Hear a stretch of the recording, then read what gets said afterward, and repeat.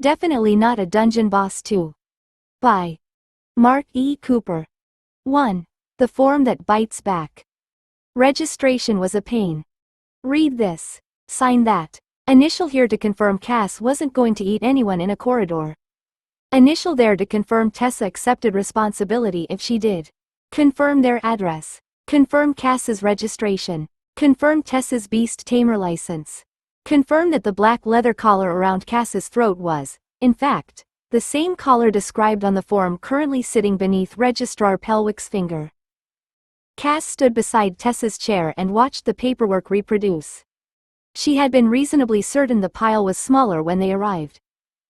Pelwick turned another page. This confirms that Miss Hart remains a registered sapient tamed monster attached to your existing registration. It doesn't enroll her as a cadet. Tessa signed. I'm the cadet. She's my beast. Correct. Cass smiled pleasantly. Pelwick glanced at her, then back to Tessa. She understands us? Usually. Cass's smile widened. Tessa didn't look at her. That was probably wise. They had been first through the intake doors shortly after opening. More than an hour later, Pelwick finally stamped the last sheet, stacked the completed forms into 2 folders, and pushed a timetable across the desk. There, your intake is complete. Tessa stared at him. That was intake? That was the shortened version. Cass leaned slightly toward the desk. There's a longer version? Pelwick's eyes moved to her. Tessa closed her own eyes for half a second. Cass remembered that registered sapient monsters were permitted to speak and decided she hadn't technically done anything wrong. Yes, Pelwick said. There is. That's horrifying. Tessa collected the timetable before Cass could learn how many pages horror required. Thank you, Registrar. They escaped into the entrance hall. The queue now ran from Pelwick's desk, through the waiting area, out the doors, and halfway down the front steps. Cadets stood among trunks, parents, weapons cases, familiars, summoned creatures, and one enormous feathered beast that appeared to be losing patience with civilization. Cass stopped. A boy near the end of the queue looked toward the doors with the fragile hope of someone who still believed movement would eventually occur. Cass leaned toward Tessa. We were first. I know. It took over an hour. I was there. Cass considered the line. The people at the back may graduate before they reach Pelwick. Tessa finally laughed. Cass looked past the queue toward the academy grounds waiting beyond the entrance court. Paperwork was finished. Now she could find out what they'd actually signed up for. The War College was much better once nobody was asking Cass to initial anything. The main court opened between pale stone buildings joined by covered walks and bridges. Cadets crossed it in every direction wearing half-fastened uniforms, carrying weapons, books, shields, cages, or creatures that made cages seem optimistic. Somewhere beyond the eastern wing, metal struck metal in rapid bursts. A shouted command was followed by a crack of magic and enthusiastic cheering. Cass slowed. Tessa unfolded the timetable. Administration Hall to Quartermaster Court. Then orientation. Cass's attention had already moved elsewhere. A scaled hound trotted past wearing academy armor. 2 girls in blue-trimmed uniforms argued while a floating crystal followed them carrying their books. Near a training lawn, an instructor was trying to persuade something resembling a 6-legged goat to stop eating a practice dummy. This is excellent, Cass said. You're staring. I'm appreciating higher education. You're staring at the goat. It's winning. Tessa caught Cass lightly by the sleeve before she wandered toward the lawn. Quartermaster Court. Cass looked at the hand, then at Tessa. Tessa released her immediately. They had practiced this. In public, Tessa led. Cass followed. Tessa made decisions. Cass could have opinions, because sapient beasts were allowed opinions, but the hierarchy needed to look effortless rather than rehearsed. Unfortunately, Tessa was enjoying herself. Come on, Tessa said, turning toward the covered walk. Heel. Cass stopped. Tessa made it 3 steps before noticing. She turned back. Cass. Cass remained exactly where she was. Several passing cadets looked between them. Tessa's mouth twitched. Heel. Cass walked over with measured dignity and stopped at Tessa's side. You're enjoying that word, Cass murmured. I have no idea what you mean. Your face does. My face is innocent. Cass glanced at her. Your face has never been innocent. A pair of first-year cadets passed them, one openly staring at Cass's collar. Tessa noticed too. Her expression changed almost imperceptibly, amusement giving way to the alertness they both knew. She touched the leash clip loosely at Cass's belt ring without shortening it. A public gesture. Ownership. Control. The staring cadet looked away. Cass followed Tessa beneath the covered walk. The absurdity of the arrangement still had the power to amuse her. The woman publicly holding her leash was the first person Cass had ever permanently bound to herself. And now Tessa was taking her to school. Cass looked around at the crowded court, the training lawns, the armed students and impossible beasts. For the first time since entering the gates, the War College felt less like an institution and more like somewhere things might actually happen. They had almost reached Quartermaster Court when a woman stepped sideways and blocked the covered walk. She was around Tessa's age, perhaps a little older, with dark hair pulled into a severe braid and the kind of academy uniform that looked as though it had already learned not to wrinkle around her. A narrow sword hung at one hip. Her gaze went first to Tessa's cadet badge. Then to Cass. Then to the collar. Oh, she said. Cass waited. The woman looked back at Tessa. That's yours? Tessa's hand settled naturally near the leash. Yes. Cass experienced a sudden urge to bite something purely on philosophical grounds. The woman looked her over with professional interest rather than fear. Sapient? Enough to understand when people discuss her while she's standing beside them. Tessa said it before Cass could. The woman's eyebrows rose. Cass smiled. She's learning.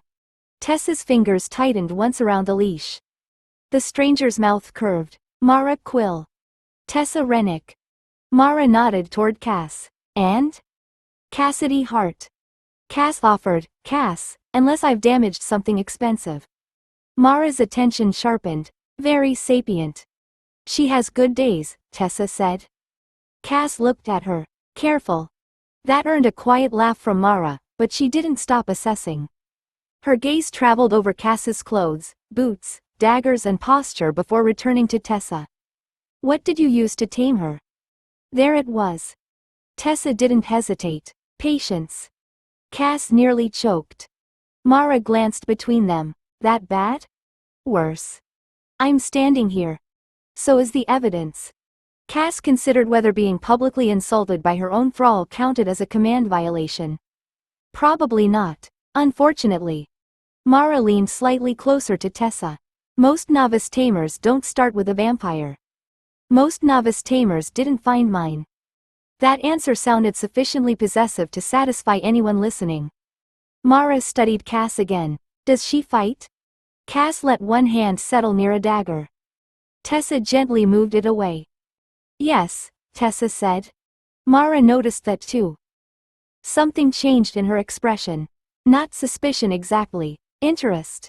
Combat practicals should be entertaining this year. For whom? Cass asked.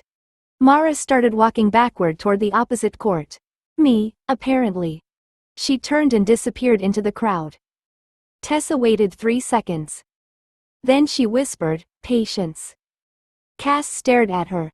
Tessa broke first, laughing under her breath as they resumed walking. You're going to regret that. I probably am. Cass looked after Mara.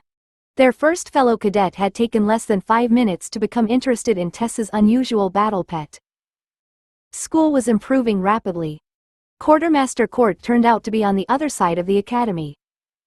Tessa discovered this after leading them confidently in the wrong direction for 6 minutes. Cass allowed the mistake to mature before mentioning it. You know we passed that fountain already. Tessa stopped and looked up from the timetable. No, we didn't. The fountain beside them featured a stone knight wrestling a serpent. The serpent was missing half its face. Cass pointed. I remember him. We bonded. Tessa rotated the timetable. Why is the map upside down? Advanced education. Shut up. They found an empty bench beneath an arcade and finally examined the day properly. Tessa ran one finger down the page. Orientation. Uniform fitting. Threat classification introduction. Campus safety. Cass leaned over her shoulder. Boring. Practical assessment briefing. Better. Beast medical baseline. Cass straightened. Worse. Tessa kept reading. The timetable was undeniably hers. Cadet number, course block, room assignments, instructor names. Cass didn't have classes of her own. She did, however, appear repeatedly in the notes. Registered beast required. Handler and beast present. Beast equipment check. Cass pointed. I'm not a student. No. I seem to be attending a suspicious amount of school. Tessa smiled. Maybe you'll learn something. I already know how to read a map. Tessa folded the timetable before Cass could reclaim that victory. A smaller quartermaster notice had been clipped behind it. Tessa opened it and read aloud. Cadet uniform issue. Registered combat beast presentation and equipment inspection. Cass narrowed her eyes. Presentation? Apparently. I have excellent presentation.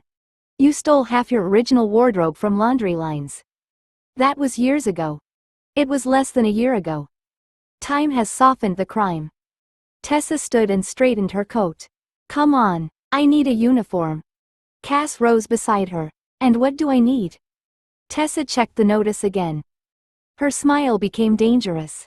A collar inspection. Cass stared at her. Tessa started toward Quartermaster Court. You're enjoying this entire institution far too much, Cass said as she followed. I'm the cadet. I'm supposed to enjoy school. No one has ever said that. Ahead, the quartermaster doors stood open while cadets carried bundles of fresh uniforms in and out. Cass touched the collar at her throat. Registration had been irritating. Being publicly owned was ridiculous. But somewhere between Mara's curiosity, Tessa's increasingly unbearable delight, and an academy full of armed young people with questionable judgment, Cass had begun to suspect this might actually be fun. Then she saw the fitting queue. Perhaps not immediately. 2. Uniforms are hostile architecture. Perhaps not immediately. The fitting queue moved faster than registration, although Cass suspected this was because the quartermaster had discovered the revolutionary technique of dealing with several people at once. Tessa vanished behind a privacy screen with an armful of dark academy cloth while Cass remained at the adjoining beast counter under the inspection of a square-built woman with measuring cords around her neck. The quartermaster tapped Cass's collar. Existing registered restraint. Active?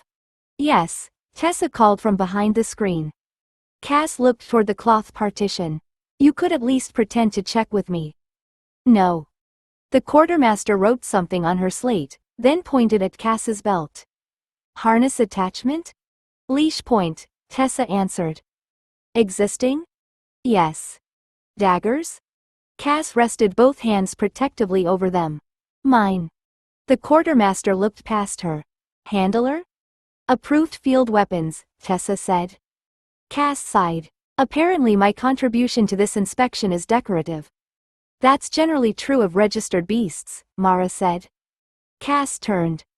Mara Quill stood near the next fitting screen in a partially issued cadet uniform, one sleeve still pinned for alteration.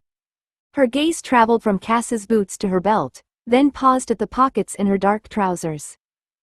Mara pointed. Why does your pet need pockets? Cass opened her mouth. Tessa emerged from behind the screen wearing the academy jacket for the first time. Because taking things away from her makes her inventive. Cass considered that. Fair. Mara's attention moved to Cass's boots. And shoes? She walks. I can see that. Then we're making excellent progress. The quartermaster caught Cass's chin lightly and turned her head to inspect the collar plate. Cass allowed it, mostly because biting the woman during an equipment inspection would create paperwork. Mara nodded toward another curtained enclosure beside the counter. Privacy screens too? Tessa glanced at her. She's sapient. She's a registered beast. Those facts aren't mutually exclusive. For a moment Mara simply studied her. Cass watched Tessa straighten beneath the new jacket, looking irritatingly official while defending her monster's right to trousers. The quartermaster released Cass and reached beneath the counter. Existing collar is compliant. No replacement required. She produced a small metal plate stamped with the Academy crest and Cass's registration number, then fixed it to the collar beside her existing identification. Cass touched it. That's all? For the collar, clothing inspection follows.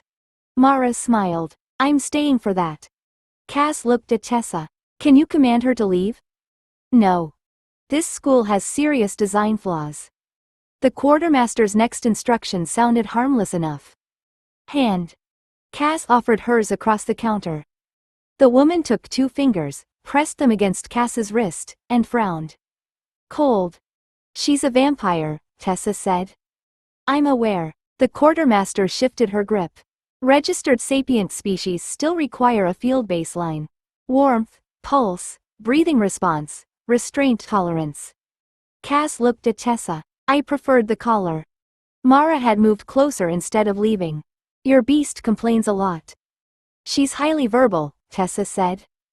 Cruelly described. The quartermaster ignored them. Pulse. Cass activated borrowed pulse. A heartbeat started beneath the woman's fingers, steady and precise. Cass added the faint warmth that went with it and remembered to breathe. Penny had drilled the performance into her long before Brightfall stopped being dangerous enough to require conscious effort. The quartermaster counted. Cass waited. The woman's expression changed. 72, she said. Tessa's eyes flicked toward Cass. The quartermaster kept counting. Still 72. Cass understood the problem half a second too late. Humans didn't maintain the same perfect heartbeat while strangers handled them, questioned them, and discussed whether their body behaved correctly. The quartermaster looked up. Not even a variation. Mara folded her arms. That's interesting. Cass deliberately altered the rhythm. Too late. Tessa stepped in before the quartermaster could ask another question. She caught Cass's wrist and pulled her hand back with the casual firmness of an owner correcting a nervous animal. Stop showing off. Cass stared at her. Tessa gave her a look carrying considerably more instruction than the words. We worked on pulse control because inspections make her anxious. She overdoes anything she thinks might get her rejected. The quartermaster glanced between them. You trained a vampire to mimic a human pulse for registration checks? Among other things. Mara's eyebrows rose. You teach your beast tricks so people are more comfortable around her? I teach her whatever keeps other people from panicking and reaching for weapons. That removed some amusement from Mara's face, but not the judgment. You indulge her. Tessa released Cass's wrist. I keep her manageable. Cass almost objected to the wording. The quartermaster was watching, Mara was definitely watching, and Tessa had just publicly claimed responsibility for teaching her vampire how to appear alive. Cass lowered her gaze instead. Better, Tessa said. Mara made a quiet sound of disbelief. Cass kept borrowed pulse running, this time allowing the rhythm to wander naturally beneath her skin. The quartermaster reached for her wrist again. Apparently passing inspection required being slightly worse at pretending to be human. The quartermaster finally released Cass's wrist and marked something on the slate. Acceptable. Cass looked at Tessa. I've never been so proud of being medically approximate. The quartermaster moved to the clothing section. A tailoring clerk had already spread Cass's dark field clothes across the counter beside a folded academy uniform. He checked her trousers, coat, boots, belt, and the academy plate now fixed to her collar before consulting the registration sheet. No student issue, he said. Cass frowned. Excuse me? You're not a cadet. I'm aware. Then you don't receive cadet uniform. Cass looked at the neatly folded jacket. I'm apparently required to attend half her practical schedule, submit to medical examinations, wear academy identification, obey campus presentation rules, and participate in containment drills. Yes. But I don't qualify for the jacket. No. Cass turned to Tessa. I object on principle. Tessa's expression warned her that principle was approaching dangerous territory. Cass. I don't even want the jacket. I want recognition that denying me the jacket is unfair. The tailoring clerk lifted Cass's black coat and examined the inside seams. Dark field clothing is permitted for registered combat beasts provided the collar plate remains visible, weapons are secured, and the handler can identify the beast at distance. I have a face. Cass, Tessa said, sharper this time. Stop arguing with the tailoring clerk. The command landed with enough public authority to make Mara look over. Cass closed her mouth. Tessa held her gaze for another second. Thank you. Cass hated how convincing she was becoming. The clerk returned Cass's coat and reached for Tessa's spare jacket. He unfolded it across the counter while explaining cleaning, repair, and replacement rules. Cass's offense weakened. The jacket was beautifully made from a distance. Up close, the collar was stiff enough to challenge swallowing. The inner seams were reinforced with coarse binding, and the fitted waist appeared designed by someone who disliked unrestricted breathing. Cass touched one sleeve. Is this the correct size? Tessa narrowed her eyes. Why? I'm reassessing my position. Mara stepped closer and pinched the collar between two fingers. You stop noticing after a month. That isn't a recommendation. The quartermaster handed Cass back her coat. Your existing field presentation is approved. Keep the academy plate visible. Cass pulled it on, settled the dark fabric around her daggers, and looked at Tessa trapped inside regulation tailoring. Her indignation disappeared completely. You know, Cass said, perhaps beasts have won this one. Tessa stared at her. Cass smiled pleasantly and touched the comfortable collar of her own coat. For once, being officially excluded had benefits. Tessa lasted another 3 minutes before discovering the jacket had opinions about sitting down. She lowered herself onto the fitting bench, reached for her boots, and stopped when the stiff collar pressed beneath her jaw. How does anyone fight in this? Mara adjusted her own sleeve. Poorly at first. Cass leaned against the beast counter in her approved coat. I continued to feel increasingly respected by the institution. Tessa gave her a look. You're enjoying this. I was denied the uniform. I'm processing my disappointment. You're smiling. I contain multitudes. The quartermaster returned with Tessa's remaining issue folded beneath one arm and a stoppered bottle in the other. She handed the clothing to Tessa, then offered the bottle to Cass. Prepared blood. You used enough maintaining warmth and pulse that I want the reserve restored before you leave. Cass accepted it. The academy feeds me after poking me. That's almost civilized. It's medical procedure. Don't ruin it. Mara watched Cass break the seal and drink without embarrassment. Her earlier amusement had faded into something more thoughtful. When Cass finished, the quartermaster checked her slate one final time. Cadet Rennick, uniform approved. Miss Hart, collar identification, weapons placement, and field presentation approved. Keep the plate visible while on academy grounds. Tessa stood carefully. Understood. Cass touched the metal plate beside her collar clasp. I'll resist disguising myself as an unregistered vampire. Mara collected her own folded issue and headed toward the doors. She stopped beside Tessa. I still can't decide whether you're reckless or brilliant. Tessa smiled. Let me know when you do. Mara glanced at Cass. I will. That look lasted a fraction longer than Cass liked. They waited until Mara had crossed the court before leaving the fitting room. Tessa shifted the bundle beneath one arm and lowered her voice. She's watching us now. She was already staring. Not at your clothes. Tessa looked directly at her. At us. Every time I tell you to stop, heal, wait, or hand something over, she's going to notice whether you obey before thinking about it. Cass's amusement thinned. Public ownership was easy when nobody cared enough to examine the performance. I'll behave, she said. Tessa snorted. Try for convincing. Cass followed her into the corridor, glanced at the rigid jacket restricting Tessa's shoulders, and decided the academy had created at least one problem she was delighted not to share. Uniforms had definitely been invented by enemies. 3. Monster Threat Classification 101. Professor Ivara Silt began the lecture by drawing a line through the word monster. Cass approved immediately. Monster, Silt said, facing the tiered lecture hall, is a biological category, a legal category, an insult, and occasionally an excuse used by frightened people who've stopped thinking. It is not a useful response classification. Tessa sat at one of the long desks with Cass beside her in the space reserved for registered beasts. Mara occupied the row behind them.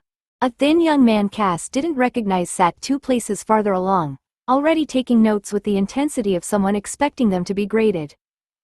Cass leaned toward Tessa. I like her. Quiet. I withdraw my support. Silt tapped the board. For operational purposes, you will use the following terms correctly. She wrote ordinary first. An ordinary creature presents the expected capabilities of its species and region. That does not mean harmless. It means predictable enough that established doctrine generally works. Elite followed beneath it. An elite exceeds that baseline. Better attributes, stronger abilities, unusual experience, or some combination thereof. If you approach one using ordinary creature assumptions, your instructor will eventually explain your mistake to your next of kin. Several cadets laughed. Cass kept her expression pleasantly neutral. Boss came next. A boss controls space, resources, creatures or objectives strongly enough that defeating it requires deliberate preparation rather than routine fieldwork. Named. A named creature has acquired persistent individual significance. Intelligence, unique abilities, history, recognized behavior, or repeated survival may qualify it. Never assume 2 creatures of the same species remain tactically interchangeable once one has a name. Cass resisted touching the academy plate on her collar. Silt continued. Roaming indicates that a creature isn't reliably confined to its expected territory. Regional means the response problem now exceeds a local team. Calamity means ordinary regional structures may fail entirely. The room had grown quieter. Finally, Silt wrote World Boss Candidate. This is planning language, she said. Not a system classification and not a title awarded to impressive monsters. It means the available evidence justifies preparing for a threat whose effective response may require forces normally reserved for major disasters. Cass looked at the list. Her private panel called her a named roaming boss. Humans apparently had several increasingly unfriendly opinions available after that. Mara leaned forward. Your pet seems interested. Tessa didn't turn. She enjoys knowing what people might call her. Cass smiled. I'm hoping for charming. The young man farther down the row glanced over, then back to his notes. Silt erased a section of the board and wrote 2 new words beneath the classifications. Response strength. Now, she said, we discuss what those labels actually cost in people. Silt turned from the board. A roaming named boss has been confirmed outside its expected territory. It's intelligent, experienced, and has survived previous contact. You have reliable location information and time to prepare. How many fighters? Hands rose across the hall. Silt pointed toward Mara. 20, Mara said. 2 10-person teams. Enough to contain both exits, rotate injured people, and keep pressure on the target. Silt nodded. Reasonable. Why not 10? Because named means unknown abilities, and roaming means we can't assume the local records cover them. Cass glanced sideways at Tessa. 20 people already felt excessive for one monster. Silt pointed farther along the row. Vale. The young man who'd been taking notes lowered his pen. Nico Vale, apparently. 40. Several cadets turned toward him. Mara frowned. For one boss? If it learns, Nico said. 20 might work on the first attempt. If that attempt fails and survivors report what nearly succeeded, the next fight isn't against the same problem. It's against something that knows how 20 trained people tried to kill it. Cass stopped finding the lesson abstract. Silt folded her arms. So your answer? 40 prepared fighters. Different roles from the first team, redundant containment, ranged pressure, healers protected behind separate lines, and enough reserve that losing one tactic doesn't collapse the whole attack. Cass looked at Tessa again. 40 people. For one roaming named boss. That seemed deeply unreasonable. Silt's attention moved to Tessa. Cadet Rennick. You own a sapient combat beast. Assume your intelligence comes from observing a similarly intelligent creature in the field. 20 or 40? Tessa paused just long enough to think, but not long enough to look at Cass. 40 if previous contact failed. Why? Because intelligence changes the value of surviving. Tessa rested one hand near Cass's leash without touching it. A beast that understands tactics won't just recover. It'll prepare. Cass kept her face politely empty. Mara leaned forward behind them. You sound very certain. Tessa finally glanced back. I spend a lot of time around something that remembers mistakes. Cass smiled pleasantly. Some of them are even mine. A few cadets laughed. Silt didn't. She wrote 40 beside roaming named boss and underlined it once. Good. Now we'll examine a real anonymized case where the first reports made exactly this mistake. Cass's amusement vanished as Captain Fenn's name appeared at the top of the next board. Silt touched the board, and Captain Fenn's name vanished beneath a neutral heading. Recognized roaming predator pattern. Operational reports are anonymized for classroom use, she said. Your job is to separate observation from assumption. Cass appreciated the anonymity. She appreciated it considerably less when the first description appeared. Repeated night sightings, Silt read. Avoids populated areas. Prefers elevated observation points. Believed to establish temporary lairs near each hunting ground. Cass relaxed slightly. The first was obvious. The second was occasionally true. The third was complete nonsense unless rooftops now counted as real estate. Mara raised a hand. How do they know it has lairs? They don't, Silt said.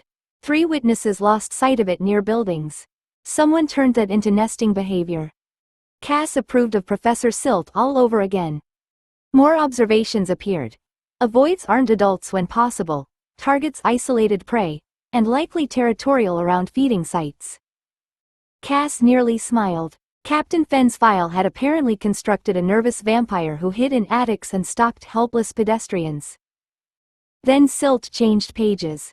Witnesses consistently described a winged or wing-like silhouette during rapid vertical movement. Cass's attention fixed on the line. That one was annoyingly close.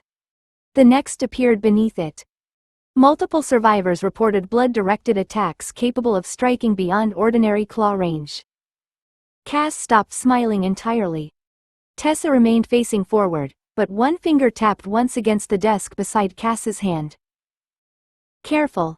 Cass knew. Silt pointed at the 2 statements. These have independent support from separate incidents. That doesn't make every interpretation correct, but it makes the repeated observation worth planning around. Nico spoke from farther down the row. So it can fly and attack with blood? Perhaps, Silt said. Or jump farther than witnesses expect, use equipment they don't recognize, employ a blood-aspected skill, or possess several abilities observers have incorrectly combined. Reports describe what people think they saw. Cass liked that answer much less. It was irritatingly competent. She realized Nico was looking at her. Not staring. Just watching with the same focused expression he'd used while arguing for 40 fighters. Cass tilted her head. Something interesting? You started paying attention. Mara laughed softly behind them. Maybe vampires enjoy blood attacks. Cass gave Nico her most pleasant smile. I enjoy competent reporting. It's rarer. Silt tapped the case file. Good. Remember that. A bad assumption can waste 40 fighters faster than a strong monster can. Cass looked back at Captain Fenn's anonymized report. Most of it was wrong. Unfortunately, the useful parts weren't. Silt left the anonymized report on the board while she distributed a single-page exercise down each row. Cass watched the sheets travel toward them and suspected education was about to become personal again. Tessa received hers, read the first paragraph, and went very still. Cass leaned closer.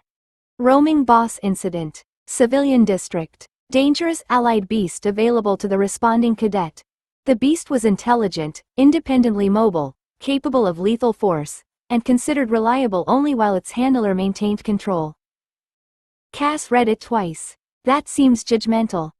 Silt looked up from the front desk. Did your beast have an observation, Cadet Rennick? Tessa caught the paper before Cass could point at any particular insult. She thinks the scenario is unfair to the allied beast. Mara laughed behind them. Of course she does. Silt showed no amusement. Then account for that in your response plan. Your task isn't simply to stop the roaming boss. You must use the allied beast effectively while preventing it from becoming a second uncontrolled threat. Cass settled back in her chair. Apparently she was now dangerous in two separate columns. Tessa scanned the requirements. Do we assume the allied beast understands the tactical objective? Yes. Can it communicate? Clearly. Can it refuse an unsafe command? Silt considered her. Legally, a registered sapient beast may object. Operationally, your plan must explain what you do if its judgment conflicts with yours. Mara leaned forward. Command it. Tessa looked back at her. And if it knows something you don't? Then it should explain quickly. Cass smiled. I'm warming to her. Mara pointed at Cass. See? Manageable. Nico had stopped writing. His attention moved from the assignment to Cass, then to Tessa. He said nothing, which Cass found more noticeable than another question would have been. Silt returned to the board. I want containment, civilian protection, command structure, withdrawal conditions, and your response if the allied beast identifies an opportunity you didn't. Treat intelligence as an asset without pretending intelligence makes control unnecessary. Tessa wrote her name at the top of the sheet. When Silt turned away, she lowered her voice enough that only Cass could hear. Congratulations. Cass glanced at her. For what? You're the dangerous allied beast. That part was obvious. Tessa tapped the Heartpiercer report still glowing on the board, then the exercise beneath her hand. You're also the roaming boss. Cass looked from one to the other. The academy had managed to make her both sides of the homework. She smiled. At least I'm employable. 40 people seems excessive. Cass decided Professor Silt's homework had been much safer when it stayed hypothetical. The warded construct arena occupied a sunken circle of sand behind the academy's practical wing. Pale crystals lined the walls, and 3 iron gates waited at equal distances around the ring. Tessa stood inside the marked handler box while Cass waited 6 paces ahead of her, collar visible, leash removed for the assessment. Instructor Brannick Holt looked down from the judging rail. Mara and Nico occupied the observation benches behind him with the rest of their group. Holt checked his slate. Cadet Rennick, I'm grading command clarity, spacing, restraint, and recall. Your beast's combatability is relevant only where it demonstrates whether you can control it. Cass glanced back at Tessa. They'd spent 20 minutes before the assessment discussing exactly how they intended to handle the opening construct. Holt noticed. Don't consult your beast.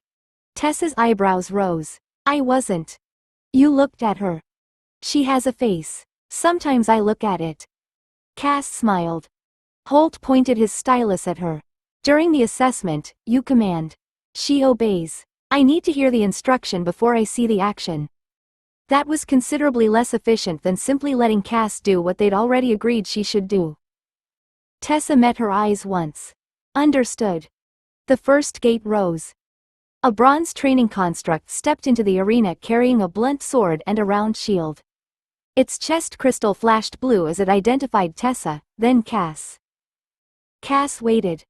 The construct advanced. She continued waiting. This was terrible. Cass said pleasantly, Tessa, I'd like it noted that I'm displaying extraordinary personal growth. Tessa kept her attention on the construct. Hold. Cass held. The construct crossed another 3 paces before Tessa pointed toward its weapon side. Circle left. Keep distance. Don't engage. Cass moved exactly as ordered, staying outside the sword's reach while the construct turned after her. Tessa adjusted her twice, first widening the circle, then pulling her closer to keep the construct from drifting toward the handler box. Now disarm. Cass stepped inside the next swing, caught the construct's wrist, and twisted until the training sword hit the sand. Down. No damage. Cass swept its legs and planted one boot between its shoulders without touching the chest crystal. The construct went still. Holt marked his slate. Clear commands. Good spacing. Restraint acceptable. Recall? Tessa said, Cass, back. Cass immediately returned to her side. Mara called from the benches, you trained that very thoroughly. Cass looked at Tessa. Apparently patience works. Tessa's mouth twitched. Holt ignored them both and raised one hand toward the second gate. Opening exercise complete. Now we find out whether your command structure survives when the arena stops cooperating. Iron began to rise. The second construct came through the gate carrying a long practice spear and considerably more confidence than the first. Cass shifted her weight, waiting for Tessa's command. The construct looked directly at her. Then it turned and charged Tessa. Defend, Tessa snapped. Cass moved. She crossed the distance before the spear reached the handler box and knocked the shaft aside with her forearm. The construct abandoned the thrust instantly, reversed its grip, and drove the metal butt toward Tessa's ribs. It wasn't fighting Cass. It was trying to get around her. Cass caught the second strike against the light armor covering her shoulder. Metal cracked against the plate hard enough to turn her sideways, leaving a pale gouge across its surface. Mara called from the benches, "That one knows who matters." Cass resisted looking at her. The obvious answer was bloodstep, followed by several deeply unfair things the Academy definitely didn't need associated with Tessa's registered vampire. Instead, she stayed between Tessa and the construct. Tessa ordered, "Push it right. Keep yourself between us." Cass obeyed, crowding the spear until the construct backed toward the arena wall. It changed direction twice, each time trying to open a line toward Tessa rather than attacking Cass properly. Nico leaned forward on the observation bench. "It's testing her protection priorities." Tessa said, "Apparently I'm bait." Holt answered from above them. "Handlers frequently are." The construct suddenly released the spear with one hand and struck around Cass's guard. Cass saw the blow coming. She could have slipped it easily. She didn't. The padded fist struck the opposite side of her armor and drove her back half a step. Before it could exploit the opening, Tessa pointed sharply. "Take the weapon. Pin it." Cass seized the spear, twisted it free, and swept the construct down. One knee settled against its chest while she trapped both arms against the sand. "Hold." Cass held until the chest crystal faded. Holt marked his slate. Protection maintained. Handler untouched. Some unnecessary armor contact. Tessa smiled tightly. Noted. Only when Holt turned toward the control rail did she lean closer to Cass. Her voice dropped almost below even vampire hearing. "You could have avoided both hits." "Yes." "You took them because it looked better." "Yes." Tessa's eyes narrowed. "Stop damaging our equipment for authenticity." Cass glanced at the fresh gouges. It was convincing. "It's also getting repaired out of our money." That was harder to argue with. Across the arena, Holt reached for the final control. 3 ward crystals lit around the last iron gate. Cass straightened. Apparently the Academy wasn't finished trying to make Tessa look in charge.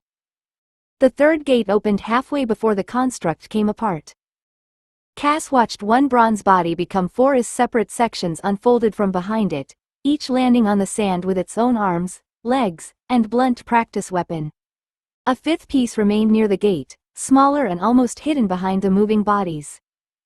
Holt called from the rail, "Final exercise. Disable the construct." All 4 bodies charged. Tessa pointed. "Keep them away from me. Break formation." Cass moved with ordinary bloodshade speed, nothing dramatic enough to resemble Heartpiercer and nothing slow enough to let 4 armed constructs surround her. She slipped between the first 2, turned sharply behind one, and forced it into the path of another. Bronze struck bronze. The third swung for her head. Cass ducked and saw the small piece near the gate move. Not a 5th attacker. The 4 bodies changed direction whenever its central crystal flashed. Control core. One construct drove her away from it while 2 others opened a path toward Tessa. Cass knew what Tessa would see a heartbeat later. She was already moving when Tessa shouted, "Ignore the bodies. Take the core." Cass crossed behind the nearest construct before Tessa finished the last word. A practice blade swept across her path. She dropped beneath it, planted one hand in the sand, and kicked the attacker sideways without stopping. The core skittered toward the wall. Another body intercepted. Cass feinted left, changed direction, and drove her shoulder through its balance. Bronze crashed down behind her. The core's crystal flashed. Cass reached it first. Her dagger struck the protected seam beside the crystal. Once. Twice. The casing split on the third hit. All 4 attack bodies froze. The assessment board above the arena brightened. Formal combat assessment complete. Level up, 41. Strength, 19. Agility, 35. Constitution, 23. Magic power, 26. Charisma, 24. HP, 155. Stamina, 146. Blood reserve, 95. Safe sunlight maximum, 530 minutes. Cass dismissed the notice before her expression could betray how satisfying another 10 minutes of daylight felt. Holt marked his slate. Correct target identification. Effective command response. Cadet Rennick receives full control credit for the final objective. Nico leaned over the observation rail. She moved before you finished the command. Tessa looked up at him. She's intelligent. I know. Nico's gaze settled on Cass. That's why I'm asking. Cass smiled pleasantly. Would you prefer I wait until the dangerous part of the sentence is over? Mara laughed. Nico didn't. He kept watching her. Holt closed the assessment board. Save the philosophical argument. I still have to decide what Cadet Rennick's beast just demonstrated. Cass looked at Tessa. Apparently passing the practical had only created a more interesting problem. Holt came down from the judging rail carrying his slate. Cass stayed beside Tessa while the arena attendants reset the frozen constructs.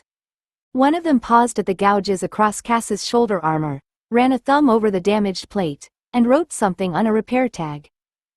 Tessa noticed. How bad? The attendant said, surface damage. Quartermaster can fix it. Cass smiled. Excellent. At your expense. Cass stopped smiling. Holt reached them and turned the slate toward Tessa.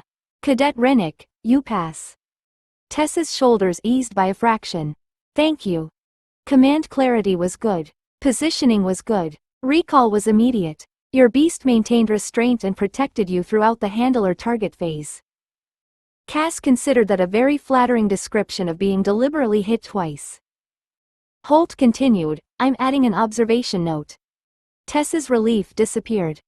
Holt tapped the lower section of the slate. Your registered beast is unusually self-directing. She identifies objectives, anticipates tactical changes, and begins responding before some commands are complete. Nico said from the rail, that's what I was asking about. Cass looked up at him. You've developed excellent timing. Mara leaned over the barrier beside him. That sounds like a polite way of saying Tessa cheats. Tessa turned. Has competence become a rules violation? Mara grinned. Not yet. Give the academy time. Holt ignored her. Intelligence isn't misconduct. Neither is initiative. But I need to know whether Rennick can stop you as reliably as she can direct you. Cass glanced at Tessa. Tessa's hand settled against the leash ring at Cass's belt. She stops when I tell her to. She did today. Holt entered the final mark. Future practicals will watch that more closely. Expect less predictable objectives and situations where the correct choice for the beast conflicts with the handler's instruction. Cass found that much more interesting than concerning. Tessa apparently felt the same reaction through the bond, because her fingers tightened against the leash ring. Understood, she said. Holt handed her the past assessment slate. Get the armor repaired before your next practical. Cass looked toward the attendant carrying the damaged plate's repair tag away. I've learned an important lesson. Tessa glanced at her. Obey commands properly? Never get hit for free. Mara laughed from above them. Nico didn't. He was still watching Cass with that thoughtful expression she increasingly disliked. They had passed. Unfortunately, passing had convinced the academy to pay closer attention next time. 5. The handler owns the homework. Cass discovered the academy's response to excessive competence the following afternoon. Holt handed Tessa a single sheet before dismissing them from the practice yard. Command response homework. You'll demonstrate it at your next assessed session. Tessa read down the page. Heal, hold, disengage, protect, retreat, ignore bait. Each command must produce a clear, immediate response, Holt said. No consultation, hesitation, or independent reinterpretation from the beast. Cass leaned enough to read over Tessa's shoulder. You've designed obedience for something with no tactical judgment. Holt looked at her. Exactly. That wasn't praise. It wasn't intended as praise. Holt tapped the sheet. Cadet Rennick, I want to see whether you can override your beast's judgment when necessary. Cass considered the implications. Apparently passing one practical had earned them homework designed specifically to make them worse at fighting. That evening, Tessa placed the sheet in the middle of the townhouse kitchen table. Rhea read the sequence once. Retreat means what? Retreat, Tessa said. From everything? That's what Holt expects. Marcus leaned across the table. Then it's useless. If Cass retreats straight back from a caster, she could expose Juliana, break Ray's line, or drag an attacker directly onto you. Juliana took the page and examined the next command. Disengage is just as bad. Cass disengaging immediately from someone she's already controlled could free them to attack whoever's closest. Cass rested her chin on one hand. I'm enjoying how quickly my education has become dangerous to everyone around me. Rhea pointed at her. The problem is you're too competent. I accept your apology. That wasn't one. Rhea turned to Tessa. She needs to look a little worse. Pause before recognizing the obvious threat. Take the less efficient route occasionally. Marcus shook his head. Too obvious. Holt already knows she anticipates commands. If she suddenly becomes stupid whenever he watches, that's more suspicious. So what do you suggest? Controlled inefficiency. Enough obedience to prove Tessa can override her without making Cass look trained by people who hate survival. Cass looked between them. I'd like the record to show that my household is debating the correct amount of fake incompetence I should display. Tessa picked up the homework sheet again. They're right about one thing. We can't obey these literally. Cass smiled. Good. Tessa's gaze narrowed as she reached for a blank sheet of paper. That doesn't mean we're ignoring them. Unfortunately, that sounded like homework for everyone. Tessa drew a line down the middle of the blank sheet. Public meaning on the left. Actual meaning on the right. Cass leaned over her shoulder. This is already much more sensible than education. Rhea took Holt's command sheet and read the first entry. Heal is easy. Publicly, Cass returns to Tessa. Marcus nodded. Privately, it means close distance while choosing the safest route. She doesn't abandon a threat just to walk in a straight line.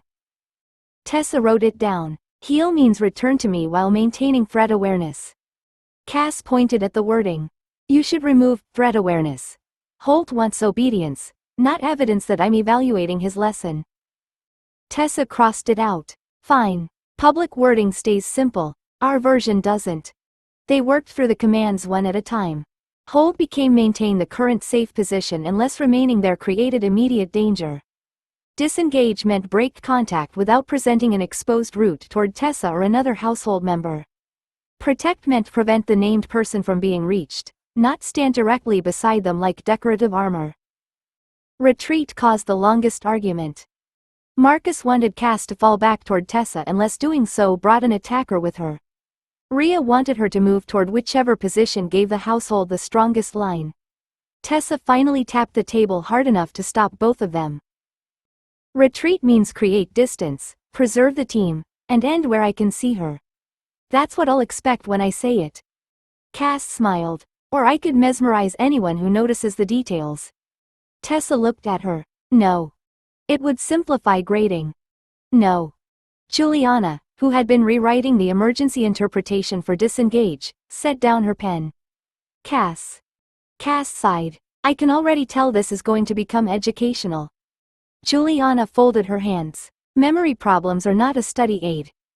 Cass looked at Tessa for support and received none. Rhea had become suspiciously interested in the command sheet. Marcus was openly smiling. Juliana waited. Cass gave her the patient expression usually reserved for unreasonable officials. Memory problems are not a study aid. Again, like you believe it. Memory problems are not a study aid. Tessa nodded. Good. We're keeping that as a household rule. Cass sat back. My own thralls have unionized. They've developed survival instincts, Marcus said. By the time Tessa finished the final line, every public command had a simple visible response and a private tactical meaning Cass could obey without becoming incompetent. Tomorrow, they only had to make the difference invisible. The Academy practice yard made their private command system feel considerably less clever. Holt had arranged 6 padded posts across the sand and positioned Tessa inside a marked circle near the center. Cass waited beside her while Mara leaned against the boundary rail with the innocent expression of someone who had already decided innocence was optional. Holt checked Tessa's homework sheet. Run the sequence as submitted. I'll interrupt where necessary. Cass suspected the interruption would be the point. Tessa began simply. Heal. Cass moved to her side by the shortest safe route. Hold. Cass stopped. Protect. She shifted between Tessa and the nearest practice target, leaving herself enough room to move without looking as though she'd calculated 3 possible attacks in advance. Holt marked something on his slate. Tessa pointed toward the far post. Engage. Cass crossed the sand and struck the padded target twice with controlled dagger blows. The exercise was almost insultingly easy. Then Mara threw a practice knife past her. Cass heard it leave Mara's hand before it crossed her vision. The blunt blade struck a hanging target behind Cass and knocked a bright red marker loose. The marker represented an exposed objective. Cass had a perfect line to it. Every instinct she possessed said turn, close the distance, and exploit the opening before anyone could react. Tessa said, retreat. Cass went backward instead. She broke contact, widened the distance from the new target, and returned along an angle that kept Tessa in sight without dragging herself directly across the imaginary attack lane. The red marker hit the sand untouched. Mara straightened from the rail.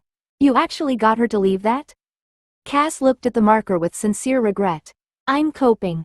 Mara stepped onto the edge of the yard. That opening was obvious. Any combat beast with her intelligence would have taken it. Tessa folded her arms. You deliberately created a distraction during a command drill. I wanted to see what she'd do. You saw. Mara looked from Tessa to Cass. You've overtrained her. Tessa's eyebrows rose. Would you prefer I undertrain the vampire? Mara's mouth twitched, but her attention stayed on Cass. I'd prefer to know whether she obeyed because you trained her that well or because she already knew exactly what you wanted. Cass smiled. Those options sound inconveniently similar. Holt tapped his stylus against the slate. Reset. Tessa returned to her mark. Cass followed, leaving the fallen red marker where it lay. Their protocol had survived its first deliberate test. Unfortunately, Mara had noticed how well. Holt let the silence around the fallen marker last long enough to become part of the assessment.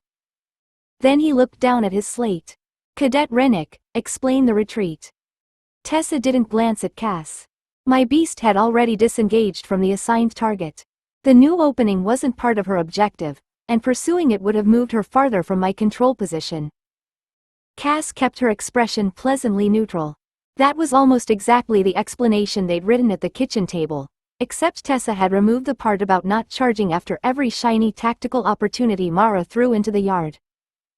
Holt marked the slate. And if the opening had been genuine? I'd have changed the command. Good. Mara folded her arms against the rail. So she ignores something tactically useful because Tessa tells her to. Holt looked at her. That is generally what control means. Cass liked him slightly more for that. He motioned Tessa forward and turned the slate so she could see the final line. Passing grade, strong command clarity, immediate response, and excellent control under deliberate provocation. Tessa accepted the slate. Thank you. Holt tapped the written note beneath the grade. Keep using short commands. Whatever private conditioning produced that response pattern, it works. I don't want you replacing it with long explanations in the field. Cass nearly smiled. Private conditioning was an impressive description of 4 people arguing around a kitchen table while Cass corrected Tessa's homework. Holt dismissed them and moved toward the next practice group. Mara lingered at the rail, still watching Cass with an expression that promised future inconvenience. Tessa waited until they were beneath the covered walk before handing Cass the slate. Cass read the grade twice. It was excellent. Not merely acceptable, not suspiciously competent, but the sort of mark she would once have carried home and displayed somewhere visible until everyone had acknowledged it properly. She handed the slate back with reluctance. That may be the best grade I've ever earned. Tessa tucked it into her folder. You didn't earn it. Cass stopped walking. Excuse me? I'm the cadet. I performed most of the difficult part. You performed the homework. I helped write the homework. Tessa smiled. Which legally makes you the homework? Cass stared at her. Tessa continued down the covered walk with entirely too much satisfaction. Cass followed because, according to Academy policy, that was apparently what excellent homework did. The command code had passed its first formal test. Tessa could use it again, Cass could obey without becoming tactically useless, and the Academy had rewarded the arrangement instead of questioning it. Unfortunately, Cass's best academic achievement now belonged to her thrall. 6. Containment Protocols. The Academy found a new way to remind Cass who officially owned whom at breakfast. Tessa stood at the cafeteria service counter with a pen in one hand and a feeding declaration in the other while Cass waited beside her, trying not to look personally offended by the heading. Registered carnivorous and blood-feeding beast provisions. This seems unnecessarily specific, Cass said. The cafeteria clerk pointed to the lower section. Prepared blood can't be served at ordinary tables without a handler declaration. Consumption must occur in designated containment seating, and direct donor feeding is prohibited anywhere in the dining hall. Tessa read the next line. I have to confirm she won't hunt other diners? You're legally responsible for her. Cass leaned closer. I've eaten breakfast with hundreds of people without hunting any of them. The clerk looked at Tessa rather than Cass. Please initial beside the predation clause. Tessa initialed it. Cass stared at her. You could have defended me. I'm trying to get you fed. That's disturbingly practical. They carried the approved bottle and everyone else's trays toward the marked beast section, where Rhea, Juliana, and Marcus had already claimed a table near the wall. Sable sat beside Marcus with the disciplined posture of a creature who had recently been told several times that cadet food belonged to cadets. A laminated notice fixed to the table made the point explicit. No feeding registered beasts from cadet trays.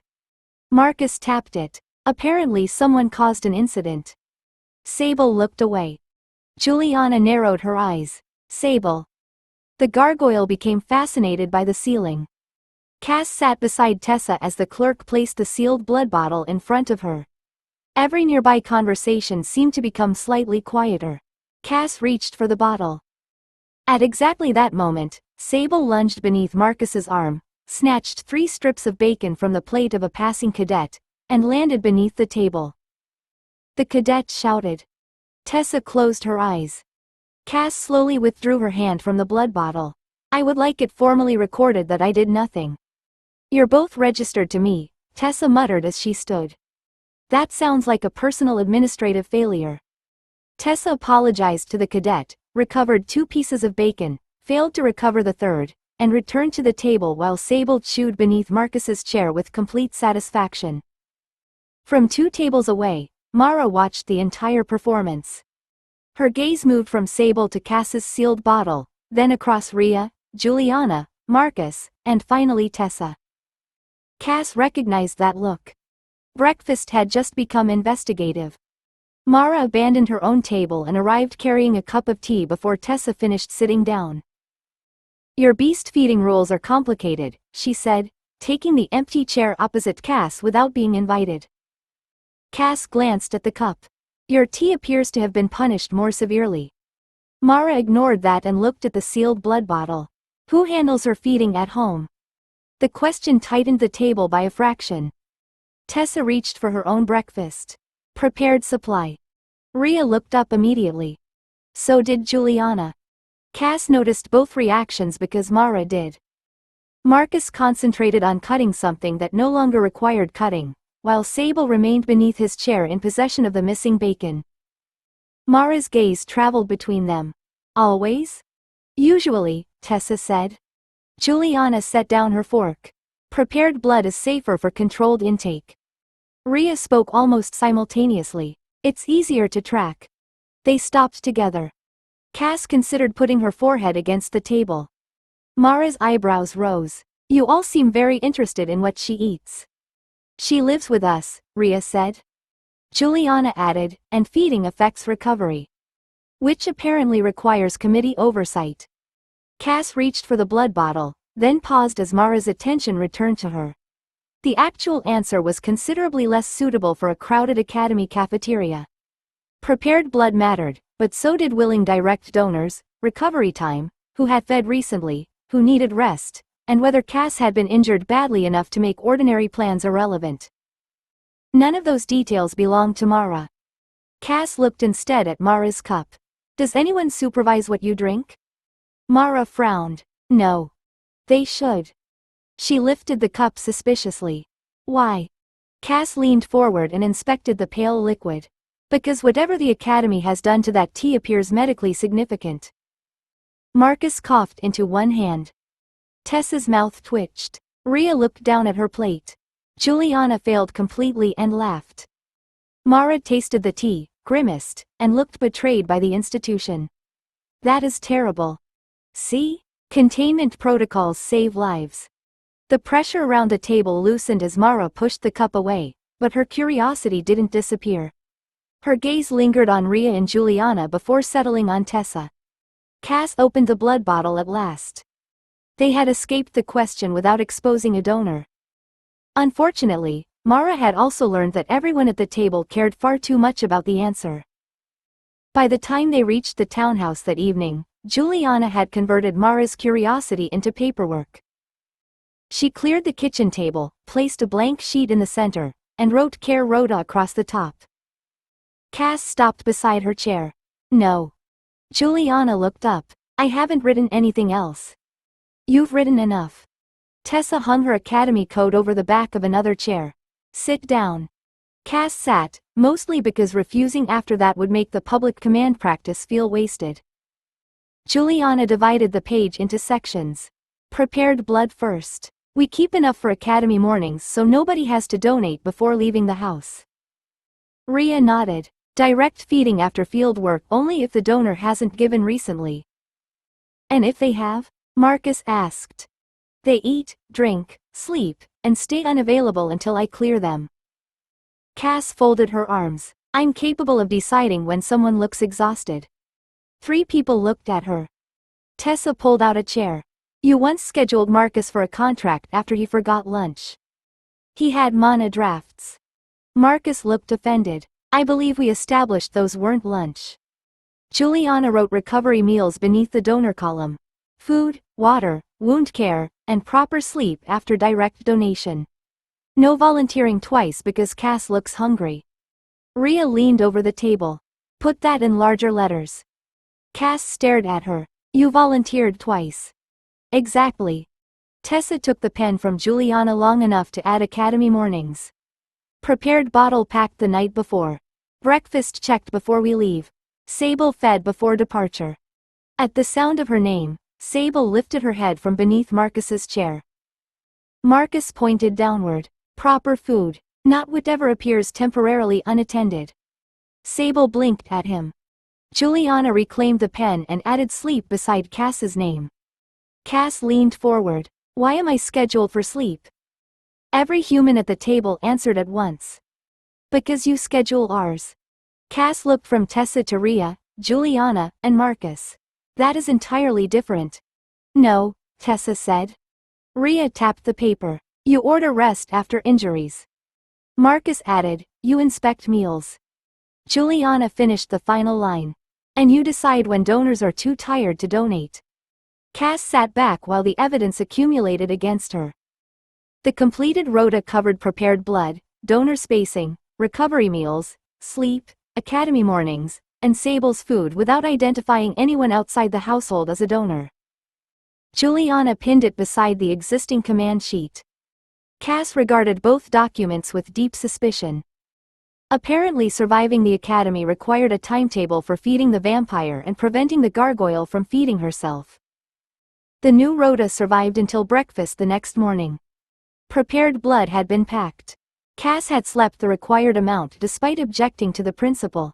Sable had eaten before they left the townhouse, then eaten again from the beast portion Tessa purchased at the cafeteria counter.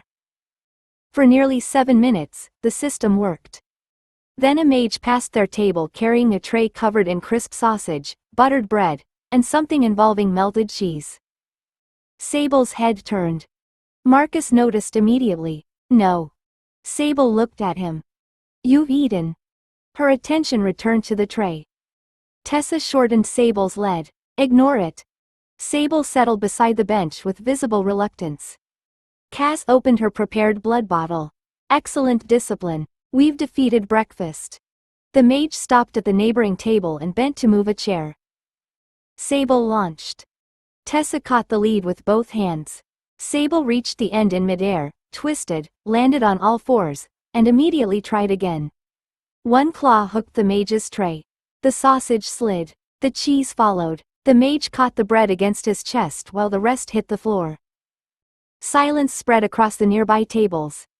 Cass carefully drank from her bottle. The mage stared at Sable. Did your beast just attack my breakfast? Tessa stood. Yes. I'm sorry. Sable ate the fallen sausage. Cass lowered the bottle. In fairness, the breakfast is no longer available for testimony. The cafeteria supervisor arrived carrying a slate and the tired expression of someone whose morning had already included too many creatures. She looked at the ruined tray, then at Sable. Second food incident in 2 days. Tessa tightened her grip on the lead. I'll replace his meal. You will. The supervisor wrote something on the slate. Effective immediately, that beast is leashed at all times inside the cafeteria. No free movement between entrance and containment seating. Marcus frowned. She only steals my food when it's actually edible. Everyone looked at him. He gestured toward the mage's ruined tray. I'm saying the kitchen has improved. The supervisor handed Tessa the written restriction without comment. That evening, Tessa pinned it beside Juliana's new care rota. Sable sat beneath the notice while Marcus read it again with personal offense. Cass looked from the feeding schedule to the command sheet and finally to the cafeteria restriction. Their household wall was becoming an administrative history of things the academy no longer trusted them to manage without written instructions. Tomorrow brought their first supervised dungeon lab. Cass suspected paper was about to become the safer part of school. 7. The pet has opinions. The academy's first supervised dungeon lab began with instructor Holt explaining, in considerable detail, how not to let anyone's registered beast improve the curriculum through initiative. Cass stood beside Tessa at the dungeon entrance and regarded the stone passage beyond him. The route markers painted along the walls were large, blue, and impossible to miss. That immediately made them suspicious. Holt held a slate against one forearm. This is a low-risk instructional dungeon. Cadets with registered beasts enter one beast at a time. You're being assessed on route choice, control, and completion. Your beast is being assessed on controlled contribution. Cass leaned slightly toward Tessa. Controlled contribution sounds like fighting badly on purpose. Tessa kept her eyes forward. You're already excellent at complaining. We can build from there. Mara, waiting with the next group, smiled openly. Holt's gaze shifted to Cass. Miss Rennick, does your beast require clarification? No, instructor. I'm beside you, Cass said. That wasn't the question. Cass looked at Tessa. School has changed you. Holt marked something on the slate. Cass decided not to ask what. A young man carrying a compact bow stepped away from the wall when Holt called his name. Nico Vale, ranged support. You're attached to Rennick's run. Nico adjusted the strap across his shoulder and looked from Tessa to Cass. I'm supporting the beast? You're supporting the cadet, Holt said. The beast is part of her assessed field unit. Cass smiled pleasantly. Much better. Tessa touched 2 fingers to Cass's leash ring, the public signal they'd practiced. Route first. Fighting only when required. Yes, mistress. Tessa's fingers stopped. Mara coughed behind one hand. Cass corrected herself with deliberate innocence. Handler. Holt pointed into the dungeon. Enter before I discover another category to grade. They crossed the threshold together. Blue markers directed them toward the first junction, where the approved route continued straight beneath academy lamps. Cass slowed anyway. There were 3 side passages. One was narrow, one descended, and the third curved out of sight almost immediately. Her attention moved across each opening before returning to the painted route. Nico noticed. "You keep looking at the other passages," he said. Cass resumed walking beside Tessa. "I have eyes. So does everyone else. Mine are ambitious." Tessa gave the leash a small public tug. "Marked route." Cass followed. Behind them, Nico glanced once more toward the side passages. Apparently the academy had assigned them a ranged support cadet who also had opinions. Nico kept glancing toward the side passages as they followed the blue markers deeper into the dungeon. Cass approved of the instinct. She approved considerably less of the fact that he kept noticing hers. The marked route turned left through a broad stone arch. Cass reached it, stopped, and looked instead at a narrow opening partly hidden behind a support pillar. The floor inside wasn't dusty. Small claw marks crossed the stone, and the lower edge of the wall had been rubbed smooth by bodies passing through regularly. 50 paces farther ahead, the same passage appeared to join the route beyond the next 2 chambers. "That's a maintenance corridor," Cass said. Nico leaned around her. "How do you know?" "Because something uses it." Tessa followed Cass's gaze, then deliberately faced the blue marker. "Marked route." Cass looked at her. "That corridor removes at least 2 rooms." "Yes. We could finish considerably faster." Tessa touched the leash at Cass's belt. "Stay on the student route." The public order settled between them. Cass could have argued longer. She could also see the observation crystal mounted above the arch and, through it, imagine Holt making notes about self-directing beasts. Cass stepped away from the maintenance opening. "I want it recorded that this is inefficient." Nico followed them through the arch. "You were actually going to use it?" "I was going to investigate it." "That means yes," Tessa said. The marked route rewarded their obedience with a pressure plate that locked the next gate until they crossed 3 floor sigils in sequence. Cass watched the mechanism cycle while the maintenance corridor continued quietly beyond the wall beside them. A timing crystal over the gate changed from white to amber. Cass pointed at it. "There goes the clean speed mark." Tessa stepped onto the final sigil. "The assignment is to prove we can follow a route without insulting the architect." "The architect deserves feedback." Nico laughed before catching himself. "She does this all the time?" "Frequently enough that we have procedures." The gate opened. Holt's voice came through the observation crystal. "Rennick, correct route maintained. Continue." Cass looked up at the crystal. "See? Even he sounds disappointed. He sounds like an instructor." Same condition, different uniform. They moved onward without using the hidden corridor. Behind them, another gate closed across the shortcut entrance, removing the temptation entirely. Cass watched it disappear. The academy had successfully taught her not to take an obvious dungeon shortcut. She found that much more worrying than the lost speed record. The next chamber looked designed to reward obedience. 3 painted targets rose from the floor as Tessa crossed the threshold.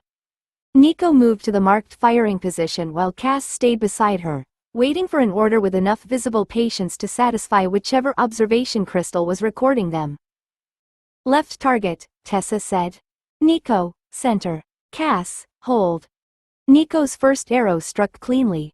A harmless training creature dropped from an alcove on the right, and Cass remained where she was despite every instinct suggesting the exercise had been built by someone who deserved to lose a boot. Stone cracked behind them. Cass turned before Tessa spoke. The service gate beside the entrance had split away from one hinge. Something low and gray forced through the opening, scattering broken iron across the floor. It was larger than the training creature and carried none of the academy's blue identification marks. Cass moved. "Cass!" Tessa shouted. The cave predator lunged for Nico. He reacted almost as quickly. His bow came up and 2 arrows struck the creature across the shoulder and foreleg. The second hit turned its charge, pinning one limb against the broken gate long enough for Cass to cross the chamber. "Take it," Tessa ordered. Cass drew her dagger and went low. The predator tore free, leaving the arrow behind, but Nico's next shot drove into its flank and turned it again. Cass reached the exposed side, caught the creature behind the jaw, and drove the dagger upward. It collapsed at her feet. For half a second, nobody moved. Then Holt's voice snapped from the observation crystal. Complete the objective. Now. Tessa ran to the lab seal at the far wall. Nico struck the final painted target. Cass placed her registered beast marker into the seal beside Tessa's cadet token, and white light spread across the stone. Dungeon lab complete. Experience settled through Cass. Level up, 42. Strength, 19. Agility, 36. Constitution, 24. Magic power, 26. Charisma, 25. HP, 160. Stamina, 150. Blood reserve, 96. Safe sunlight maximum, 540 minutes. Cass dismissed the notice before turning. Nico was staring at her. You moved before Tessa shouted. Tessa reached Cass first and caught the leash near her belt ring. Good beasts anticipate. That wasn't anticipation. Nico looked toward the dead predator, then back at Cass. She knew it wasn't part of the exercise. Cass smiled. I have opinions. From the observation passage, a door began to open. Apparently Holt was about to have some too. Holt entered through the observation door with his slate already raised. Two assistants followed him toward the broken service gate while Tessa kept Cass beside her and Nico recovered the arrows he could safely reach. Holt stopped over the dead cave predator. That creature wasn't part of the exercise. Cass looked at Nico. I feel vindicated. You weren't accused of inviting it, Tessa said. Not yet. Holt ignored them and reviewed his slate. Rennick, you maintained the prescribed route despite identifying an unauthorized shortcut. You completed the control sequence correctly, responded to an unscheduled threat, and finished the lab objective after contact. Tessa waited. That sounds like a pass. It is. Holt marked the slate. Your beast remains unusually self-directing. Cass smiled. I also have excellent posture. Holt's eyes lifted to her. That wasn't praise. I'll adjust my records. Nico returned with 2 recovered arrows and glanced toward the broken gate. She was right about the service passages. Holt turned to him. Explain. Nico pointed toward the damaged opening. The predator used the same infrastructure she noticed earlier. She wasn't just looking for a shortcut. She was reading where dungeon creatures moved when they weren't on the marked route. Cass studied him more carefully. He'd noticed too much, but not in the direction she'd expected. Holt made another notation. Fail, your ranged support was effective. You redirected the hostile creature without blocking the registered beast's approach and maintained enough distance for Rennick to preserve control. Nico looked faintly surprised. So I passed? You weren't being graded. That seems unfairly efficient. From the observation doorway, Mara folded her arms. Her attention moved from Holt's slate to Nico, then to Cass. You've known her for 1 lab and you're already defending the vampire's dungeon opinions. I'm defending the route analysis, Nico said. The vampire happened to be correct. Cass approved of that answer considerably more than she intended to show. Mara's eyebrows rose. That sounded dangerously like interest. In tactics. Of course. Tessa collected their completion marker from Holt and clipped Cass's leash properly for the walk back. Nico fell into step on Tessa's other side, still asking how Cass had recognized the service traffic from claw marks and worn stone rather than asking why a registered beast knew to look. That distinction mattered. Cass glanced back at the dungeon entrance. The Academy dungeon definitely had opinions. They simply weren't very good ones. Nico's might be useful. 8. Do not lick the evidence. Cass had expected the Academy's Beast Medical Laboratory to contain more cages and fewer measuring tapes. Sister Ma'el Tallow stood beside a padded examination table surrounded by trays of crystals, glass tubes, restraint straps, and enough polished instruments to make Cass suspicious of the word medical. Juliana occupied the opposite side with her arms folded. Nico waited near the observation benches with Sable, while Tessa held Cass's leash with the calm expression of someone who hadn't been asked to lie about vampire physiology professionally. Mael touched 2 fingers to Cass's wrist, waited, then looked at Tessa. No pulse. Vampire, Tessa said. I'm aware. Mael moved a temperature crystal against Cass's forearm. The reading settled far below human normal. Cold tissue, no circulation, voluntary respiration? Cass drew a breath. I can demonstrate breathing if it improves my grade. You aren't being graded. That's what everyone keeps telling me while writing things down. Nico smiled from the bench. Mael ignored him and checked Cass's gums, fangs, pupils, and the inside of one wrist before turning to the blood response tray. Registered sapient vampire types are uncommon, but none of this is outside known ranges. Tessa's hand remained comfortably near the leash. She's unusual. She isn't unknown. Exactly the sentence they needed. Mael placed a shallow crystal dish beneath Cass's hand and produced a sterile lancet. A single bead of dark blood collected in the dish, reacting with the mana crystal in a brief crimson shimmer. Sable leaned forward. Tessa caught the gargoyle by the shoulder. No. Sable sat back with visible disappointment.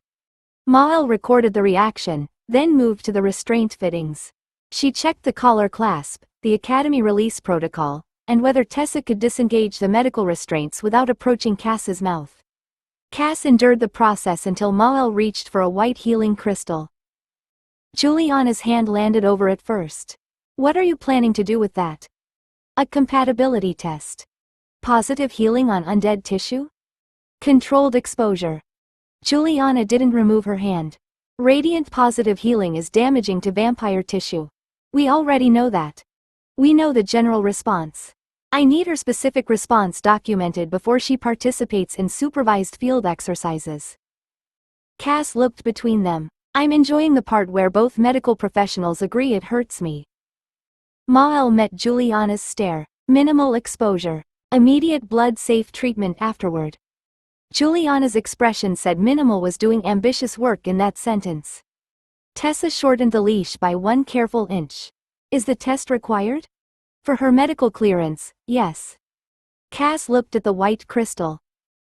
Apparently the academy had finished measuring the vampire and was ready to begin testing her.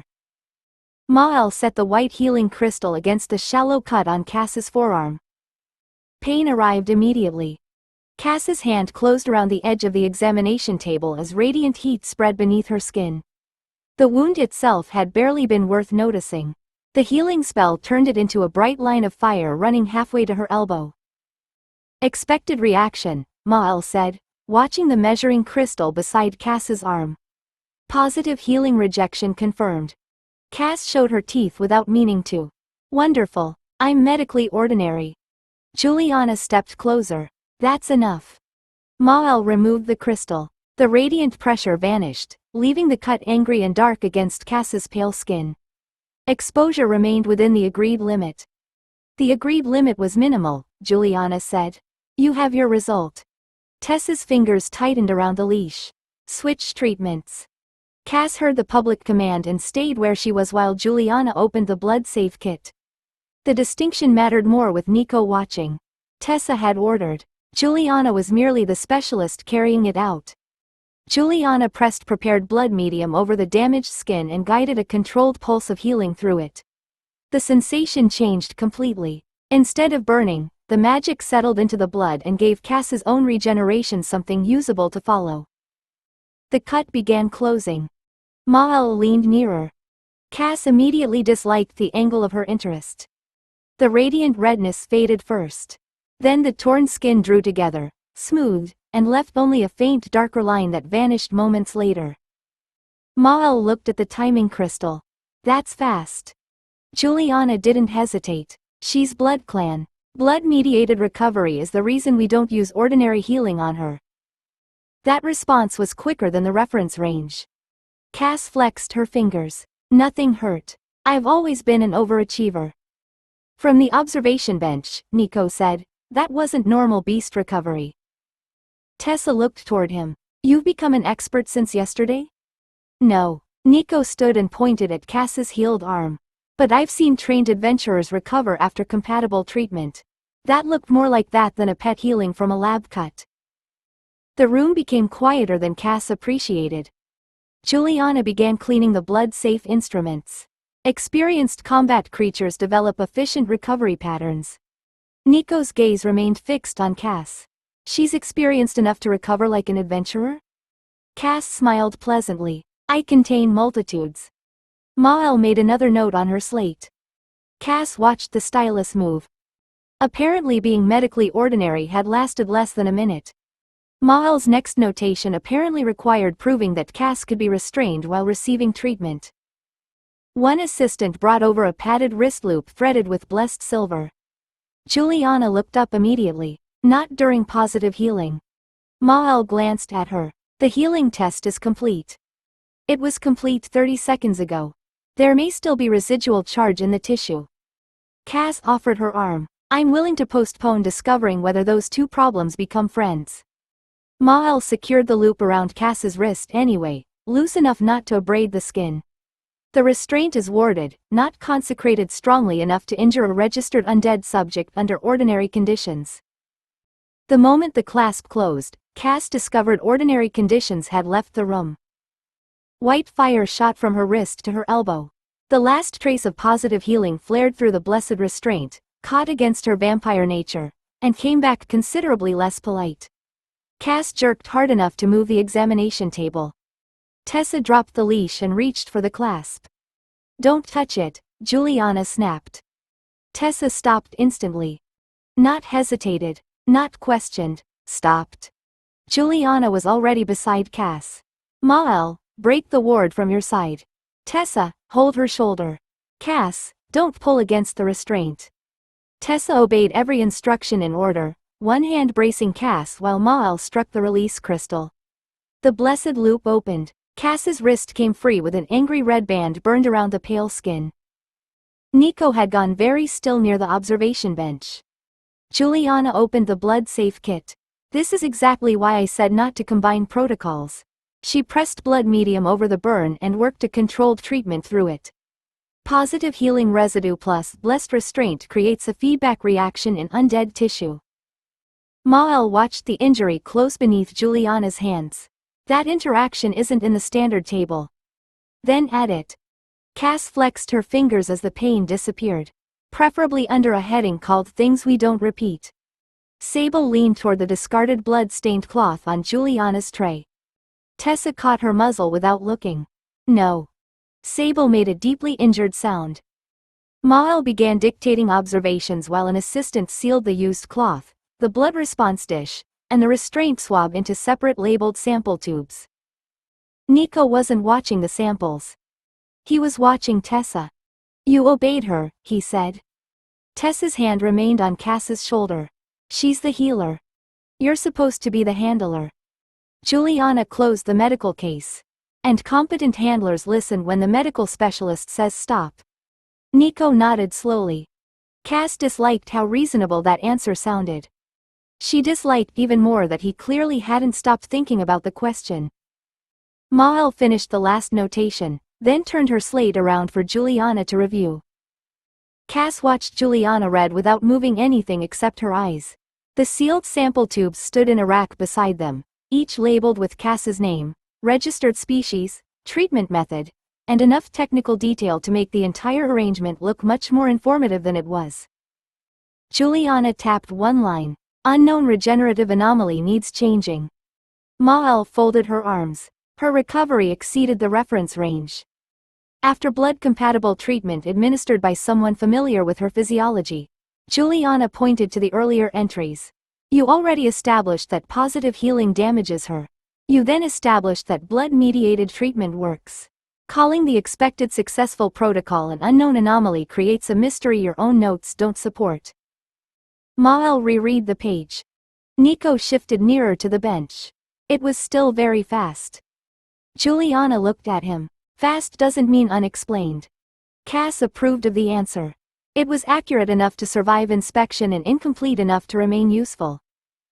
Mael picked up her stylus. Suggested wording? Specialized handler managed blood compatibility, Juliana said. Note that response varies with prior combat conditioning and treatment familiarity. Recommend blood-safe care and avoidance of positive healing except for controlled diagnostic use. The stylus moved. Cass watched several dangerous words become boring ones. Tessa collected Cass's leash from the table and settled it properly into her hand before speaking. Thank you, Specialist Merritt. I wouldn't have known which protocol to request without you. The sentence was pitched for Mael, Nico, and the assistants. Juliana closed her case. That's why outside specialists exist. Your responsibility is recognizing when your registered beast needs one. Tessa nodded with appropriate cadet seriousness. Understood. Publicly, Tessa had consulted an independent healer about an unusual vampire. Privately, Cass's thrall had just rewritten an academy medical record before it became interesting enough to investigate. Mael sealed the amended report. Miss Rennick, your beast is medically cleared with blood-safe treatment restrictions. I'll circulate the compatibility note to academy healers.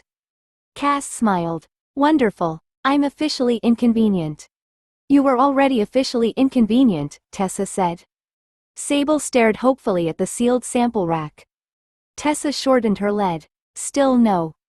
Nico laughed, but his attention returned almost immediately to Cass.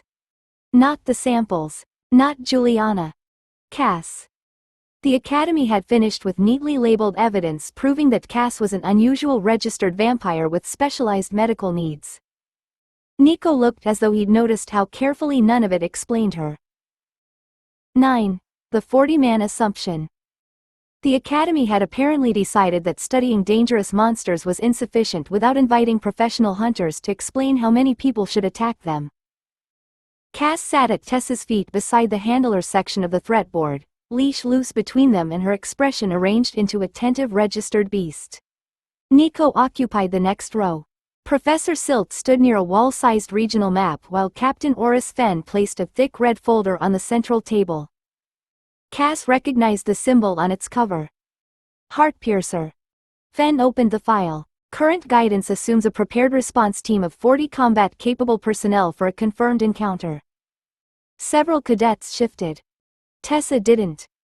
Cass considered 40 people an unreasonable amount of attention for one young woman with excellent wings and a professional disagreement with hunters. Fenn's gaze moved across the handlers. Cadet Rennick. Tessa straightened. Captain? You're training to manage combat beasts in active operations. Is 40 excessive? Cass looked innocently at the floor. Tessa had become very good at not looking at her when questions were dangerous. For an ordinary roaming boss? Tessa asked. For Heartpiercer specifically. Professor Silt folded her arms beside the map. Nico leaned forward. Tessa took enough time to make the answer look considered rather than personally informed. If the reports are accurate, 40 prepared people might be justified. She's mobile, intelligent, and experienced against organized hunters. Fenn nodded once. Continue. She also chooses when to engage. 40 people who can't keep her from leaving aren't necessarily stronger than 20 who can. Cass resisted smiling. That was an annoyingly good answer. Fenn turned one page. So you believe 40 may be insufficient? I believe numbers and preparation aren't the same thing. Silt's expression showed faint approval. Nico glanced toward Cass before looking back at the file. Fenn tapped the folder. Current sightings support coordinated deployment, layered containment, ranged suppression, healers, trackers, and reserves. Until evidence says otherwise, 40 is the planning baseline. He crossed to the threat board and fixed a red notice beneath Heartpiercer's existing file. Prepared response assumption, 40. Cass stared at it from beside Tessa's boots.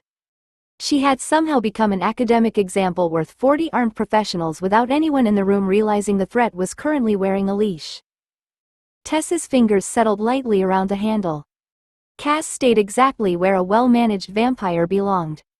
Apparently being underestimated now required 40 people. Fenn left the 40-person notice on the board and opened the floor to the hunters who had actually met Heartpiercer. The first veteran rose with one arm still supported by a sling. She could have killed 3 of us after the line broke. Didn't. Fenn looked up from the report.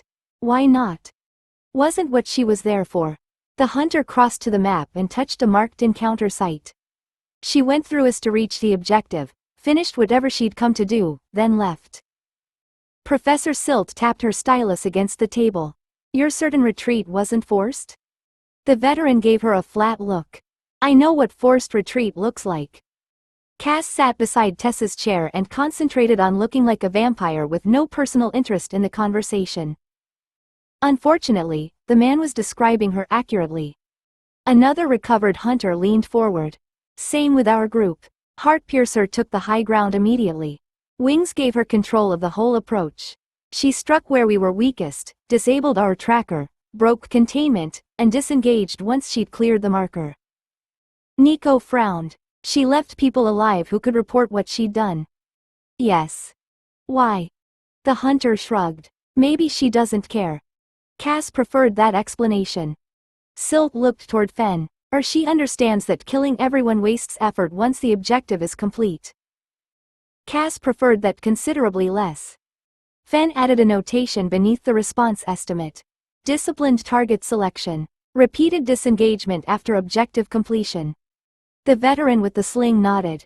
That's the part I'd worry about. Monsters that go mad are predictable. They keep attacking until somebody dies. Tessa's hand rested lightly against Cass's leash. Heartpiercer stops when she decides she's finished. Cass kept her gaze on the floor.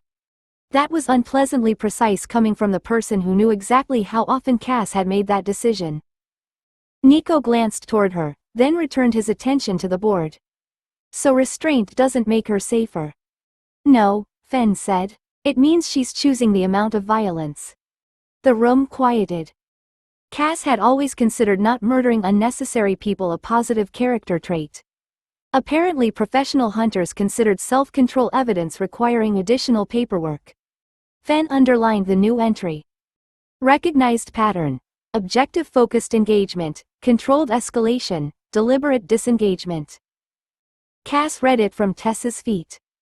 Someone had finally noticed that Heartpiercer usually left when she'd accomplished what she came for. That was inconvenient, because they were starting to understand her for the correct reasons. Silt waited until Fen finished underlining the recognized behavior before turning to the classification column beside it. 1 point before everyone decides 40 is a magical number, she said. Hunter threat language isn't the same thing as system classification. Fen leaned against the table. Explain it for the cadets. Silt pointed to the headings running down the board. A creature may have a known system category and still receive a different operational designation from hunters. The system describes what the creature is. We describe what response we believe it requires. Cass looked up from beside Tessa's chair. That distinction seemed unusually important for something humans had invented. Silt tapped the next line. If Heartpiercer's reports continue worsening, someone may eventually recommend regional threat status. That wouldn't mean she gained a level, changed species, acquired a new class, or transformed into some superior form of roaming boss. It would mean regional authorities had decided local response planning was no longer sufficient. A cadet farther down the table asked, so the label measures danger? It measures our response to perceived danger, Silt said. Those aren't always identical. Cass approved strongly enough that she made herself stop approving. Tessa's fingers rested loosely around the leash handle. Nico had been studying the recognized pattern entries rather than the classification column. He raised one hand. What if the pattern itself is unreliable? Fen looked toward him. Meaning? If a roaming boss is intelligent enough to understand hunters or building a file, couldn't it deliberately cultivate habits? Nico pointed toward the notes. Leave by the same route 3 times. Avoid healers. Attack trackers first. Make everyone prepare for behavior it intends to stop using. Cass became extremely interested in a scratch on Tessa's boot. Silt's expression sharpened. Fen nodded. Yes. The single word landed much harder than Cass would have preferred. Nico continued, then recognized patterns can become vulnerabilities. For us, Fen said. Competent hunters treat patterns as evidence, not promises. The moment you believe an intelligent target owes you consistency, you've started helping it. Cass resisted the urge to look at Nico. Tessa didn't. She gave him one brief, measuring glance before returning her attention to Fen. Silt drew a line beneath the classification notes. Which is why operational labels remain operational. 40 fighters, regional threat, containment priority. All of it describes what humans intend to do. None of it tells you exactly what the creature can do. Cass settled more comfortably at Tessa's feet. That was reassuring. Nico was still staring at the Heartpiercer file. That wasn't. Fen let Nico's question remain on the board beside the recognized patterns, then turned the discussion back into paperwork. Until we have better evidence, planning uses what we can defend, he said. He removed the earlier temporary notice and replaced it with a larger sheet bearing the Academy and Hunter liaison seals. Heartpiercer encounters will be treated as requiring 40 prepared combatants, with specialized containment support where available. Silt read the wording over his shoulder. Prepared, not merely present. Correct. Fen pinned the sheet beneath the Heartpiercer file, then added another notice beside it. Additional sightings requested. Reports were to include location, apparent objective, flight use, weapons, blood abilities, entry and withdrawal routes, targets ignored as well as attacked, and any behavior that contradicted the existing pattern. Cass read the list twice. They weren't merely asking people to see Heartpiercer anymore. They wanted observers to notice what she chose not to do. Nico stepped closer to the board. You're specifically asking for contradictions. Fen nodded. A useful report tells me when the target doesn't behave as expected. That should produce quite a few useless reports, Cass said. Several people looked down at her. Tessa gave the leash a small warning tug. Cass. Cass arranged her face into registered beast innocence.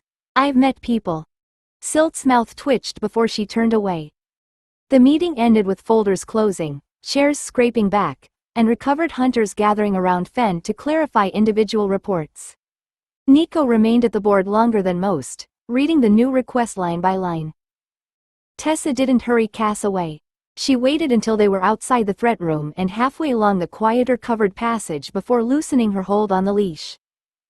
40, Cass said. Tessa glanced at her. You sound offended. They've assigned 40 prepared people to me. To Heartpiercer. That's worse. Cass gets medical tests. Heartpiercer gets a small army. Tessa checked that no one was close enough to overhear before lowering her voice. You're focusing on the wrong part. Cass looked at her. They still think 40 prepared people are enough. Cass considered the sealed threat room doors behind them. Tessa's smile appeared slowly. Being underestimated by 40 people is still being underestimated. Cass returned the smile. The Heartpiercer file had become larger, more organized, and considerably more interested in finding her. It still had no idea she'd spent the meeting sitting on a leash beneath it. 10. Cadet exercise. Death optional. The Academy apparently believed the best follow-up to discussing how many professionals should attack one dangerous monster was making its cadets practice saving one another from buildings.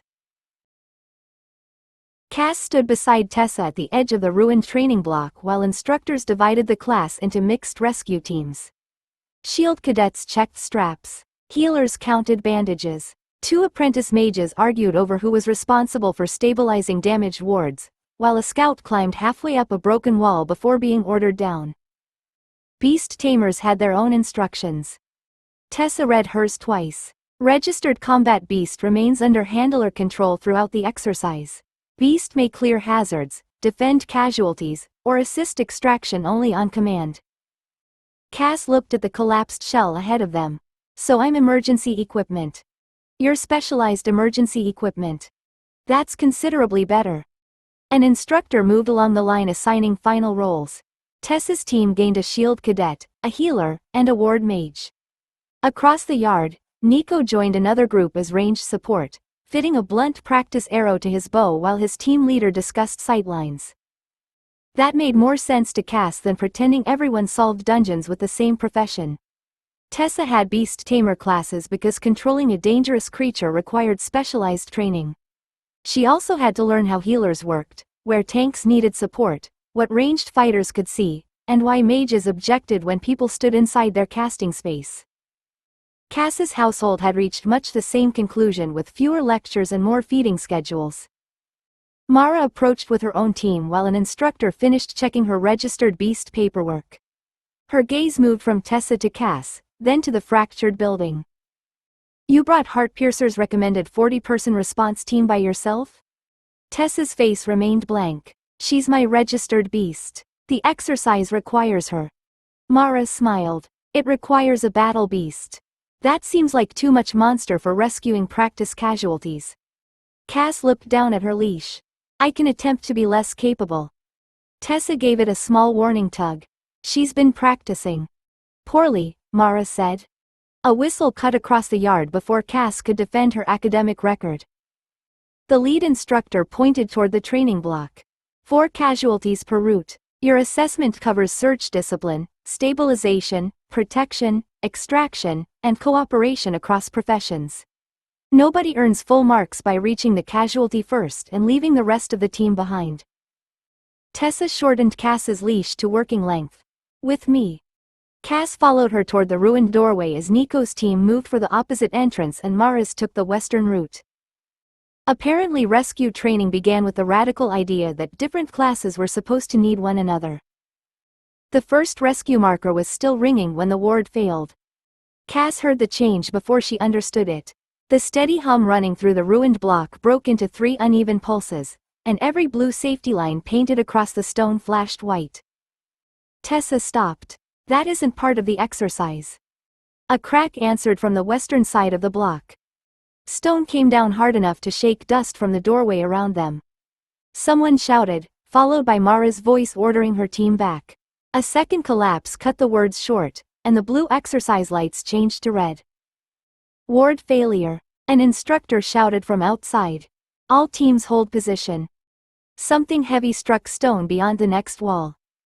Cass looked through the broken doorway as a training guardian forced itself out of an alcove that should have remained sealed. Its broad stone shoulders scraped both sides of the passage. Practice restraints hung broken from one arm, and the ward crystal in its chest flashed an angry red. Across the courtyard, Nico already had his bow drawn. The guardian turned toward the trapped western route. Mara's team is under that collapse, Tessa said. Cass could hear them. 3 heartbeats close together behind fallen stone, frightened but steady.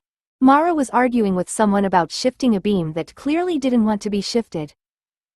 The instructors were moving, but the guardian stood between them and the trapped cadets. Tessa's hand tightened on Cass's leash. Her voice changed into the clear command tone the Academy expected from a beast tamer. Cass, rescue the cadets. Stay on the ground and use the marked route. Cass understood the second instruction perfectly.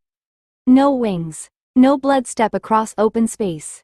Nothing that resembled the airborne, objective first movement Captain Fenn had spent yesterday writing beneath Heartpiercer's name. Understood, Cass said. Nico loosed before the guardian completed its turn. The blunt practice arrow struck the side of its head with a crack. The guardian looked at him. Nico was already moving along the opposite wall. He fired again, this time into the shoulder plate. I can keep it looking this way. Do that, Tessa called. Cass, move. Cass handed Tessa the loose length of leash rather than snapping the clasp and ran through the doorway. She kept both boots on the floor. That was considerably slower than Heartpiercer would have crossed the courtyard, which was exactly the point. Behind her, Nico's third arrow struck stone. Ahead, Mara shouted, "We've got one pinned." Cass rounded the broken wall and saw the collapsed western passage. The exercise had stopped pretending. Now she had to rescue someone while pretending she wasn't very good at it. Mara was kneeling beside a cadet whose leg had disappeared beneath a broken roof beam. Don't lift it, Mara snapped as Cass reached them. The wall's carrying through that beam. Cass crouched and followed the fracture upward. Mara was right. Moving the wrong stone would bring another section down. Cass slid both hands beneath the beam instead. Pull her clear when I raise it. Mara stared at her. Can you? Cass remembered she was supposed to be a battle beast, not a decorative one. Probably. She lifted. Stone grated overhead. Mara grabbed the trapped cadet beneath the arms and dragged her backward while another teammate pulled the injured leg free. Cass lowered the beam carefully before the cracked wall could reconsider its continued employment. A sharp whistle came from the courtyard. Cass looked up. Nico stood beyond the broken passage with the Guardian between them. He pointed 2 fingers toward his eyes, then sharply down toward the Guardian's right knee. Cass understood. His next arrow struck the joint. The blunt head wedged between 2 moving plates, locking the Guardian's leg for half a step. Cass ran before it could tear free. "Nico," Tessa shouted from beyond the eastern wall.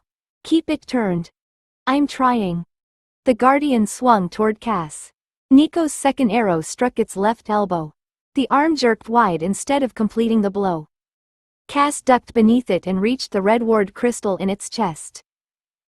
Destroying the whole construct would have been easy if she stopped caring what Heartpiercer looked like when she fought. Instead, Cass stayed on the ground, planted one boot against the Guardian's hip, and drove her dagger into the damaged housing around the crystal. The core cracked. The Guardian stopped. A pale notice opened across Cass's vision. Emergency rescue objective complete. Guardian defeated. Level up, 43. Strength, 20. Agility, 37. Constitution, 24. Magic power, 27. Charisma, 25. HP, 160. Stamina, 152. Blood reserve, 98. Safe sunlight maximum, 550 minutes. Cass dismissed it before anyone could notice her attention shift. Mara had finished helping the injured cadet sit upright. She looked from the dead Guardian to Cass. "Thank you." Cass smiled. "I'll treasure this moment." Mara's expression tightened. "Don't." Nico approached with his bow lowered. His attention wasn't on the Guardian.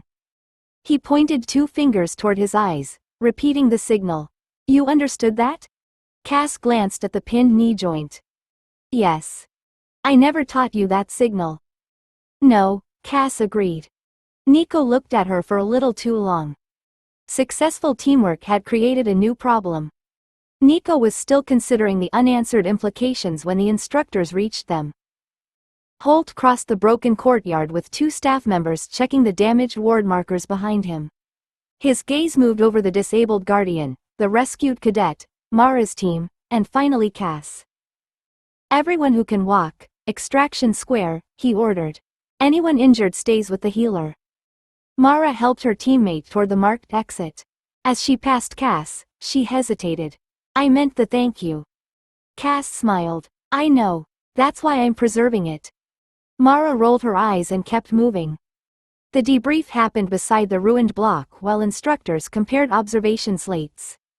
Tessa stood with Cass at her left and the leash returned to its proper public position. Nico waited with his own team several paces away, but his attention kept returning to Cass whenever an instructor asked about the Guardian. Holt read from the first slate. Cadet Rennick maintained command authority after the exercise became an emergency. She redirected her registered beast toward trapped personnel, coordinated with available ranged support, and avoided unnecessary escalation. Tessa nodded. "Yes, sir." "Excellent handler performance." Holt turned the slate. "Your beast is another matter." Cass looked up. "That normally means paperwork." "It means judgment." Holt studied her. "You assessed structural load before moving the beam.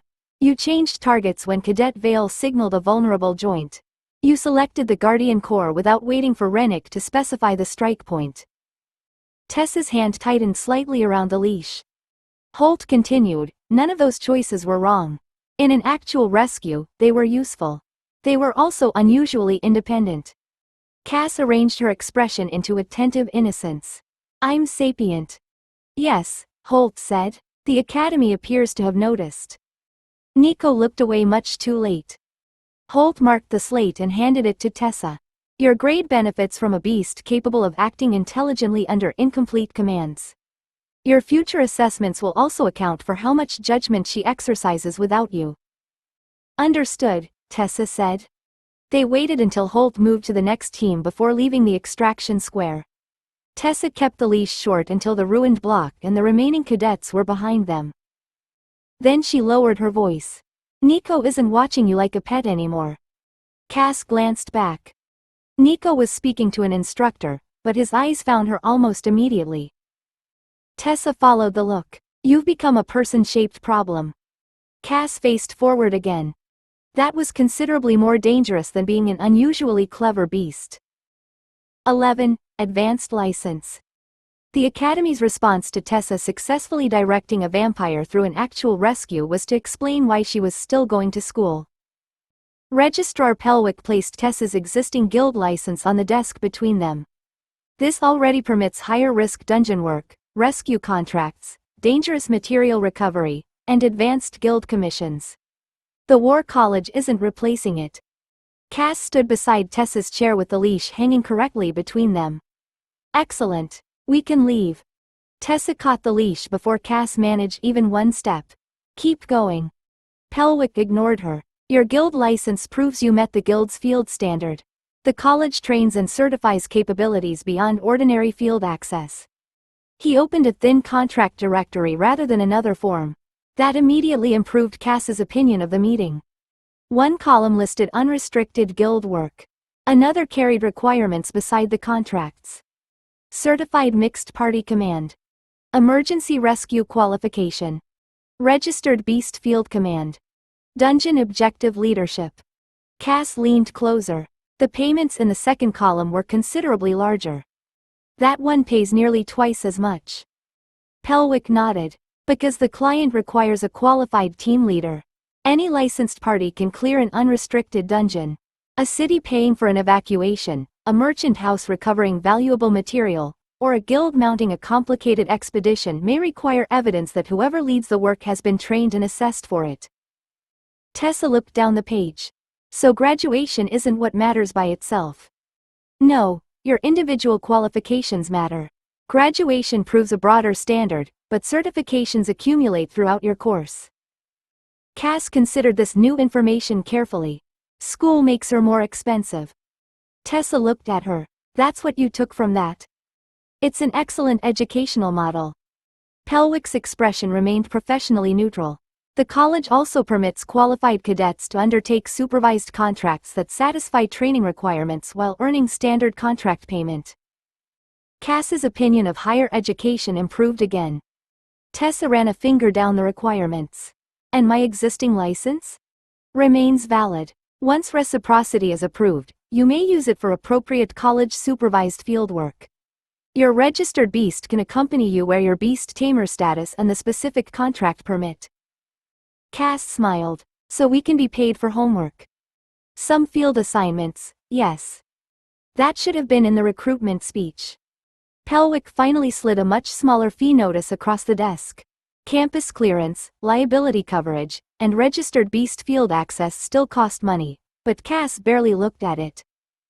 The interesting numbers were on the other page. For the first time, the academy wasn't merely somewhere Tessa had chosen to study instead of earning money. Done properly, it was how she learned to earn considerably more. Marcus was considerably less impressed by the contract directory once Tessa brought it home. He spread the household accounts across the townhouse table beside Pelwick's fee notice, 3 equipment invoices, their usual supply costs, and the amount they were setting aside for anything that broke unexpectedly. Cass sat opposite him while Tessa, Rhea, and Juliana crowded around the remaining chairs. The better contracts pay more, Cass said. Marcus tapped the first column. They also expect more. That's why they pay more. Yes, but we currently solve that by taking nearly everyone. Cass considered this an excellent strategy. Nearly everyone is very effective. And expensive. Marcus moved several figures into a second column. 5 people eating supplies, replacing armor, using potions, maintaining equipment, traveling, and losing ordinary earning time whenever Tessa needs the whole household for one academy field assignment. Rhea leaned over his shoulder. Take harder contracts. Juliana looked at her. That's your answer to everything. It's often correct. It's often why I need more bandages. Rhea considered that. Buy more bandages with the extra money. Juliana's stare suggested the economic argument had failed medical review. Marcus pushed the academy costs toward Cass. The townhouse is secure. We're not in trouble. But the academy adds fees and equipment wear, and if we keep deploying the entire household every time Tessa needs a field team, the numbers stop improving as quickly as they should. Tessa studied the page. And future recruits? Cost money before they make money. Marcus added another line. Equipment, coins where needed, food, rooms if the house stops being large enough, and whatever disaster Cass chooses to classify as an investment. Cass looked offended. My investments have excellent survival rates. Juliana folded her arms. Your armor doesn't. That's an equipment issue. That's a Cass issue. Tessa hid a smile behind one hand.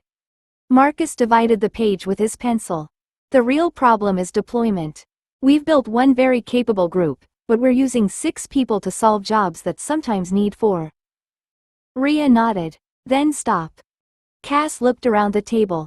I dislike how quickly everyone accepted that.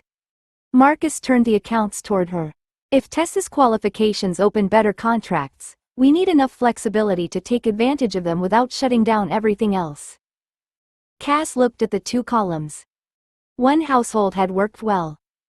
Financially, it was beginning to look as though they needed 2 teams. That problem followed Tessa back to Pelwick's office, although the academy wasn't interested in how Marcus intended to divide the household. It was interested in whether Tessa could be trusted with the qualifications she already had. Pelwick sat opposite her with the advanced guild license open beside her academy record. Cass stood at Tessa's left with the leash properly displayed, while Juliana occupied the observer's chair as the household's healer. Pelwick tapped the license. Your guild already permits higher risk work. This interview determines whether the college recognizes that access for supervised field assignments. Explain your command protocol. Tessa answered without looking at Cass. Short commands in combat. Target, position, retreat, hold, release. If the situation changes faster than I can specify every action, Cass can interpret the objective within those limits. Cass kept her expression neutral. That was an impressively respectable description of their arrangement. And if she disagrees with you? I make the final public decision. Pelwick's pen moved across the page. Emergency retreat? Anyone can call danger. I decide whether Cass withdraws. Juliana shifted in her chair. Pelwick noticed. You disagree, healer merit? Juliana smiled pleasantly. I think people become remarkably confident about deciding whether someone else can continue after being stabbed. Cass looked at the wall. Tessa didn't, which is why I listened to the healer before making the decision. Better, Juliana said. Pelwick turned another page. Your registered beast is injured, the contract objective remains achievable, and withdrawal costs the team its completion payment. Who decides whether she continues? I do, Tessa said. Juliana's pleasant expression disappeared. Cass could practically feel the medical lecture waiting for the corridor. Tessa continued before Juliana delivered it. After I ask the healer whether continuing creates unacceptable risk. Payment doesn't overrule medical judgment. Pelwick marked the answer. And if the beast attempts to continue anyway? Tessa finally looked at Cass. Then I order her to stop. Cass smiled faintly. Apparently I'm difficult. Juliana folded her arms. Apparently? Pelwick stamped the final sheet before the discussion could become diagnostic. War College reciprocity approved. Your existing guild license remains your field credential. This adds campus clearance, college liability coverage, and access to supervised work appropriate to your qualifications. Tessa accepted the sealed record. The academy hadn't made her more qualified by recognizing what she already knew. It had simply opened another set of doors where those qualifications could earn something. By dinner, Marcus had turned the academy approval into a problem with chairs. He moved 6 markers across the townhouse table, assigning one to each person and another to Sable. Tessa's marker remained beside Cass's because their public registration made separating them awkward on most academy work. Rhea, Juliana, and Marcus formed a second group on the opposite side. Cass looked at the arrangement. Your second team is missing me. That's the purpose, Marcus said. I dislike the purpose. Rhea tapped the 3 human markers. Tank, healer, control mage. We can survive ordinary work. Juliana looked at her. Surviving isn't the same as finishing it efficiently. Fine. We need damage. Marcus nodded. Which is why this is a plan, not tomorrow's contract roster. If we eventually add another reliable damage specialist, one group can work while Tessa is in class or doing academy exercises with Cass. Cass picked up her own marker and placed it between both groups. Problem solved. Tessa moved it back. No. Cass looked at her. You can't be the answer to every roster problem, Tessa said. If you're required at the academy, the others shouldn't lose a day's income because you're unavailable. I'm available surprisingly often. You're also one vampire. An extremely productive vampire. Rhea reached across the table and took Cass's marker before she could move it again. Outvoted. Cass stared at her. You haven't voted. I vote for not needing you. Juliana raised a hand. Same. Marcus raised his pencil. Financially, definitely. Tessa smiled. 4. Cass folded her arms. This household has become dangerously democratic. No, Marcus said. You're still in charge privately. We're telling you that building everything around your presence is bad planning. That was annoyingly difficult to argue with.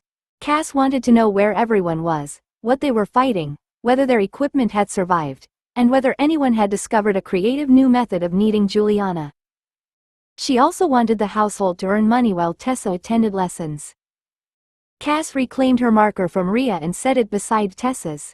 Fine. We plan for 2 teams. Nobody takes serious work shorthanded just to prove the concept. Marcus nodded. Agreed. Tessa reached for the academy schedule lying beside the accounts. Conveniently, tomorrow's dungeon practical requires the full registered field team. Cass looked at the heading.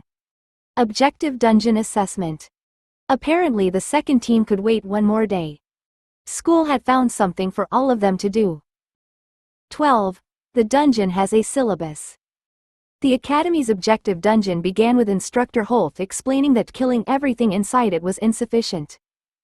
Cass stood beside Tessa at the entrance while Marcus, Rhea, and Juliana checked their equipment behind them. 3 brass seals glowed on the assessment board beside the dungeon map. A 4th symbol marked the boss chamber at the far end. Holt tapped the first seal. Your team must complete all 3 objectives. Each successful seal removes 1 reinforcement from the final encounter. Reach the boss without completing them, and you'll face whatever remains active. Rhea looked interested. So we can still fight it. You can, Holt said. You'll receive the grade appropriate to ignoring the assignment. Cass glanced at Tessa. I dislike how often school objects to efficient solutions. Tessa adjusted the leash clipped between them. You haven't found an efficient solution yet. The dungeon doors opened. Cass found one in less than 2 minutes. The entry corridor divided around a collapsed stone wall. The marked route continued toward the first objective chamber, complete with academy arrows painted discreetly near the floor. A narrower opening disappeared behind an iron service grill on the opposite side. Cass stopped beside it. Beyond the grill ran a passage built too low and rough for ordinary traffic. She could smell old monster tracks, feed residue, and the stale trace of dungeon maintenance magic. More importantly, the passage angled behind the wall instead of following the assessment route. Marcus came up beside her. Maintenance access? Monster route. Cass crouched and looked through the bars. It probably reconnects beyond the objective rooms. Tessa joined them. Probably? Cass pointed through the grill. The corridor turns toward the boss level. If we use that, we can bypass at least 2 seals. Rhea leaned closer. Can you open it? Cass examined the simple latch. That question is almost insulting. Tessa caught her wrist before she touched it. No. Cass looked at the hand, then at Tessa. You haven't heard the advantages. I heard, bypass 2 seals. The boss becomes harder, but we arrive faster. Juliana sighed behind them. I feel as though we've already attended this lesson. Cass straightened. We're a competent field team. Finding the faster route should count for something. It does, Tessa said. It proves you found it. She pointed toward the academy arrows leading deeper into the dungeon. But the syllabus is the point. We're doing all 3 objectives. Cass stared through the grill at a perfectly usable shortcut. Then she followed Tessa toward the first seal. Apparently the dungeon had homework too. The first seal made Cass reconsider whether following instructions was morally defensible. A squat ward cart waited at the entrance to a long gallery, moving only when Marcus fed mana into the crystal mounted on its frame. The moment it started forward, stone panels opened along both walls. Rhea raised her shield. That seems unfriendly. 3 dungeon creatures came through the first opening. Tessa? Cass asked. Tessa pointed toward the cart. Stay with Rhea. Nothing reaches Marcus. Cass could have crossed the gallery and killed the creatures before the cart traveled 10 feet. Instead, she took the first clean opening Rhea created, drove a dagger beneath one creature's jaw, then returned to position before pursuing the next. Rhea caught another charge on her shield. Left. Cass moved left and finished it. Marcus kept one hand against the ward crystal. I appreciate everyone discovering restraint while I'm attached to the slowest object in the dungeon. A 4th creature slipped around Rhea and struck at him. Pale force flashed between them as Marcus's shield caught the blow, but the impact made the cart stop. Juliana reached him immediately. Keep the ward stable. I'll handle you. I'm not injured. You're going to remain that way. Tessa marked the creature with a bright practice arrow. Cass. That one. Cass killed exactly that one. The cart reached the first seal intact, and white light spread across the floor. Somewhere deeper in the dungeon, a heavy mechanism unlocked. The second objective was worse. A square chamber waited beyond the seal with pressure plates covering most of the floor and a crystal mechanism mounted behind iron bars. Cass studied the bars, the mechanism, and the stone around both. I can break that. No, Tessa said. I haven't explained what. You looked at the wall. Marcus crouched beside the nearest pressure plate. The mechanism resets if any plate is damaged. We need the sequence. Cass folded her arms while Tessa tested the safe tiles with Academy-marked arrows and Marcus traced the ward responses. Twice Cass saw routes that would let her jump directly to the far side. Twice Tessa pointed at the floor before she moved. Assignment. Cass stayed where she was. Marcus finally called the sequence. Rhea crossed first, taking the heavier plates. Juliana followed through the protected gaps. Tessa marked each confirmed step, and Cass brought up the rear without breaking anything. The second seal ignited. Another deep lock released ahead. Cass looked toward the corridor leading to the third objective. 2 seals down, no shortcuts taken, and nothing unnecessarily destroyed. Education was becoming disturbingly effective. The third seal finally gave Cass a problem she couldn't solve by stabbing the correct object.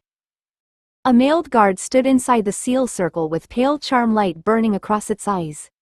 Marcus examined the ward marks around the floor while Tessa stayed beyond the circle with Cass at her side.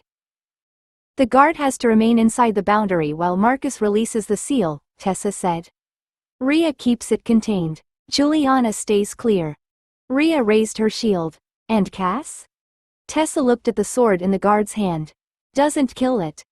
Cass sighed. Education continues its campaign against practical solutions.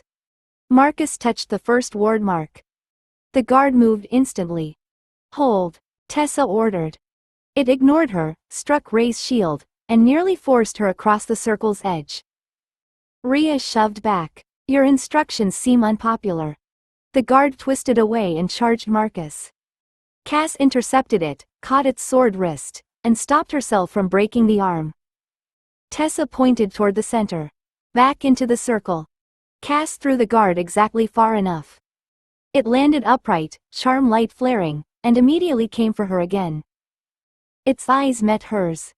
Cass reached for mesmerizing gaze. The familiar pressure caught, slipped, then caught again. The charm fought her, making the guard's focus jerk toward Marcus every time he moved. Cass stepped closer. Look at me. The guard resisted. Cass held its gaze anyway. Its sword lowered by inches. Now, she said. Marcus worked across the remaining ward marks while Rhea stayed ready beside him.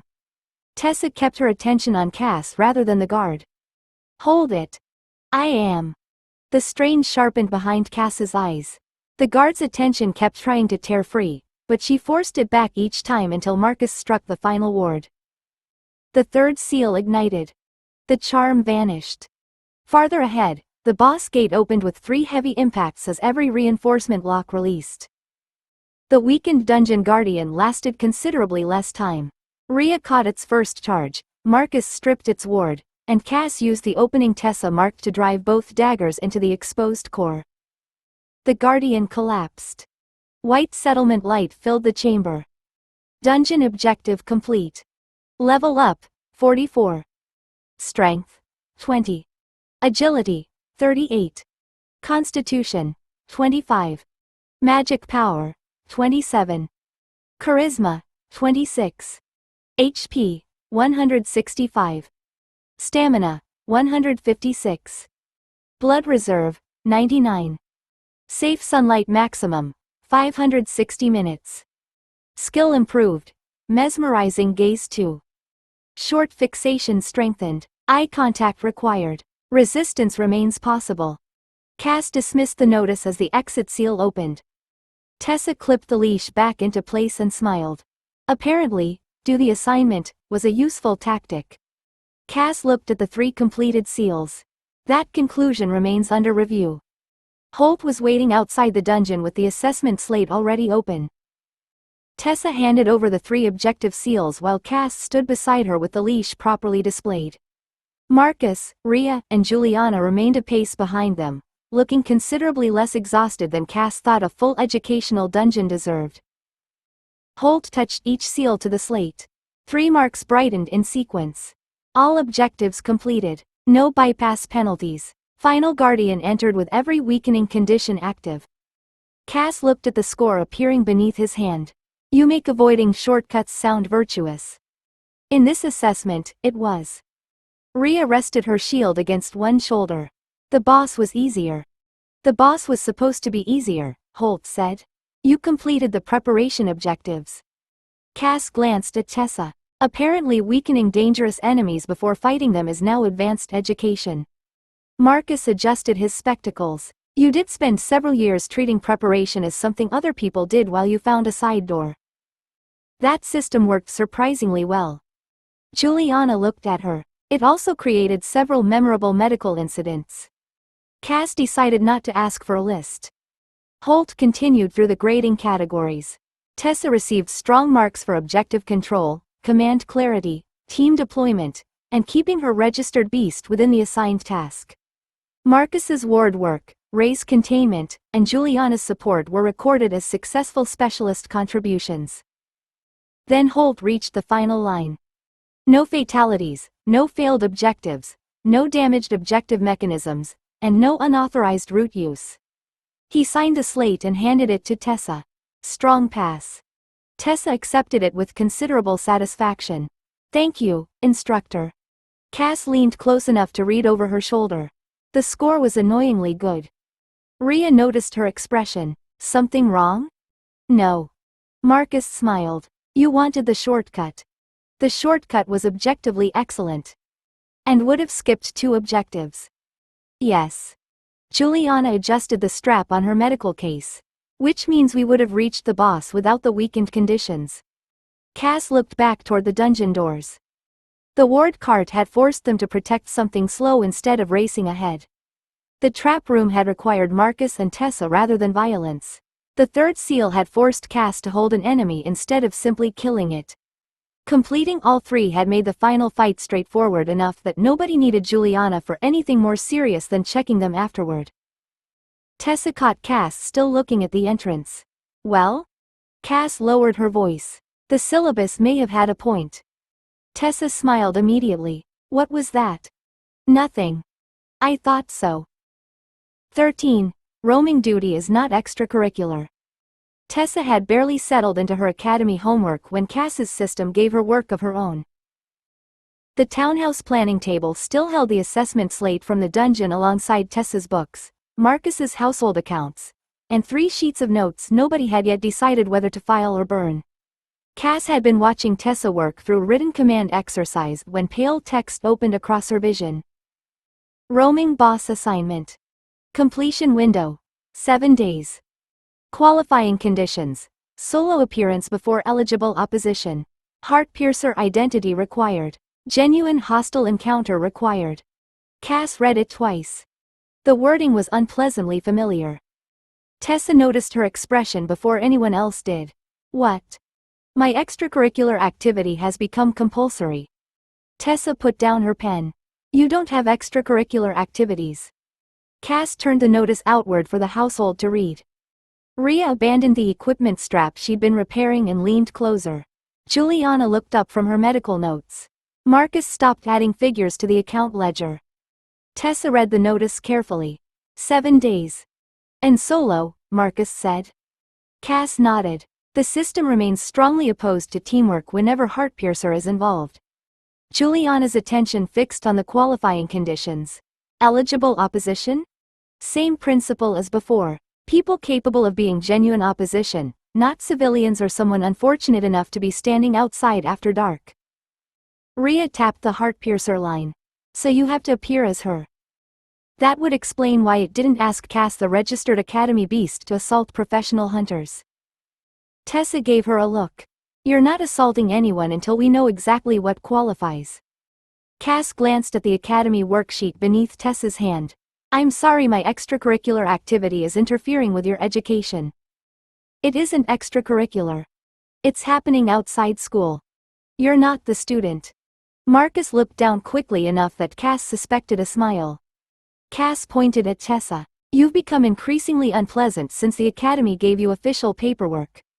Tessa pulled a blank sheet from beneath her homework. 7 days gives us time to choose the ground, build an alibi, and make sure Heartpiercer appears while my registered vampire is somewhere else as far as anyone can prove. Cass looked around the table as everyone shifted from surprise into planning. The system had given Heartpiercer a deadline. Unfortunately, deadlines in this household attracted paperwork. Tessa's blank sheet became an alibi before it became a plan. Tomorrow evening, she said, writing across the top. I have the study group after classes. Mara and Nico will both be there, so there'll be people who can confirm where I was. Cass leaned over the table. And where is your dangerously unsupervised registered vampire? Home. Convenient. Secured at home, Tessa corrected. Because I'm not permitted to bring you to a cadet-only study session. Rhea nodded. That gives us a reason Cass isn't with Tessa. Marcus pulled the regional map closer.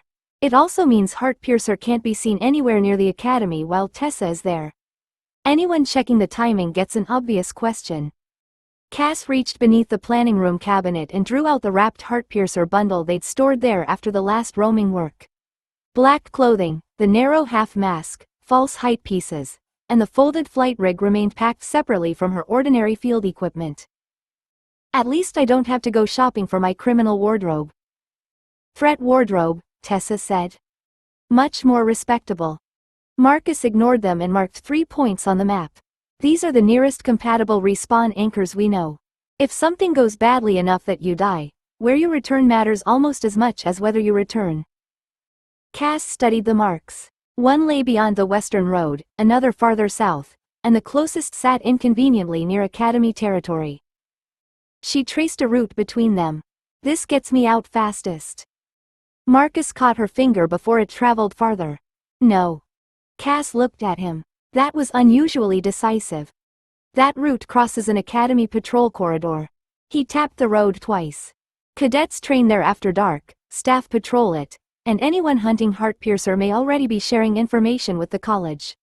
You cannot leave home as Cass, cross an Academy-controlled road, and become Heartpiercer 5 minutes later. Tessa drew a firm line through the route. Use the western approach. It's longer. That's why fewer people use it. Cass considered objecting, then looked at the study group notation, the false report of her being secured at home, and the patrol corridor Marcus had eliminated.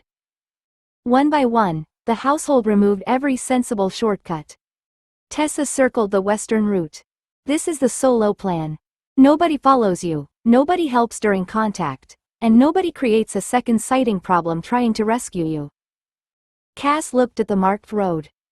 Apparently going out alone required the entire household to plan how not to accompany her. Juliana took over the planning table before Cass could escape from it.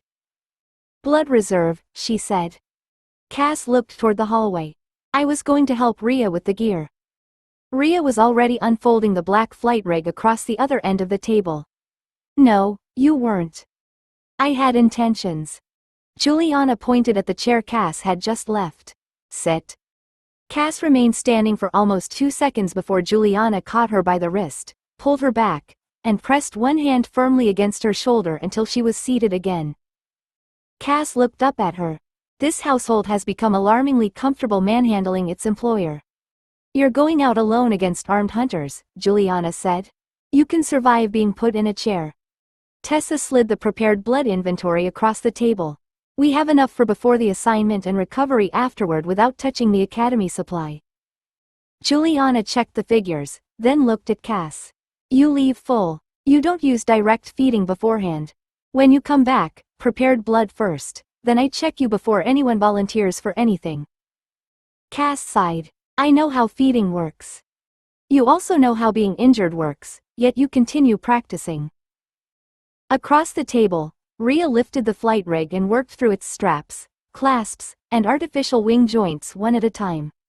She flexed each section, checked the false height fittings, then set the narrow mask beside them. No damaged fasteners. Wings open cleanly. Your ordinary academy plate stays here. Cass reached toward the mask. Juliana caught her wrist again. Still examining you. This is beginning to feel targeted. It is. Rhea ignored them and drew the western route closer. Primary exit is back the way you enter. If that closes, you have the north cut and the lower quarry road.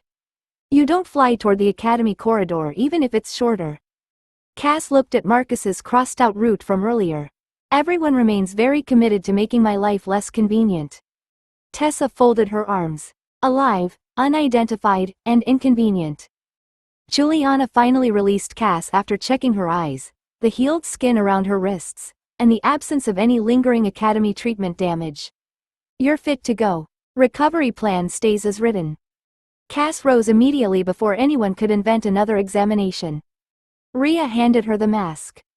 The alibi was settled. The gear was ready. The blood was accounted for. All they still needed was someone appropriate for Heartpiercer to attack. Marcus found a useful notice in the third stack. He placed it beside the mask, and Cass leaned over to read the heading. Reward offered. Verified HEARTPIERCER sighting. That feels slightly insulting, Cass said. They're offering money for seeing me. Rhea looked over her shoulder. More for confirmed location and successful engagement. That's better. Tessa took the notice before Cass could become too pleased by her market value. The lower half described a veteran hunter team rotating through an abandoned quarry outside the academy patrol corridor. They were specifically seeking Heartpiercer, equipped for a roaming boss encounter, and offering payment for information that produced a confirmed sighting. Juliana read the equipment warning. Silver restraints. Line wards. Nets. Cass smiled. Prepared, armed, and already looking for me. That's why they qualify, Marcus said. You're not manufacturing a fight with someone who happened to be outside. They've deliberately made themselves available as opposition. Tessa studied the location against their route map. Western approach works. You can reach the quarry without crossing the academy corridor, and my study group puts me somewhere public before you leave. Cass tapped the notice. Then them. Rhea frowned. You chose quickly. They're adults. They're professionals. They've brought equipment specifically designed to capture or kill Heartpiercer, and they're offering strangers money to tell them where she is. Cass pulled the notice toward herself. It would be rude not to assist. Tessa caught the paper before Cass could remove it from the table. One objective. Cass looked at her. I know. No improvising because you find something interesting at the quarry. That qualification seems unnecessarily broad. No stealing their records, following someone home, investigating another target, testing a new trick, or deciding halfway through that the assignment would be improved by a second assignment. Cass considered the remarkable number of reasonable activities Tessa had just forbidden. Tessa held her gaze. Promise. Cass sighed. I promise I'll complete the Heartpiercer appearance and hostile encounter we planned, then leave by the planned route unless survival requires otherwise. Tessa waited. And I won't invent another objective. Thank you. Marcus circled the quarry on the map. The 7-day deadline remained active. Tessa's alibi was fixed. Cass's recovery plan and Heartpiercer gear were ready. Now the hunters had volunteered themselves. Tomorrow night, Heartpiercer would take attendance. 14. Heartpiercer takes attendance. The abandoned quarry looked considerably less abandoned after dark. Cass crouched on the western rim and counted 9 veteran hunters below. 3 lantern positions, 2 elevated lookouts, silver nets already spread for throwing. Ward stakes driven beside both obvious exits. Nobody had bothered pretending they were doing anything except waiting for Heartpiercer. Good. They had posted the bounty, chosen the ground, brought anti-vampire equipment, and come equipped for roaming boss work. Cass had spent months being told by humans that Heartpiercer deserved 20 fighters, then 40. 9 felt almost insulting. She settled the half mask over her face, checked the false height fittings, and opened the black flight rig behind her. Heartpiercer wasn't a disguise she wore because she enjoyed frightening hunters, although that remained a benefit. The system had made roaming boss work part of the price of her freedom. Roaming came with levels and the right to cross boundaries that should have held an ordinary monster forever. Occasionally it also came with work. Cass stepped onto the rim. One lookout saw her immediately. Contact. North Ridge. The leader below didn't panic. Formation. Confirm identity before engagement. Cass approved enough to smile. She dropped from the ridge with her wings spread wide. The nearest hunter swore. Another raised a crossbow. Heartpiercer. Cass landed behind him. Her dagger entered beneath his ribs and drove upward before he finished turning. She pulled it free, caught his shoulder, and lowered him instead of wasting time letting him fall badly. The hunter stared at her mask. Cass said, "Present." His body dissolved into pale resurrection light. The quarry erupted. Boss confirmed. The leader shouted. Lines 2 and 3. Nets high. Don't bunch. A second veteran charged with a silver-edged sword. Cass slipped his first cut, stepped inside the second, and opened his throat. He dropped his weapon and clutched uselessly at the wound. Cass moved past him before the resurrection light took him. A third hunter launched a silver net. Cass jumped. The weighted mesh swept beneath her boots as she caught the quarry wall, pushed away, and landed on a higher block of broken stone. Below, the surviving hunters reorganized instead of fleeing. That was professional. Cass drew her second dagger. She'd clocked in. They'd found the boss. Now everyone could do their jobs. The hunters became considerably less accommodating once 2 of them had gone to the shrine. Silver nets crossed the quarry from opposite sides. Cass folded one wing, dropped between them, and landed hard enough to send loose stones skittering down the slope. A line ward snapped into life across the western exit before she could use it. The leader pointed toward the lower road. Seal that one too. Keep her inside. Cass looked toward the pale barrier cutting off the route Marcus had carefully chosen for her. That's my way home. A spear hunter came around the broken stone. Complain to management. I am management. He thrust. Cass turned sideways and let the spearhead pass her ribs, then caught the shaft beneath one arm. The hunter released it instead of fighting her for possession and drew a short sword. Competent again. Cass threw the spear at the crossbowman behind him. He dodged. That was all she needed. Bloodstep carried her through the gap before another net closed it. Blood Reserve pulled sharply as she appeared behind the crossbowman and drove a dagger through the back of his neck. Resurrection light swallowed him. A silver line caught one artificial wing as Cass turned. The hunter holding it hauled hard. Fabric tore, one support strut bent, and Cass hit the stone shoulder first. That, she said, looking at the damaged wing, is coming out of somebody's repair budget. The spear hunter reached her while she was rising. His sword scraped across her coat instead of her throat. Cass caught his wrist, twisted, and buried her dagger beneath his breastplate. He gasped. Cass leaned closer as his knees gave way. He managed, "You're less dramatic up close." Cass stared at him. Of all the possible final observations available to a man currently being stabbed by a flying vampire, he'd chosen that one. Rude. She pulled the dagger free. He disappeared into resurrection light, still looking pleased with himself. Bolts struck the stone around her. Cass abandoned the exposed ledges and vanished between two collapsed blocks as veil of dusk gathered around her. Blood reserve drained steadily now. Her legs were beginning to feel the repeated blood steps, jumps, and sudden changes of direction. Good.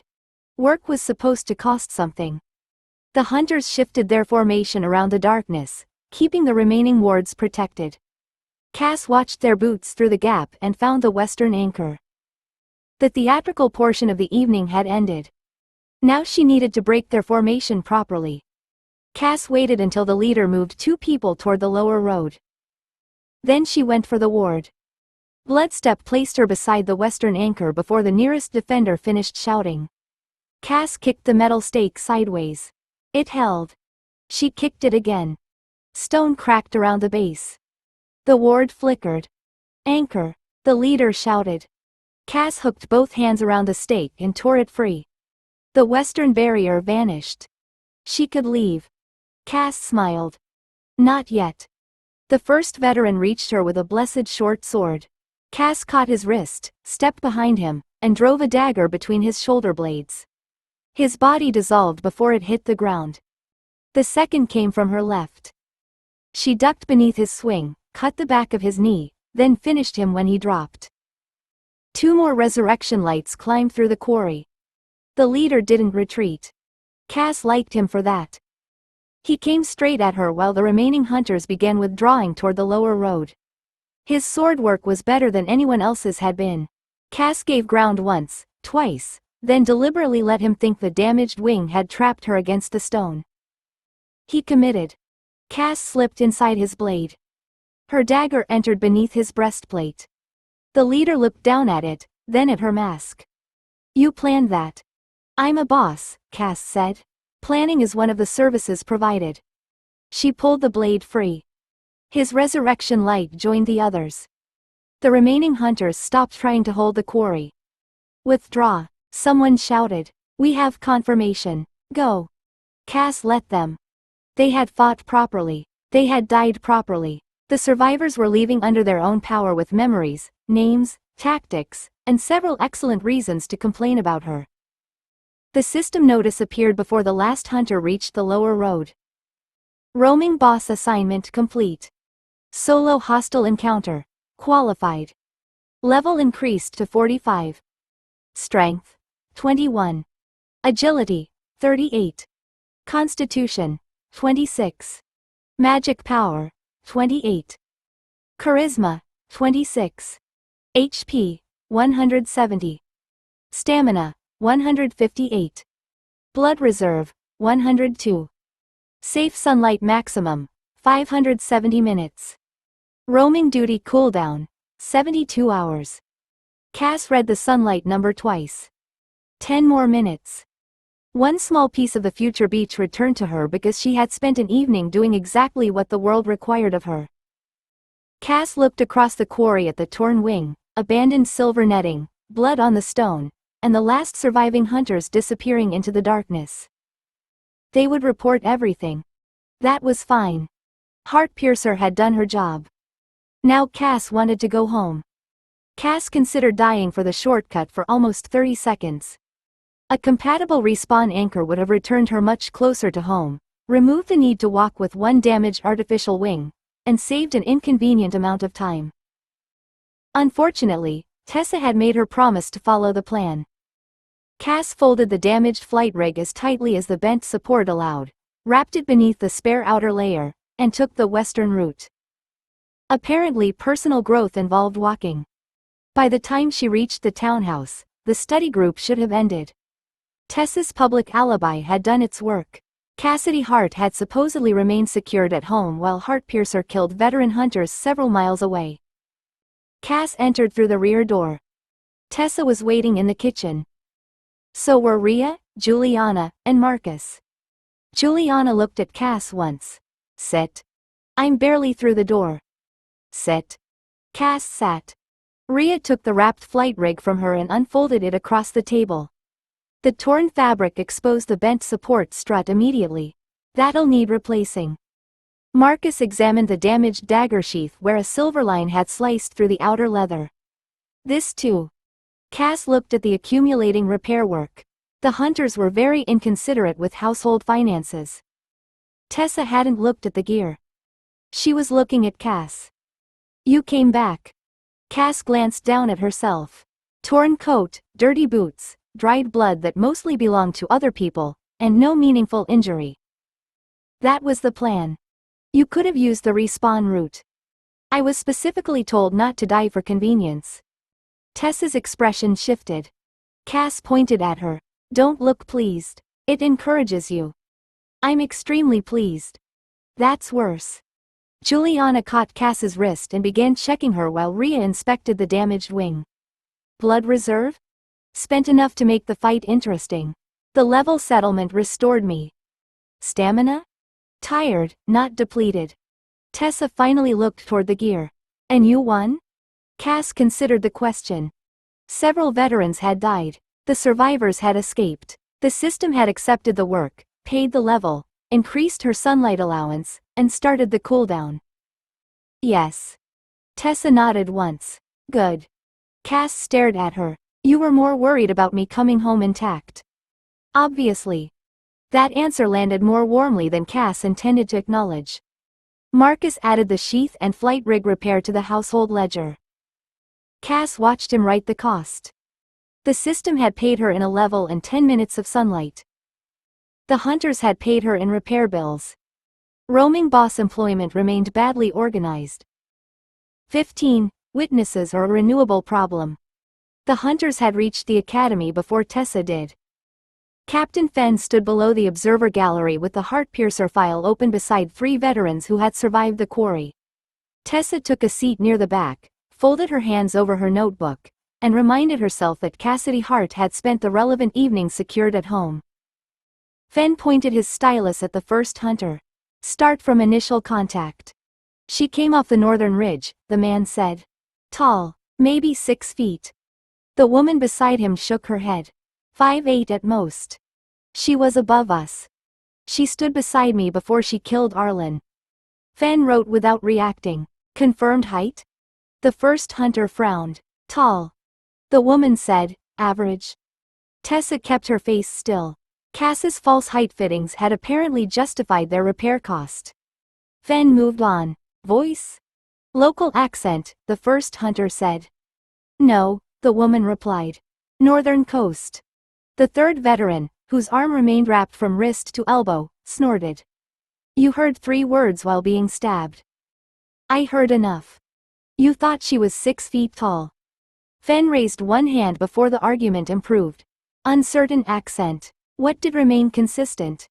That answer came faster. She knew what she wanted, the injured veteran said. Didn't chase anyone who broke away. Didn't waste time finishing people who weren't stopping her. Tessa's fingers tightened once around her pen. Accurate. The woman nodded. She went after the ward anchor as soon as we committed people to the lower road. Once she broke containment, she could have left. But didn't, Fenn said. She stayed until she'd broken the team. Fenn added another note. Flight capability? The first hunter answered immediately. Yes. The woman said, gliding. The injured veteran shook his head. Jumping with wings. I never saw her gain altitude. Fenn looked between them. So Heartpiercer possibly flew, or possessed equipment that made jumping look like flight. That's useful, someone muttered from below. Fenn ignored the comment. What is useful is the agreement beneath the contradictions. She assessed your formation, exploited redeployment, broke the ward controlling her exit, and disengaged once continued fighting stopped serving an objective. Tessa looked down at her notebook before anyone could notice her expression. Height, accent, and wings had all become arguments. Unfortunately, the hunters had understood the part that mattered. Fenn turned to the injured veteran. You said she used blood magic. Once clearly. Maybe twice. The man shifted his wrapped arm against his chest. The second time she came out of shadow too fast to tell. Tessa's pen stopped. Professor Silt looked up from the notes beside Fenn. Describe what you actually saw. The veteran frowned in concentration. Darkness gathered around her when she broke line of sight. Then she appeared beside Corin with blood around the movement. Not a projectile. More like the shadow and blood were working together. Tessa made herself write something meaningless in the margin. Cass used blood-aspected skills publicly. She also used darkness. Neither fact was secret. The problem was the combination. Tessa had watched Cass blend both often enough that the description felt considerably less vague than the hunter seemed to realize. Fen glanced toward Silt. Known technique? Known family of techniques, Silt corrected. Blood-aspected rogues, dusk predators, vampire scouts, and several assassin professions can produce visually similar effects. Witnesses routinely collapse separate actions into one ability when they happen quickly. The veteran shook his head. I've seen vampire rogues fight. This looked controlled. So do competent vampire rogues, Silt said. You're identifying style, not identity. Nico had been sitting 2 rows below Tessa. He turned. Not toward the hunter. Toward her. Tessa felt the movement before she allowed herself to notice it. She kept her eyes on Silt and resumed writing at a normal pace. Fen tapped the report. Could the technique match a registered vampire operating locally? Silt's answer came without hesitation. It could match dozens. Blood magic plus darkness isn't a fingerprint. Tessa's shoulders remained carefully loose. Beside the aisle, Nico shifted his notebook onto one knee. But combat habits can be. Silt looked toward him. Sometimes. If 2 vampires use the same abilities in the same sequence, that becomes worth recording, Silt said. It still isn't proof. Training schools repeat sequences. Species instincts repeat them. Successful tactics spread. Fen added a note beneath the witness account. Possible stylistic overlap. No identification value without corroboration. The discussion moved on. Tessa didn't. For several seconds, she could feel Nico's attention resting on her before he finally looked back toward the debrief. The hunters hadn't connected Heartpiercer to Cassidy Hart. Neither had Nico. He had, however, noticed exactly when Tessa became afraid they might. By evening, Tessa had brought copies of the witness sketches home. Cass spread all 3 across the townhouse table and stared at the collection of women who were apparently Heartpiercer. The first sketch showed a tall, narrow-faced vampire with enormous wings and hair reaching almost to her waist. The second had shorter hair, a broader face, and wings that looked capable of carrying a horse. The third artist had apparently decided Heartpiercer required cheekbones sharp enough to qualify as weapons. Rhea picked up the first sheet. This one looks nothing like you. Cass pointed at it. Thank you. I wasn't complimenting you. Then returned the sketch. Marcus compared the second and third. One says 5 feet 8. One says 6 feet. One says taller than the team leader. Cass leaned back in satisfaction. Excellent. Soon I'll be 3 different women. Tessa dropped into the chair beside her. The accents are even better. Coastal, northern, possibly bright fall educated, and one witness wrote, foreign. Foreign to where? He didn't specify. Cass smiled. Professional investigation remains reassuring. Juliana hadn't laughed. She pulled the written debrief closer and placed it beside the sketches. Stop looking at the faces. Cass's smile weakened. The faces are the enjoyable part. Juliana tapped the first tactical note. 2 hunters threw silver nets from opposing angles because the earlier file says Heartpiercer prefers vertical escape. Rhea leaned across the table. Juliana moved to the next line. Their ward stakes covered the obvious exits before contact. When Cass broke one, they shifted people to protect the remaining anchors instead of simply chasing her. Marcus took a pencil. Cass watched him circle 3 separate entries. Net timing. Ward placement. Withdrawal discipline. He turned another page and circled a 4th. They also recognized Bloodstep after the second use and started leaving space behind their ranged line. Cass stopped smiling. Tessa looked at her. That part was right? Yes. Marcus circled it. Cass frowned at the growing collection of pencil marks. You're making the report less funny. That's because the drawings don't matter, Marcus said. They can be wrong about your height, accent, wings, and face and still learn how to fight you. Rhea set the ridiculous tall Heartpiercer sketch aside. Next time, the nets come earlier. Juliana nodded. And the wards get better protection. Cass looked across the marked report. The witnesses had returned with several useless memories. Unfortunately, they'd also brought home lessons. The marked report lasted until the following afternoon before Captain Fenn made it worse. Tessa sat in the observer gallery again while Fenn fixed a revised Heartpiercer sheet to the fretboard. The old confidence marks remained beside height, flight, and appearance, all irritatingly uncertain. Beneath them, the tactical entries had changed. Recognized pattern confidence, increased. Fenn stepped back from the board. The witnesses disagree about what Heartpiercer looks like. They don't disagree enough about how she fights. Professor Silt read the amended entries. Objective discipline, ward anchor prioritization, controlled withdrawal, repeated use of darkness to break ranged observation.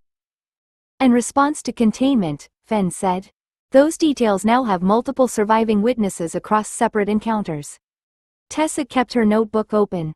None of that linked Heartpiercer to Cass. Unfortunately, it gave the next hunters a better starting point. Fenn placed another notice beside the first. I'm requesting coordinated sighting reports from the neighboring zones. Same name, same behavioral pattern, same suspected abilities. I want contradictions preserved rather than cleaned up by whoever files them. One cadet frowned. Wouldn't that create more bad information? It will create more information, Fenn said. We can decide what's bad after we have it. By the time Tessa reached home, Cass had reclaimed the witness sketches and arranged them across the kitchen table by personal offensiveness. Tessa placed the new copied notice over the tallest version of Heartpiercer. Cass read it. Neighboring zones? Yes. They're asking more people to criticize me. They're asking for sightings. That's criticism with paperwork. Marcus leaned over to read the confidence increase. Juliana's expression tightened at the coordinated report request, while Rhea pulled the useful tactical notes closer again. Cass tapped the witness section. At least several of these people are dead. Tessa looked at her. No, they aren't. I killed them. They had resurrection coins. Cass stared at the page. Tessa sat beside her. That's the problem. Your witnesses are renewable. You kill them, they come back, compare notes, and file another report. Cass considered the accusation with increasing offense. That seems unfairly organized. You're a roaming boss. I should receive some protection from repeat customers. Marcus circled the new pattern confidence line. Cass watched the pencil complete its loop. Her level hadn't changed. No new assignment had opened. Heartpiercer remained separate from Cassidy Hart. The people hunting her had simply become better informed. Apparently notoriety could progress even when she didn't. 16. The DPS slot complains. The next higher risk contract arrived before Cass had finished being offended by her improved notoriety. Nico arrived at the townhouse prepared for departure and discovered that joining them required surrendering his resurrection coin to Tessa before anyone discussed the dungeon. He held it out between two fingers. I was told this was a combat contract, not an inspection. Tessa took the coin and checked the active binding, then the registered return point. It becomes an inspection if I'm expected to bring you home afterward. Cass watched from beside the table. Rhea, Juliana, and Marcus didn't produce their own coins. Those had been checked long ago and remained part of the household's ordinary preparation. Nico noticed the omission. So everyone else gets trusted? Marcus adjusted the straps on his equipment. Everyone else has already survived being checked. That isn't reassuring. It wasn't intended to be. Tessa returned the coin. Active, bound, return point verified. Put it somewhere you won't lose it. Nico secured it immediately, which improved Cass's opinion of him by a small but measurable amount. He was still outside the household, outside every private bond, and considerably too interested in things that weren't his business. He was also Academy approved for the contract and very good at putting damage exactly where they needed it. That last quality was why Tessa had accepted the formal higher risk guild contract with him listed as guest cadet and sustained ranged support. At the dungeon entrance, Tessa reviewed positions. Rhea holds the front. Juliana stays protected. Marcus handles wards and control. Nico, ranged pressure. Cass works through me. Publicly, anyway. Nico looked from Marcus to Cass, then back to Tessa. Your problem isn't that you don't have enough damage. Cass tilted her head. Promising start. Your problem is that the damage stops when Marcus gets busy preventing everyone from dying. Nico pointed toward Marcus. He can control the field or keep sustained pressure on targets. The moment he has to do both, one of those jobs suffers. Marcus considered that for an irritatingly long second. That's essentially why we wanted another damage specialist. Nico looked pleased. So I'm right. Rhea gave him a flat look. You haven't done anything yet. Tessa turned toward the dungeon entrance before the argument could become its own encounter. Then we'll find out inside. Cass followed her across the threshold.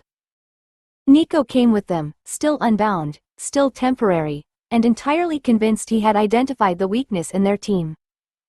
The corridor ahead was about to give him an opportunity to prove it. The first corridor rewarded Nico's confidence with 6 hostile casters and enough incoming magic to make Marcus swear. Rhea caught the opening volley on her shield. 3 spells burst against it almost together, driving her back half a step while another struck the wall beside Juliana and showered the corridor with stone chips. Barrier, Tessa called. Marcus had already started casting.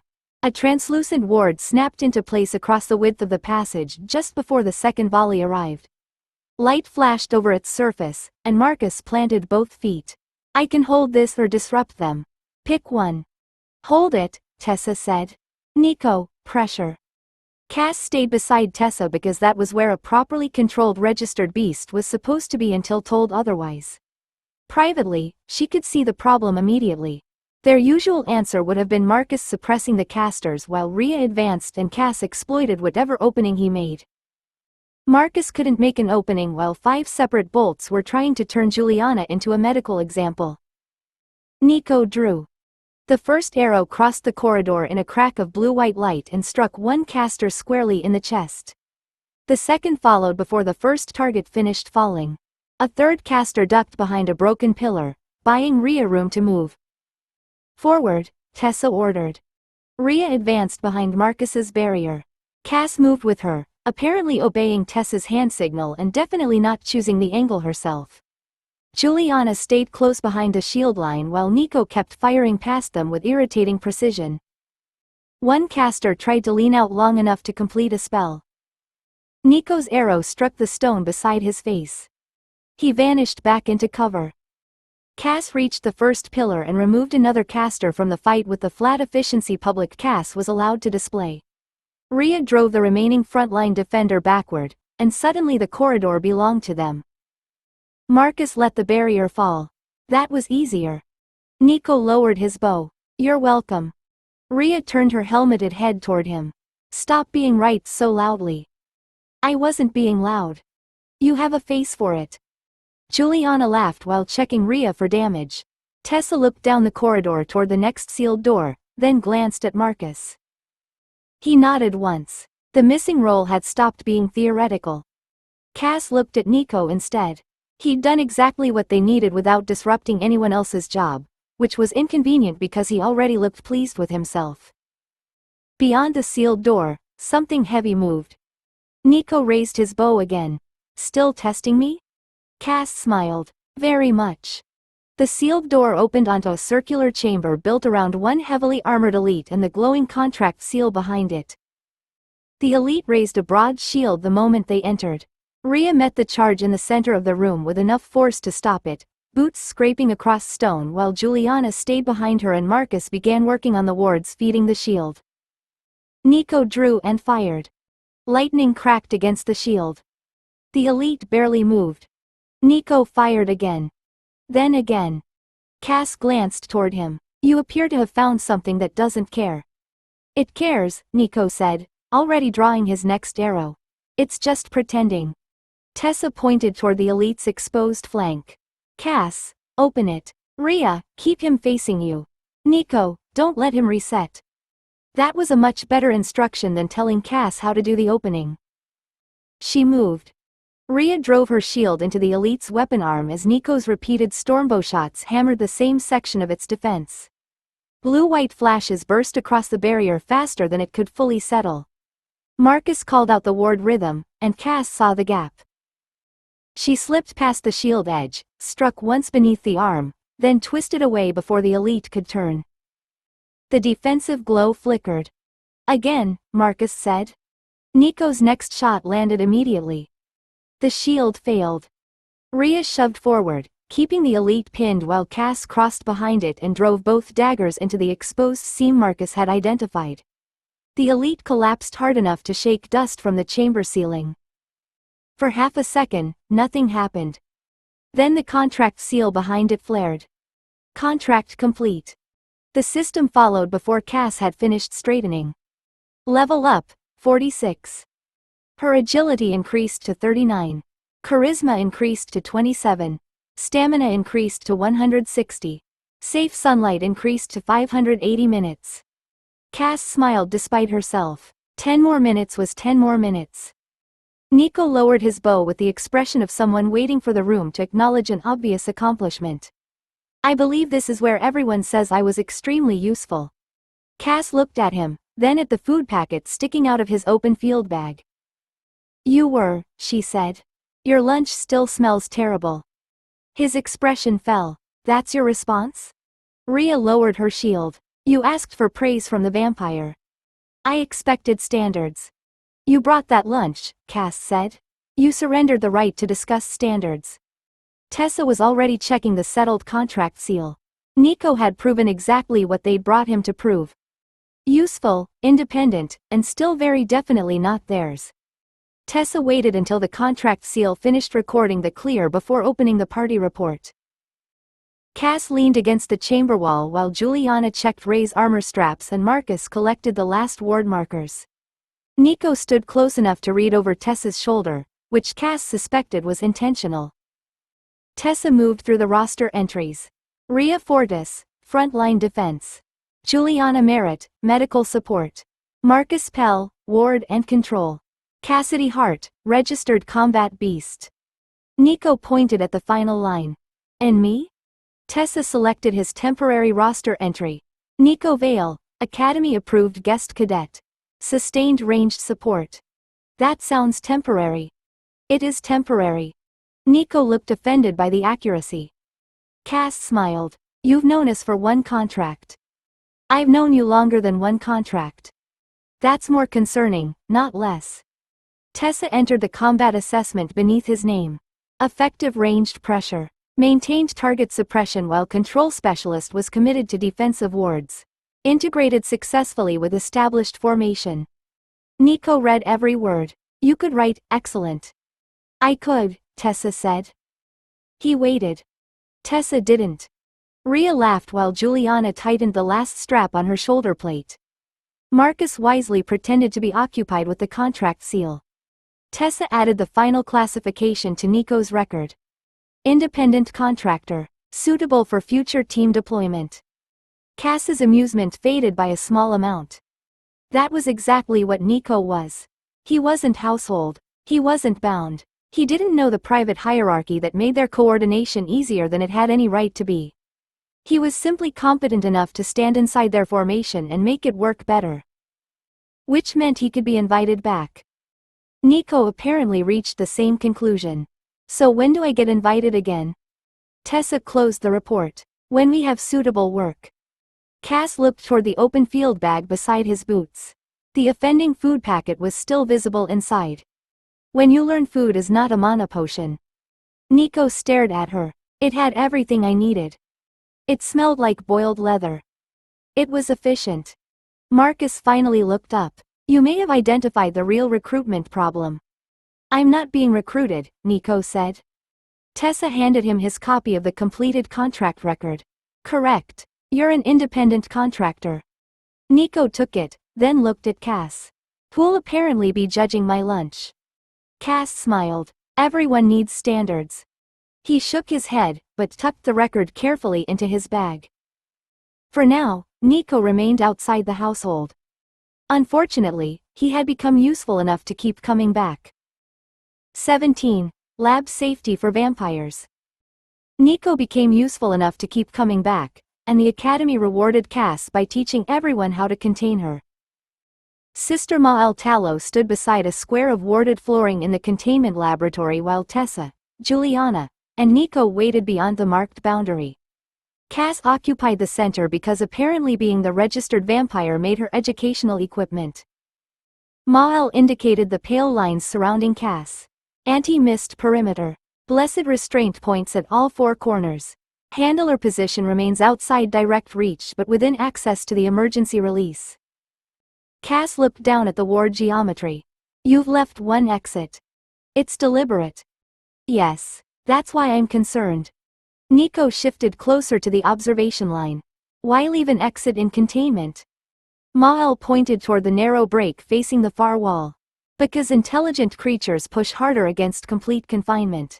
Controlled escape geometry gives responders somewhere predictable to direct them. Cass examined the angle. The gap fed directly between two restraint stations and away from the laboratory door. That works if the vampire tries to leave, she said. Mael looked at her. What else would it do?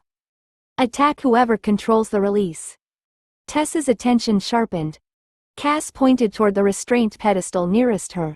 Your handler stands there. If I can't cross the ward, I don't need to.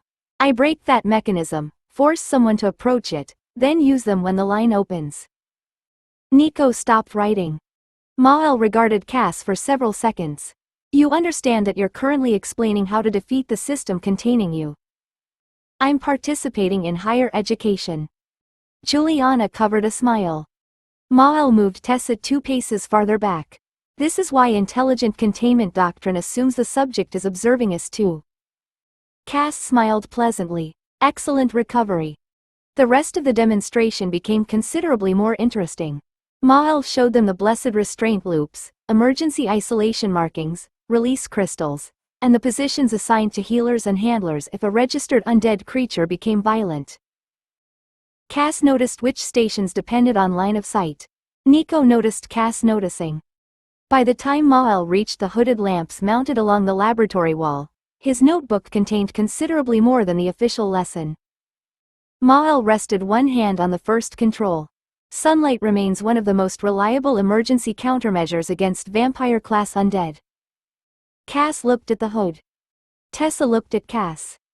Unlike the rest of the lesson, both of them already knew exactly how unreliable that assumption was about to become. Mael opened the first sunlight hood by one narrow setting. White gold light fell across a marked square on the laboratory floor. Cass felt Tessa's grip change on the leash before either of them moved. The lamp wasn't sunlight filtered through glass or an ordinary heat charm. Whatever the academy used inside the housing reproduced enough of daylight's effect that Cass's instincts recognized it immediately. Mael pointed to the square. One hand first. Withdraw on discomfort. Tessa guided Cass forward. Hand. Cass placed her left hand beneath the light. Nothing happened. Mael watched the timing crystal. 10 seconds became 30. The light itself felt almost comforting. Nico leaned closer to the observation line. How quickly should an ordinary vampire react? Immediately at this intensity, Mael said. Cass kept her expression neutral. Mael increased the lamp. The light brightened across Cass's pale skin. A minute passed, then another. No smoke, blistering, pain, or visible damage appeared.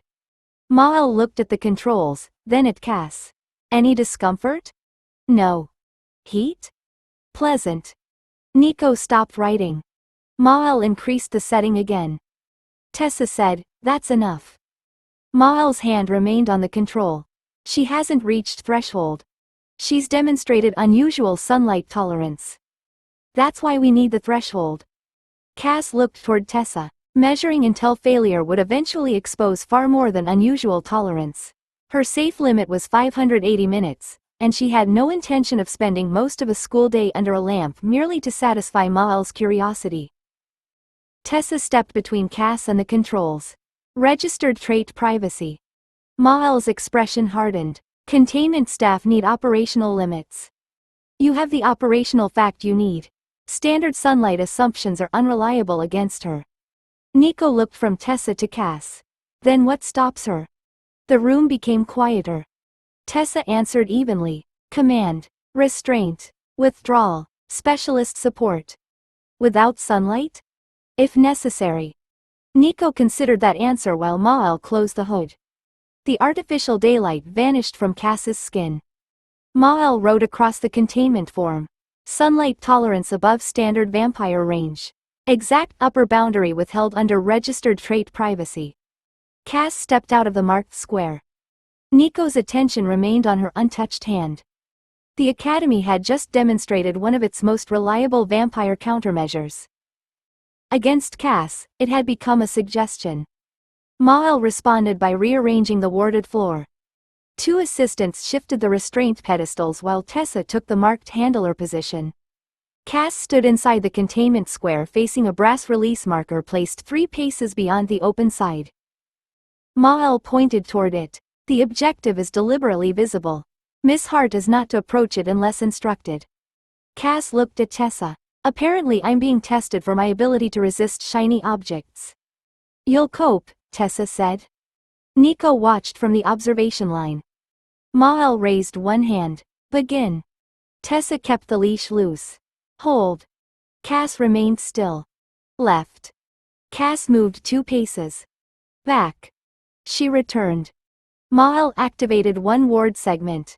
Pale light sealed the obvious route toward the marker while another section opened near Cass's right side. Cass saw the weakness instantly. The new gap let her reach the release pedestal before either blessed restraint station could close properly. She shifted her weight. Tessa said, hold. Cass stopped. Nico leaned forward. Mael nodded. Good. Handler authority preserved despite tactical opportunity. Then she pointed toward Tessa's marked position. Move to secondary control. Tessa started forward. Cass saw the problem. No. Tessa stopped immediately. The word had left Cass before she could make it sound less like an order. Mael frowned. The instruction was for the handler. That position gives me a straight line to her if the right ward fails. Mael looked toward the geometry. Cass pointed. There. Open that segment and I reach Tessa before your restraint team crosses half the distance. Tessa moved sideways instead, choosing the safer angle Cass had indicated. Nico's eyes narrowed. Mael examined the layout, then adjusted the ward sequence herself. Correct. The secondary position assumes a less mobile subject. Cass smiled. I remain delighted to improve the curriculum. The handler was supposed to follow my instruction. Tessa answered calmly. My beast identified a containment flaw. And you trusted her. She was right. Mael accepted that as practical handler judgment and continued resetting the ward. Nico didn't. Cass could almost see the problem taking shape behind his expression. A handler was supposed to control an intelligent beast. What Nico had just watched looked considerably more like 2 people sharing command. He waited until Mael began resetting the final restraint station before approaching the observation line. Nico pointed toward the ward square. How would you get out? Tessa looked at him. Don't encourage her. I'm asking academically. Cass studied the containment geometry. Academically, I'd remain exactly where I was told. Nico smiled faintly. That wasn't an answer. It was an excellent registered beast answer. He pointed toward the left restraint pedestal. I'd force that ward to overload, move through the break, then take the door before the rear station closed. Cass answered before deciding not to. You'd lose. Nico's smile disappeared. Why? The rear station isn't the problem. That line is. Cass pointed toward the narrow channel Mael had demonstrated earlier. It funnels you between 2 restraint angles. You don't run for the door. You make them think you are, then reverse when they close behind you. Silence followed. Cass lowered her hand. That had been more explanation than intended. Nico looked at Tessa instead. Do you ever give her a command without already knowing she agrees with it? Tessa folded her arms. Intelligent beast handling works better when the beast understands the objective. That isn't what I asked. No, Cass said. It was considerably more polite.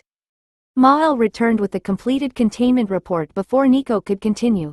Sunlight assumptions amended. Intelligent response protocol recommended. Handler demonstrated effective control under changing conditions. Nico glanced at the last line. Cass suspected he disagreed with at least one word. Mael dismissed them. Nico packed his notebook and slung his bow case over one shoulder. At the door, he looked back. Next practical? Tessa nodded. If Holt assigns you. I'll hope for poor administrative judgment. He left. Cass waited until his footsteps faded down the corridor. We have a problem. Juliana looked toward the closed door. He asks very precise questions. Tessa collected the leash. He's stopped asking questions. Cass glanced at her. He's testing answers now. That was worse. Nico knew sunlight didn't work on Cass properly. He knew Cass could reverse engineer vampire containment while standing inside it. Most dangerously, he'd seen Tessa trust Cass's judgment quickly enough to make ownership look like the wrong word for whatever existed between them. None of it proved the truth. But Nico had apparently decided there was a truth worth proving. 18. The boss is not a teaching aid. The Academy solved Cass's Nico problem by putting him in the same room as several monsters and asking everyone to take notes. Professor Silt's Monster Theory Annex sat behind 3 warded doors and contained a row of reinforced observation pens built into the stone wall. A pair of goblins occupied the first enclosure, a horned cave brute the second, and something long, scaled, and displeased paced behind silver-threaded bars at the far end. Tessa stood at the marked beast tamer position with Cass beside her on a loose leash. Nico had been assigned the observation rail directly behind them. Cass kept her smile pleasant. This feels targeted. Tessa didn't look away from Silt. You're attending as my registered beast. I understood the insulting part. Your legally educational equipment today. Cass turned her head very slowly. I'm going to remember that sentence. Tessa's mouth twitched. I assumed you would. Silt waited until the class settled before indicating the pens. Containment tells you whether a creature can reach you. It doesn't tell you how creatures understand one another. Boss behavior is often social before it becomes violent. She pointed first to the cave brute. Territorial dominance. It controls access to food, sleeping space, and weaker members of its group. Remove it and another creature may fill the role. Her stylus moved toward the goblin enclosure. One goblin wore a leather apron and had arranged 3 stools, 2 bowls, and a chipped slate into what looked suspiciously like an office. Organized hierarchy. Authority may come from strength, skill, recognized duty, ownership, or simple collective agreement. Killing the largest creature doesn't necessarily remove the leader. Cass studied the goblin with increased respect. Silt finally turned toward her. Miss Hart gives us a useful comparison. Registered sapient monsters can understand human command structures while retaining instincts and social expectations from their own species. Cass leaned toward Tessa without moving her feet. I object to useful comparison. Objection recorded. Where? Privately.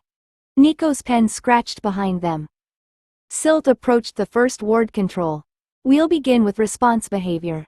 No combat. No feeding. No deliberate provocation. Cadet Rennick will maintain control of her beast while we observe how contained creatures react to another intelligent monster entering their social space.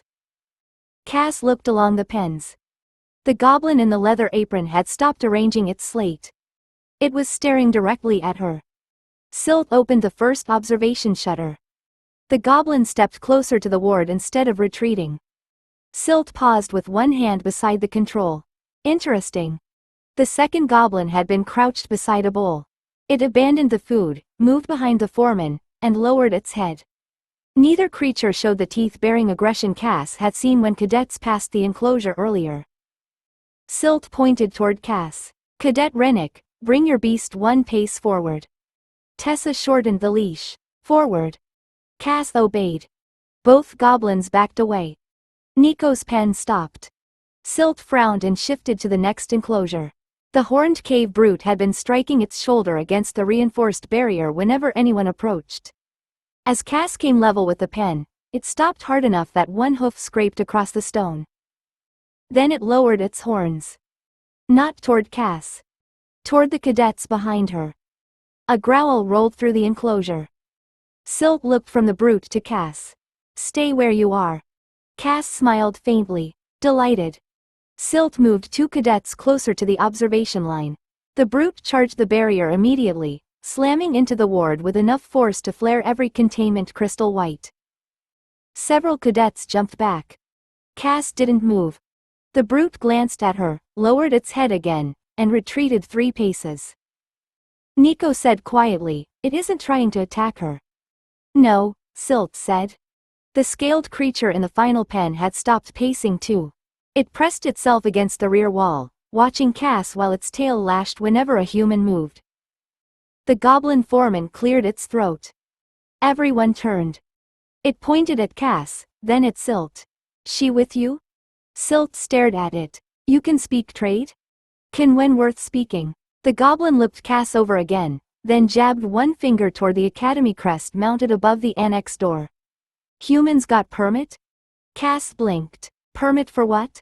The goblin's expression suggested she was being difficult. Bringing boss through occupied dungeon rooms. Silence spread across the annex. Tessa's hand tightened on the leash. Silt said carefully, "She is a registered vampire under beast tamer control." The goblin stared at Tessa, then at the leash. It laughed. Nico didn't. His attention moved from the goblin to Cass with sudden, unpleasant understanding. The monsters weren't treating her like a dangerous trained beast. They were treating her like someone whose permission mattered. Silt recovered first. She stepped toward the ward controls while the goblin foreman continued regarding Tessa's leash with open amusement. "We're suspending the comparison exercise until I understand what response we're observing." The horned brute struck its barrier again. Cass turned toward it. "Stop that." The brute stopped. Nico's head snapped toward her. Cass stared at the creature. That wasn't a command. The brute lowered its horns and backed away from the ward. Silt reached the control pedestal. Nobody move. Unfortunately, the scaled elite in the final enclosure moved immediately. It crossed its pen, pressed one claw against the inner ward, and tracked Cass as Tessa drew her back from the enclosures. The containment crystal above its gate flashed amber.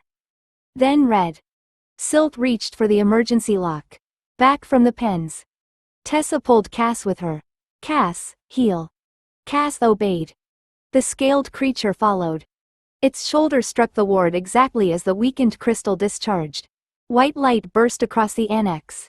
One section of silver-threaded barrier vanished, and the creature came through before the reserve seal could close. The horned brute answered with a roar and smashed its own damaged ward. "Too loose," Nico shouted. The brute charged the nearest cadets. Nico's first arrow struck the floor in front of it, forcing its attention sideways. "Cass." Tessa pointed. "Take the brute. Keep it off him."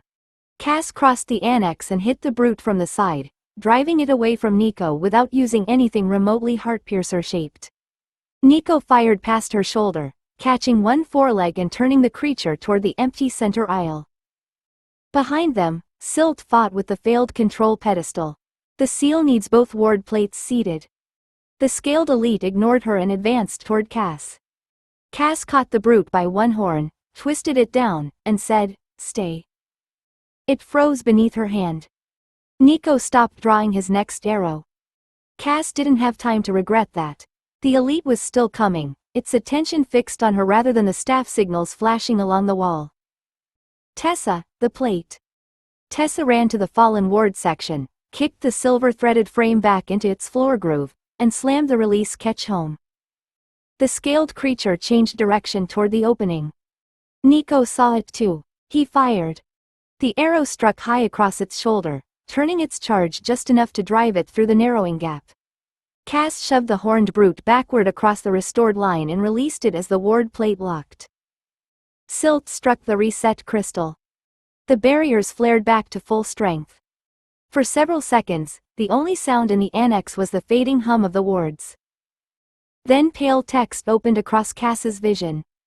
Emergency containment objective complete. Level up, 47. Strength, 22. Agility, 40. Constitution, 27. Magic power, 29. Charisma, 27. HP, 175. Stamina, 164. Blood reserve, 105.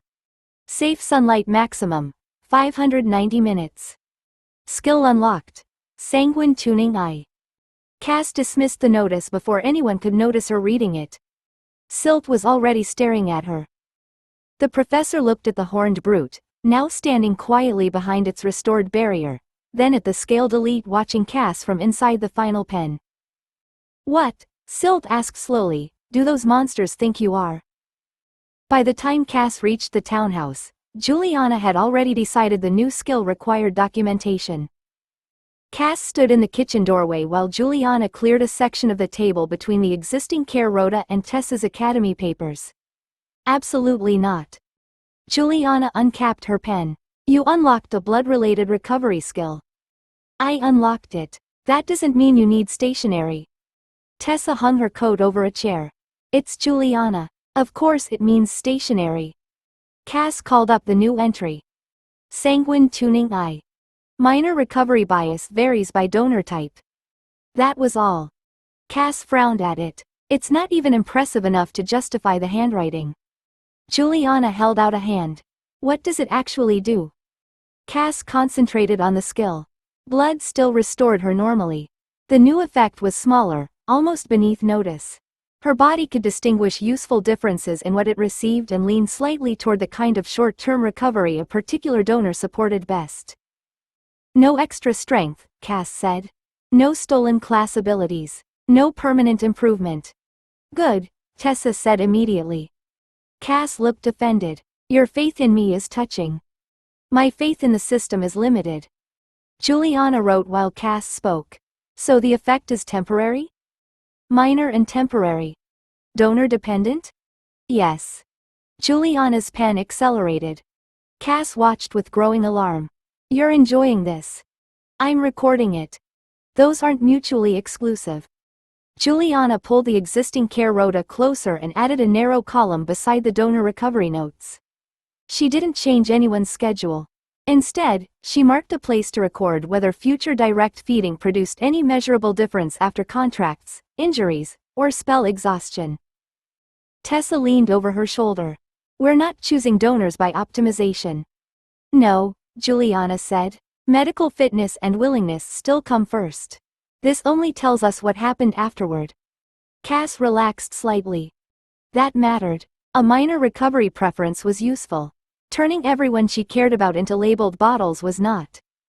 Juliana finished the heading and turned the page toward her. Sanguine tuning recovery observations.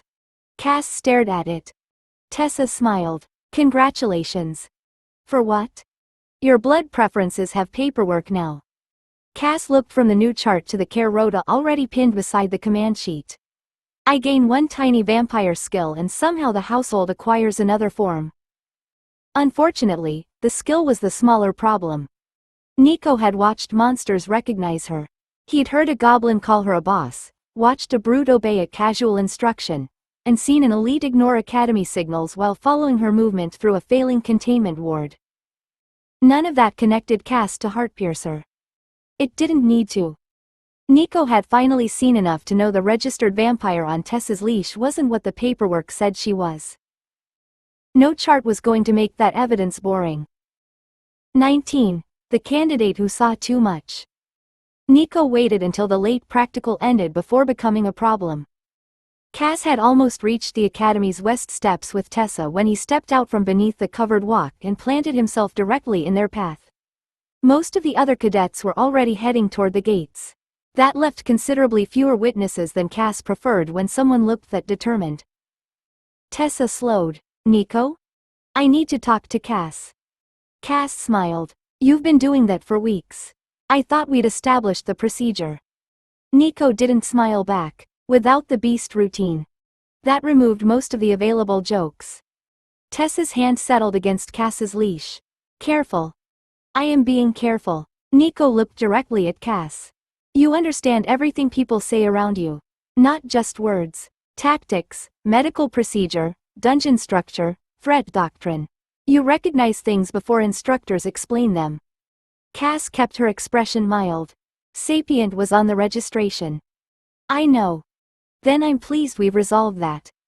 We haven't. Nico stepped closer, lowering his voice as two cadets passed behind him. The monsters in Silt's annex weren't afraid of you like they were afraid of us. The goblin asked whether the academy had permission to bring you into occupied rooms. Cass said nothing. The brute obeyed you.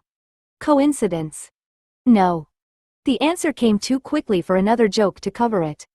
Nico's attention shifted briefly to Tessa, then returned to Cass. And she doesn't command you the way everyone thinks she does. Tessa went very still. Nico continued before either of them could interrupt. Sometimes she gives an order and you obey. Sometimes you decide what needs doing and her command comes afterward. I noticed it in the construct arena. I noticed it in the dungeon. Yesterday I watched monsters notice it too. Cass considered telling him he was imagining patterns because he'd spent too long studying threat reports. She couldn't quite make herself do it. He'd earned better than a bad lie. Cass let her smile disappear. How much have you told anyone? No one. Not Mara? No. Tutor, friend, roommate, instructor? No one, Cass. Tessa studied him for a long moment. Why? Because I wasn't sure. Nico looked at Cass again. Now I am. A pair of academy staff emerged from the practical wing. Cass caught Tessa's eye. Not here. Tessa understood immediately. Walk with us. Nico hesitated. Where? Somewhere we can actually answer you. Cass unclipped no leash, offered no reassurance, and made no attempt to joke the problem smaller. Nico had seen too much. If he wanted the truth, they were going to need a locked door. The townhouse sitting room became considerably less welcoming once Tessa locked it. Nico remained standing until Cass took the chair opposite him. Tessa stayed near the door, still holding the leash she no longer needed to perform for anyone. Nico noticed that too. Cass rested her hands on her knees. The short version is that you're right. Tessa doesn't control me. Nico looked at Tessa. Then what is the collar? Registration, Tessa said. Publicly, I'm her owner and handler. Publicly. Cass nodded. Privately, the relationship runs the other direction. Nico stared at her for several seconds. You control Tessa? Yes. And the others? Cass didn't pretend to misunderstand. Rhea, Juliana, and Marcus are bound to me too. His expression hardened. Bound how? Permanently. The room stayed quiet while Nico fitted that answer against months of behavior he'd already witnessed. Cass could almost see old conversations rearranging themselves behind his eyes. And Heartpiercer? He asked. Cass had expected the question. It still landed heavily. That's me. Nico sat down. Tessa moved away from the door but didn't approach him. That knowledge can't leave this room. I understand why. Cass watched him carefully. Understanding the danger and being able to guarantee silence aren't quite the same problem. Nico's eyes narrowed. What are you proposing? Cass disliked the answer before she gave it. The safest permanent solution is the same one already protecting the household. I can make you a thrall. He went completely still. Cass continued because softening the mechanics would only make the offer dishonest.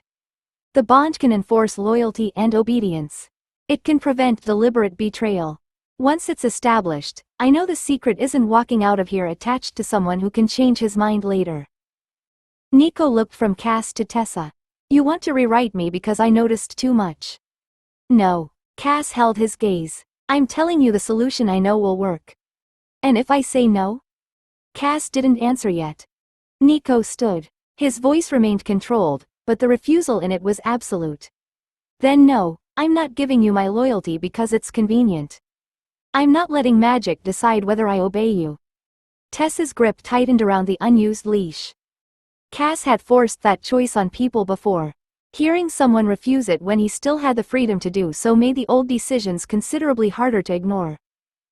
All right, she said. Nico watched her suspiciously. All right?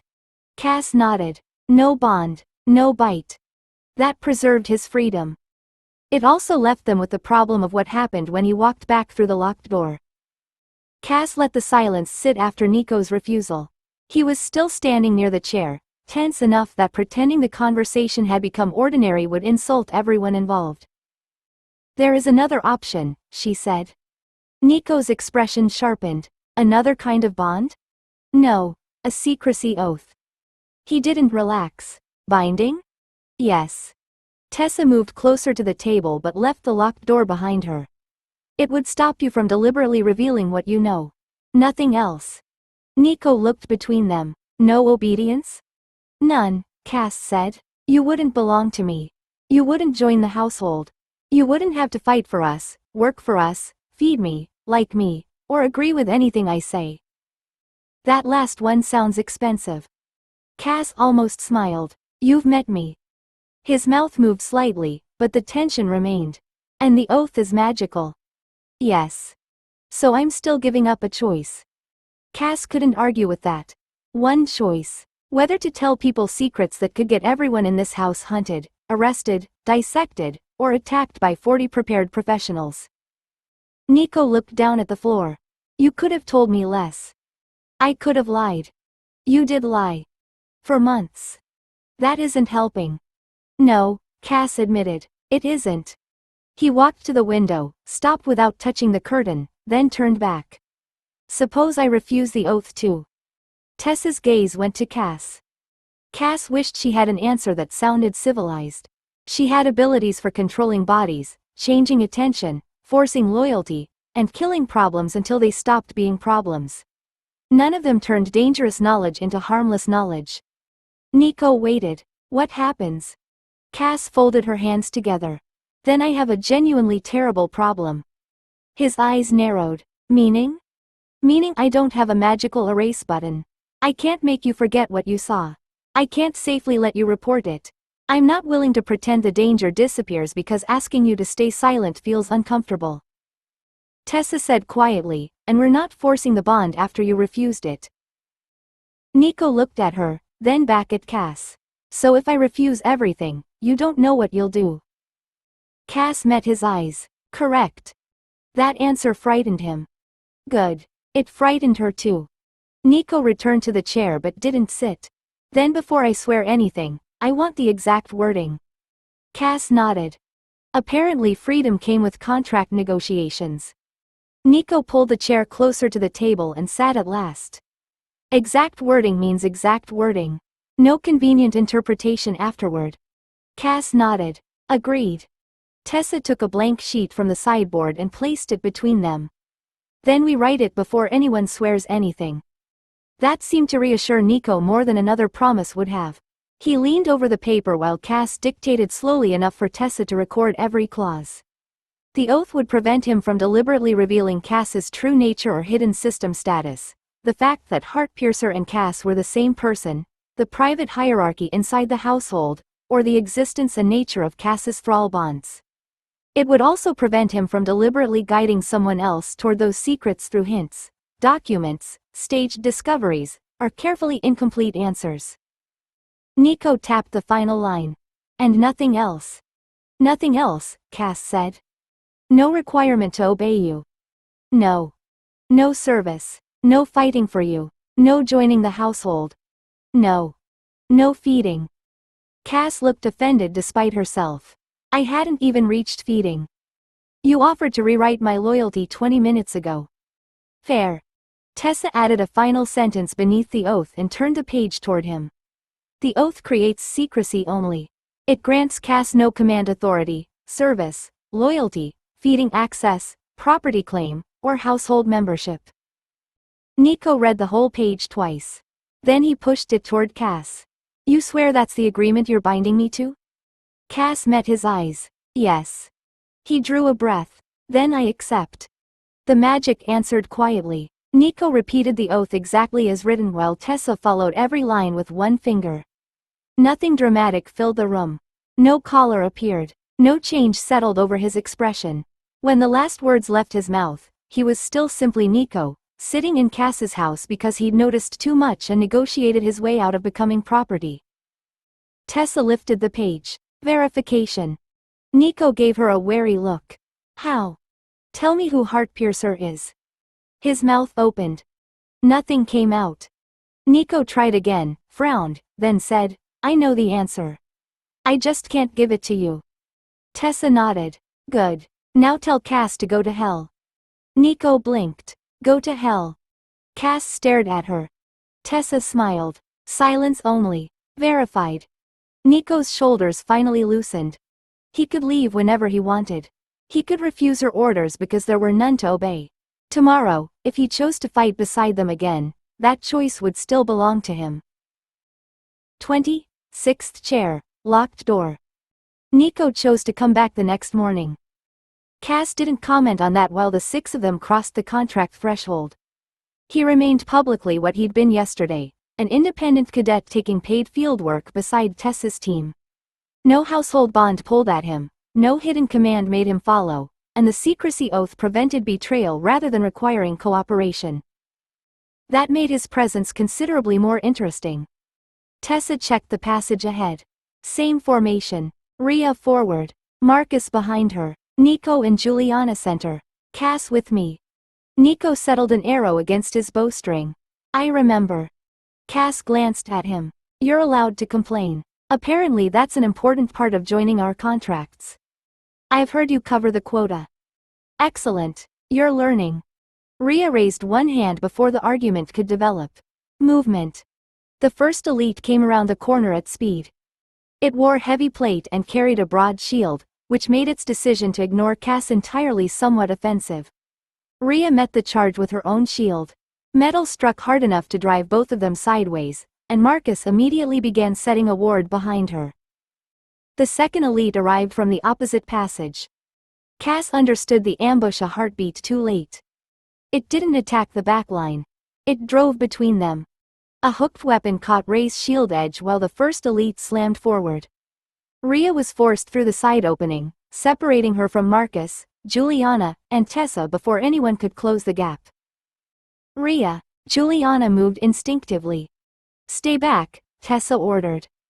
Nico already had a shot. The second elite had turned away from him, exposing the narrow gap beneath its shoulder plate. One clean arrow and he could punish it immediately. Cass saw him notice the opening. She also saw him look toward Rhea. Then toward Tessa and Marcus. He lowered the bow by a fraction and stepped backward instead.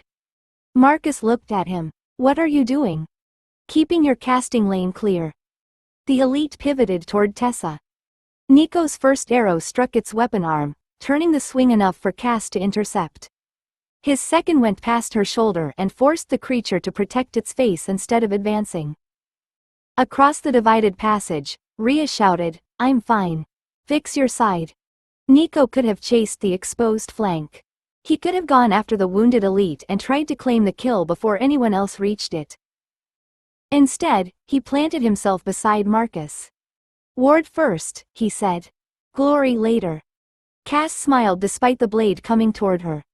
Yesterday, Nico had refused to belong to them. Today, when the dungeon gave him a choice, he'd stayed anyway. The elite made Cass regret smiling about Nico almost immediately. The first creature drove Rhea deeper into the side passage while the second abandoned Tessa and turned on Cass with enough coordination to prove the ambush had been designed around separating roles. Cass slipped the first swing, caught the weapon arm, and discovered too late that the broad blade carried a line of pale ward script along its spine. The elite reversed the weapon and drove it through her coat into the stone wall. Pain came second. The ward came first. White pressure locked around Cass's chest and shoulders, killing the movement she needed for bloodstep and holding her against the wall with the blade trapped across her upper arm. She could move her hand. Nothing else useful answered. Juliana saw her. Cass. I'm fine. You're pinned to a wall. Temporarily. Tessa took one step toward her. Cass looked at her sharply. Stop. The command never left Cass's mouth. Nico was standing beside Marcus with a clear view of all of them. He knew the truth now, but the oath hadn't changed the public rules. Tessa was supposed to command Cass. Rhea, Juliana, and Marcus were supposed to be independent specialists. Cass couldn't start directing her private household through a dangerous fight without proving exactly which way authority really ran. Tessa understood anyway. She turned toward the separated passage. Rhea first. Marcus, open the line. Marcus threw a control ward across the gap. I need 10 seconds. You have 5, Rhea called from beyond the elite. Juliana moved toward Cass. Stay with Rhea, Tessa ordered. Cass gritted her teeth as the warded blade tightened against her. The anchor wasn't the weapon. A pale crystal fixed into the floor behind the elite pulsed in time with the script. She saw it. So did Nico. He didn't ask Tessa. His bow came up, but instead of shooting the elite, he aimed past its hip. The first arrow struck the crystal and glanced away. Nico swore, shifted 2 steps, and fired again. The anchor cracked. The white pressure vanished so suddenly Cass dropped half a pace before catching herself. She tore the blade away from her arm and drove the elite backward. Tessa stared at Nico. How did you know? The ward brightened when she pulled against it. He already had another arrow ready. Breaking the thing feeding it seemed smarter than shooting armor. Cass looked at him. No bond had told him to protect her. No loyalty magic had redirected his choices. The oath only prevented betrayal. Nico had seen the problem, understood what she couldn't safely say, and acted anyway. Across the passage, Rhea slammed her shield into the first elite. Admire him later. I'm still busy. Cass drew her dagger. That seemed fair. Cass went for the elite Nico had freed her from while Rhea drove the other back into the main passage. The cracked anchor had taken the ward with it. Without that advantage, the creature was simply heavily armored, coordinated, and standing between Cass and the contract seal.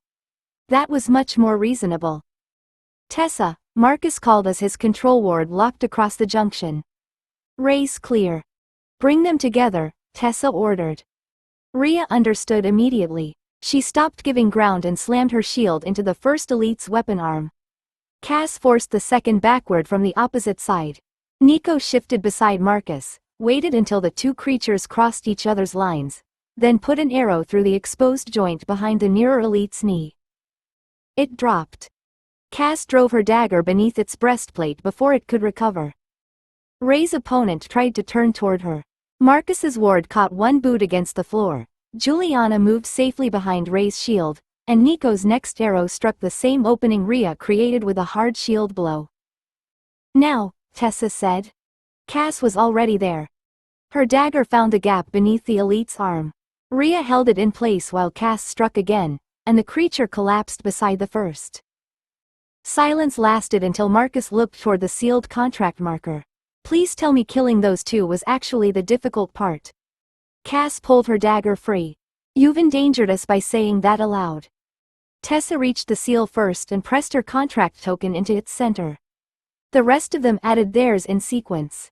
Nico's was last. White light crossed the stone. High-risk contract complete. Level up, 48. Strength, 22. Agility, 41. Constitution, 27. Magic power, 29. Charisma, 28. HP, 175. Stamina, 166. Blood reserve, 105. Safe sunlight maximum, 600 minutes. New skill, Household Bond Sense I. The new awareness arrived before Cass finished reading. Tessa, Rhea, Juliana, Marcus. 4 familiar bonds registered at once, not thoughts or commands, but immediate living certainty. Present, hurt or whole, near enough to matter. Cass's head turned toward Tessa. Tessa looked back instantly. Rhea did too. Then Juliana. Marcus stopped checking the seal and faced Cass with the same automatic attention. Nico stood among them, tokens still beneath his fingers. His gaze moved from one face to the next. You all just did that, he said. Cass felt 4 bonds waiting around her and 1 man outside them who had noticed exactly where the household center was. Apparently level 48 had terrible timing. By the time they reached the townhouse, Juliana had cleaned Cass's arm, Marcus had checked everyone's equipment, and Rhea had claimed the kitchen table in the name of food. Nico took the 6th chair without being invited. Cass noticed. So did everyone else. He waited until Juliana finished declaring that nobody had suffered anything requiring further treatment before looking directly at Cass.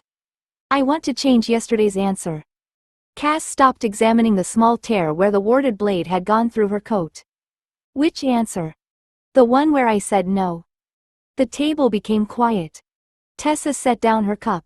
The oath is already protecting the secret. You don't have to do anything else. I know. Nico looked around the table before returning to Cass. That's why I'm asking now. Cass understood before he said it. Yesterday, the bond had been offered while he was trapped behind a locked door with knowledge he couldn't safely carry away. Today, the contract was finished, the secrecy problem was solved, and Nico could leave whenever he wanted. You want the thrall bond, she said. I want the household. Cass leaned back. Those aren't automatically the same thing. For me they are. Nico rested both hands on the table. I know what this costs. I know who actually gives the orders. I know what happens if someone comes after Heartpiercer through Cass. And today I watched all four of them turn toward you before anyone knew why. Marcus adjusted his spectacles. That was somewhat revealing. Extremely. Cass studied Nico. The bite is permanent. So is the team I want. That silenced even Rhea. Cass gave him one final opportunity. You keep your oath and walk away from this offer, nothing happens. No punishment. No pressure afterward. Nico nodded. Then my answer is still yes. Cass rose. He did too. The bite itself took seconds. Nico tilted his head willingly. Cass fed only enough to establish the magic, and thrall bond settled between them with the familiar certainty of another life joining the household. Household bond sense answered immediately. 5. Nico touched the marks at his throat. That's unsettling. You volunteered. I'm reconsidering the review score, not the purchase. Tessa laughed first. Juliana was already discussing donor recovery. Marcus wanted Nico's gear included in the household inventory. Rhea pointed out that his room needed deciding, while Tessa began working through the public explanation for why an independent cadet was suddenly spending considerably more time with them. 21. A hurtful phrase. The sixth chair remained at the townhouse. Nico, unfortunately, was already occupying an academy chair when Captain Fenn upgraded Heartpiercer from dangerous inconvenience to regional problem. Cass sat beside Tessa in the threat analysis room, academy plate visible on her collar and leash arranged loosely across Tessa's hand. Nico occupied the next table as an entirely independent cadet whose new connection to Cass was nobody else's business. Professor Silt stood beside Fenn at the hunter board while 3 new reports were pinned beneath the existing Heartpiercer file. Fenn tapped the first. Confirmed sighting outside the Western Contract District. His finger moved to the second. Probable encounter across the northern boundary. Then the third. Independent report from a patrol 2 zones east. Matching wings, blood-directed attack pattern, objective-focused engagement, and withdrawal before containment. Cass regarded the map. Heartpiercer had been busy. Silt folded her arms. Enough geographic spread that roaming is no longer the useful planning concern. Agreed. Fenn removed the previous response notice and fixed a larger red bordered sheet beneath Heartpiercer's name. Regional threat. Cass stared at it. Tessa's fingers tightened once around the leash. Nico looked down very quickly, which meant he was almost certainly trying not to laugh. Cass raised one hand. Fenn noticed. Yes? Regional threat sounds hurtful. The room went quiet. Tessa turned toward her with exquisite slowness. Cass. I'm making an academic observation. Silt's mouth twitched. About terminology? Yes. It sounds like something announced before people are advised to secure loose garden furniture. Nico failed. A short laugh escaped before he disguised it as a cough. Fenn looked unimpressed. It means the expected response may require coordination across regional authorities rather than a single local command. That's much less insulting. It isn't intended as an insult. Then the title needs work. Tessa gave the leash a small tug. Stop reviewing the threat classification. Cass settled back beside her chair. Fine. I merely object to the phrasing. Fenn underlined the new designation. For clarity, this changes nothing about Heartpiercer's known system status. Regional threat is an observer classification based on response requirements. Silt nodded. The reports remain separate from any registered creature file unless evidence connects them. Cass's irritation eased considerably. Nico glanced toward her. That distinction mattered more now than ever. Heartpiercer could become the regional equivalent of an approaching storm so long as Cassidy Hart remained Tessa Rennick's unusually argumentative registered vampire. Fen handed Silt a duplicate of the new notice. The Academy Liaison Office gets this today. Tessa looked at the paper. Cass stopped finding the phrase quite so funny. Silt proved Cass's concern justified by removing a second sheet from beneath the threat notice. This also takes effect today, she said. Tessa accepted it, read 3 lines, and frowned. Why does Heartpiercer becoming a regional threat change my beast access clearance? Cass leaned closer. The Academy had added sign-in requirements at the practical wing, archive corridor, dungeon lab entrance, and restricted training halls. Registered combat beasts could no longer enter those areas without their handler present, and several exercises now required an Academy escort between staging and assessment zones. Cass looked at Tessa. I appear to have become administratively dangerous through association with someone I've never met. Nico coughed again. Fen gave him a suspicious glance before answering Tessa. The restrictions apply to registered dangerous beasts during elevated regional threat conditions. Which means Cass, Tessa said. Among others. Tessa tapped the notice. She already has Academy identification, containment clearance, medical clearance, and an approved access record. She hasn't violated any of them. Silt rested one hand against the board. The Academy isn't saying she has. Then why am I signing her into 4 places where I could take her yesterday? Because Heartpiercer is mobile, Fen said. The Academy is reducing uncontrolled movement by combat-capable creatures while regional response procedures are active. Cass considered that logic. So a dangerous monster is somewhere outside the Academy. Therefore the dangerous monsters already registered inside the Academy receive more paperwork. Fen looked at her. Essentially. That's impressively unfair. Tessa lowered the sheet. It's irrational. You're punishing my pet because an unrelated roaming boss has generated a larger hunter file. Cass kept her expression neutral at the word pet. Tessa had delivered it perfectly, irritated ownership and all. Fen shook his head. It isn't punishment. Your access remains active. With extra sign-ins, escort restrictions, and no independent movement through halls she was cleared to use. Yes. That sounds remarkably like restriction. Silt took the notice from Tessa, added her signature beneath Fen's, and returned it. It is a restriction. It's also temporary policy, not an accusation against Cass. Tessa stared at the signatures before finally taking out her pen. Cass watched her initial the first new access line. Publicly, Tessa was arguing for the freedom of a registered beast she owned. Privately, every extra checkpoint created another place where Cass's movements could be recorded, compared, and questioned. Nico's amusement had disappeared completely. He was reading the restriction sheet now with the focused expression Cass had learned not to underestimate. That was probably going to become a conversation. Silt ended the session before Nico could start that conversation in front of Fen. Cadet Rennick, return the signed access notice to administration before tomorrow's first practical, she said. Vale, stop reading over her shoulder. Nico stepped back. I wasn't. Fen closed the Heartpiercer folder. You were. By the time they reached the townhouse that evening, Nico had acquired an audience. Tessa spread the new restriction sheet across the kitchen table while Rhea, Juliana, and Marcus listened from the other chairs. Cass remained standing long enough to point at Nico.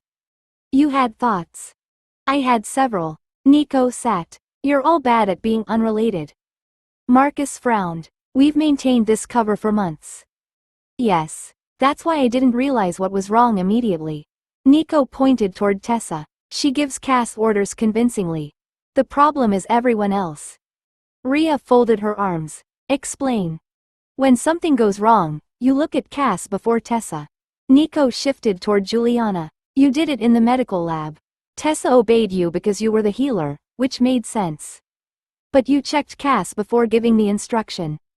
Juliana became very still. Nico looked at Marcus. You arrange wards around where Cass intends to move before Tessa tells you where she's going. Marcus adjusted his spectacles. That could be ordinary team familiarity. Once, yes. Cass slowly took her chair.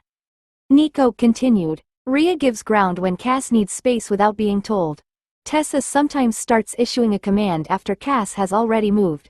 And all four of you watch strangers watching her. Tessa stared at him. How much of this had you noticed before the oath? Enough to know the ownership story was wrong. Not enough to know what replaced it. Rhea looked at Cass. Then she caught herself and looked deliberately at Tessa instead. Nico pointed at her. That. Rhea swore. Cass considered every academy practical, medical inspection, threat briefing, and corridor conversation in which they'd congratulated themselves for preserving the public hierarchy. Apparently they'd been performing the complicated part while failing at eyes. Tessa pulled a blank sheet toward her. Fine. New rule. In public, when something unexpected happens, everyone checks me first. Marcus nodded. Even if Cass is obviously making the decision. Especially then. Juliana added, and no anticipating her movement unless Tessa has given enough visible direction to justify it. Nico leaned back as Tessa began writing. Cass looked around the table at 5 people who now knew exactly how much one observant outsider had seen. Their cover had just improved. Unfortunately, so had Cass's understanding of how close it had come to failing. The revised cover rules survived until the following morning, when Cass discovered that regional threat had one advantage. Fen had added another map to the threat room. Cross-zone reports were marked across it, each connected to the Heartpiercer file without touching the separate academy record for Cassidy Hart. Cass stood beside Tessa while Silt reviewed the latest entries. Nico remained 2 places away, carefully looking toward Tessa whenever Cass shifted position. He was taking yesterday's lessons seriously. Cass studied the map. I've reconsidered my objection. Tessa kept her attention on Fen. That sounds dangerous. Regional threat may be useful. Nico looked at Tessa first, then Cass. Improvement. Fen stopped arranging reports. Useful to whom? Cass pointed toward the markers. Everyone looking for Heartpiercer. Silt's eyebrows rose. Explain. The reports place her across several zones. Hunters now expect movement, independent objectives, and appearances far from the academy. Cass smiled. Meanwhile, I'm a registered vampire with restricted access, an identification plate, a handler, and an increasingly impressive collection of sign-in requirements. Tessa closed her eyes briefly. Cass. What? If everyone's searching for Heartpiercer somewhere else, that seems helpful. That isn't how threat files work. Cass looked at her. It appears to be exactly how maps work. Tessa turned enough to face her. Regional threat means they search in more places. It doesn't mean they stop looking nearby. Fen nodded. Correct. Cass disliked how quickly he joined that side of the argument. Silt tapped one of the markers nearest the academy district. Every confirmed expansion increases reporting requests. Patrols compare sightings. Guilds circulate descriptions. Academy staff receive updated guidance. A broader search creates more observers, not fewer. Cass's satisfaction weakened. Nico glanced properly toward her now. And if Heartpiercer appears somewhere while Cassidy Hart has a documented academy obligation, that helps. Cass brightened. Tessa immediately shook her head. Only if nobody starts comparing those obligations because the timing becomes interesting. That was unnecessarily pessimistic. That was planning. Fen finished pinning the final report. Heartpiercer remained on one board beneath a red regional threat notice. Cassidy Hart remained in the academy system as Tessa's registered sapient tamed monster, inconvenient, restricted, and entirely separate. Cass looked between the 2 identities. The label hadn't made her safer. It had made the separation more valuable. For now, the hunters were still looking at the correct file and the wrong woman. Cass intended to keep it that way. 22. No raid cap, no thank you. Cass discovered the academy had found a practical use for regional threat status 2 days after deciding she disliked it. The large-scale simulation field occupied enough ground for several cadet groups to work simultaneously. Warded barriers divided the space into streets, breach lanes, evacuation routes, and a central objective zone. Dozens of bronze constructs stood inactive behind marked gates while cadets assembled beneath numbered banners. Cass stopped beside Tessa. This seems excessive. Nico joined them with his bow already strung. You said that about 40 people. I was correct then too. Instructor Holt stood on the raised control platform with Captain Fenn beside him. A board behind them showed 2 columns. Raid Cap Response. No Cap World Boss Response.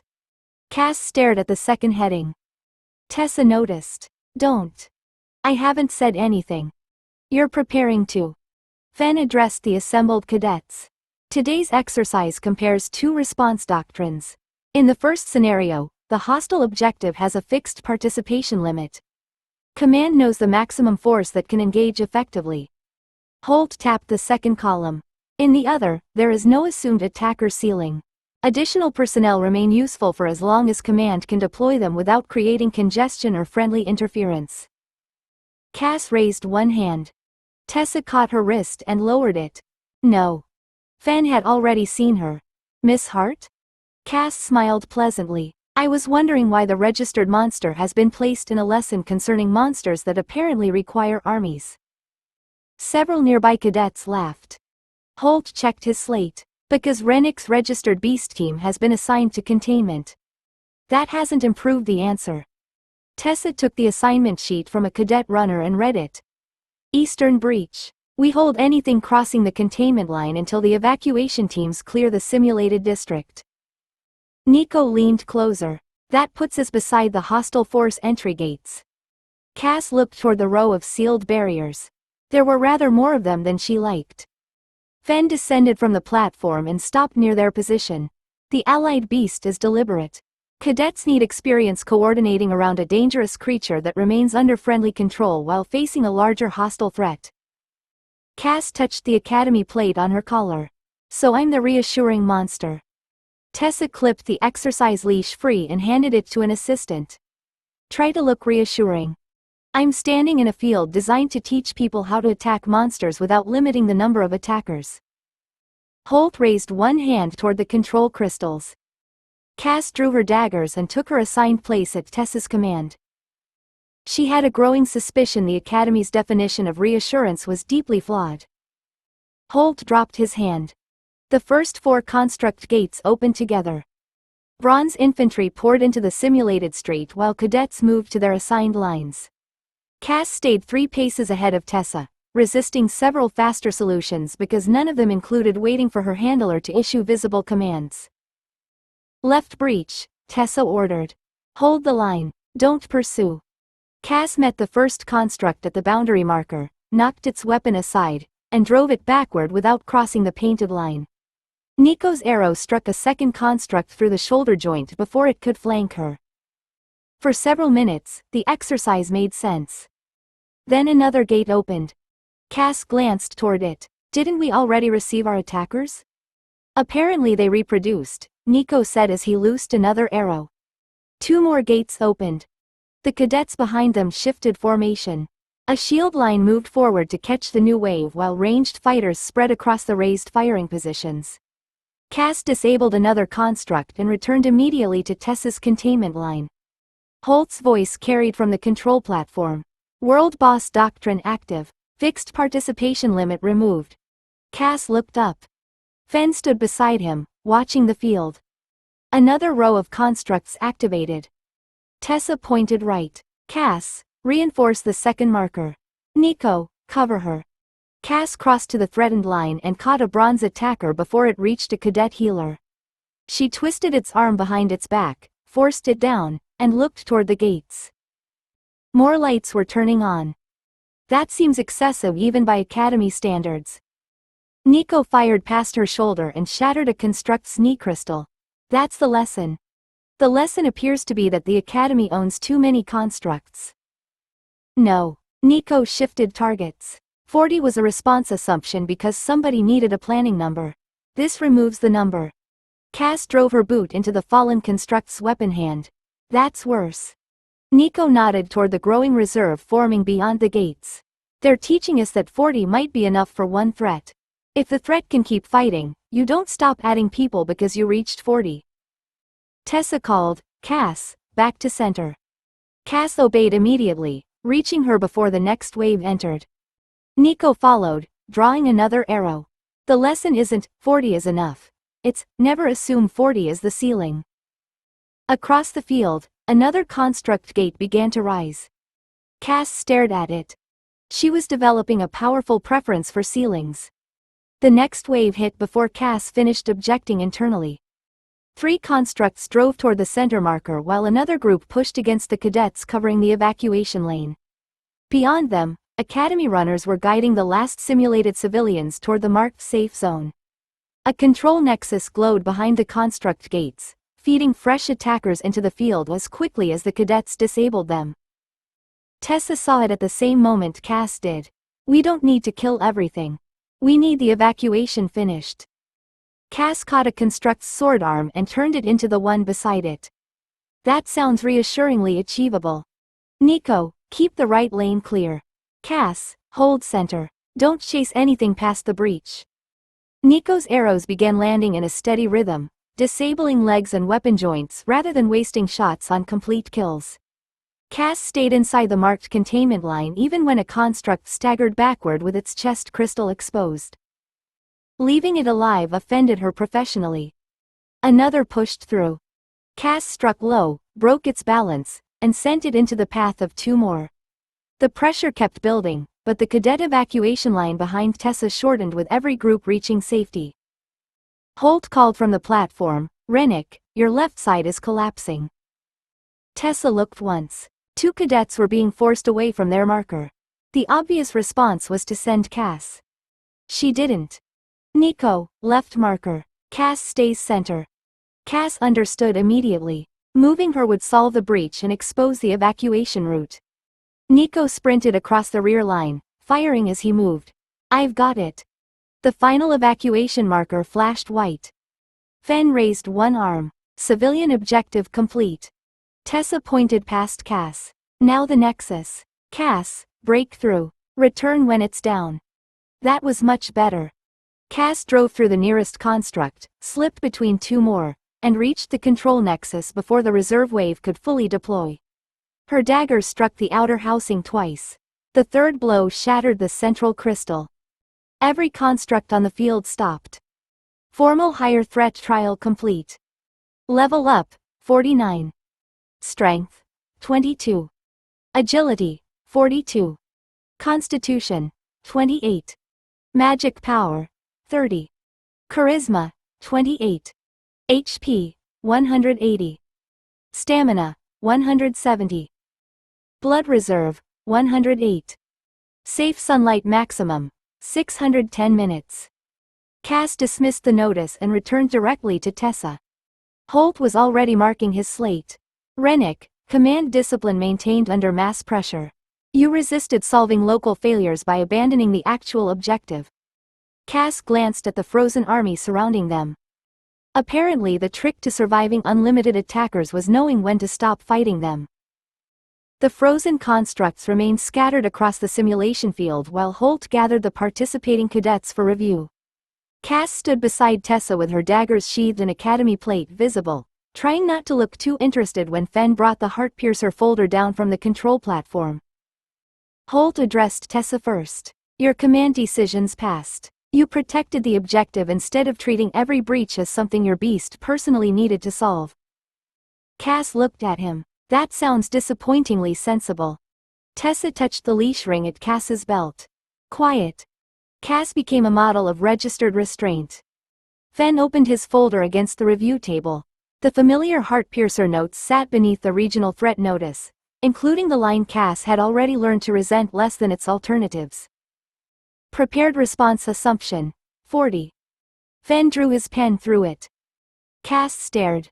He wrote beneath the cancelled line, then turned the folder slightly away before she could read the replacement. Cass leaned toward Tessa. He crossed out my 40. Tessa kept her attention on Holt.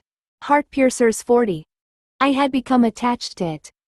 Nico, standing on Tessa's other side, glanced at the folder. 20 minutes ago you thought 40 was excessive. I've received new information. Fen looked up. The simulation wasn't about Heartpiercer specifically. Cass nodded toward his pen. Your paperwork disagrees. That drew Holt's attention to the folder. Fen didn't deny it. The exercise demonstrated the weakness in treating a planning baseline as an implied maximum. 40 prepared combatants may be sufficient against some high-threat targets. Cass disliked one word immediately. Some? Tessa closed her eyes. Fen continued as though Cass hadn't spoken. For an intelligent mobile target with uncertain capabilities, the response should scale with the objective, terrain, containment requirement, and available force. An arbitrary ceiling creates bad doctrine. Nico nodded slowly. So 40 stays useful as a starting estimate. A starting estimate, Fen agreed. Not a cap. Cass looked at the crossed-out number again.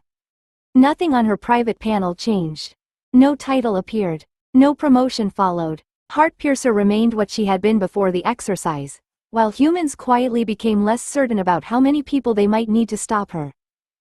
That should have been reassuring. It wasn't. Tessa finally glanced at her.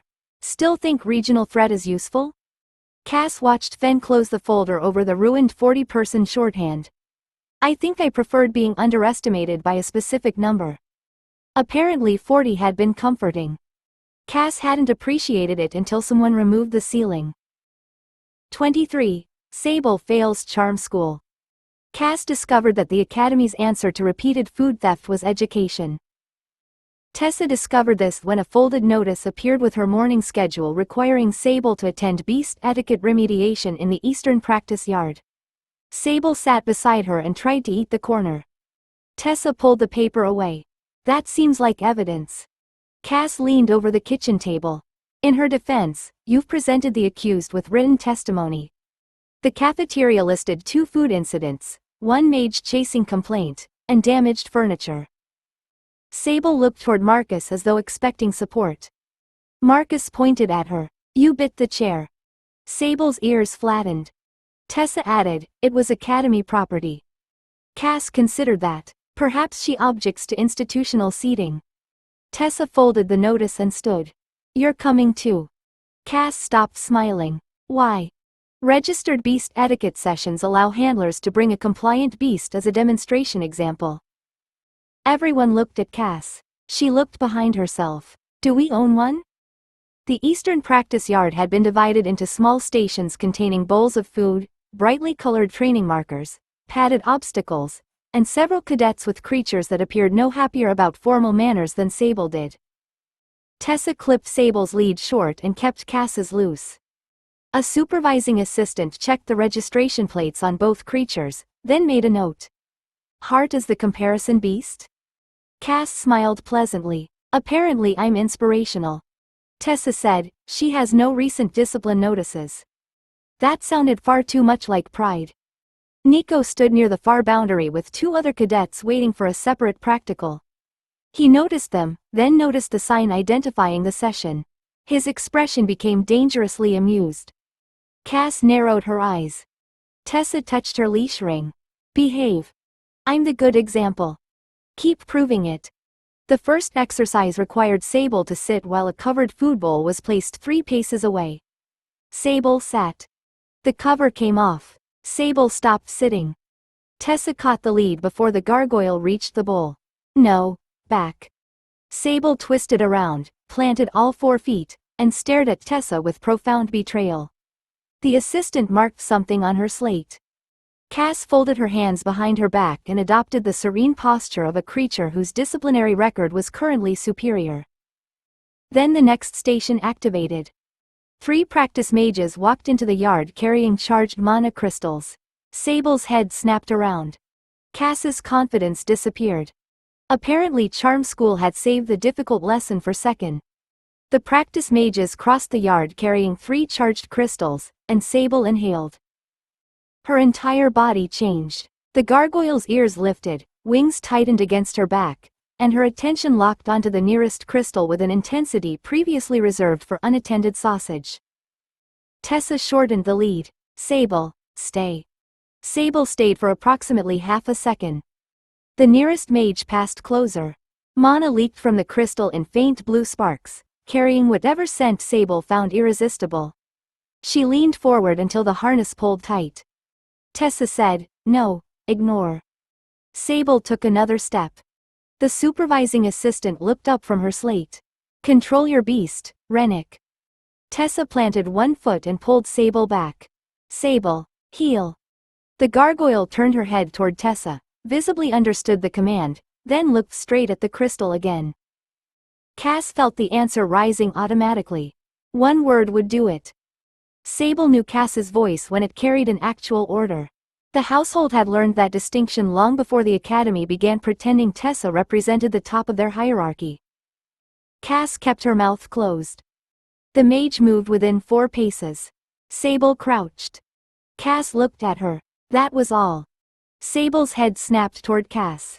Predatory focus vanished so abruptly that her claws stopped digging into the sand. She folded her wings and sat. Silence lasted long enough to become dangerous. Nico had been watching from the boundary. So had the assistant.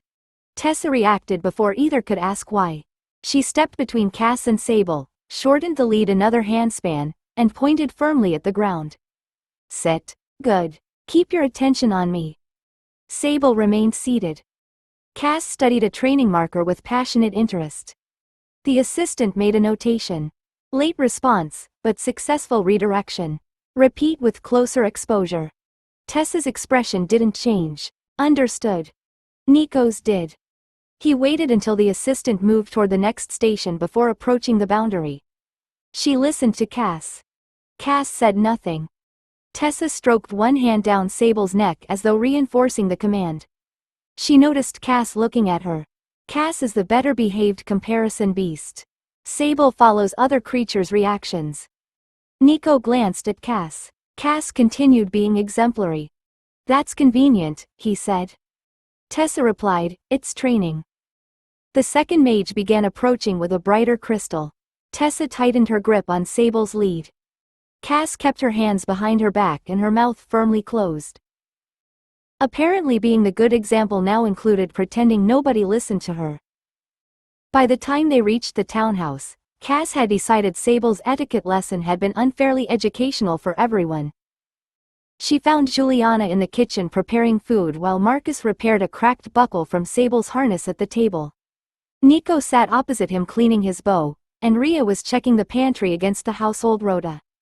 Sable had been assigned to her bed with a chew strip and strict instructions not to investigate anything containing mana. Cass stood in the doorway and reached through household bond scents. Juliana was tired but steady.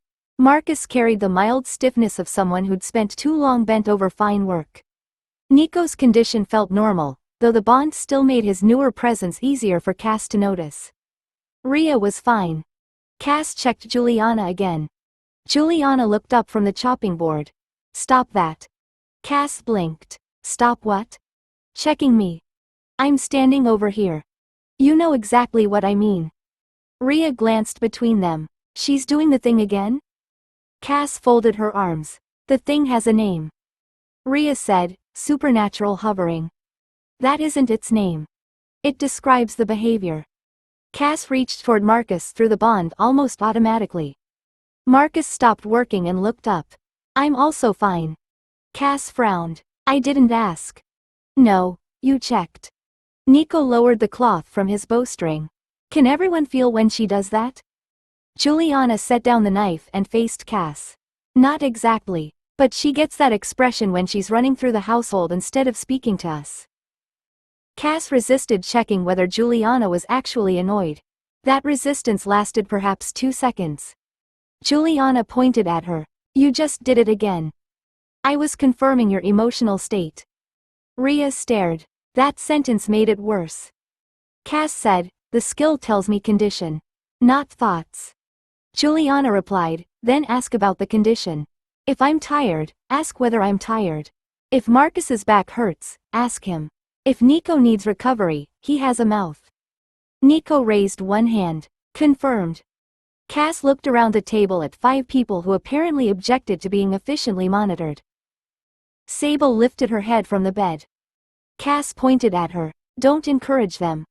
Sable resumed chewing. Juliana picked up the knife again. The bond is for emergencies and useful awareness, not checking whether everyone needs a nap every 6 minutes.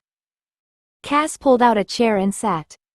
Apparently gaining a household sense had also gained her a household boundary. By late evening, Juliana had cleared Marcus from donor recovery.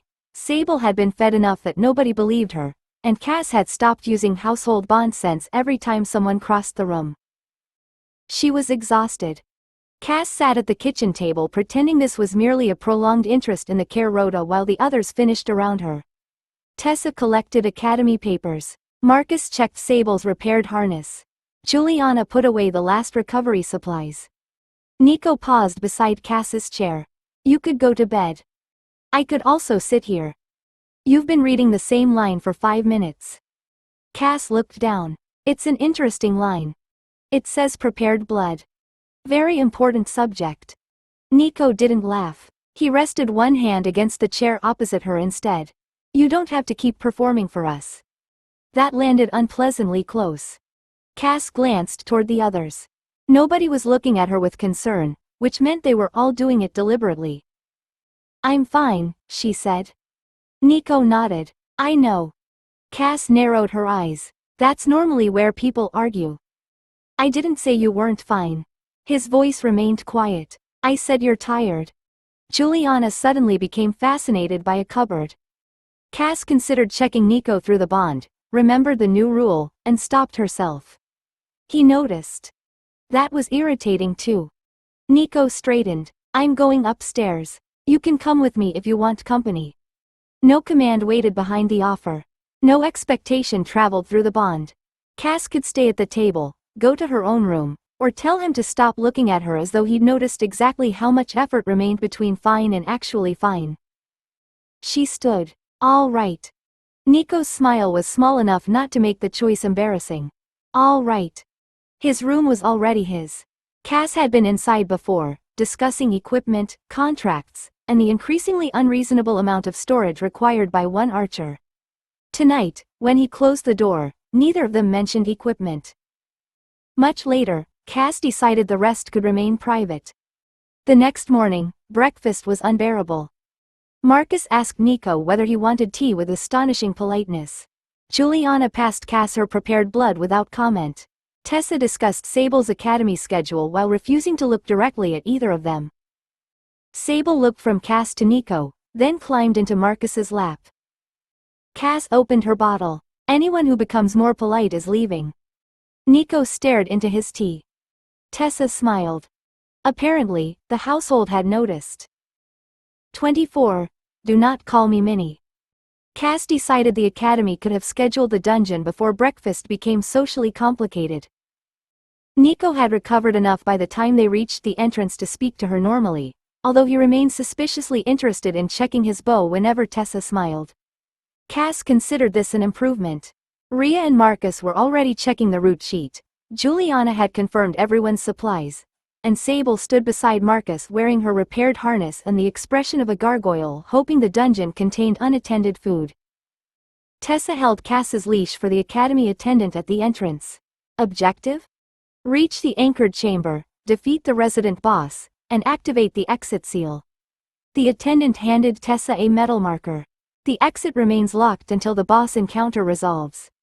Cass examined the marker. So leaving requires upsetting someone who lives here. The attendant looked at Tessa. Tessa sighed. She understands. I was objecting to the hospitality. They entered under the academy seal. The dungeon was older than the training routes Cass had grown used to. Wide stone passages descended beneath heavy arches, with gouges across the walls at shoulder height and iron rings set into several junctions. No painted arrows told them where to walk. Rhea took the front, Marcus and Nico watched the side passages.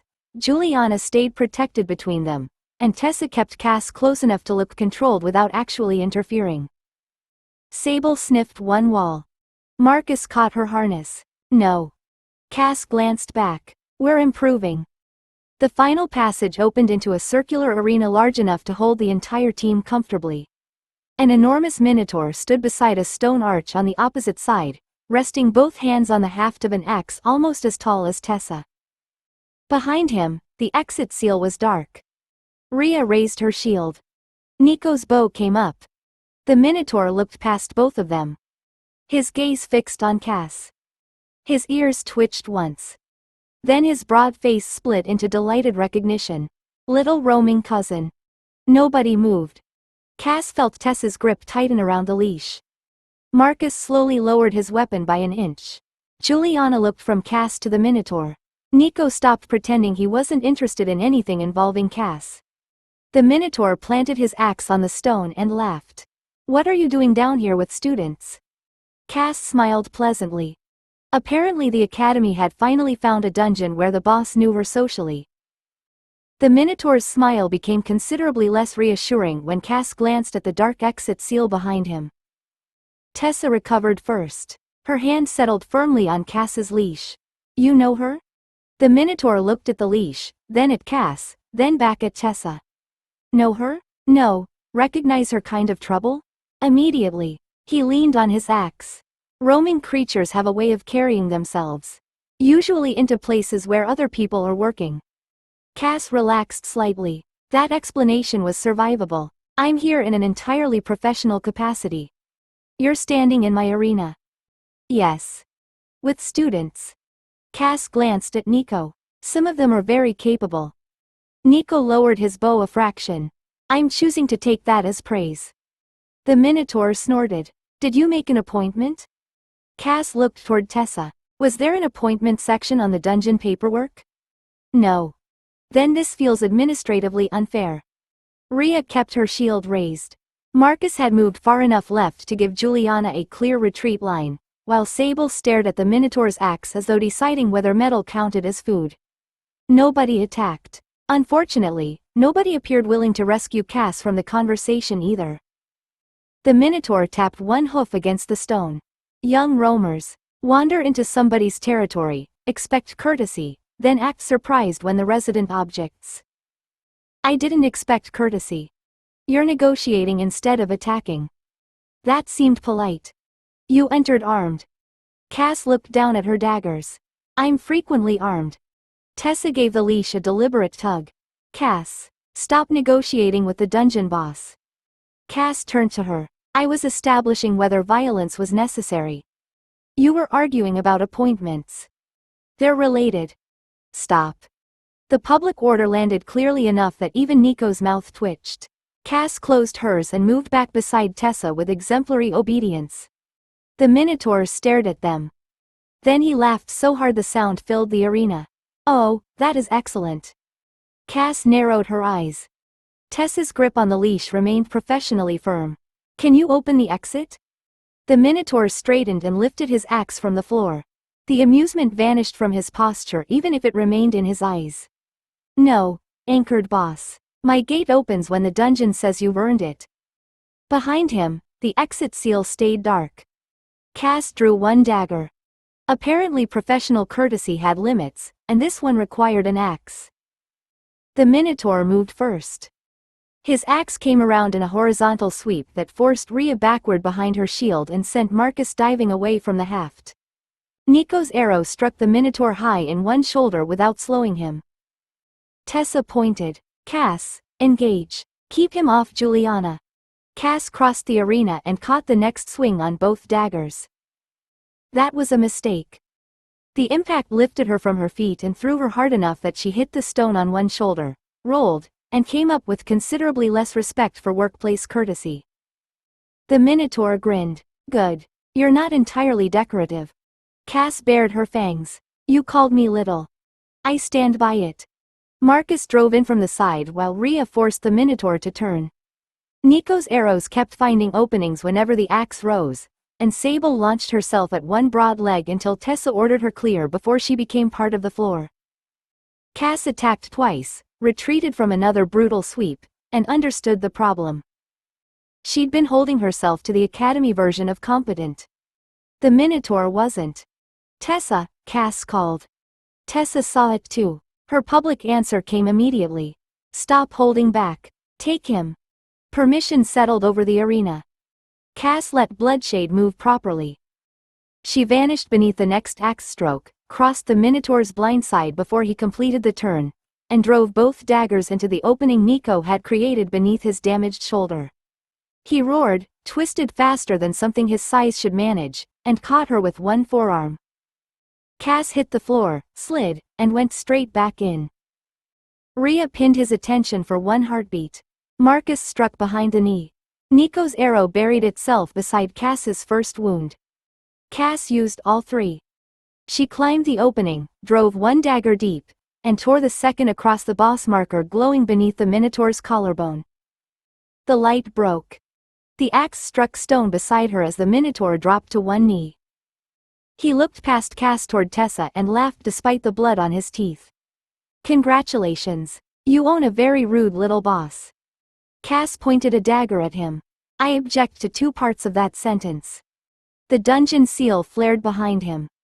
A private notice opened across Cass's vision. Level up, 50. Strength, 23. Agility, 42. Constitution, 28. Magic power, 30. Charisma, 29. HP, 180. Stamina, 170. Blood reserve, 108. Safe sunlight maximum, 620 minutes. Skill acquired, Mist Form I. Cass stared at the final line. Apparently level 50 had arrived with instructions for becoming weather. The notice vanished just as the Minotaur did.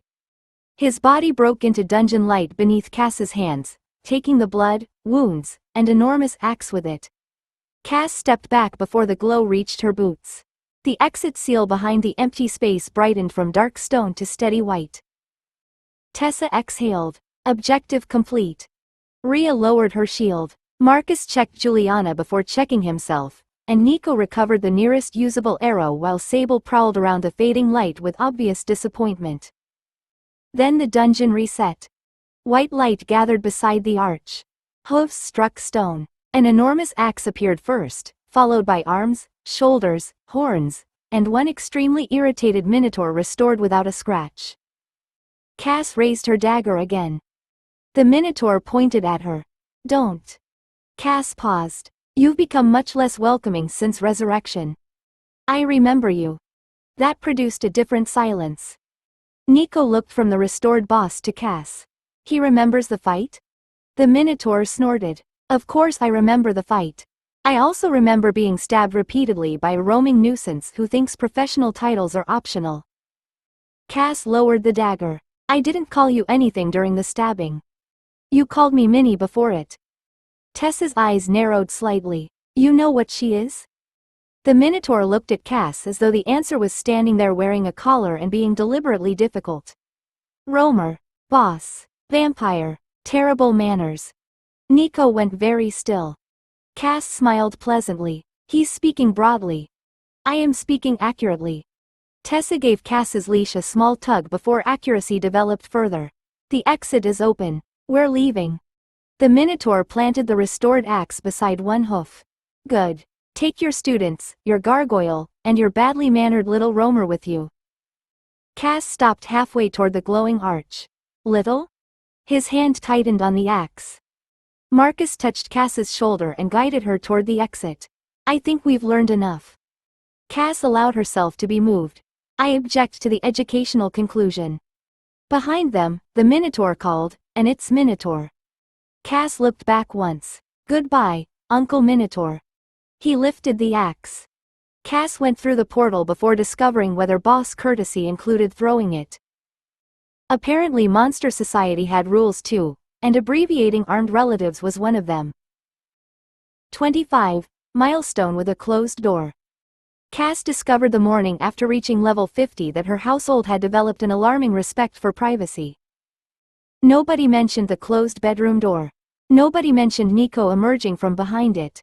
Nobody even looked directly at him when he took his usual chair at breakfast. This would have been more convincing if everyone hadn't become painfully polite. Marcus passed Nico the bread. Would you like some? Nico stared at him. You've never asked me that before. I'm improving.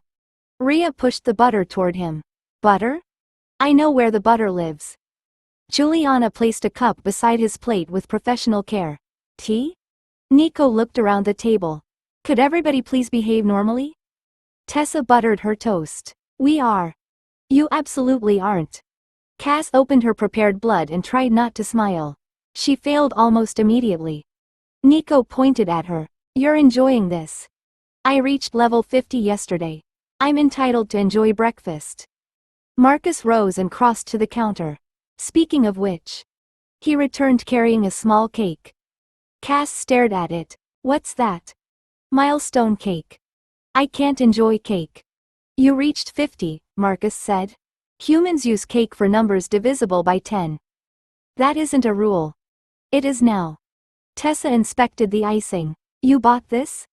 Rhea did. Rhea looked offended. I chose it. Juliana paid. Juliana sighed. Because apparently household medical expenses now include commemorative sponge. Cass looked from the cake to the bottle in her hand. So everyone else celebrates my milestone by eating something I can't taste properly while I drink breakfast from a bottle. Marcus nodded. Exactly. That seems hostile. Sable put both front claws on Marcus's knee and stared at the cake. No, he said. Cass pointed toward the gargoyle. At least someone understands injustice. Nico covered his face briefly with one hand. Tessa finally laughed. We're celebrating because you made 50. Eat whatever part of breakfast you actually like. Cass raised the bottle. This lacks candles. We could put one in the stopper, Rhea suggested. Juliana looked horrified. Absolutely not. The argument moved naturally from candles to whether blood could technically support icing, while Marcus defended milestone cake as an established household tradition despite having invented it less than 5 minutes earlier. Across the table, Nico gradually stopped waiting for someone to mention the closed door. Then Rhea silently handed him the knife and indicated the cake. Nico stared at her. Why me? Everyone became polite again. Apparently joining an established family tradition was easy. Becoming the obvious subject of everyone's restraint was considerably worse. Once the cake had been divided among the humans and Sable had been prevented from becoming an additional human, Juliana reclaimed the kitchen table for practical matters. Cass regarded the notebook, the prepared blood beside her, and the expression on Juliana's face. You're about to make level 50 less enjoyable. I'm making it survivable. Juliana pointed to the private skill description Cass had copied out. Mist form is short duration, costs blood, and doesn't make you invulnerable. Wind can disrupt you. Wards can stop you. Silver and blessed effects remain dangerous. Cass looked at the final line again. And my clothes are apparently less committed to the transformation than I am. Tessa folded her arms. Unsecured gear doesn't come with you.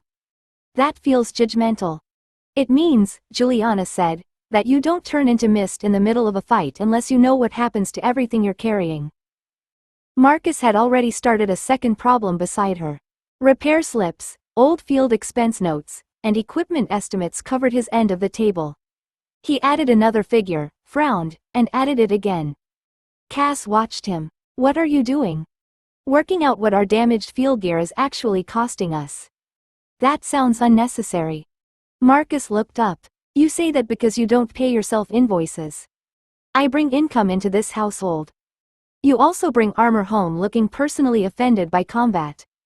Rhea leaned over his shoulder. How bad? Marcus tapped the replacement column. Bad enough that we stop treating damaged equipment as something future Marcus quietly solves. Cass considered objecting until Juliana moved the conversation somewhere worse. Donor recovery stays unchanged, Juliana said. New skill or not, blood expenditure doesn't become permission to shorten recovery time.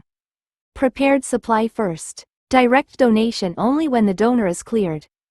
Cass lifted her bottle. Every useful ability I gain somehow creates another rule. And another expense, Marcus added. Juliana ignored both of them and tapped the final figure Cass had written beside her status. Your daylight limit is 620 minutes now. That softened Cass's complaint. 10 hours and 20 minutes. Level 60 no longer looked like an impossible point on a distant panel.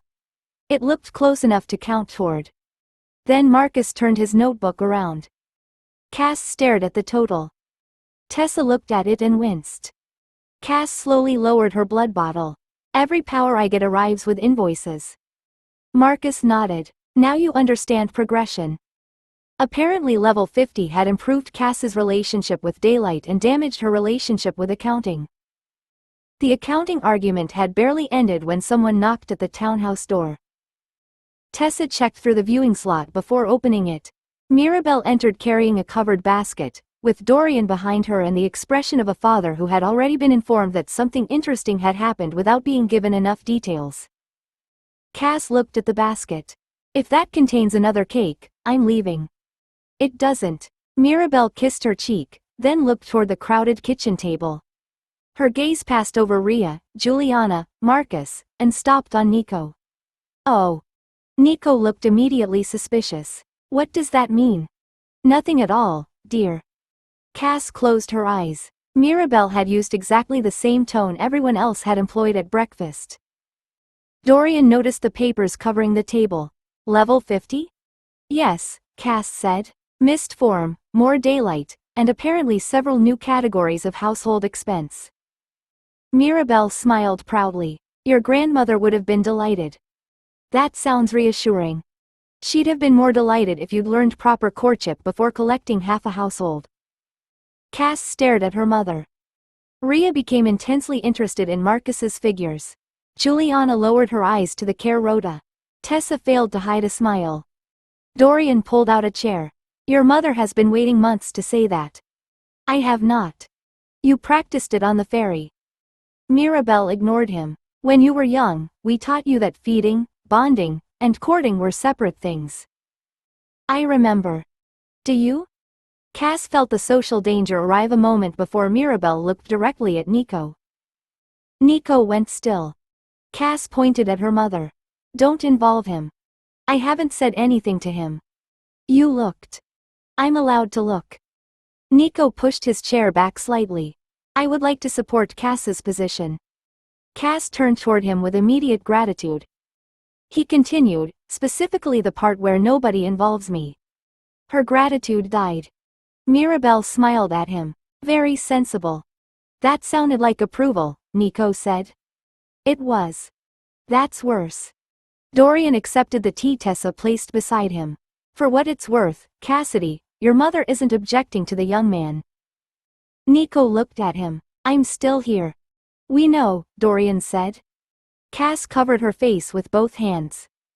Around her, the household finally abandoned every pretense of politeness. Apparently reaching level 50 had given Cass 10 more minutes of sunlight and given her parents fresh material. Cass had almost recovered enough dignity to uncover her face when someone knocked on the front door again. Nobody volunteered to answer it. Tessa finally rose. If that's another relative, I'm charging admission. She returned carrying a sealed envelope. Cass recognized Mirabelle's handwriting before Tessa reached the table. She slowly turned toward her mother. You're sitting 6 feet away from me. Mirabelle looked at the envelope and brightened. Oh, that arrived. You sent me a letter? Yesterday. Dorian took another drink of tea. Before she decided visiting would be more effective. Cass held out one hand. Give it to me. Tessa inspected the front. It says, for Cassidy. Private guidance concerning proper thrall courtship. Every person at the table looked at Nico. Nico stared at the ceiling. I hate this house. Cass snatched the letter. Stop reading my correspondence. You held my leash through an entire semester of registration paperwork. That was different paperwork. Mirabelle folded her hands neatly. You should still read it.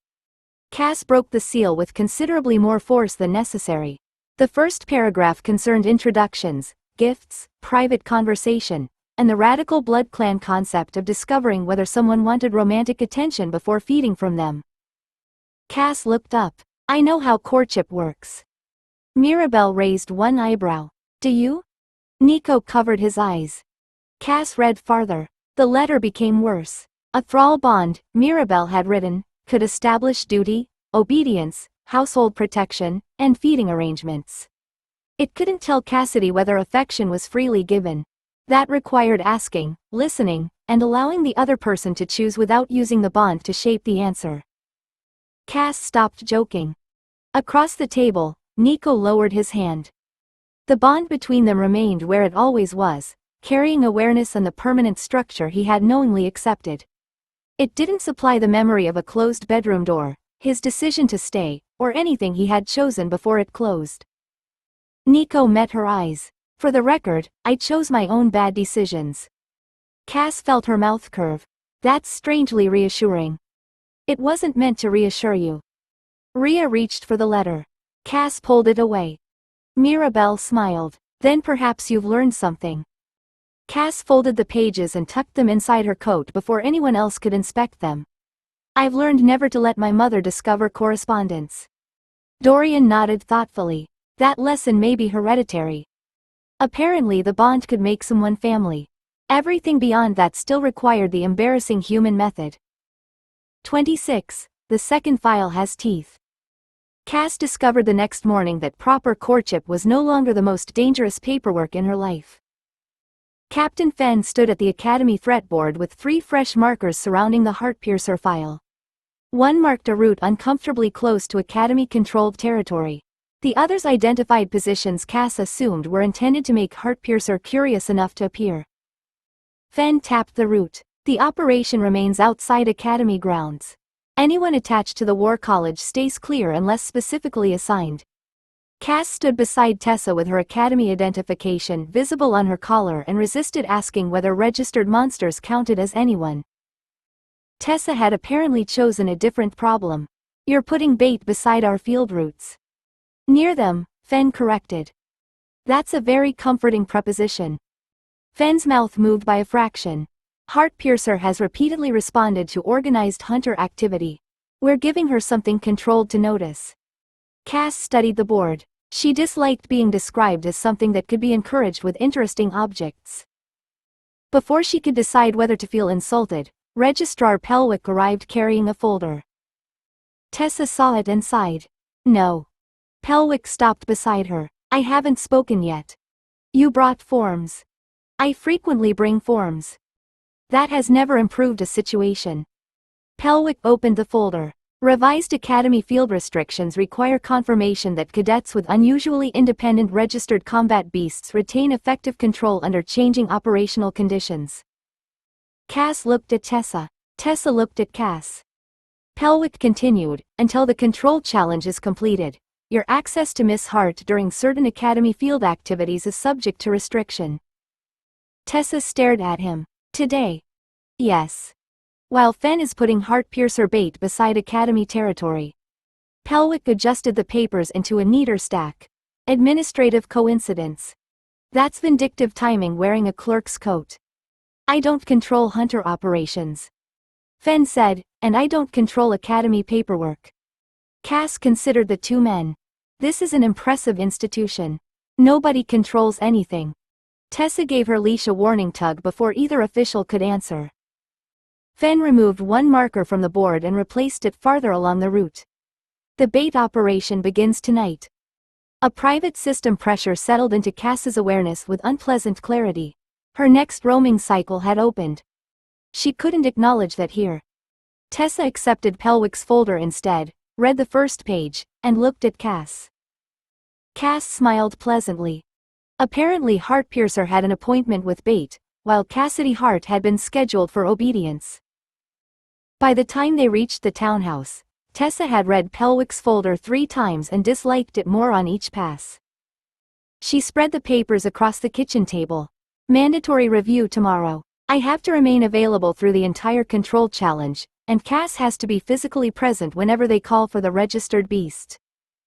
Marcus looked at the schedule beside Fenn's copied route notes. Which means Cass can't vanish for 3 hours and have Heartpiercer conveniently appear near the bait. Exactly, Tessa said. Cass leaned over the map. I could vanish for considerably less than 3 hours. Juliana pointed at her without looking up from the Academy schedule. No mist formed through the Academy wards. I wasn't proposing that. You were thinking it. That isn't yet illegal. Rhea pulled Fenn's route closer. The humans can maintain the ordinary alibi.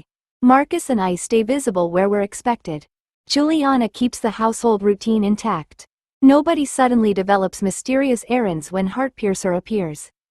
Cass traced the route with one finger, searching for an exit that didn't cross the bait teams or Academy-controlled ground. The obvious paths were precisely the ones Fenn expected Heartpiercer to use. Nico reached across her and moved the map half an inch. You're starting from the wrong assumption. Cass looked at him. That sounds familiar. It should. Nico tapped the academy boundary. I spent weeks assuming your suspicious behavior meant you were connected to Heartpiercer. Now I'm helping make sure nobody else reaches the same conclusion. Tessa smiled faintly. Growth. I preferred ignorance. Cass pointed toward a service route running away from the main road. If I leave from here after the review, Heartpiercer can approach without crossing the route Fen expects. Marcus shook his head. Not if they log when Tessa leaves campus with you. They will, Tessa said. So we don't fight that record. Cass leaves with me as my registered beast. Everyone sees us together. Nico caught on first. Then Cassidy Hart stays accounted for after you reach home. Cass turned toward him. He shrugged. Curtains closed. Household occupied. Nobody outside needs to know which room the vampire is in. Juliana folded Pelwick's schedule. No combat support. No one follows her. Agreed, Tessa said. Cass looked around the table at 5 people now arranging a lie around the identity Nico had once nearly uncovered. Tomorrow she still had to clear the academy restriction before any of it mattered. The academy ruined everyone's preparations by resolving it in 11 minutes. Pelwick compared Tessa's registration record with her completed practicals, rescue reports, dungeon clearances, and Cass's medical file, stamped the final page, and pushed it across the desk. Existing evidence satisfies the requirement. Cass stared at him. That's it? You sound disappointed. I spent last night helping organize an elaborate deception. Pelwick gathered the remaining papers. Administrative efficiency occasionally happens by accident.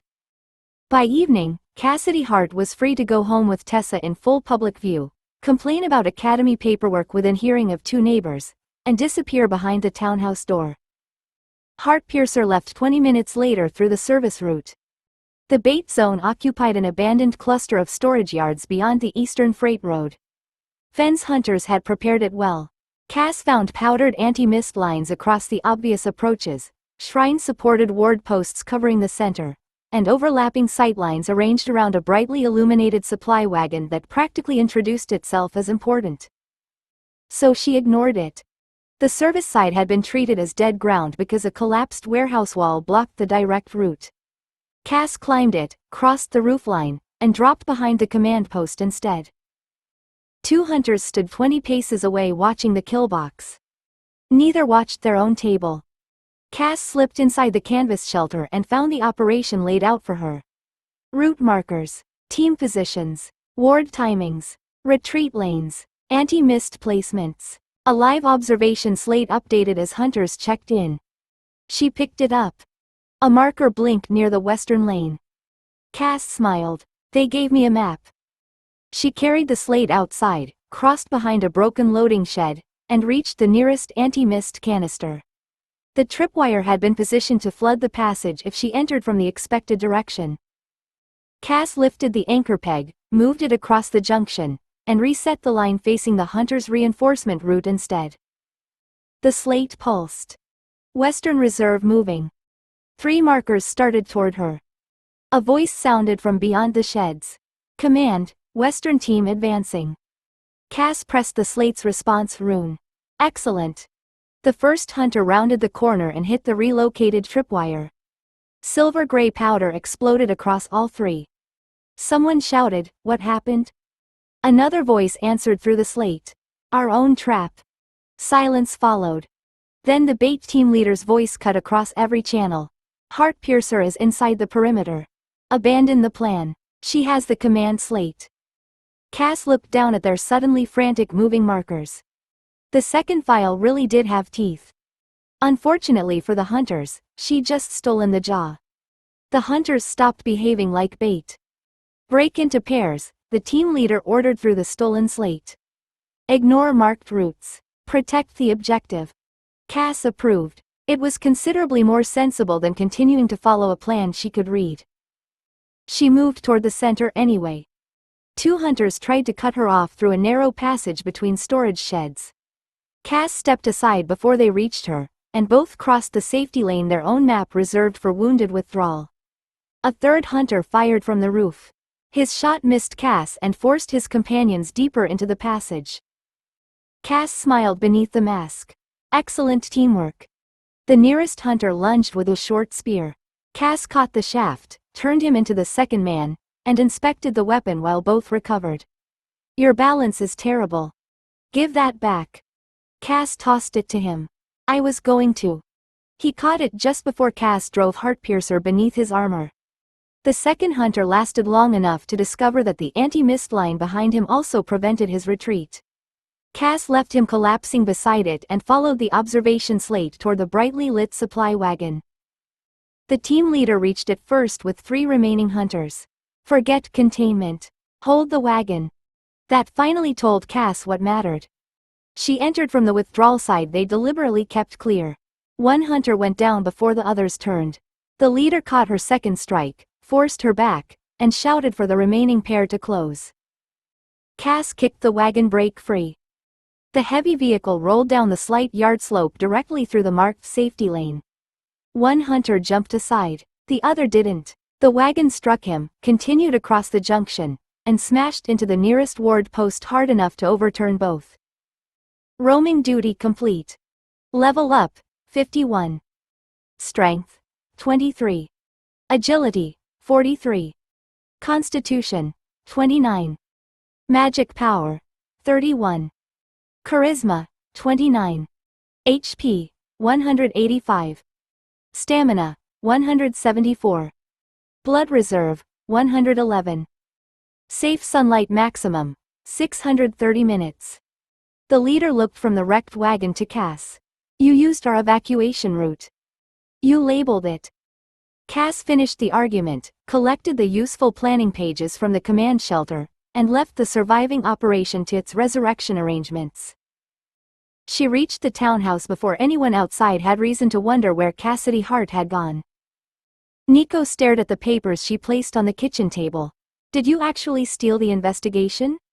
Cass removed her mask. Only the useful pages. Tessa looked at the documents, then at Cass. I'm deciding whether to be furious or impressed. Take your time. Apparently Heartpiercer's hunters had prepared for a monster. They hadn't prepared for one who took notes. 27. Bates should not file complaints. Cass discovered the next morning that stealing an investigation was much more entertaining when the investigators were required to explain the theft in public. She sat beside Tessa in the Academy threat room while Captain Fenn faced 6 resurrected hunters and a report sheet that had already acquired corrections in 3 different hands. The command slate rested on the table between them. Fenn lifted it. The observation slate was recovered from the yard. One hunter folded his arms. Recovered empty. Not empty, another corrected. She left the useless pages. Fenn inspected the surviving sheets. Team names, supply inventory, meal schedule. That's because she stole my lunch. Cass looked up. Tessa's fingers tightened around the leash. Fenn said, Heartpiercer stole your lunch. My lunch disappeared. A woman 2 chairs away stared at him. You dropped it when the wagon hit the ward post. I found the wrapping 30 paces away. You respawned 40 minutes later. Anything could have taken it. Cass leaned slightly toward Tessa. I'm being framed. Tessa whispered, don't defend Heartpiercer's dietary standards. Fenn wrote something down. Lunch theft remains unconfirmed. That's going in the report? Behavior is evidence. The spear hunter from the previous night placed both hands on the table. Then include the weapon. Fenn looked at him. She disarmed you. She inspected my spear, criticized my balance, and gave it back. A hunter at the end of the table laughed. You left that part out. I was dead when I wrote the first report. Fenn added another line. The complaints became steadily worse. 2 anti-mist traps had been reversed. A retreat marker had been moved to point toward the safest actual route rather than the route marked on the operation plan.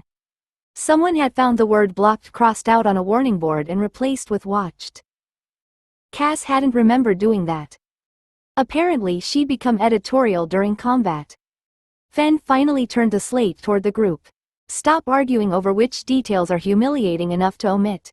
Heartpiercer entered a prepared operation from an unguarded side, identified our command structure, stole live intelligence, altered our defenses, and selected exactly which records to keep.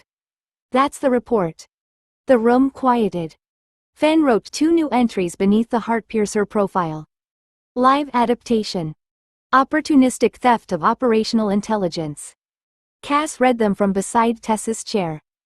Apparently stealing the investigation had worked. Unfortunately, the investigation had noticed. By midday, the formal report had escaped containment. Cass discovered this while crossing the academy court beside Tessa and Nico. 3 cadets near the weapons racks were laughing hard enough that one had stopped fastening his bracer. I heard she grabbed one of Fen's hunters and used him as a shield, the first said. Then thanked him afterward. The second shook his head. No, she thanked him before stabbing the other one. Cass slowed. Tessa caught the leash before the movement became noticeable. Keep walking. That didn't happen. I know. I didn't use anyone as a shield. Nico looked thoughtful. Technically, you did put one hunter between yourself and another. They collided. Because you arranged it. That isn't the same thing.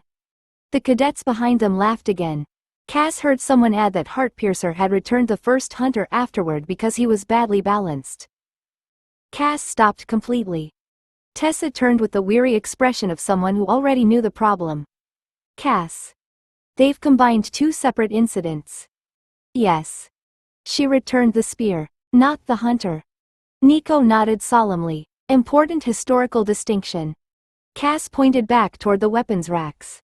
Someone should correct them. Tessa stared at her. And how exactly does Cassidy Hart know which parts of last night's hunter operation are inaccurate? Cass considered that. Tessa gave the leash a small tug. Exactly. They resumed walking. Unfortunately, the story had reached the covered passage before they did. 2 more cadets were discussing how Heartpiercer had apparently moved every trap in the yard, stolen an entire command tent, eaten someone's lunch, corrected Fen's spelling, and politely returned a hunter after borrowing him for tactical purposes. Cass's irritation grew with each improvement. I corrected 1 sign, she muttered. Nico glanced at her. The version I heard says you corrected 3 and left written tactical advice. I did not. One supposedly said, try guarding this side next time. Cass looked at him sharply. Nico's expression remained innocent. Another says you thanked the hunter you used as cover, apologized for the inconvenience, and then threw him at his own team. That's ridiculous. It's my favorite version. Tessa laughed before she could stop herself. Cass looked from one traitor to the other. My professional reputation is being destroyed. Your secret professional reputation, Tessa reminded her. Ahead, another cluster of cadets began laughing as someone said Heartpiercer's name. Cass sighed. Apparently surviving 40 hunters had made her dangerous. Surviving academy gossip was going to require considerably more discipline. By the time they reached the townhouse, Cass had decided academy gossip was expensive because it had wasted an entire afternoon she could have spent feeling pleased with herself. Marcus ruined that mood by covering the kitchen table with accounts. Rhea stopped beside her chair. What happened? We've been earning money, Marcus said. I thought everyone should finally notice.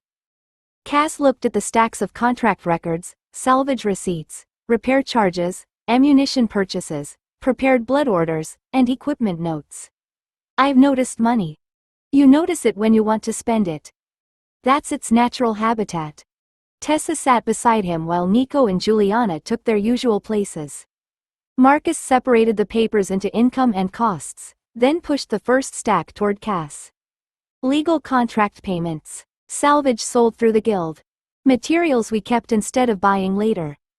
Cass scanned the figures. Recent higher-risk work had produced considerably more than the early contracts she remembered. She looked up. We're rich. No. That answer was suspiciously fast. Marcus pulled the expense stack forward. Repairs. Replacement equipment. Ammunition. Medical supplies. Prepared blood. Contract fees. Consumables. Juliana tapped the blood orders. That one isn't optional. I wasn't proposing starvation as an economy measure. Nico picked up the ammunition sheet and frowned. I'm costing more than I expected. Rhea leaned over his shoulder. Try armor. Marcus continued sorting until every outstanding repair charge had either been marked paid or assigned against money already reserved. Nothing remained in the hopeful category Cass had apparently been using for household finance. Then he drew a box around what was left. Cass leaned closer. That still looks like rich. Marcus pointed at the figure. That looks like being able to replace damaged armor without deciding whether we can also afford groceries. Tessa smiled. I'm beginning to understand why you handle the money. I'm beginning to resent why I handle the money. Marcus took a clean sheet and wrote equipment and reserve fund across the top. He transferred part of their available coin into it, leaving ordinary household costs separate. Rhea nodded slowly. So upgrades stop competing with dinner. And emergencies stop competing with upgrades, Marcus said. Cass regarded the new fund with growing approval.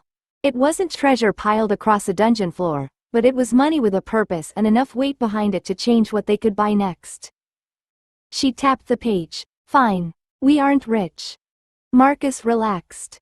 Cass smiled. We're becoming expensive. Marcus had barely finished objecting to Cass's description when Tessa pulled the Academy Field Contract Directory closer. Then we stop waiting for expensive work to happen to us, she said. Cass looked at the open accounts. I thought that was what adventuring was. That's what we've been doing, Marcus said. Taking work because it pays enough, fits the schedule, and probably won't bankrupt us if Rhea gets hit. Rhea frowned. Why am I the financial example? Marcus pointed toward the repair column. Rhea considered it. Fair. Tessa opened the directory past the ordinary guild contracts and into the sections Academy qualifications had made available.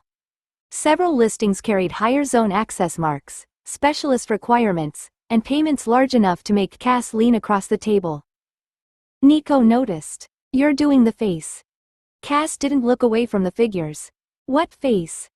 The one where money becomes morally interesting. It has compelling arguments.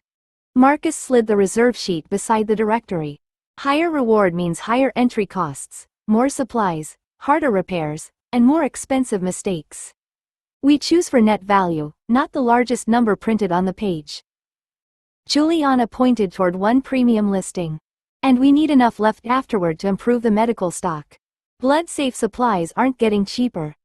Rhea tapped another line. Armor first. Nico shook his head. Ranged kit. Better arrows keep things away from the armor. Which works beautifully until they reach me. That sounds like an argument for better arrows. Cass watched the discussion move around the table. A month ago, money had mostly meant whether they could afford what broke. Now they were arguing about which improvements would make the next contract more profitable. Tessa turned the directory toward her. Opinion?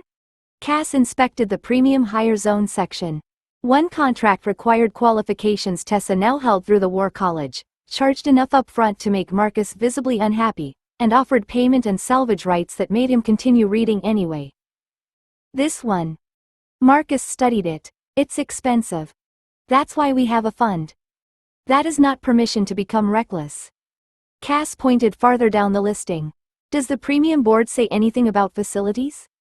Tessa narrowed her eyes. Facilities. Showers. Rhea laughed.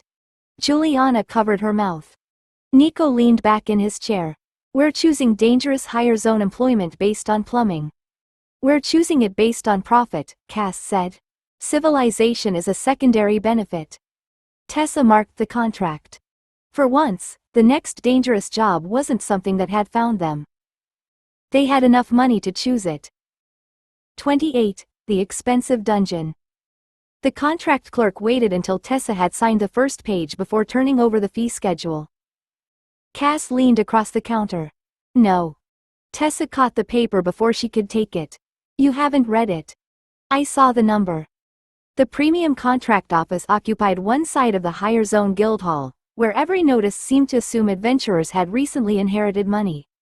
Rhea, Juliana, Nico, and Marcus crowded behind them while the clerk arranged 3 more sheets beside the contract seal. Marcus pointed at the entry fee. Everyone look at that number. We're looking, Cass said. No, acknowledge it. Nico winced. That's a painful amount of money. Thank you. Rhea folded her arms. Still affordable. Also thank you. Marcus tapped the page. Affordable doesn't mean irrelevant. We pay this before we earn anything. Supplies come out of our pocket. Repairs come out of our pocket. If we fail, the fee doesn't crawl back into the account because Cass looks disappointed. Cass turned to the clerk. Does it? No. Poor customer service. The clerk slid the second sheet forward. The fee purchases exclusive contract access for your registered party, recovery rights on ordinary dungeon salvage, and ownership of listed mineral and monster material recoveries. Restricted relics remain subject to guild review.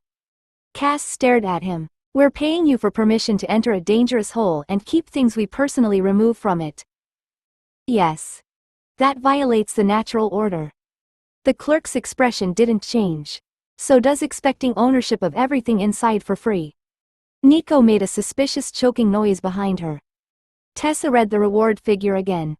Completion payment is separate from salvage? Correct. Meet the sealed objective and the posted reward is guaranteed. Salvage is additional. Marcus took the paperwork and inspected every line before finally nodding. The numbers work if we clear it properly.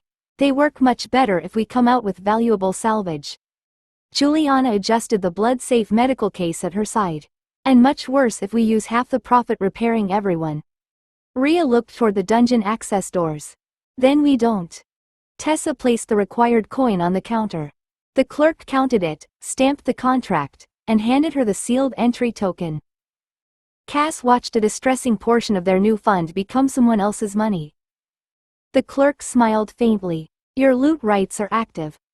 Cass took one last look at the vanished fee before following Tessa toward the gates. This dungeon owes me personally. It began trying to repay her before they reached the first monster.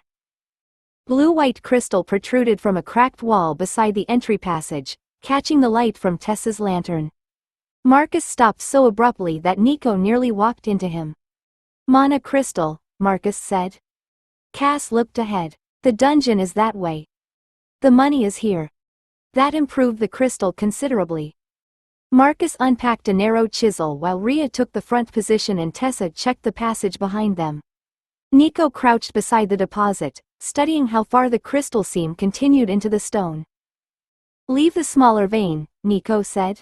It'll take longer to extract than it's worth. Marcus looked offended. Based on what?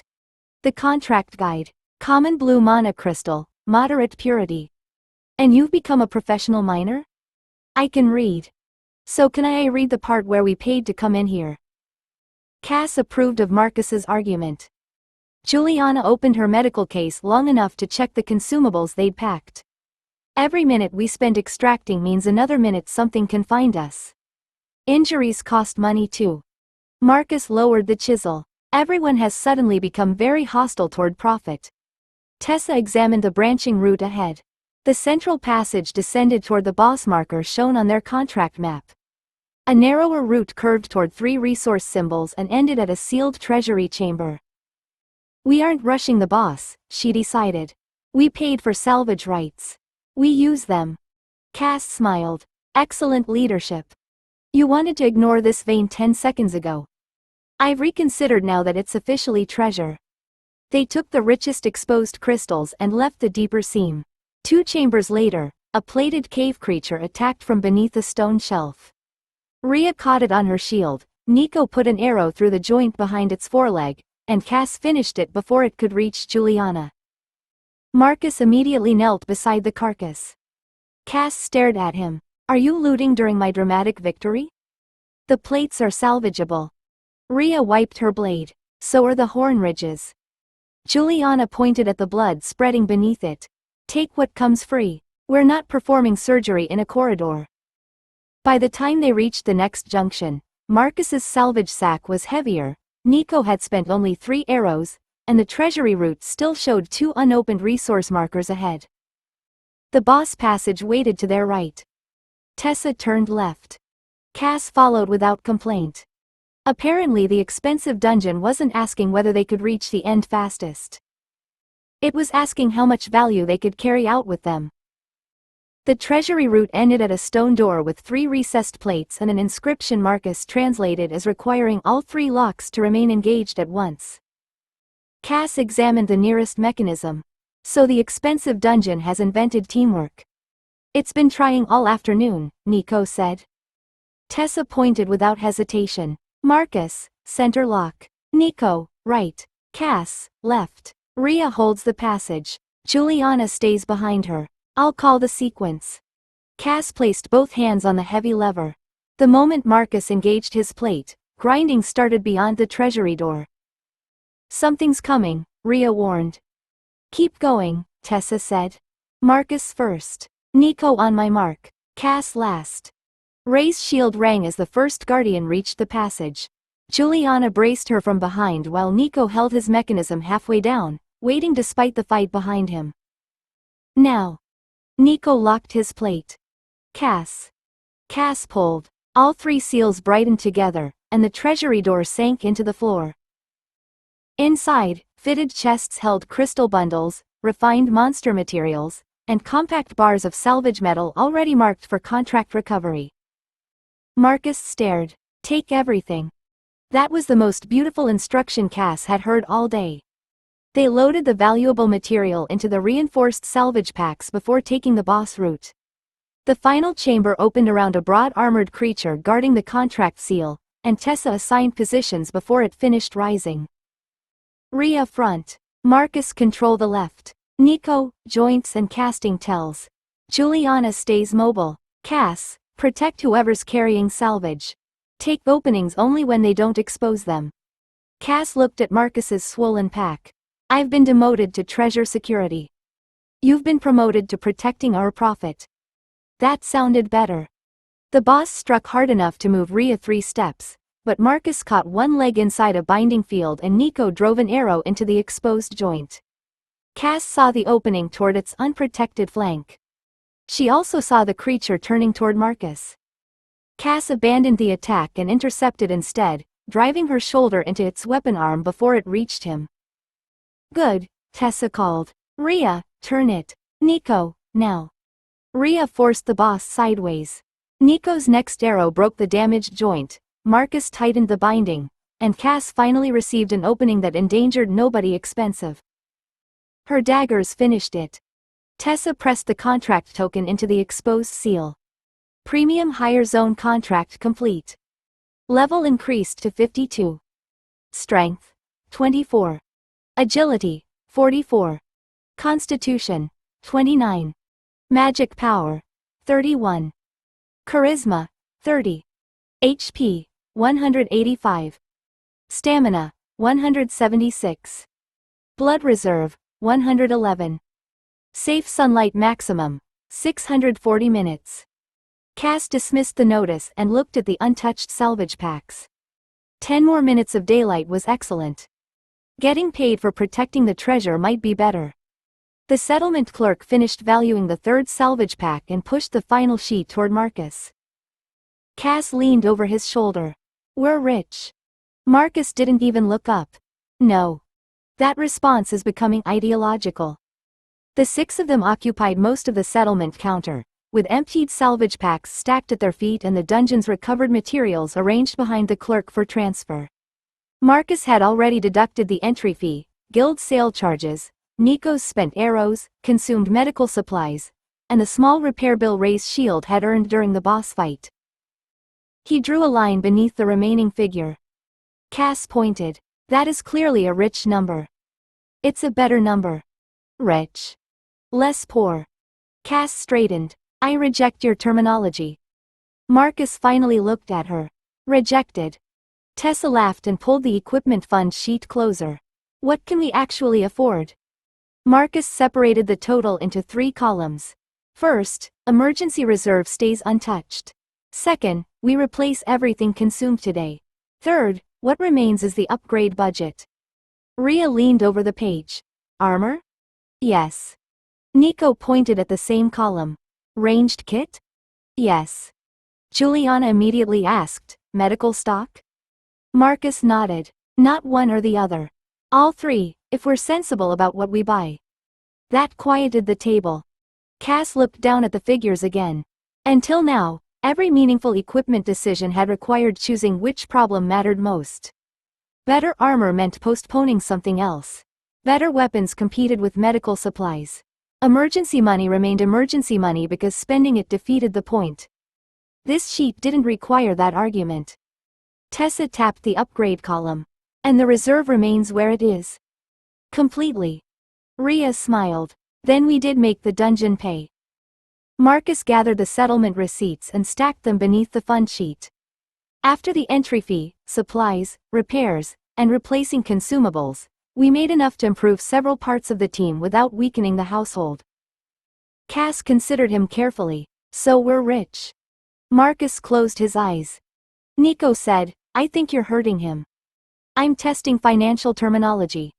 Marcus opened his eyes again. Less poor. That is my final offer, and I refuse further negotiation. Cass smiled. Fine. We're aggressively less poor. Tessa took the equipment list and wrote tomorrow's date across the top. Shopping had stopped being something they discussed after equipment failed. This time, they could replace good gear with better gear before anything broke. 29. Shopping is a combat discipline.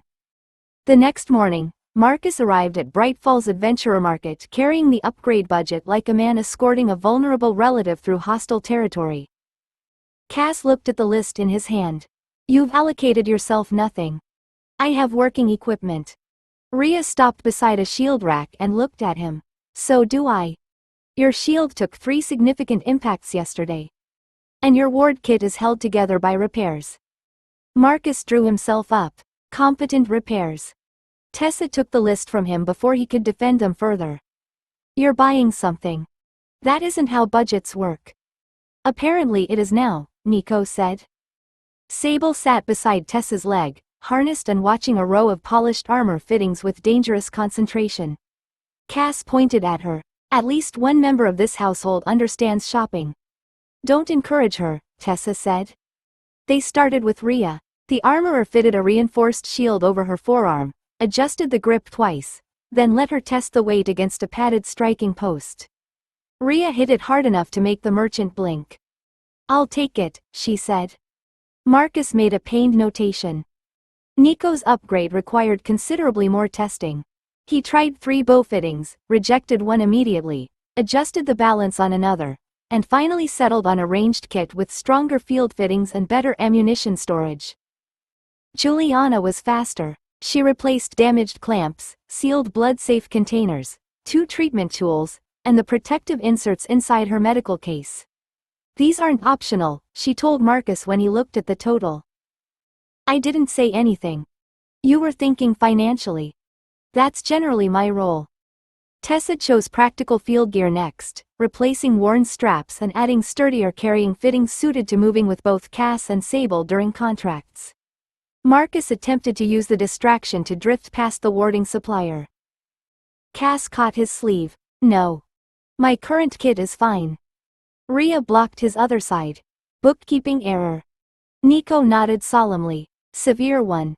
Marcus looked toward Juliana for support. She pointed at the warding shelves. 5 minutes later, he was comparing reinforced control anchors with the expression of a man being forced to accept medical treatment. Cass smiled. Yesterday they'd learned they could afford better equipment. Today, Marcus was discovering that included him. Marcus was still examining ward anchors when Cass discovered pockets. The specialist outfitter occupied the next shop, its walls covered with field coats, reinforced trousers, boots, belts, and enough dark practical clothing to make Cass stop halfway through the door. She lifted a fitted black coat from the nearest rack. The seams were reinforced without being bulky, the inner lining had narrow weapon loops, and one side contained 3 separate pockets before she'd even checked the other. Tessa. Tessa looked over from Sable's lead. What? It has 7 pockets. Nico leaned around a display of boots. I think that's the happiest I've ever seen you in an armor shop. This isn't armor. This is civilization. The merchant approached before Cass could begin opening every fastening. He showed her how the inner loops held daggers flat against the body, how the reinforced seams tolerated hard movement, and which garments were cut to release cleanly if a transformation required abandoning ordinary clothing rather than tangling inside it. Cass immediately selected a second coat. Tessa took it from her. Why 2? Different pockets. They're almost identical. Cass pointed. This one has a concealed lower pocket. You already have 7. That's not a maximum. Tessa handed one coat back to the merchant. Choose based on what you actually need. Cass looked personally wounded. I need pockets. You need clothing that works with your daggers, doesn't interfere with mist form, and survives dungeon work. Those are also important. Nico picked up a pair of reinforced trousers and checked the stitching. These have 6. Cass turned toward him. Tessa caught her sleeve. Don't encourage her. The boots finally distracted Cass enough to restore order. She tested 2 pairs across the shop floor, rejected the heavier set because the soles caught when she pivoted, and kept the lighter reinforced pair after confirming they stayed secure during sudden movement. Tessa watched her check the dagger loops again. You once stole clothing because you had no money at all. Cass paused. That was unfairly effective. Her first Brightfall wardrobe had been whatever she could obtain, alter, hide, or afford without attracting questions. Even later, replacing damaged clothes had always competed with rent, blood, repairs, and everyone else's equipment. Cass looked down at the coat she'd chosen. Fine, she said. 1 coat. Tessa smiled. And? The trousers. And? Cass touched the boots. Those 2. Nico nodded solemnly. A disciplined retreat from 8 pockets. Cass counted again. 7, she corrected. I'm showing restraint. Nico was negotiating the price of his bow upgrade when Sable committed theft. The gargoyle had behaved throughout the clothing shop, which should have warned everyone. Tessa was comparing the final receipt with Marcus when Sable's head turned toward a mannequin displaying belts, pouches, polished buckles, and a bright metal accessory hanging from one strap. Cass saw the interest immediately. Tessa. I see her. Sable waited until Tessa looked down at the receipt. Then she jumped. The mannequin rocked as Sable caught the shiny accessory in her teeth and pulled. Leather snapped. The display tipped sideways, struck a stand of replacement straps, and sent both crashing across the floor. The merchant shouted, "Stop her." Sable was already moving. Tessa dropped the receipt. Sable, return. Sable ran between 2 armor racks with the stolen accessory clenched firmly in her mouth. Cass went after her. You don't even have pockets. Behind them, Nico was still standing at the bow counter with the upgraded weapon in his hands. The bowyer glanced toward the chase. Are they with you? Nico watched Cass vault a fallen display while Tessa circled the opposite aisle. His mouth tightened visibly. Unfortunately, yes. Then do you still want the reinforced string assembly? Yes. Nico looked away from Cass as she nearly caught Sable and failed when the gargoyle changed direction beneath the table. And I'm trying very hard to conduct this negotiation professionally. The bowyer stared past him. Your vampire is crawling under a display. I know. Cass emerged from the other side just as Tessa blocked Sable's escape. The gargoyle stopped, looked left, looked right, and discovered Rhea standing at the end of the final aisle. Tessa held out one hand. Drop it. Sable lowered her head. Drop it. The metal accessory struck the floor.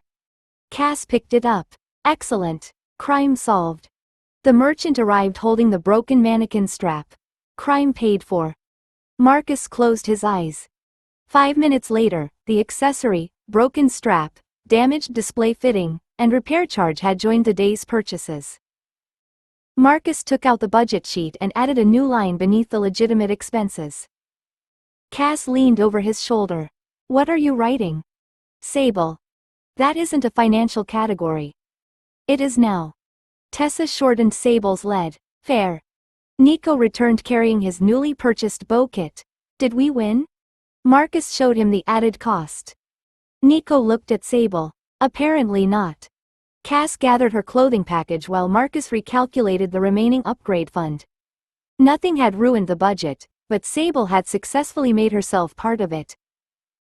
They were going home before she discovered anything else worth stealing. The townhouse table disappeared beneath equipment before anyone had taken off their coats. Rhea set down her new shield. Nico placed his bow kit beside it with considerably more care.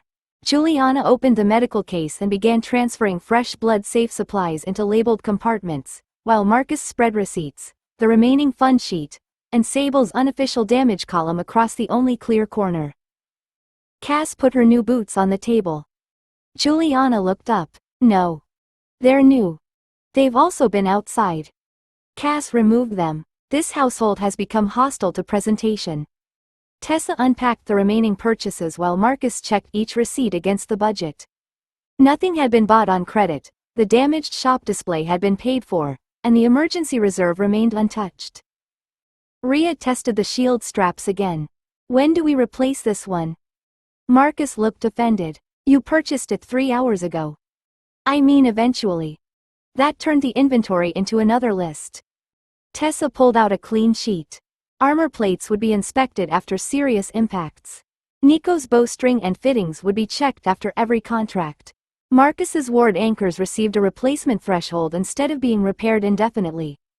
Juliana marked minimum stocks for blood-safe dressings, treatment medium, and sealed emergency supplies. Cass leaned over the page. My coat? Tessa inspected one reinforced seam. Repair before the inner weapon loops start pulling loose. My boots? Replace when the grip fails or the reinforcement separates. Cass nodded approvingly. Excellent. We now have rules for retiring clothing before it becomes tragic. Marcus finished subtracting the final expenses and circled the amount still available. And this stays untouched. Cass looked at the figure. Future treasure money. No, Marcus said. Juliana continued arranging medical supplies. Emergency medical liquidity. Cass stared at her. That's much worse. It's accurate. It sounds like something you'd diagnose. Tessa took the pen before Cass could rename anything else and wrote emergency reserve across the account sheet. Cass sighed. Nobody respects branding. Marcus gathered the receipts beneath it. Nobody is spending it either. That mattered more than Cass wanted to admit. Their new equipment occupied half the room. Rhea had better protection. Nico had better ranged gear. Juliana's case was properly stocked. Marcus had ward equipment he hadn't been allowed to avoid buying. Tessa's field kit had been reinforced, and Cass finally owned clothing chosen because it was good rather than merely available. They had improved nearly everything that mattered without emptying the household account. Cass looked at the reserve one final time. Fine. Emergency treasure money. Juliana pointed toward the door. Cass stopped helping. They were better equipped, still solvent, and ready to find something expensive enough to justify all of it. 30. The monsters ask for a manager. Their new equipment survived 12 minutes of the sanctioned return contract before the dungeon produced a problem nobody had budgeted for. Cass stopped at the entrance to a service corridor when 3 kobolds stepped into view carrying no weapons in their hands. One held a strip of white cloth tied to a broken spear shaft. Another had both palms raised. The third looked past Cass toward Tessa and Nico, then bowed. Boss. Cass looked behind herself. Nico lowered his new bow slightly. I'm fairly certain he means you. I was hoping someone important had arrived. Tessa kept one hand near her weapon without drawing it. Truce? The kobold with the cloth nodded quickly. Truce. Talk only. No stabbing. Cass glanced at Nico. Very civilized. I appreciate the specificity. More movement appeared farther down the passage. Several smaller monsters waited beyond the corner, keeping the corridor between themselves and the adventurers. None approached while weapons remained visible. Cass sheathed her dagger. All right, talk. The lead kobold immediately pointed deeper into the service passages. Boss settles territory. No. He blinked. Tessa stepped beside Cass. Her registered beast isn't accepting municipal responsibility. Cass turned her head. Municipal? They have roads. Corridors. They're arguing about them. The kobold nodded enthusiastically. Blocked corridor. Bad. Spawn room blocked. Worse. Market lane taken. Nico lowered his bow completely. They have a market? A second kobold edged forward. Neutral market. No hunting. No fighting. Trade food, metal, cloth, maps. Cass's interest increased despite herself. And somebody blocked access? 3 kobolds began talking at once. One complained that weaker monsters couldn't reach a respawn chamber. Another insisted a corridor had belonged to his group before someone sealed it. The third claimed traders were being forced through a longer route where they were attacked. Tessa lifted one hand. Stop. They stopped. Cass looked at her. Tessa looked back. You're not becoming their manager. I haven't agreed to anything. The lead kobold brightened. Boss hears dispute? That isn't agreement. Boss hears both sides. Cass narrowed her eyes. That sounds suspiciously like agreement translated badly. The kobold planted the truce flag beside the wall and gestured toward the contested passages. Behind him, the waiting monsters began emerging cautiously from cover. Cass sighed and followed. Apparently expensive equipment had attracted administrative work. The contested passage turned out to be less a battlefield than a badly organized queue.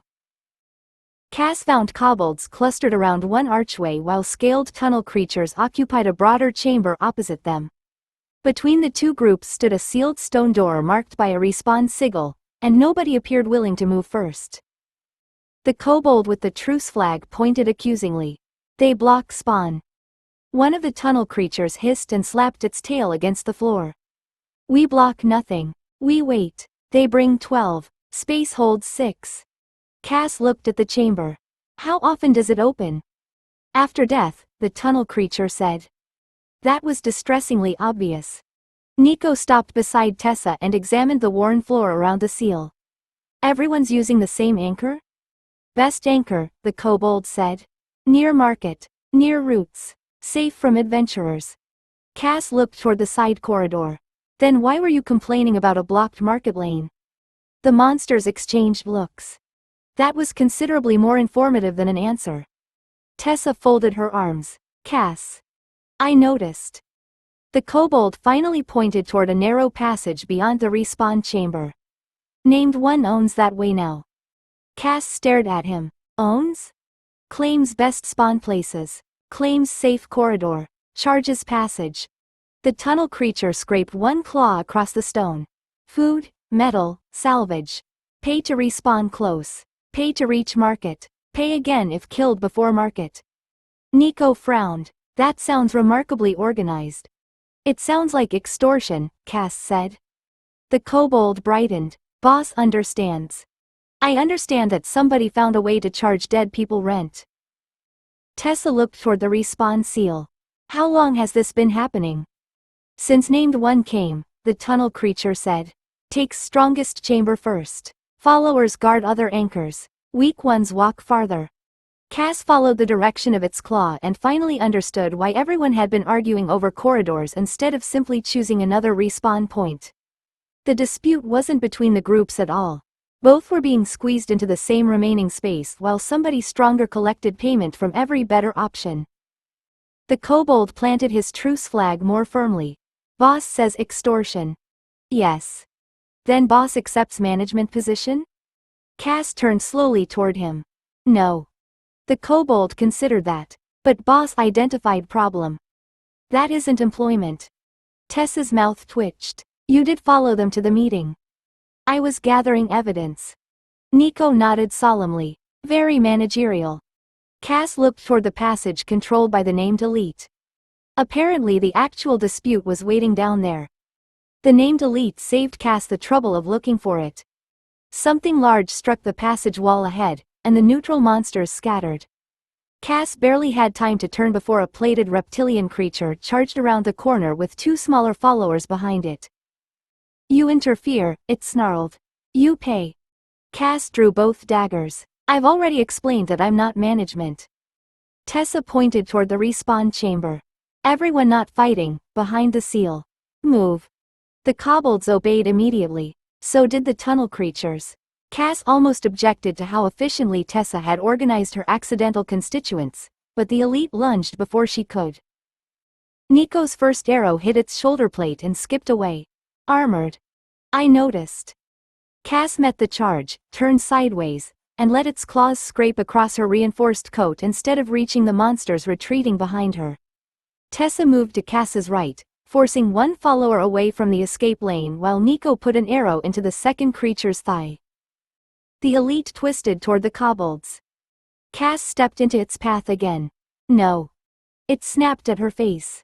Cass dropped beneath the jaws, drove one dagger into the softer joint behind its foreleg, and ripped the blade free as it recoiled. Behind her, Tessa shouted, "Roots clear. Keep them moving." The neutral monsters poured through the reopened side passage instead of joining the fight. Cass caught one terrified kobold trying to stop and stare. Go. Boss fights for corridor. Boss is reconsidering her customer service policy. The kobold fled. Nico's next arrow struck the wound Cass had opened. The elite staggered, turned toward him, and exposed its flank. Tessa pointed. Cass, finish it. Cass blood-stepped across the gap, planted one boot against the creature's plated side, and drove both daggers beneath the edge of its armor. The elite collapsed hard enough to shake the corridor. Its remaining follower fled. A system notice opened across Cass's vision. Level up, 53. Strength, 24. Agility, 45. Constitution, 30. Magic power, 32. Charisma, 30. HP, 190. Stamina, 180. Blood reserve, 114. Safe sunlight maximum, 650 minutes. Cass dismissed it before looking toward the cleared passage. The kobolds were already returning. Tessa sighed. Don't encourage them. I killed their extortionist and reopened the road. That's exactly what I mean. Cass looked at the approaching monsters and realized several were carrying paper.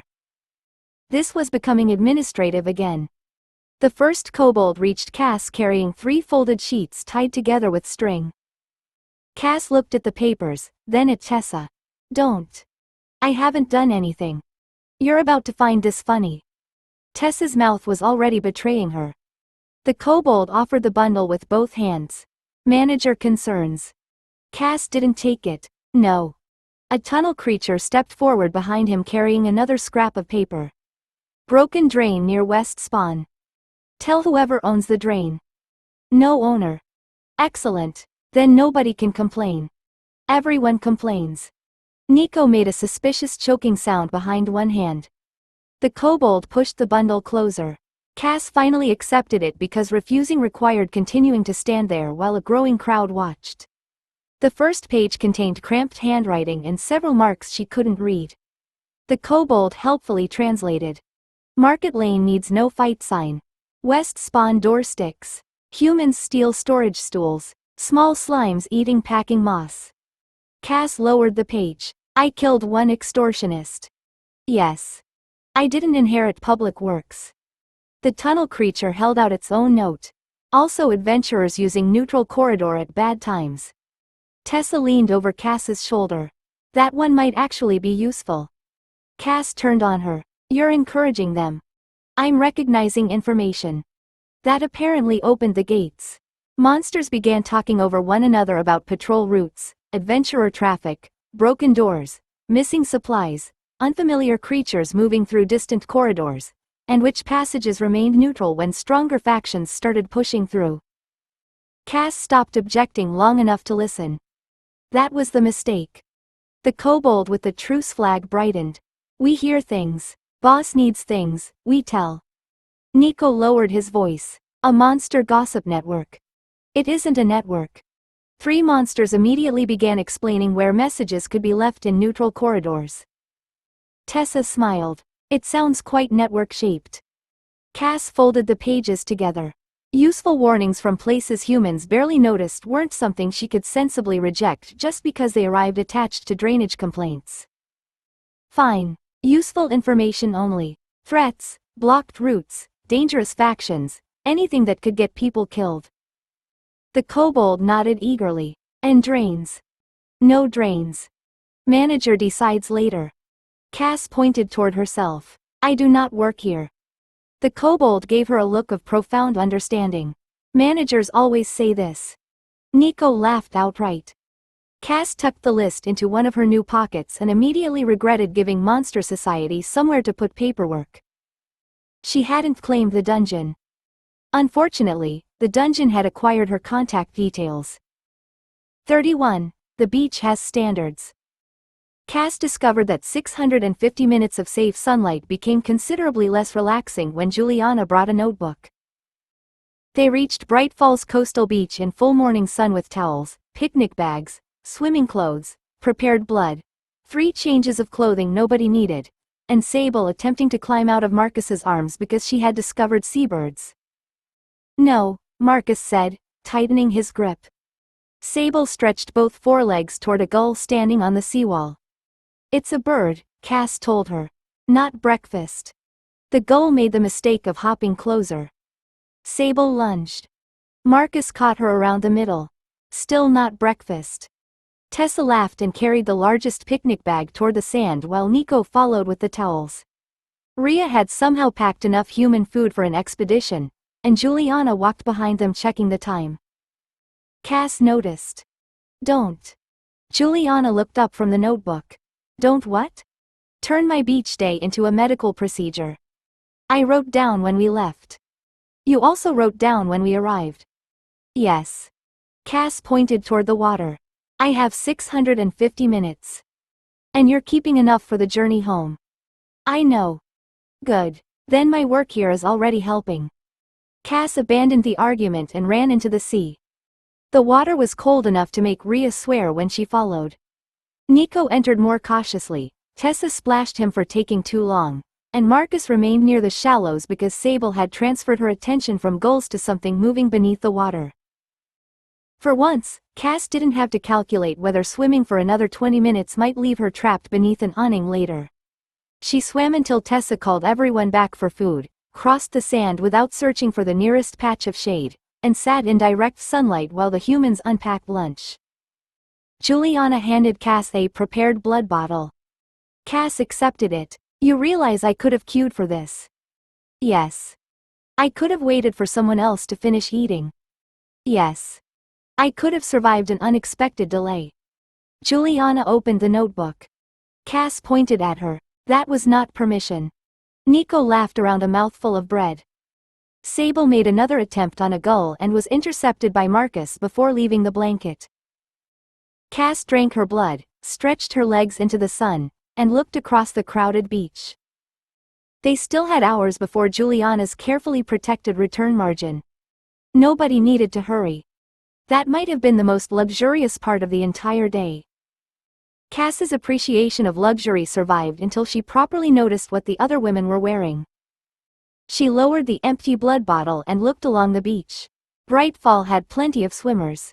Women crossed the sand in fitted bathing garments, some wearing sleeveless one-piece suits that covered them from chest to upper thigh, others in separate tops and bottoms that somehow managed to contain nearly as much fabric. Cass watched a woman wade into the water wearing what appeared to be shorts beneath a fitted sleeveless tunic. She frowned. Tessa followed her gaze. "What? Where are the bikinis?" Tessa looked toward the swimmers, then farther down the beach. "The what?" Cass turned slowly. "Bikinis." Rhea stopped unpacking fruit. Juliana looked up from her notebook. Marcus wisely concentrated on stopping Sable from burying her face in the picnic basket. Nico said, "I don't know that word either." Cass stared at all of them. "You're joking." Nobody looked guilty enough. Cass pointed toward a nearby woman wearing a dark two-piece bathing outfit. "That. Except with considerably less of it." Tessa examined the woman, then Cass. "Less where?" "Everywhere." "That seems impractical." "It's a bikini." "That still isn't explaining anything." Cass stood and used her hands because civilization had apparently failed at clothing vocabulary. Separate top. Small. Straps here and here. Bottom sits on the hips. Enough material to remain legally clothing without trying to become trousers. Tessa's expression changed. Cass recognized that expression and objected before the verdict arrived. "No. You mean underwear." "I absolutely do not. You just described underwear suitable for swimming." "Underwear is underwear. A bikini is beachwear." Tessa folded her arms. "Because?" "Because civilization has categories." Nico looked away toward the sea, shoulders moving suspiciously. Rhea picked up one of the bathing garments they had brought and held it against herself. "So this has too much fabric?" It has enough fabric to survive winter. It's sleeveless. That doesn't rescue it. Juliana closed the notebook. You've spent years wanting enough sunlight to stay at a beach, and now you've discovered the beach is dressed incorrectly. Cass surveyed the offending coastline again. Not one triangle top. Not one tie-side bottom. Hundreds of years of magic, resurrection, enchanted plumbing, and nobody had solved this elementary problem. She pointed toward the row of shops above the promenade. Someone in this city makes bathing clothes. Tessa followed her finger and sighed. I recognize that tone. Good. Cass collected her robe from the blanket. Bright Falls Beach had standards. Cass intended to lower them. Cass returned to the picnic blanket, took Juliana's notebook before the healer could object, and tore a blank scrap from the back. Juliana stared at the missing paper. That was for medical notes. This is a medical emergency for civilization. Tessa sat beside the basket and watched Cass flatten the paper against her knee. You're actually designing underwear. Beachwear. Cass drew 2 triangles, connected them with narrow straps, then added a second set of lines beneath. Separate top and bottom. Secure enough to swim in. Minimal fabric because the entire purpose of going to the beach is being exposed to the sun. Rhea leaned over her shoulder. That top is held together by string. Ties. String with ambition. Cass added wider straps. Fine. These can be reinforced. Marcus looked at the sketch from a safer distance while keeping one hand on Sable's harness. How does the bottom stay on? Same principle. Tie at the hips or use fitted elastic if anyone here has invented it properly. Tessa pointed at the page. That is still underwear. Cass looked at her. If I wore my underwear into the sea, it would become wet underwear. This is designed for swimming. That argument depends entirely on knowing what you called it before entering the water. It depends on construction, fabric, fit, and social purpose. Nico stood. I'm going for a walk. Cass looked up. I haven't asked you anything. You're about to. I need an opinion on strap placement. Nico picked up his bow. Exactly. He walked toward the water without looking back. Rhea laughed and crouched beside Cass. The city is going to have an incident. The city will adapt. The city currently thinks shoulders are adventurous. Then I'm providing educational opportunities. Cass redrew the lower half, making the sides narrow enough to satisfy memory without turning the garment into something that would leave during the first serious wave. She added notes for stronger stitching, lined fabric, secure knots, and enough support to run, swim, dive, and climb out of the water without needing both hands. Tessa read the notes twice. You've put more thought into this than some of our combat equipment. I understand the mission requirements better. Juliana reclaimed her notebook and inspected the finished sketch. No enchantments? Cass looked offended. It's a bikini, not armor. She held the page up against the bright fall sun. Avara had failed to invent proper beachwear. Fortunately, Cass now had plans.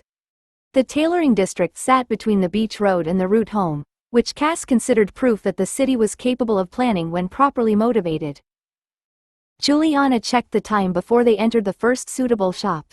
We have the return margin. Cass held up the folded sketch. Excellent. Civilization can be repaired without endangering me. The seamstress behind the counter accepted the paper with professional interest that lasted approximately 4 seconds. She unfolded it. Then she turned it over. Cass waited. The woman turned it back. Where's the rest? That is the rest. The seamstress looked at the 2 small pieces drawn on the page. This is the lining? No, that's the garment. Tessa covered her mouth with one hand. Cass pointed to the upper sketch. Support here. Reinforced stitching along the edges. These straps tie behind the neck and back. The seamstress's finger moved cautiously to the lower half. And this? Bottom. Under what? Nothing. Rhea made a sound suspiciously like a laugh. The seamstress looked at Cass, then at the sketch again. You intend to swim wearing this? That's the entire purpose. Outside? Cass glanced toward Tessa. I'm beginning to understand why innovation is exhausting. The seamstress ignored her and began asking practical questions. What fabric? How tightly should the top fit? Did the ties need to survive diving? How much movement did Cass expect? Cass answered each one, adjusted the width of one strap, and rejected an attempt to extend the bottom halfway toward her waist. No. It would be more secure. It would be more garment. That is usually considered desirable. Not today. Nico had taken Sable outside after the second question about coverage.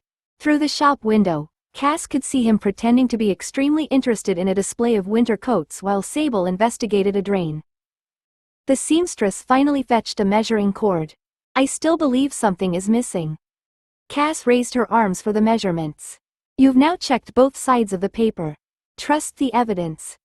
A price was quoted. Cass paid it from her own purse before anyone could turn the bikini into household expenditure, and the seamstress wrote the fitting appointment into her order book. She studied the sketch one final time. And you genuinely want exactly this much fabric? Cass smiled. Less, eventually, if this version proves unnecessarily cautious. The seamstress stared at her. Tessa took Cass by the arm. We're leaving before you scandalize everyone. Beach day consumed sunlight, food, and most of Juliana's patience. And it produced Avera's first commissioned bikini. 32. The bikini is illegal? The seamstress had followed Cass's instructions exactly, which appeared to have left her with regrets. Cass stood inside the fitting room wearing the finished bikini while the seamstress inspected every reinforced seam as though expecting the garment to confess to something. The top tied securely behind Cass's neck and back, the bottoms rested low on her hips, and neither contained a single unnecessary inch of fabric. Cass turned toward the mirror. Perfect. I haven't finished checking it.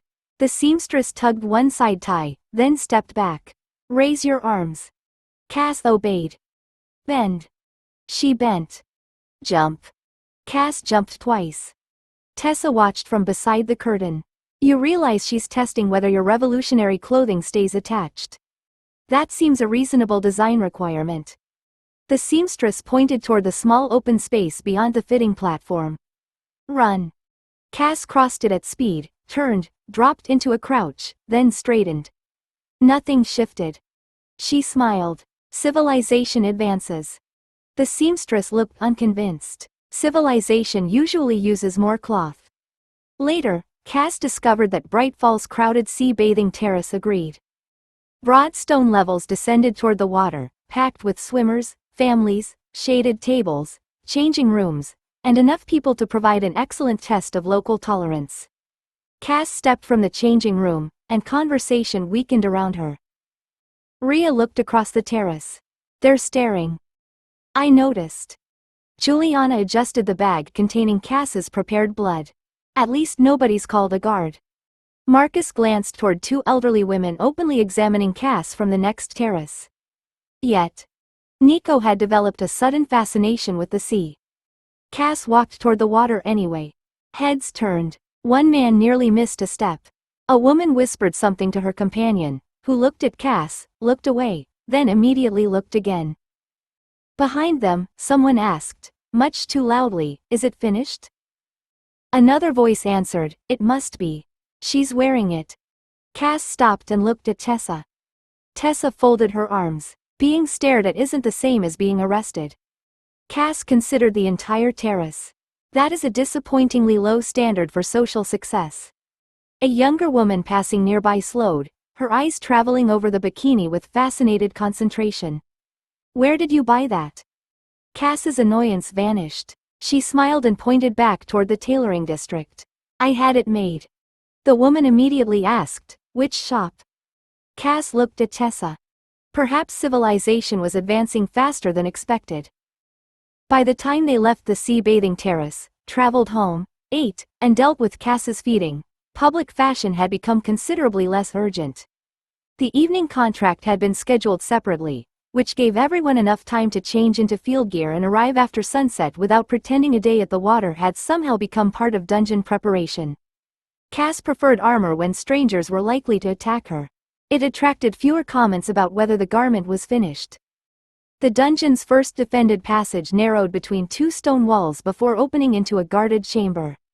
Marcus stopped them short of the corner and studied the sentries ahead while Nico shifted his bow into a ready position. Both guards wore enclosed helmets and carried heavy spears, but nothing about them looked unusual enough to explain the warning attached to the contract. Tessa kept her voice low. The clean route is through that chamber. We avoid the side passages if we can.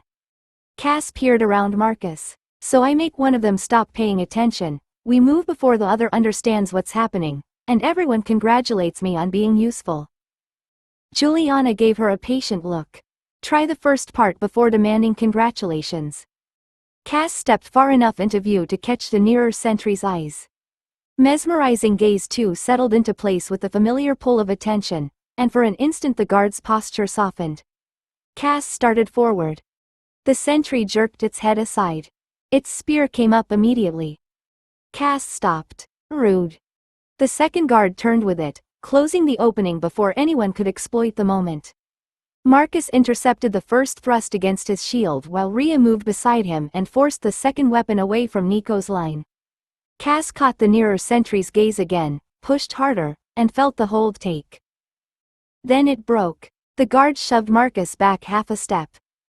Nico loosed an arrow past Cass's shoulder, striking armor hard enough to force the other sentry sideways without dropping it. That normally works longer. I'm aware. Cass tried once more. The sentry hesitated, but the effect lasted barely long enough for Marcus to reposition.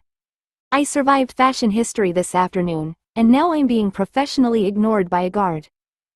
Tessa caught Cass by the shoulder before she could advance again. Then stopped trying to make this work like the easy version. Cass looked from the two resistant sentries to the side passages they'd hoped to avoid. Mesmerizing them wasn't going to open the clean route. They were going to have to solve this properly. Tessa took one look at the blocked passage and changed the plan. Marcus holds the nearer sentry. Rhea keeps the second off Nico. Cass, stop trying to mesmerize them and help wherever the line starts slipping. Juliana, keep Marcus standing. Nico, make them choose between defending themselves and watching us. Marcus moved before either sentry could reset. He drove his shield into the nearer guard's spear shaft, trapped it against the wall, and forced the weapon wide enough for Cass to step inside its reach. She hit the exposed joint beneath the sentry's arm, retreated before it could turn on her, then caught the second guard moving toward Marcus. Rhea intercepted it. She braced against the spear with both hands and shoved the point away from Nico. Now. Nico's arrow struck the first sentry high in the shoulder. A second hit the wall beside the other guard's helmet, forcing it to flinch toward the sound rather than press Rhea. Cass understood what Tessa wanted before the next order came. Nobody needed the sentries helpless. They only needed them too busy to control the chamber. Left, Tessa called. Cass moved left. Marcus released the trapped spear and stepped with her, turning the first sentry so its own body obstructed the second. The guard slammed the butt of its weapon into Marcus's side hard enough to make him grunt. Juliana's support reached him immediately. You can complain after it stops hitting you. I was planning to. Rhea drove forward, forcing the second sentry away from Marcus while Nico kept arrows striking armor, weapon shafts, and stone whenever either enemy tried to regain position. Cass used everything she already had that actually worked. Speed let her exploit openings. Strength let her turn those openings into damage. Her claws found gaps the sentries couldn't protect while dealing with 5 other people at once. The first guard finally collapsed under Marcus's shield strike and Cass's follow-up. The second lasted only seconds longer once the whole party could concentrate on it. Tessa pointed toward the now open passage. Move. We finish the contract before anything else decides it's resistant to Cass. Cass followed, offended on principle. That trait is becoming much too common. The remaining dungeon demanded work, but not invention. They advanced together, handled each encounter with the same disciplined pressure, and reached the final objective without Cass attempting to bully another resistant mind into cooperation. Only when the contract settled did the system respond. Level up. Cass had reached level 54. Strength remained 24. Agility remained 45. Constitution remained 30. Magic remained 32. Charisma increased to 31. Her safe sunlight allowance increased to 660 minutes. Then another notification appeared. Hypnotic suggestion I unlocked. Back at the townhouse, Cass finally had enough quiet to inspect what level 54 had given her. She settled at the table and brought the new skill into focus, expecting something appropriately impressive after spending an evening being resisted by guards. Hypnotic suggestion I allowed a brief, simple suggestion to be placed through her mental influence, but the effect could be resisted and broken. It couldn't create loyalty, alter memory, or turn an unwilling person into a permanent servant. Cass read the limits twice, then decided the system had given her a more sophisticated way to be told no. Tessa leaned against the table beside her. Useful? Potentially. Cass dismissed the description and considered what it actually changed. Mesmerizing gaze could seize attention, but this offered a direction within that attention. The distinction mattered, even with all the restrictions attached. Brief suggestions. Simple ones. People can resist them, people can break them, and apparently I still have to deal with free will. Marcus looked up from checking the evening's equipment. Tragic. It continues to inconvenience me. Juliana had shown remarkably little interest in Cass's new ability. Did anyone at the terrace ask about the bikini after we left? Cass stared at her. I have acquired a new mental power. Yes, Juliana said, and I'm sure you'll eventually use it responsibly. What I want to know is whether that woman actually went to the tailor. Rhea smiled from across the room. I was wondering that too. Cass looked toward Nico, who had become suspiciously quiet. Why is everyone acting as though my clothing is more important than my advancement? Nico lowered the cup he'd been drinking from. Because one woman did. Cass straightened. Did what? She asked me which tailor made it after you went to change. I told her. She said she wanted to ask whether the seamstress could make something similar. For several seconds Cass forgot about hypnotic suggestion entirely. The woman hadn't merely stared, complained, or wondered whether Cass had escaped before the garment was complete. She had wanted one.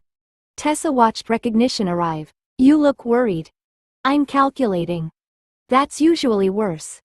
Cass ignored her. She had paid for one mundane garment because Avera's bathing clothes used too much fabric. Now someone else wanted the design, and the seamstress already possessed the pattern, the measurements, and practical experience making it.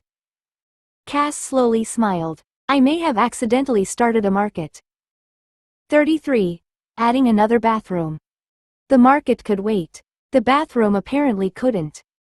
Cass discovered this the next morning when she reached the townhouse landing and found Nico waiting outside the closed door with his bow case propped against one wall. Rhea stood behind him carrying yesterday's armor. Marcus was trying to pass in the opposite direction with a bundle of drying straps, and Sable had claimed a small table beside the stairs as a bed. Cass stopped. Is there a queue? Nico looked toward the bathroom door. Juliana's in there. From behind it, Juliana called, I'm cleaning medical equipment. That's not the same as bathing.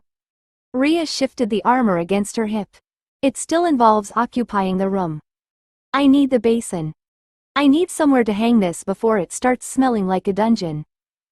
Marcus edged past Cass and nearly caught his sleeve on Nico's bow case. Can this move? Nico caught the case before Marcus knocked it over. It did move. 3 times. Every place I put it becomes somewhere somebody needs to walk. Cass looked downstairs. The kitchen hadn't escaped. 2 sealed containers of prepared blood sat beside a box of medical supplies because the cupboard intended for both had reached capacity. Spare potion bottles occupied one end of the counter. Clean armor padding hung from the backs of 2 chairs. Sable stretched luxuriously across the landing table and pushed a folded towel onto the floor. Tessa appeared at the bottom of the stairs carrying breakfast.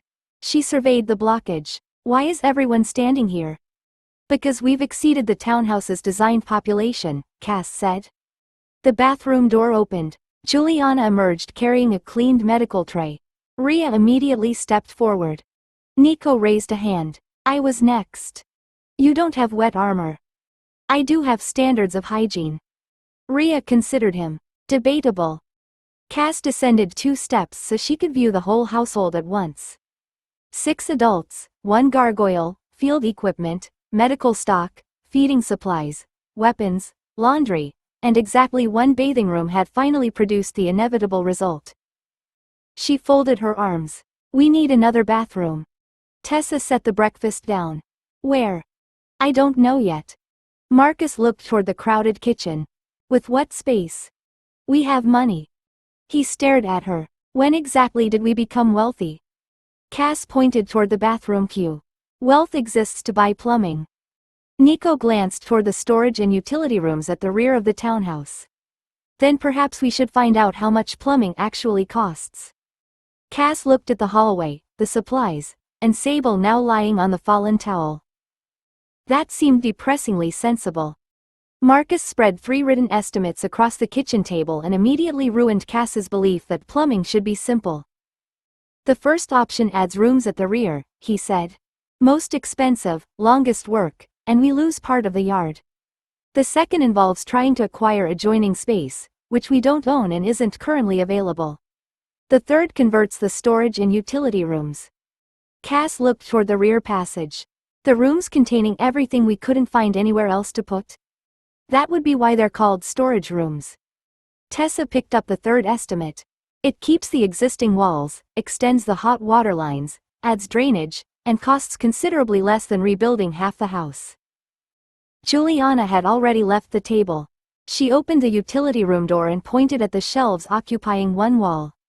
Prepared blood moves here, but properly separated from cleaning supplies and ordinary food. Enclosed storage, washable surfaces, and enough space that nobody puts medical stock beside breakfast again. Cass followed her into the cramped room. And the shower? Juliana turned. You heard everything I said and retained one word. The important word hasn't been said yet. Nico leaned through the doorway. Shower. Thank you. Rhea joined them and measured the remaining floor with her eyes. If the dividing wall moves, there's enough room for a proper bathing space. Marcus checked the estimate. That's included. Bath, shower fitting, basin, hot water improvement, and storage conversion.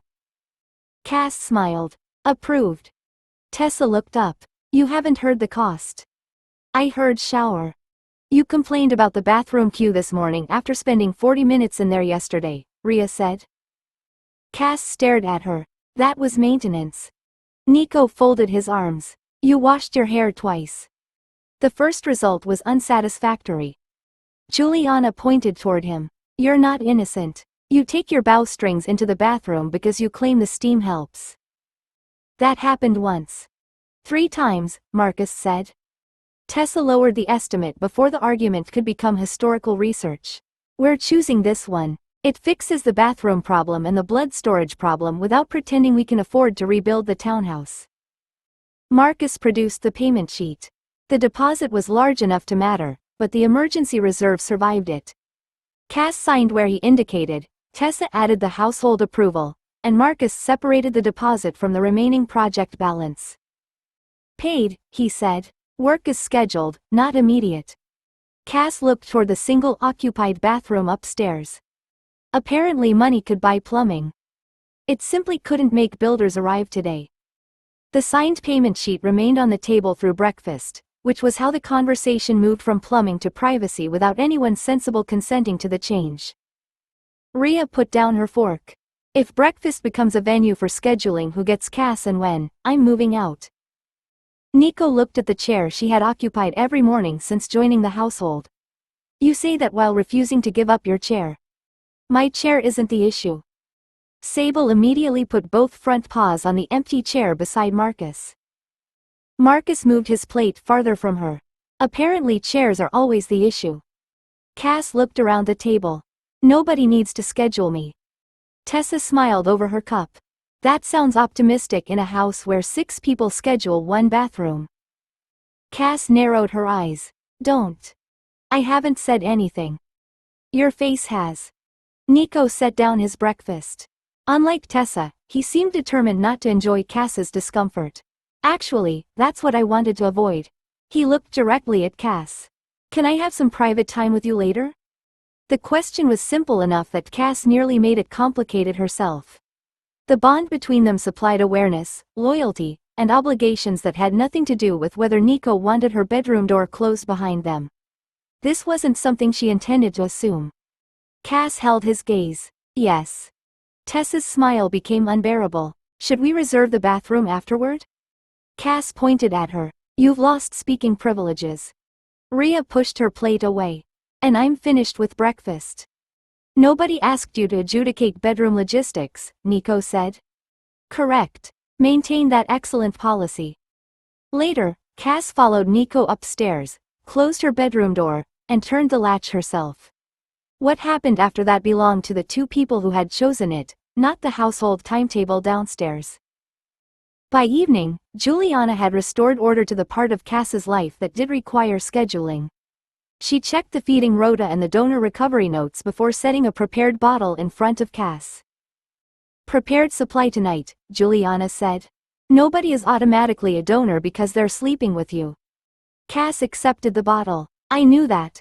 I know. I'm saying it because rules work better when nobody treats them as implied. Nico, passing behind Cass's chair, nodded. Good rule. Cass opened the bottle. Romance, feeding, and the bond remained three separate things. Apparently household privacy required almost as much administration as plumbing. The household's new rules survived until Cass attempted laundry. She had separated clean field clothes from ordinary clothes, moved Nico's spare shirt out of the towel pile, and nearly finished folding everything when Sable stole one of her undergarments from the basket. Cass looked up. Put that down. Sable backed toward the sitting room door with the garment hanging from her mouth. Marcus glanced over from the kitchen table. She understands you. I'm aware. Rhea watched Sable retreat another step. Apparently understanding and agreement remain separate. Cass moved around the basket. Sable immediately darted beneath the table, emerged between Nico's legs, and headed for the stairs. Nico lifted both feet out of her path. I'm staying neutral. You live here. Neutrality has expired. Tessa caught Sable at the first stair and reached for the stolen garment.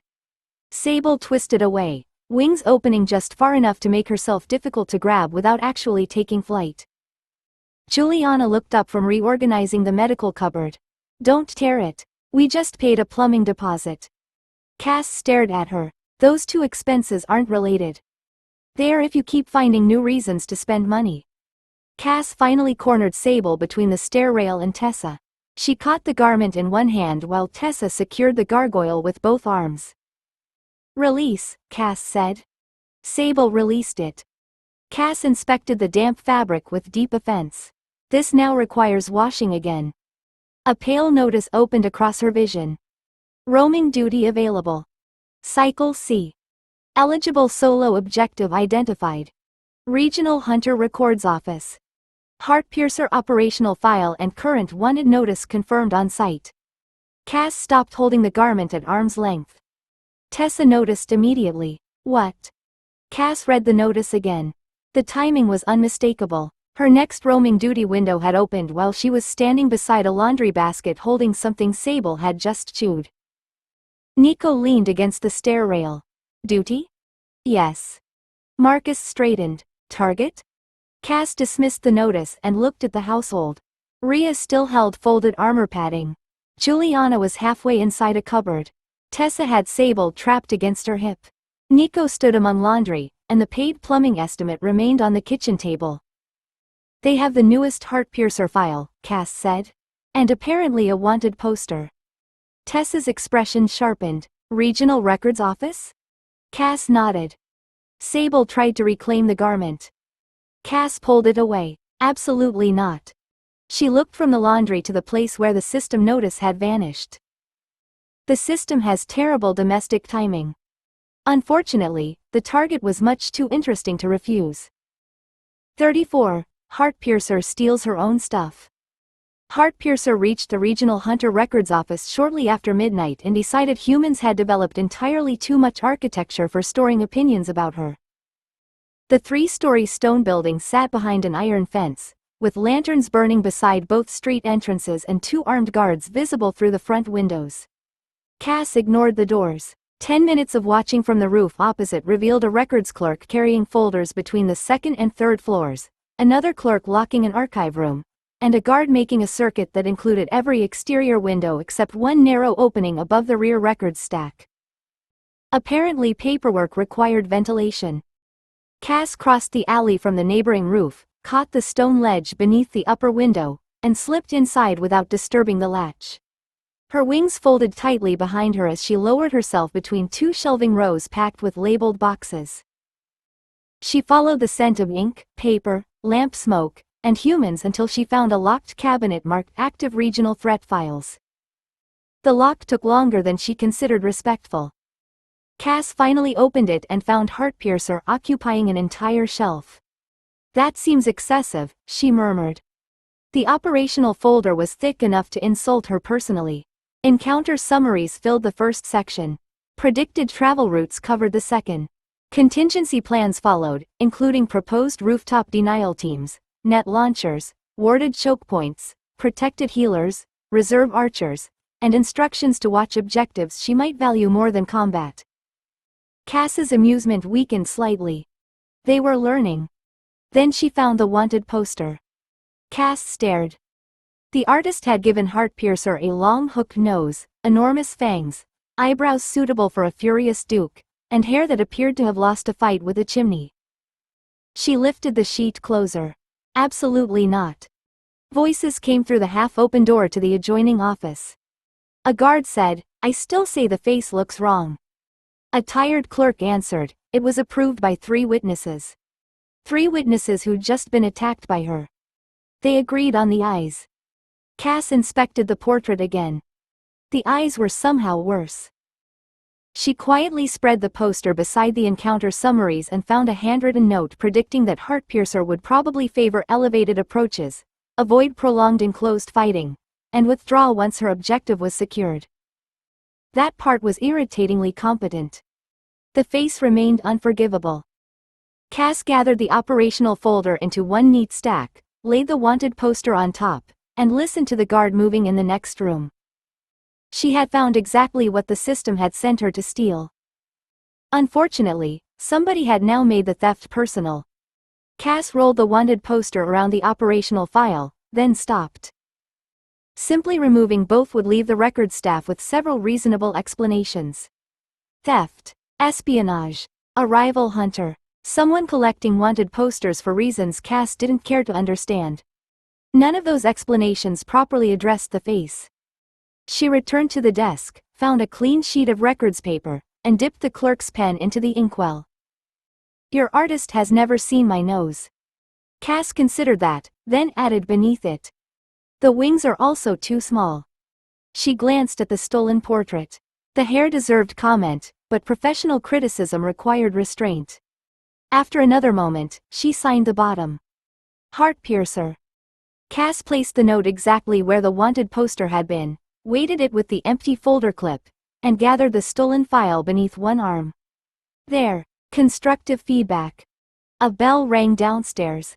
Cass froze. Not an alarm bell. Too short. One sharp note, followed by another from the rear of the building. Locks slammed into place below.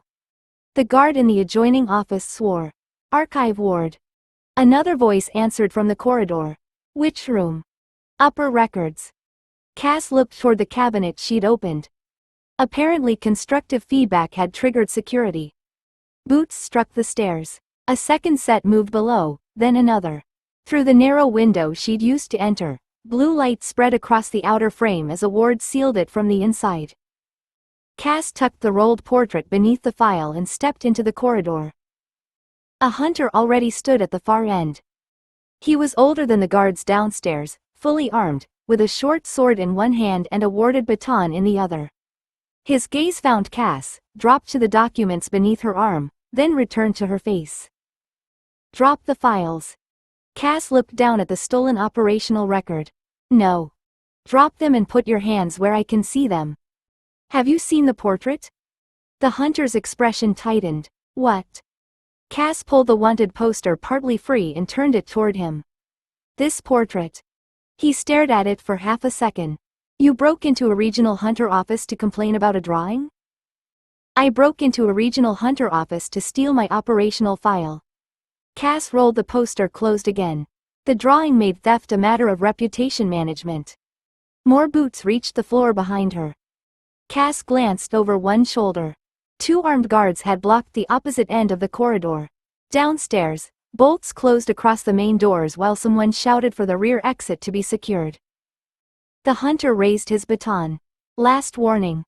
A pale notice opened across Cass's vision. Solo duty combat condition active. Cass dismissed it and shifted the files securely beneath her arm. Apparently reputation management had become violent. The hunter advanced first, apparently convinced 3 armed professionals in a locked building had improved his negotiating position. Cass disagreed. He swung the warded baton toward her shoulder. Cass slipped inside the strike, caught his wrist, and drove one knee into his stomach.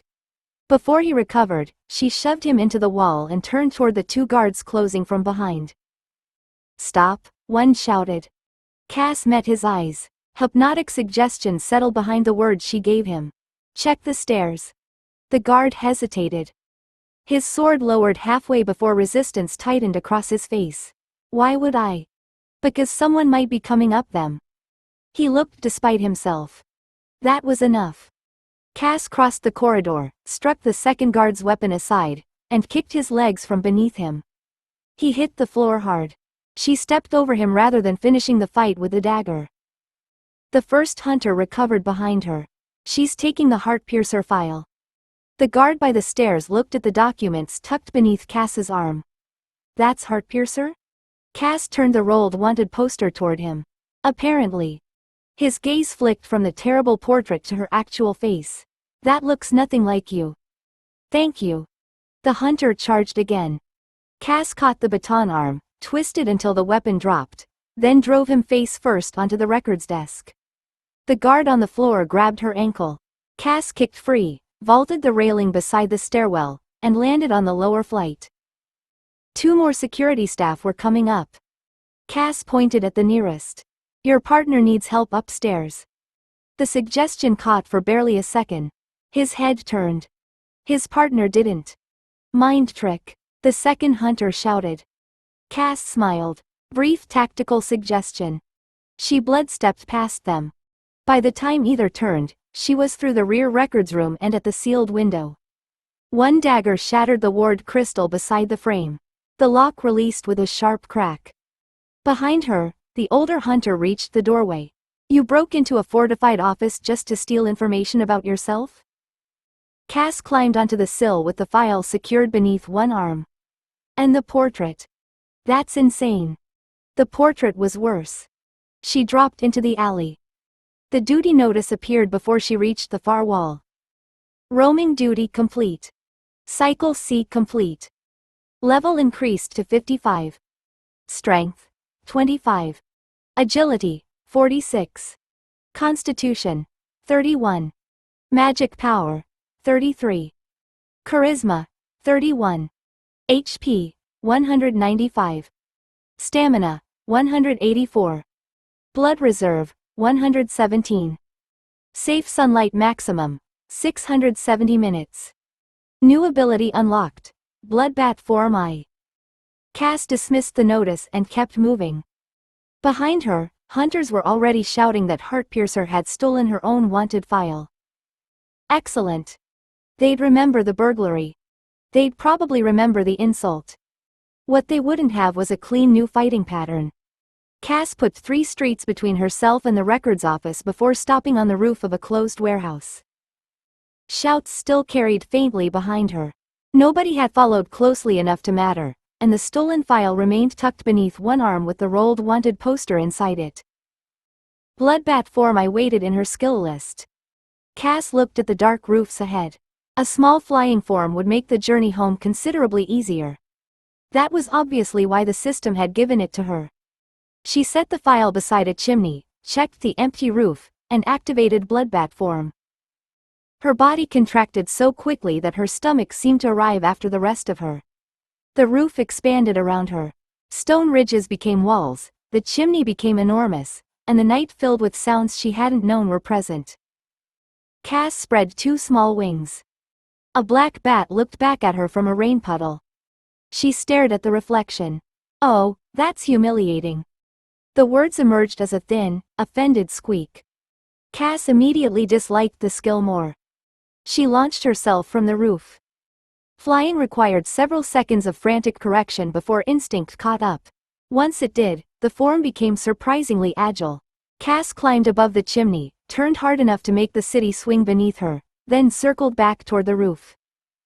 Her clothes lay in a collapsed pile beside the chimney, both daggers still secured among them. The stolen file sat beside the pile. Cass landed in front of it. Being roughly the size of Nico's boot made touching everything individually inconvenient, but inventory had never actually required her hands. Touch simply made the intention easier. Cass focused on the operational file. Inventory. The file vanished. The wanted poster followed. Then her daggers, boots, coat, trousers, and the rest of the clothing disappeared piece by piece until only bare roof tiles remained beneath her. Cass stared at the empty space. That was considerably more sensible. She launched again. Bloodbat form accelerated quickly, turned almost absurdly well, and reduced Heartpiercer from a recognizable flying vampire to something most people would ignore unless it entered their bedroom. She couldn't use her daggers like this, and anything requiring normal strength would mean changing back, but her equipment remained safely available in inventory. A broom swung from an upper window as someone shook dust into the night. Cass folded one wing, dropped beneath it, and recovered with an indignant squeak. A cat on the next roof noticed her. Cass changed direction immediately. Apparently Bloodbat form hadn't created a luggage problem. It had simply moved her much lower on the food chain. 35. Bats are not built for doors. Being lower on the food chain was inconvenient, but Cass discovered it came with excellent access to rooftops. She swept between two chimneys, dropped beneath a washing line, and crossed the next street without anyone looking up. Her stolen file, wanted poster, clothes, and daggers remained safely inside inventory. A thought confirmed every item was still there. That solved the important problem. The remaining problems were mostly attached to being 6 inches tall. Cass landed beneath the lip of a roof and considered her daggers. She could retrieve one from inventory. She could not imagine any useful outcome involving a weapon longer than her entire body appearing beside a bat. Transforming back would solve that. Which meant Bloodbat form wasn't combat equipment. It was transportation with teeth. Cass launched again. Ahead, lantern light moved through the next intersection. 2 night watchmen had stopped beneath a street sign while another patrol approached from the records district. One of the newcomers called, "Watch the roofs." Regional office was hit. The older watchman looked upward. By what? Heartpiercer. Cass settled upside down beneath a gutter. The second patrolman said, "She stole her own file." The watchman stared at him. Why? And her wanted poster. That doesn't answer the question. Apparently she objected to the portrait. Cass felt professionally understood. The men spread out, lanterns lifting toward the roofline. One beam passed directly across the gutter where Cass hung. Nobody reacted. The older watchman pointed toward the taller buildings. If she's winged, she'll stay high. Cass released the gutter and fluttered casually past his lantern. He didn't even look at her. That was considerably better than wings. Cass crossed another block before trying the next problem. She landed on a shuttered upstairs window, hooked her claws against the frame, and attempted to pull. Nothing happened. She tried again. The latch remained unmoved by the determined efforts of one very small vampire. Cass shifted back on the roof above, retrieved her clothes through inventory, dressed, and opened an unlocked maintenance window with one hand. "Doors," she murmured. Of course. She inventoried everything again and returned to Bloodbat form. The skill could scout, hide, cross-watched streets, slip through openings, and carry anything Cass had already stored. It couldn't conveniently fight, operate human-sized objects, or argue with architecture. That seemed fair. Mostly. The townhouse roofs appeared ahead. The final crossing was quiet enough that Cass almost changed back out of caution. Almost. She had crossed half the city without anyone recognizing Heartpiercer. Her inventory remained intact, and the townhouse stood less than a block away. Bloodbat form had earned one uncomplicated success. Cass flew over the wall. Sable saw her. The gargoyle had been lying beside the rear courtyard door with her head on her forepaws. One instant she was motionless. The next, her ears snapped upright and her entire body launched from the paving. Cass squeaked. Sable hit the wall beneath her, rebounded, and snapped at the empty air where Cass had been half a heartbeat earlier. Sable. Tessa's voice came from inside. Cass climbed hard. Sable climbed after her. The gargoyle struck a drainpipe, scrambled halfway up the wall with claws finding impossible purchase, then sprang toward Cass again. Cass folded both wings and dropped beneath her jaws. Sable, stop. Tessa burst through the courtyard door. Sable landed, turned, and launched again. Apparently the command had encountered competition from Snack. Cass darted toward the open doorway. Nico appeared behind Tessa, took one look at the pursuing gargoyle and the small black bat fleeing for its continued existence, and grabbed the doorframe. Oh no. Cass flew directly at him. Nico started laughing. Nico. Tessa snapped. I'm trying. You're not doing anything. I'm aware. Cass passed his shoulder, banked into the sitting room, and nearly collided with Marcus as he came out of the kitchen carrying a cup. Marcus flattened himself against the wall. Why is Sable hunting a bat indoors? The answer arrived behind Cass in the form of claws scraping across the threshold. Tessa caught Sable's harness with both hands. The gargoyle kept running. Tessa slid 2 feet across the floor before Rhea stepped from the kitchen and caught the back of the harness. Sable, no. Between them, they stopped her. Cass landed on the top of a bookcase and clung there while Sable stared upward with focused betrayal. Juliana appeared last. What happened? Nico managed to point at Cass. Your mistress came home as wildlife. Cass transformed. She appeared crouched on top of the bookcase and immediately retrieved her clothes from inventory. Silence held for 1 second. Then Nico laughed harder. Tessa looked from Cass to Sable. You flew into a house containing a gargoyle that hunts dungeon vermin. Cass pulled on her coat. I had identified cats as the problem. Sable strained against Ray's grip. Cass looked down at her. Apparently I lacked ambition. Sable was still staring at Cass as though reconsidering dinner when Tessa finally let go of her harness. Stay, Tessa said. Sable remained beside Rhea, offended but obedient. Cass finished dressing, climbed down from the bookcase, and retrieved the stolen operational file from inventory. Now that nobody intends to eat me, I brought presents. Marcus cleared the kitchen table while Cass unrolled the wanted poster and opened the file. Nico immediately reached for the portrait. Cass slapped his hand away.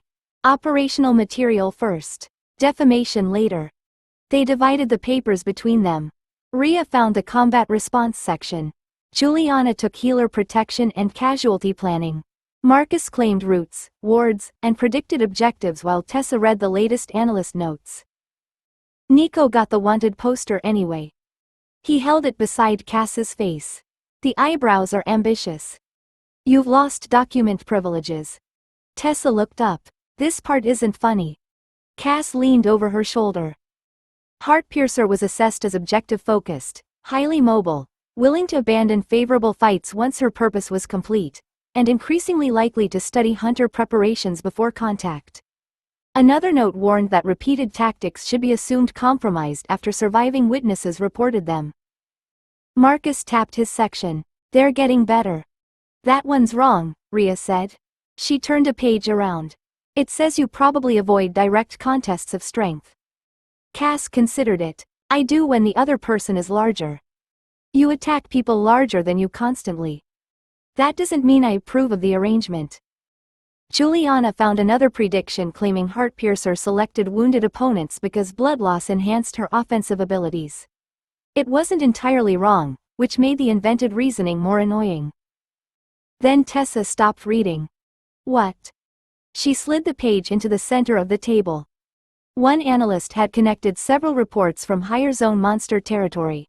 Heartpiercer had been observed passing through hostile monster groups without normal aggression, changing routes after apparent exchanges, and leaving disputed monster areas calmer than hunters expected. Probable capability. command, coercion, or negotiation with lesser monsters. Cass stared at the sentence. Ridiculous. Nobody answered. Cass looked up. Every person at the table was looking past her toward the sideboard. A stack of folded petitions from the dungeon monsters still sat there from the corridor disputes, root complaints, spawn boundary arguments, and requests that had somehow begun arriving because monsters thought Cass could fix things. Cass pointed at them. Those are unrelated. Nico lowered the wanted poster. Completely. They don't know I'm Heartpiercer. Marcus nodded. Which is why this is worrying. Cass looked back at the stolen file. The hunters still had the wrong woman. Unfortunately, they were beginning to understand the right monster. Marcus pulled the root pages into a separate pile. Then we stopped giving them the right monster. Cass leaned over the table. I'm still the same monster. You don't have to keep behaving like the version in their file. He tapped 3 marked streets. These are routes they think Heartpiercer prefers. Elevated approach, 2 likely withdrawal lanes, and this alley because you've used it twice. Rhea took the page from him. So stop using them. Cass frowned. That alley is convenient. That's why they noticed it. Juliana moved the healer response notes beside the route predictions. They also expect you to go after healers once a fight becomes difficult. I go after healers because leaving healers alone is poor planning. Then sometimes don't. Cass stared at her. That sounds like deliberately making worse decisions. Tessa shook her head. It means making different decisions when the objective allows it. The stolen file gradually changed from an insult into a list of habits Cass could ruin. Marcus marked routes that should disappear for several encounters. Rhea identified visible preferences worth varying. Juliana separated assumptions that endangered Cass from ones useful enough to encourage. Nico tapped the analyst's theory about lesser monsters. Keep this. Cass looked at him. Absolutely not. They think Heartpiercer can negotiate with monsters. That makes hunters hesitate when monsters are nearby. It also makes me sound like I hold meetings with goblins. Everyone looked toward the petitions again. Cass ignored them. Tessa slid another page across the table. This one says you avoid prolonged enclosed fights. Usually. So someday, when you have a reason and the situation is safe enough, don't. Marcus nodded. Not because the report tells you to. Because predictable behavior is becoming part of their equipment. That landed more effectively. Cass looked over the marked pages. Hunters had spent months building a version of Heartpiercer from surviving witnesses. Correcting every error would only help them make that version cleaner. Some mistakes deserved protection. She reached for the wanted poster. Fine. We preserve the terrible nose. Tessa caught her wrist. And you were not writing Captain Fenn another note. I wasn't going to. You were reaching for paper. I have professional standards. You broke into his records office, stole his file, and left editorial feedback. The feedback was accurate. No more corrections. Cass looked around the table for support and found none. She sighed and folded the analyst pages together. Very well. Heartpiercer will become less helpful. Marcus smiled. Less predictable. Cass considered the distinction, then tucked the marked counterintelligence notes into inventory. That too. 36. 2 parties cost twice as much. The Academy's answer to Cass becoming less predictable was apparently to give the household twice as much work.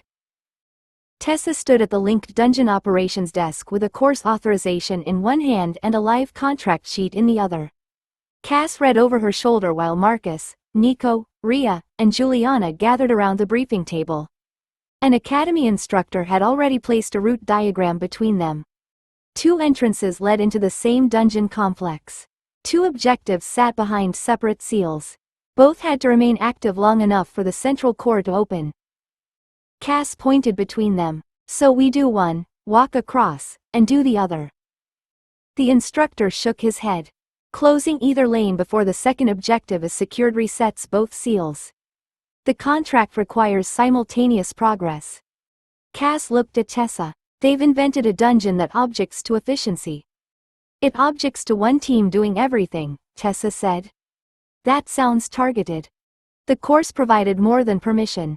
Academy responders would remain outside the dungeon. Specialist support had been authorized for the second lane, and the contract carried payment for successful completion.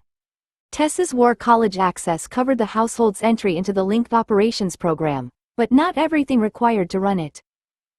Marcus had already discovered that part. He spread 2 supply lists beside the route diagram. We need duplicated field consumables. Cass looked down. Why? Because there'll be 2 teams. We already own potions. 1 team's worth. Juliana tapped the second list. Medical stock too. I can't treat people in another lane with supplies I'm carrying. Nico added, ammunition. Rhea pointed toward the support requirements. And repair materials if something damages equipment before the lanes reconnect. Marcus continued with visible satisfaction. Entry support fee, contract administration, academy response coverage, and the mission rental listed here. Cass stared at him. You're attacking morale with arithmetic. I'm fixing the budget. Exactly. Tessa ignored them and began assigning quantities against the approved roster. Nothing replaced the equipment they'd already bought. The expense came from making sure both groups could operate without borrowing the other group's supplies halfway through the contract. That was considerably harder to resent. Cass looked again at the 2 sealed routes. For months, the household had fought together because together was safer. Now the academy was offering them money to prove they could separate and still function. Marcus pushed the completed budget toward Tessa. That's what 2 real teams cost. Cass studied the total. Apparently independence had a price, and the dungeon intended to collect it before they even entered. The dungeon collected before they reached the first locked door. At the linked entrance, the academy instructor divided the authorized roster exactly as planned. Tessa took Cass and Rhea down the eastern lane. Nico, Marcus, and Juliana entered the western lane with the assigned academy support. A pair of status crystals beside each arch showed both groups in green. Cass looked across the junction at Nico. Try not to discover anything interesting without me. Nico adjusted his bow. That sounds less like encouragement and more like a threat. It can be both. Marcus checked the western route marker. We know the objective. Juliana touched the medical pack at her hip. And we have our own supplies. Cass disliked how prepared they looked. Tessa caught her attention. East. Cass followed. Their lane descended through 2 stone chambers before the paths began running parallel behind a thick dividing wall. Faint impacts occasionally carried through the rock. Nico's arrows were distinctive enough that Cass recognized 3 quick shots, followed by something heavier striking stone. Rhea heard it too. They've made contact. They can handle contact, Tessa said. Cass knew that.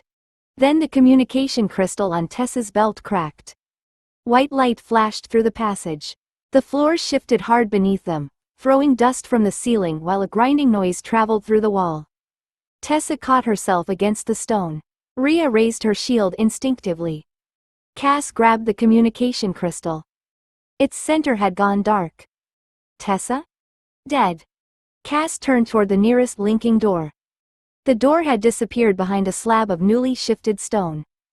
At the lane status marker ahead, Western changed from green to amber. Then red. Cass was moving before she decided to. Tessa caught her wrist. No. They're in trouble. And we can't reach them. Cass pulled once against her grip, then stopped. Bloodstep couldn't cross solid rock she couldn't see through. Mist form wouldn't solve several feet of sealed dungeon wall. Bloodbat form merely made her smaller on the wrong side. Rhea planted herself between Cass and the blocked junction.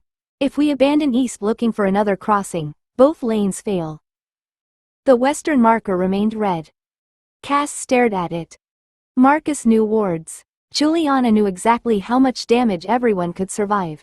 Nico had spent months proving that ranged support stopped being support when he decided to become the problem instead. They didn't need Cass to rescue them every time something went wrong. She hated that this was the moment she had to prove she believed it. Tessa released her wrist. We hold our lane. Cass looked once more at the red crystal, then drew both daggers.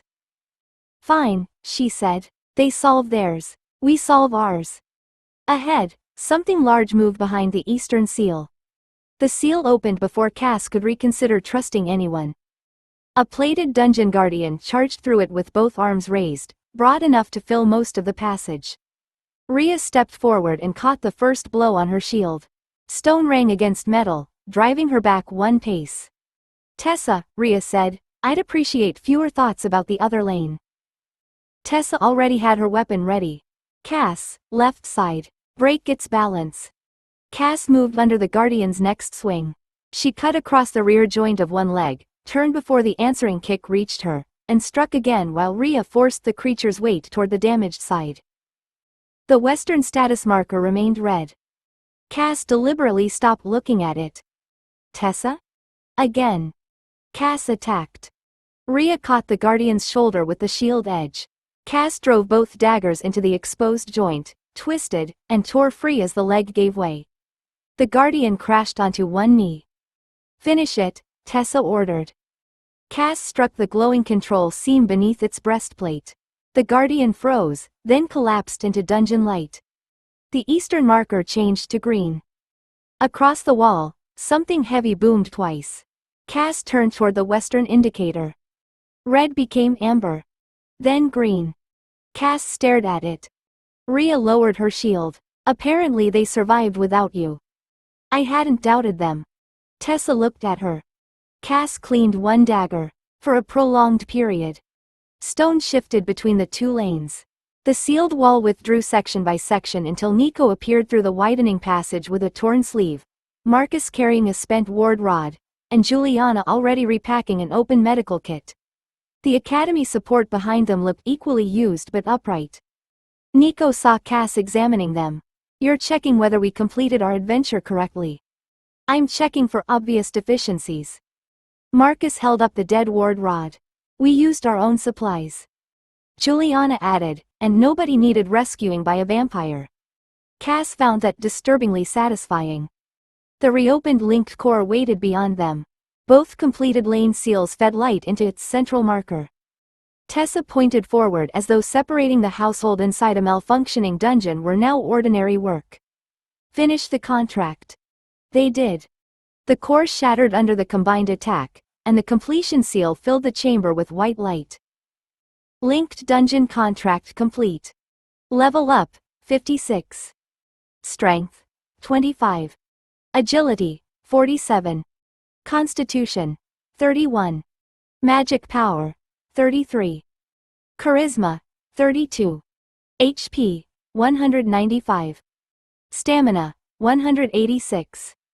Blood reserve, 117. Safe sunlight maximum, 680 minutes. Cass dismissed the notice and looked around at 5 people who had become inconveniently capable of having entire crises without her. Apparently she'd succeeded at building a household that no longer required supervision every minute. She wasn't certain how she felt about that.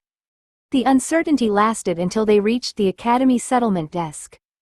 An operations clerk checked both lane seals, compared them with the contract completion record, and turned the slate toward Tessa. Both sub-objectives completed independently. Linked core cleared. Contract fulfilled. Tessa signed beneath the settlement mark. The payment appeared on the slate. Cass leaned closer. "That's a much nicer number." Nico looked over her shoulder. "You've recovered remarkably quickly from discovering we can survive without you." "I'm emotionally resilient when money is involved." Rhea laughed. Juliana looked tired but satisfied, and Marcus had already taken out the little account book that usually meant everyone else's enjoyment was approaching a scheduled end. The clerk pressed another seal beside Tessa's academy record. A new section of the operations board brightened behind him, revealing linked objectives, split route contracts, and specialist-supported assignments that hadn't been available to them that morning. Successful completion qualifies Cadet Rennick's registered field unit for more complex team operations, he said. Future contracts may include independent lanes, remote objectives, and larger support rosters. Cass looked at the newly available listings. School has improved again. Tessa folded the settlement copy. Because we learned something? Because it unlocked better paying homework. Marcus made a quiet sound. Cass turned toward him. No. I haven't said anything. You made the accounting noise. Marcus placed his book on the settlement counter and opened it. Their celebration survived another 6 seconds. The gross payment occupied the top line. Beneath it sat the duplicated costs from 2 functioning lanes: consumables, Nico's ammunition, Marcus's ward materials, medical stock, transport, support fees, and the equipment exposure they'd already budgeted before entering. Cass pointed at the payment. That number is large. Marcus pointed at what remained after costs. This number is relevant. Rhea leaned over the book. Still profitable. Yes, Marcus said, but not twice as profitable because we ran 2 teams. Juliana tapped the expense column. And nobody had a serious injury. A worse contract gets more expensive. Cass stared from the newly unlocked operations board to Marcus's cheerful destruction of its financial promise. They had proven the household could divide, complete both objectives, reunite, and finish a real contract. The Academy was willing to trust them with harder work because of it. Apparently competence came with invoices. Cass looked at Marcus. Is advancement legally required to become more expensive every time? Marcus closed the account book. Apparently. Cass sighed and looked back at the higher-tier contracts. 2 teams worked. Now they had to afford them. 37. The payroll is attacking us. Affording 2 teams became less theoretical the next morning. Cass stood at the repair and supply counter while Marcus arranged the consequences of yesterday's contract into 2 neat piles. 2 repair tickets lay beside 2 replacement consumable lists. Nico's ammunition requirements occupied another sheet. Juliana had added medical stock, and Tessa was holding an order for enough prepared blood to support deployments where Cass couldn't conveniently rely on the household rota. Sable sat beside Marcus's boots, watching the clerk unpack replacement ward components with dangerous interest. Cass pointed at the paperwork. They're coordinating. Marcus didn't look up. Who? The invoices. The clerk glanced between them. These are separate charges. That proves organization. Rhea leaned against the counter. We did use the supplies. We used them heroically. Heroic consumption should qualify for a discount. The clerk shook his head. It doesn't. Cass looked at Marcus. He's siding with you. He understands arithmetic. Professionally suspicious. Marcus slid 1 repair ticket toward her. Damage from the linked dungeon had been minor, but minor apparently still involved materials and labor.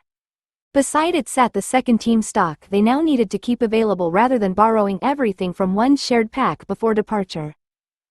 Juliana checked the medical list. Add another blood-safe dressing set. If we split again, both teams need enough treatment stock to finish independently. Cass looked betrayed. You too? I'm the reason you still have intact limbs after several questionable decisions. That doesn't make the dressing cheaper. Nico collected his ammunition order from the clerk. Mine isn't optional either.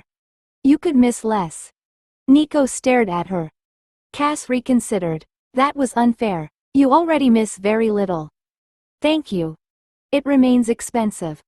Tessa returned from the adjoining transport desk carrying another stamped slip. Mission transport account. Cass closed her eyes. Of course. And specialist support fees from yesterday. Those were already on the contract. They were estimated. This is the settled amount. Marcus placed the new slip beside the others with visible satisfaction. Cass looked at the expanding collection. You're enjoying this. I warned you 2 teams cost more. I thought that was a general principle, not a personal attack. Sable chose that moment to seize a bundled packet of repair cord from the counter. Marcus caught it before she escaped. No. The clerk reclaimed the packet. That would also have been charged. Cass pointed at Sable. Finally, someone else is contributing. By the time everything was paid, replaced, or ordered, yesterday's lesson had become painfully concrete. 2 teams didn't merely require enough people to split. They required 2 functioning sets of everything that kept those people alive and operational. Marcus gathered the receipts. Now we know a real deployment cost. Cass looked toward the contract offices farther along the market hall. Good, she said. Now we find work that deserves us. The guild contract board offered exactly the sort of work Cass thought deserved them. Rhea removed a brass-edged slate from the high-risk row and set it on the comparison desk. Fortified ruin. Multiple elites, confirmed boss, valuable recovery rights. Cass read the payment twice.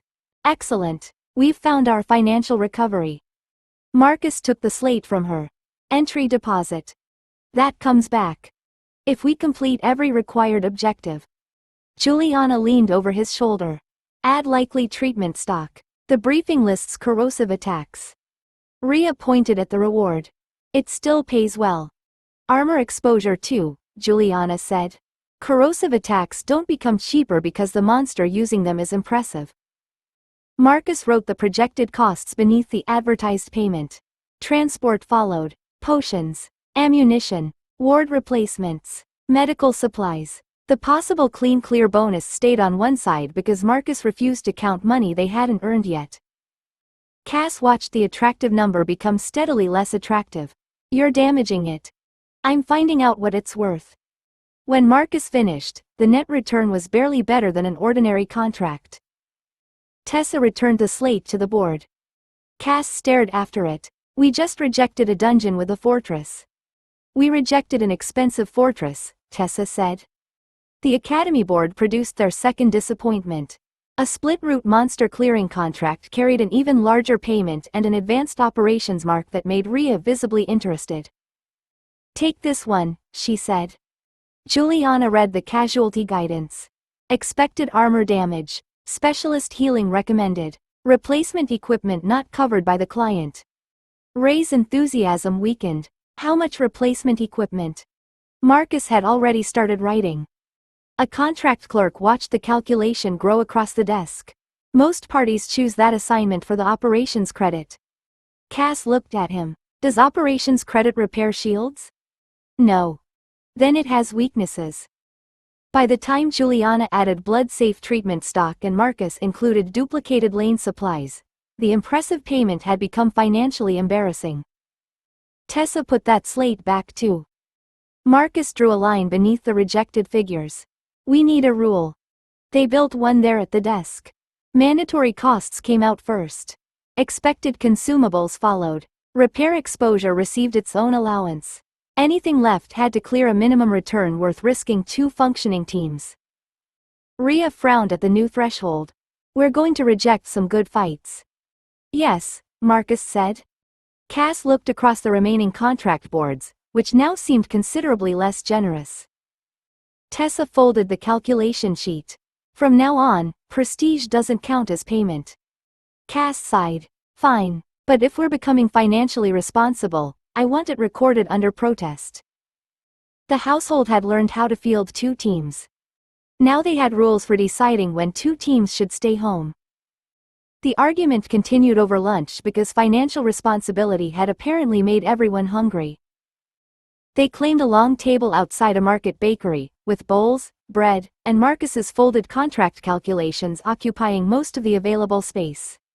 Sable sat beneath the bench beside him, watching every page that moved within reach. Nico finished half his meal before saying, if we're going to invoice contracts as one field unit, we should probably have a working name. Cass looked up. Heartpiercer's household. Tessa shook her head immediately. No. The Crimson Court. No, Juliana said. Rhea tore bread in half. That sounds like we charge admission before murdering people. Cass considered it. Strong branding. Marcus flattened a clean sheet beside his bowl. We need something usable on contracts, equipment ownership records, and shared supply accounts. Nico took the pen. Rennick Field Company. Cass stared at him. You've named us after Tessa. She's the public license holder connecting most of the academy work. Tessa looked uncomfortable. I don't hate it. That's because you're in it. Nico crossed it out and tried again. Brightfall Independent Operations. Rhea nodded. That's reasonable. Cass recoiled. It sounds like people who transport furniture. Juliana leaned closer. Brightfall Contract Group? Accountants. Marcus looked offended. There's nothing wrong with accountants. There is when they're carrying daggers. Cass took the pen before anyone could stop her and wrote carefully. The Scarlet Knight Company. Tessa read it. We work during the day. Recently. Nico added another option beneath it. 6 lanterns. Everyone paused. Cass counted around the table. Tessa, Rhea, Juliana, Marcus, Nico, herself. That's annoyingly acceptable. Marcus nodded. Simple. Doesn't reveal anything private. Works on invoices. Juliana smiled. I like it. Sable's head appeared over Marcus's knee. Cass saw the movement too late. The gargoyle seized the page in her teeth and dropped beneath the table. Marcus lunged. Sable. Paper tore. Rhea caught one corner. Nico rescued another. Sable swallowed the center section containing most of 6 lanterns and began chewing the surviving edge with determined efficiency. Cass looked at the scraps. Tessa sighed. Apparently she objected. She specifically ate the sensible name, Cass said. I think that counts as support for mine. It doesn't, 5 people said. Marcus gathered what remained of the page. They left lunch with minimum contract standards, shared operating costs, and no agreed name whatsoever. At least the next problem would have to find them without one. The next problem found them before they reached home. Tessa's academy contract slate chimed while they were crossing the market square. She stopped beneath an awning, opened the new listing, and read it twice before turning back toward the contract office. Cass looked at her. We were winning against administration. We may have found one administration wants us to win. That was enough to bring everyone back. The clerk pulled the newly posted contract onto the main desk. Merchant convoy. Departure before dawn, delivery after sunrise. The client requires continuous armed coverage through the transition. Marcus immediately reached for the calculation sheet they had rescued from lunch. Cass narrowed her eyes. Why is that paying so much more than the other escorts? Scheduling, the clerk said. The route has a high undead threat rating before sunrise, so clients prefer at least one undead capable specialist. The problem is keeping the same protection after daylight. Nico understood first. Most undead contractors have to withdraw. Or travel undercover, the clerk said. Either way, the client has to replace them halfway through the escort. 2 teams, 2 mobilization charges, and a vulnerable handover. Marcus was already writing. Transport? Covered by the client. Specialist fees? Included. Juliana checked the casualty guidance. Expected medical provision? Standard escort risk. No unusual environmental hazard. Rhea pointed at the payment. And that survives our minimum? Marcus finished the deductions, checked them once, and nodded.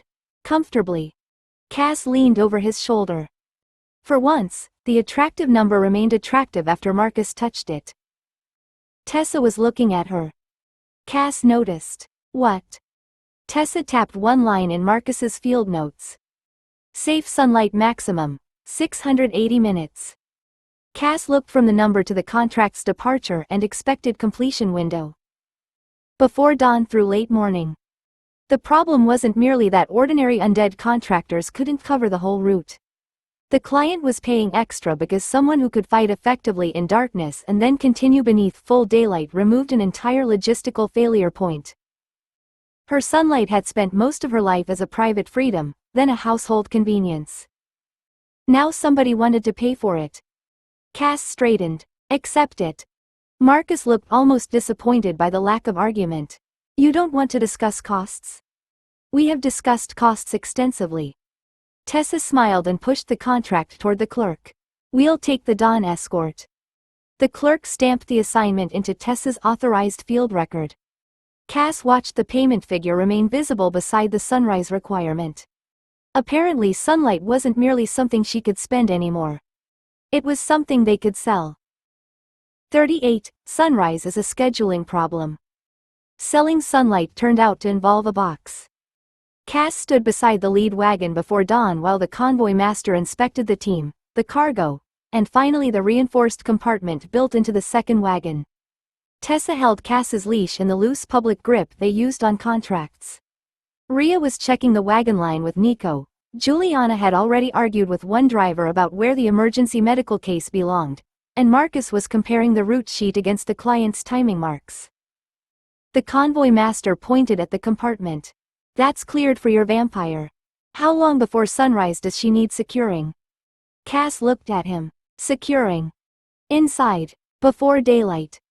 I understood the word. I was objecting to my inclusion in freight management. Tessa's mouth twitched. She'll be ready when required. The convoy master nodded and moved on, then stopped 3 wagons later and looked back. Half an hour before sunrise enough? Cass opened her mouth. Tessa answered first. She doesn't actually need to. Marcus caught Tessa lightly by the sleeve.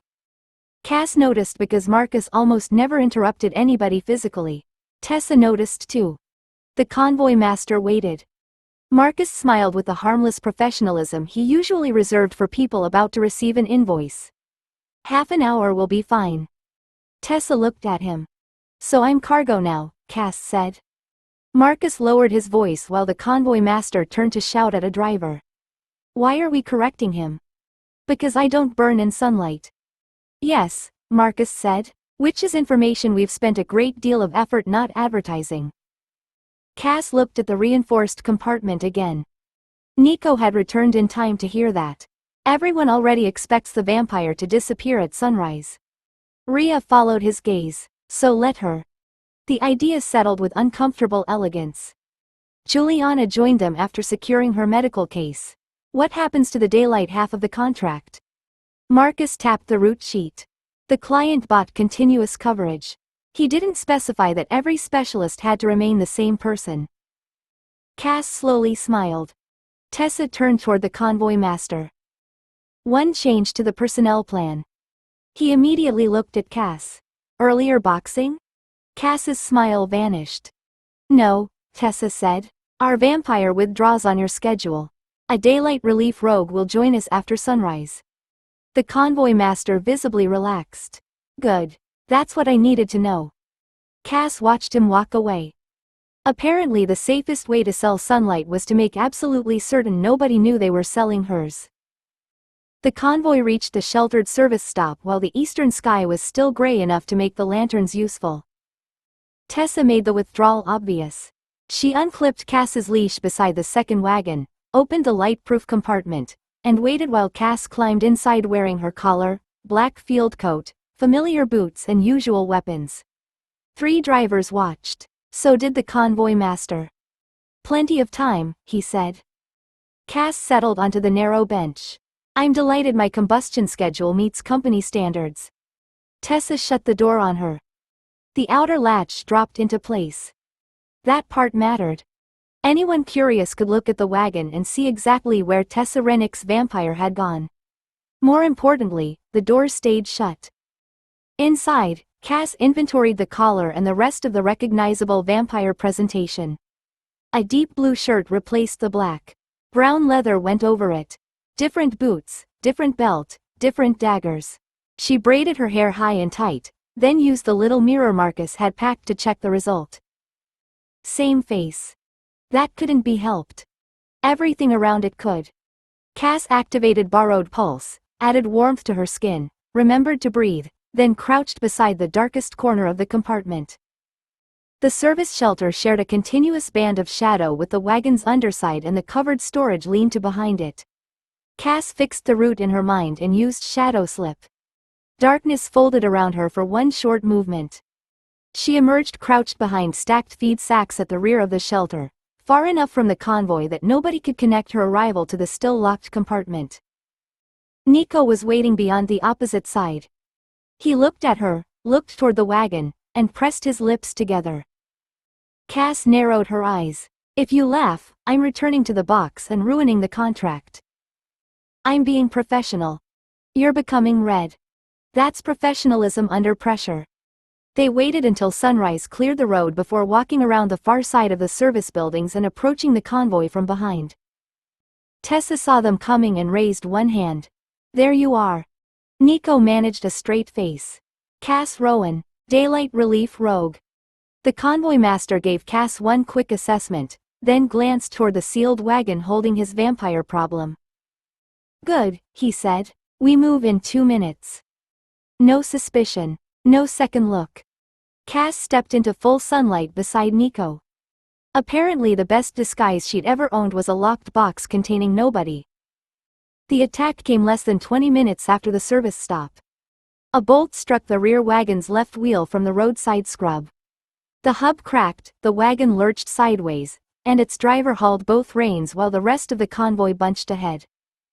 "Keep moving," Tessa shouted. "Rhea, rear wagon. Nico, high side. Marcus, cover the road."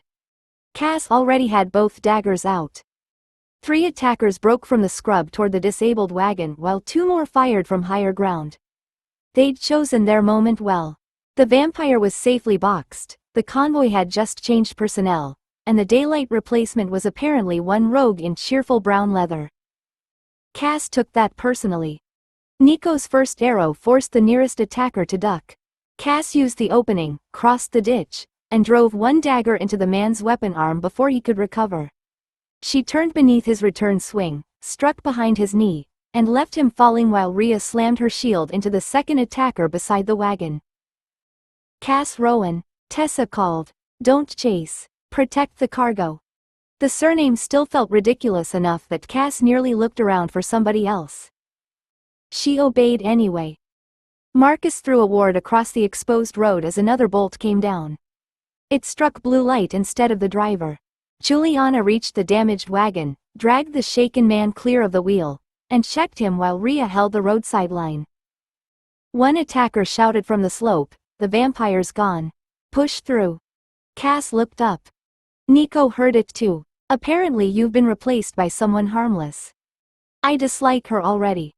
They moved together. Nico drove the shooters from cover with rapid arrows while Cass climbed the exposed slope without bloodstep, mist, claws, blood magic, or anything else that belonged to a vampire. She had knives, speed, and years of experience making poor decisions at close range. That proved sufficient. The surviving attackers broke once their daylight opening stopped being an opening. Cass returned as Marcus and Rhea levered the damaged wheel clear enough for the wagon to limp forward. The fortified delivery gate was already visible down the road. The convoy crossed it with every wagon and every cargo seal intact. A pale notice opened across Cass's vision. Dawn escort field operation complete. Level increased to 57. Strength, 25. Agility, 47. Constitution, 31. Magic power, 34. Charisma, 32. HP, 195. Stamina, 186. Blood reserve, 119. Safe sunlight maximum, 690 minutes. Cass dismissed it before anyone noticed. The vampire had spent the morning locked in a box. Cass Rowan had just completed the contract. Settlement took less time than repairing the wheel had. The convoy master signed a completion sheet inside the delivery yard while his drivers unloaded beneath the protection of the fortified walls. Cass stood with Nico in the sunlight, still dressed as Cass Rowan, while Tessa, Rhea, Juliana, and Marcus gathered around the payment slate. The convoy master checked the final amount. Continuous coverage through dawn, no lost cargo, 1 damaged wheel, no fatalities. Premium stands. Marcus studied the figures. That clears our minimum comfortably. Cass leaned toward him. Comfortably sounds promising. It means we can afford to keep doing this. That's less exciting than I hoped. The convoy master glanced toward Cass. Your relief rogue did good work.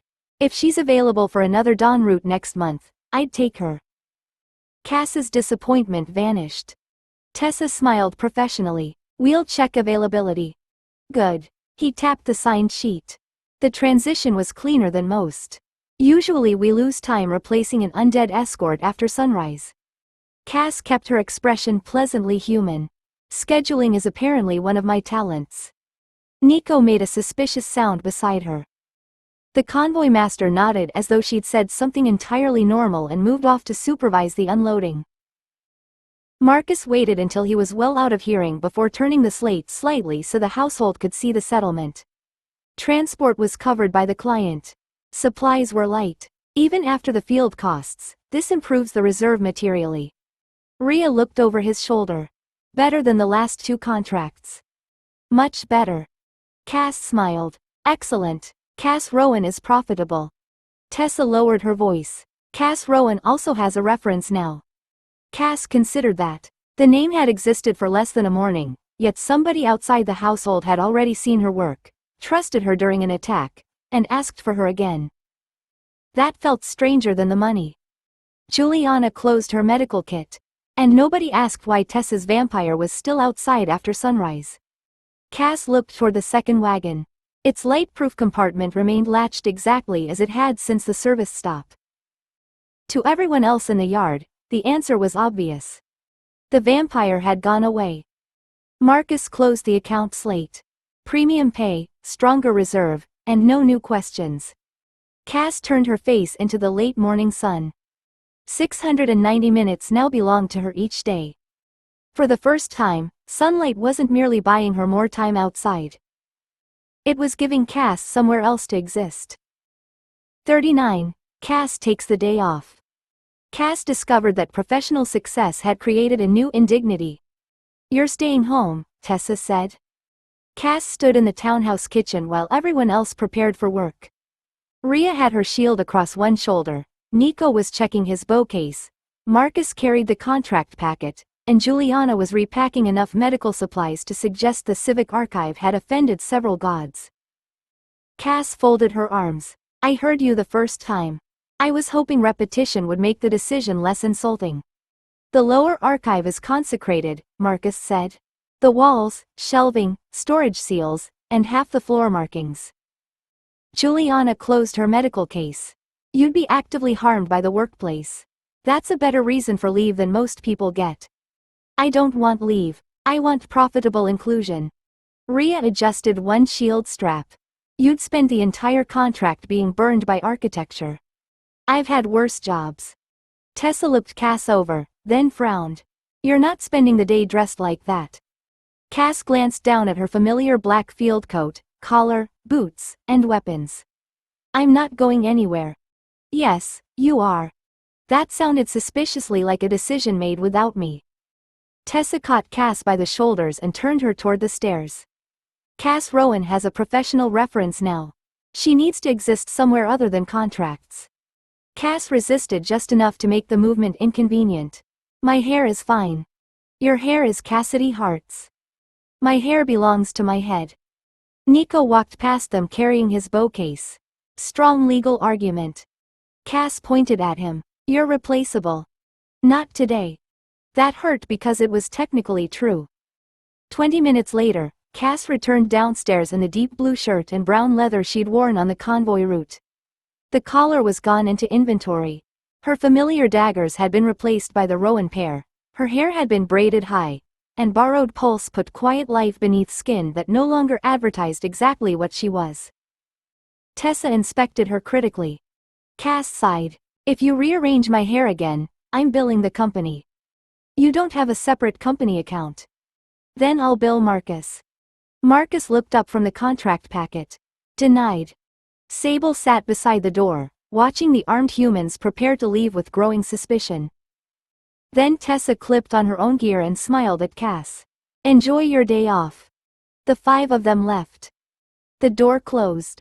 Cass stood in the suddenly quiet townhouse beside Sable and stared at it. Her household had gone to earn money without her. Worse, they'd left Cass Rowan dressed and ready for daylight with absolutely nothing she was required to do. Cass lasted 12 minutes before deciding that remaining in the townhouse purely because nobody needed her was intolerable. She left Sable guarding the house and walked into Brightfall as Cass Rowan. No collar, no leash, no Tessa beside her to answer questions. Her first stop was the market because Marcus had left the household list on the kitchen table, which Cass considered an invitation to prove that unsupervised vampires could perform domestic labor. The fruit seller held up a basket of cherries. 6 coppers. 5. 6. Juliana likes these. Rhea will eat half before dinner, and Nico will claim he only took one while holding evidence in both hands. I'm buying for volume. The seller stared at her. How does any of that make them cheaper? It establishes repeat business. He eventually accepted 5. Cass added bread, vegetables, cheese, soap flakes, and 2 packets of the spiced biscuits Marcus liked, none of which she had any personal use for beyond watching other people consume them. She inventoried the purchases once she was out of sight and continued without a basket. The entertainment crystal exhibition occupied a converted market hall. Cass paid admission and spent nearly an hour watching moving scenes from distant cities, dramatic historical recreations, and one romance in which two wealthy humans took an unreasonable amount of time to admit they wanted to kiss. Afterward, she bought a chilled fruit drink because sitting outside with one seemed like something Cass Rowan ought to do. It tasted faintly sweet and otherwise accomplished very little. Cass drank it anyway. A woman at the neighboring table studied her. "You look a little like Rennick's vampire." Cass remembered to breathe. The woman's companion glanced over. "The Academy one?" "Yes. She's sitting in direct sun." The first woman looked upward, then laughed. "Fair point." Cass continued drinking with considerable satisfaction. Sunlight had become better identification than her own face. Her final errand was a tailoring adjustment to the brown Rowan jacket. The tailor pinned one sleeve and asked, "Adventurer? Rogue? Guild team?" "I work with a licensed field team." That was all. No monster registration. No handler. Nobody addressed a question to Tessa while Cass stood beside her. The alteration took 20 minutes.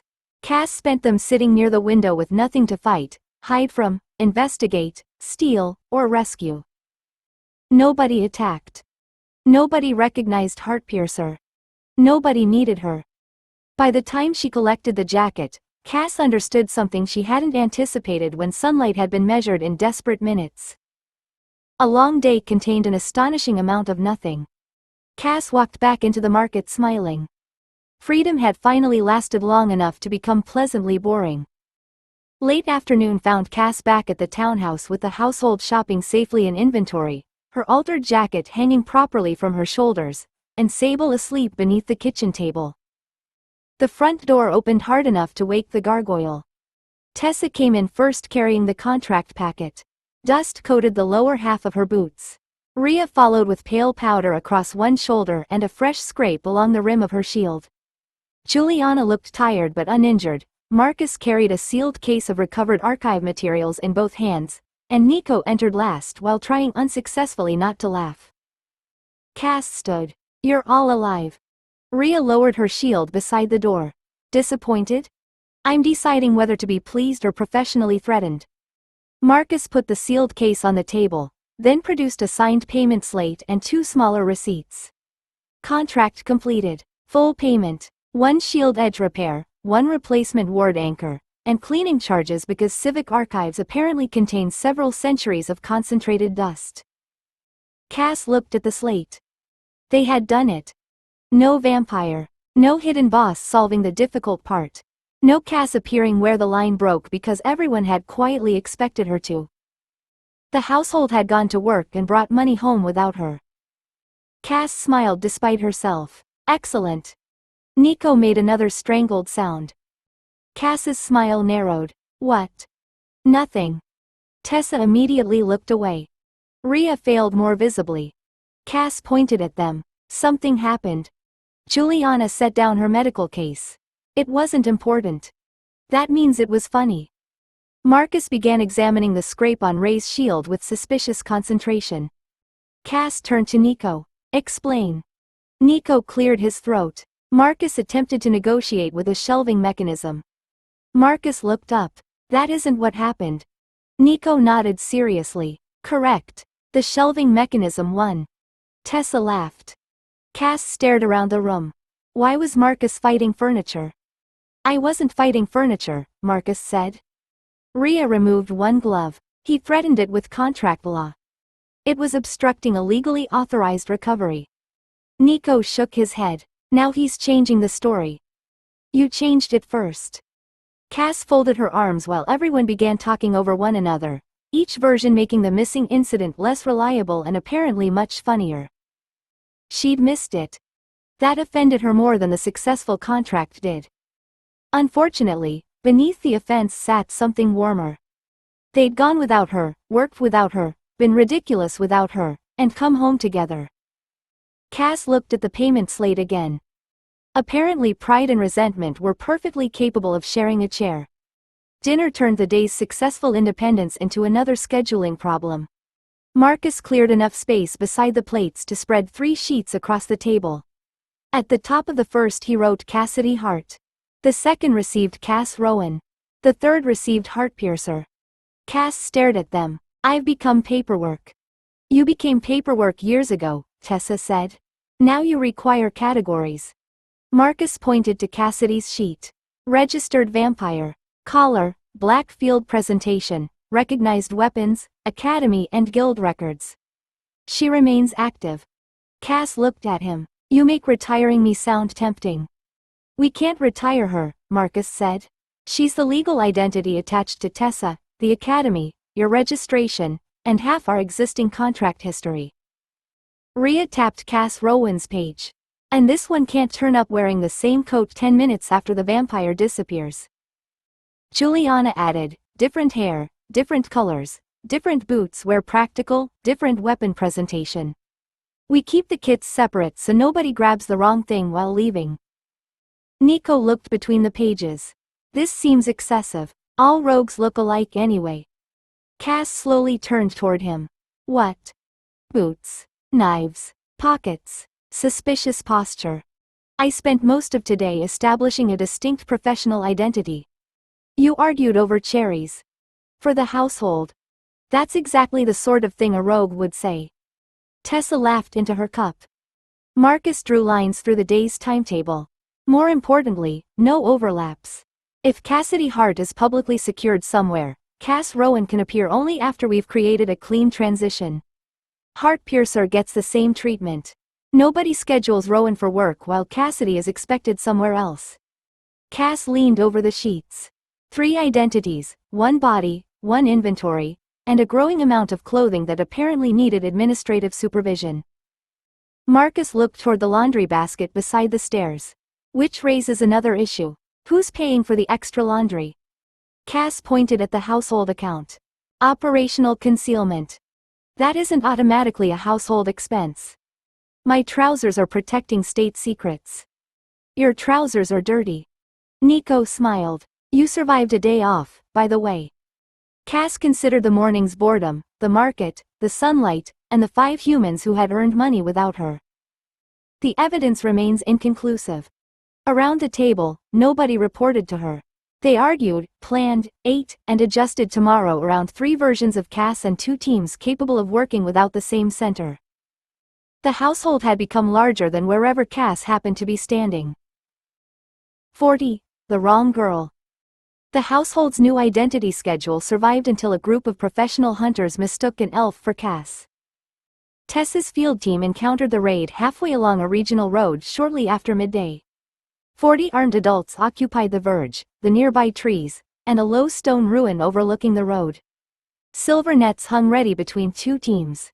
Anti-mist canisters marked the approaches. Ward stakes surrounded a pale young woman sitting on the ground with her hands raised.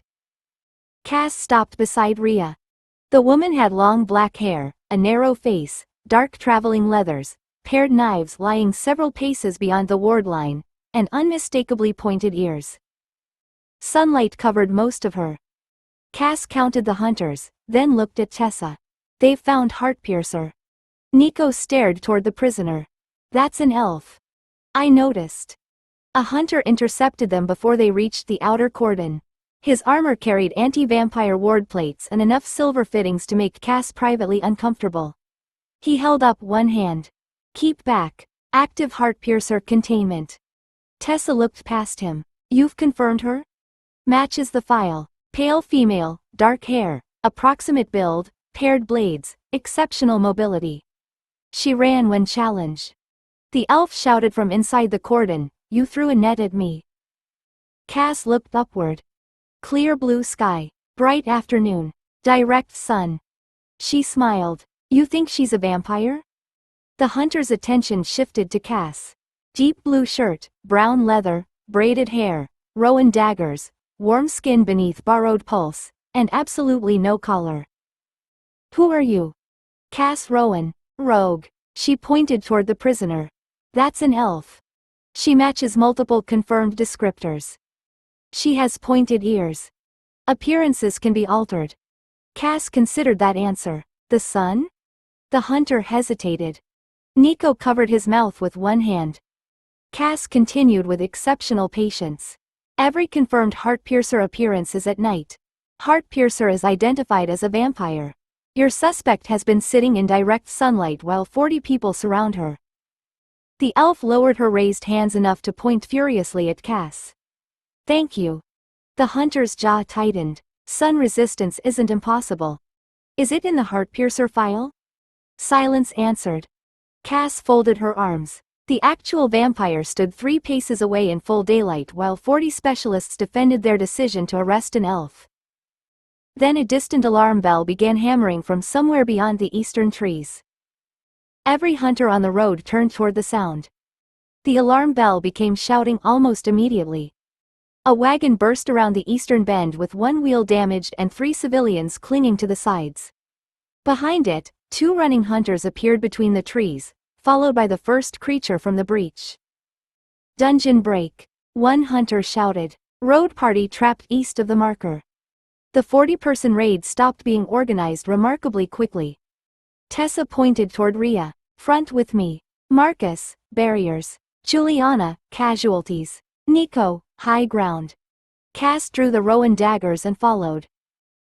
The hunter who had been arguing about the elf caught her arm. You're not part of the raid. No, Cass said. I'm part of the competent people moving toward the screaming. He released her. Rhea met the first breach creature beside the damaged wagon and drove it sideways with her shield. Nico's arrow struck its exposed flank a heartbeat later. Cass went around the opposite side, cut behind one leg, and moved away before the creature could turn. No bloodstep, no crimson claws, no mist. Nothing Heartpiercer had taught the hunters to expect.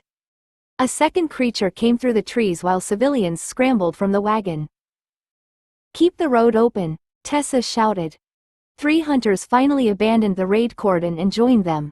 One carried a bundled silver net across his back, another had anti-mist powder canisters clipped across his chest, and the third wore a restraint launcher specifically designed to catch something capable of becoming very difficult to hold. Cass recognized several improvements from stolen planning notes. Professionally, she was almost touched. A fallen civilian cried out beside the ditch. The hunter with the powder dropped to one knee beside him, then shoved 2 sealed canisters into Cass's hands. Hold these. Cass stared down at equipment designed to prevent Heartpiercer escaping. Problem? None. She tucked both canisters beneath one arm. I'm appreciating the craftsmanship. He lifted the injured man while Cass guarded them with one dagger and carried her own countermeasures with the other hand. Another breach creature broke through Marcus's forming ward line. Rowan, Tessa called. Cass moved before anyone else reached it. She slid beneath a sweeping limb, struck twice behind the joint, and kicked the creature off balance toward Ray's shield. The hunter beside her stared. You always fight like that? Cass handed him back his anti-mist canisters. Only when people are watching. Beyond the trees, more civilians were shouting. The raid still had most of its strength surrounding the wrong woman. Tessa looked toward the sound, then at the hunters. We need more people east. Now. This time, nobody argued. The extra hunters turned the eastern road from a failing rescue into something capable of finishing the job. Rhea held the breach approach while Marcus drove the last ward anchor into place. Nico climbed onto the stranded wagon for a clear firing lane, and Juliana sent walking casualties west toward safety. Tessa checked the hunter's slate. 3 civilians still east of the marker. Driver and 2 passengers. Cass looked through the broken trees. Found them. The overturned wagon lay against the ditch with its driver pinned beneath the front rail. 2 passengers sheltered behind it while a breach creature prowled around the wreckage. A hunter caught Cass's shoulder. Wait for the shield line. Cass slipped from his grip and vanished behind the stranded wagon beside them. She didn't disappear magically. Vanishing step needed no shadow magic at all, only cover, timing, and someone looking in the wrong direction. Cass crossed behind the wagon while the creature's attention stayed on Ray's approaching shield, emerged from the brush on its opposite flank, and used silent step to close without announcing herself. The creature turned too late. Quick Draw put Rowan's first dagger into Cass's hand and behind its foreleg in one clean movement. She pulled free before it could strike, feinted toward its wounded side, and let it commit. It lunged exactly where she wanted. Cass used evasion rather than meeting the attack.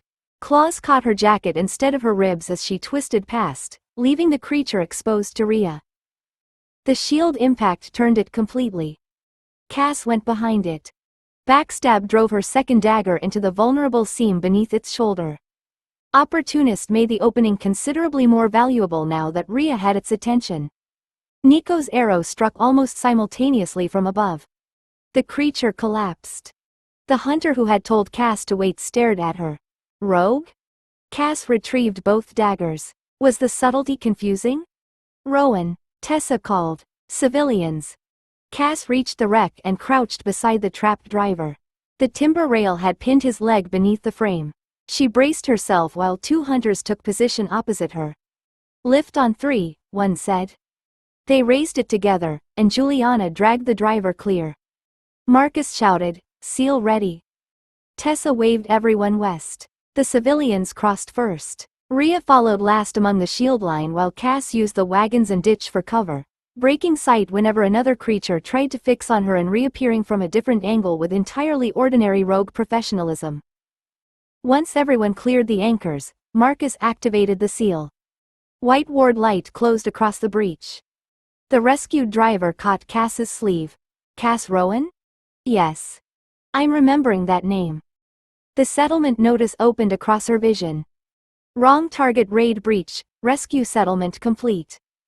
Level up, 58. Strength, 25.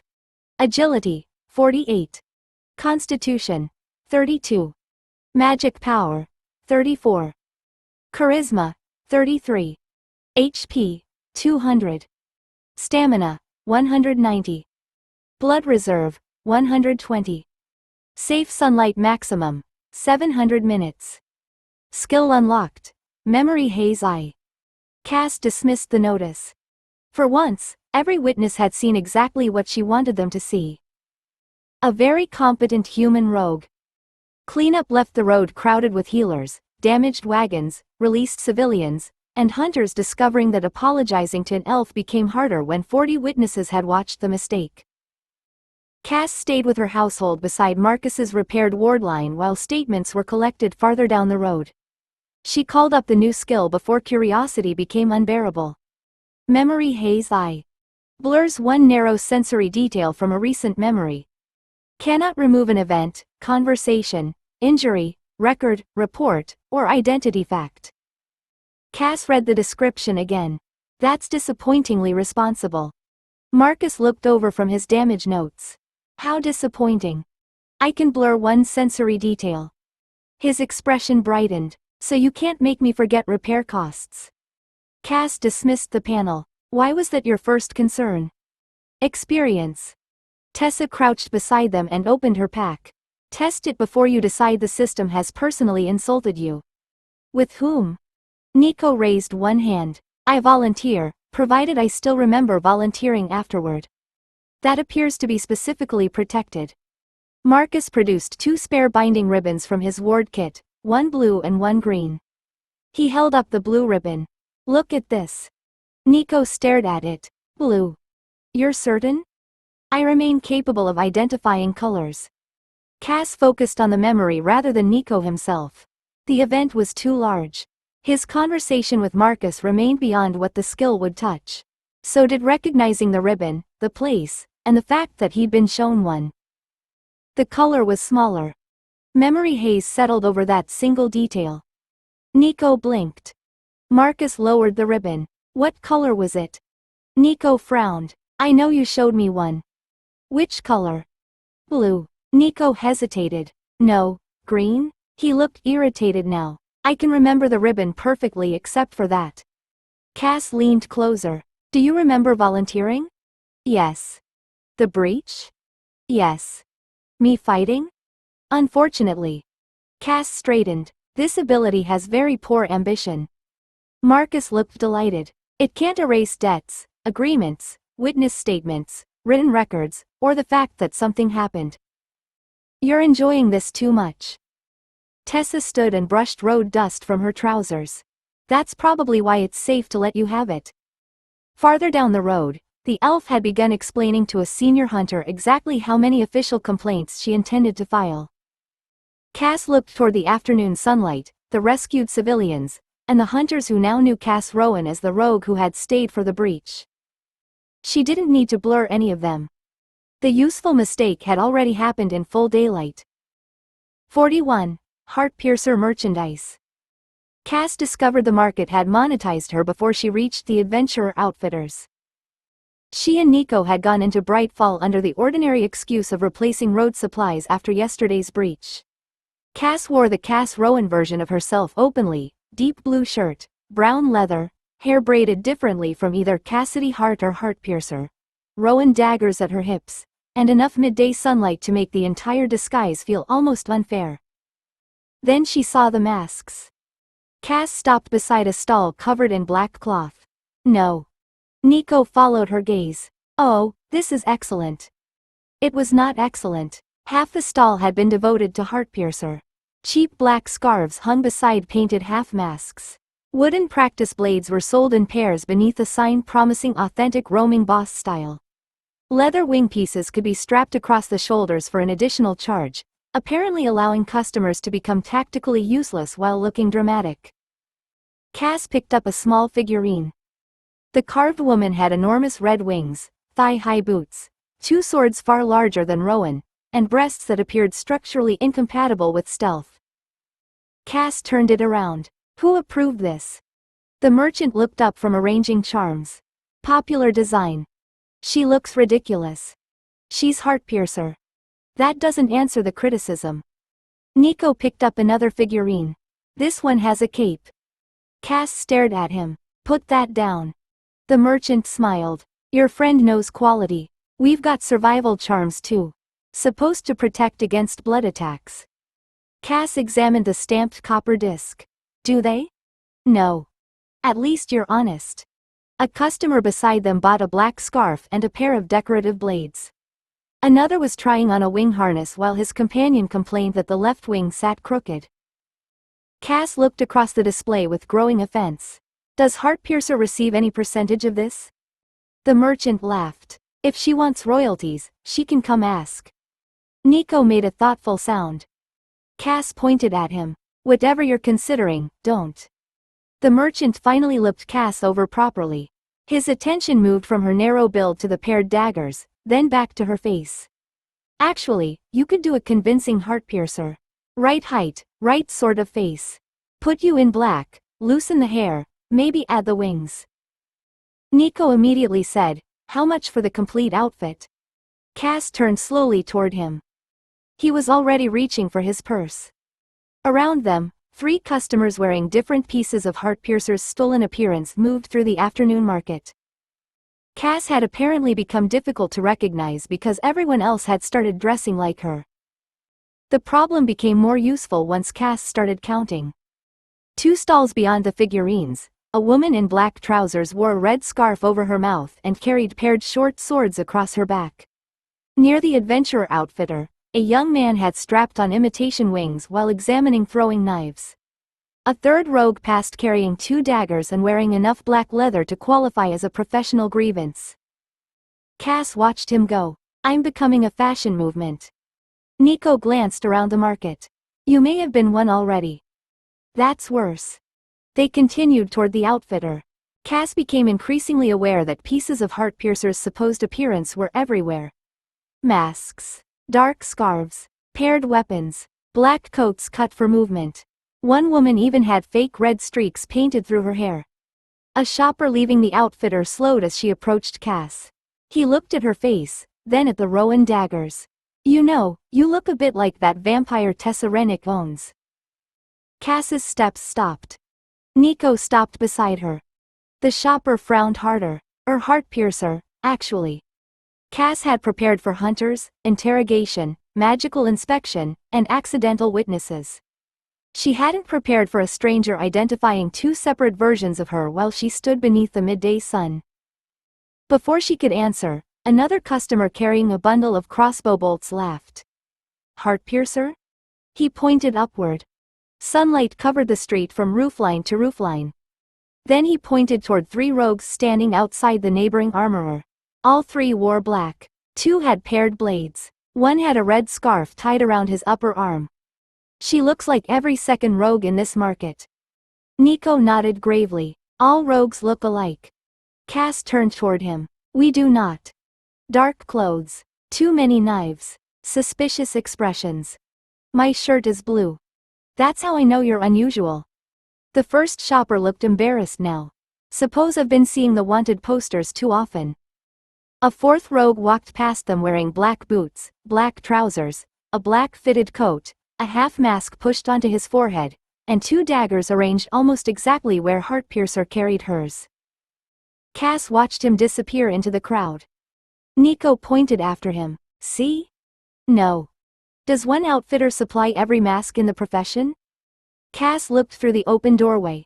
An entire rack of black half masks occupied the wall. She hated how useful this was. Nobody had changed her face. Nobody needed memory haze. Heartpiercer's growing fame had done something considerably stranger. It had taught Brightfall what Heartpiercer was supposed to look like, then sold the costume to everyone. By the time Cass and Nico reached the townhouse, the market's accidental camouflage had become a household project. Tessa cleared the kitchen table while Marcus brought out the 3 separate gear bundles they already maintained. Heartpiercer occupied one end in black leather, mask, false height fittings, and folded flight gear. Registered vampire Cass occupied another with academy identification, collar presentation, and her familiar dark field clothing.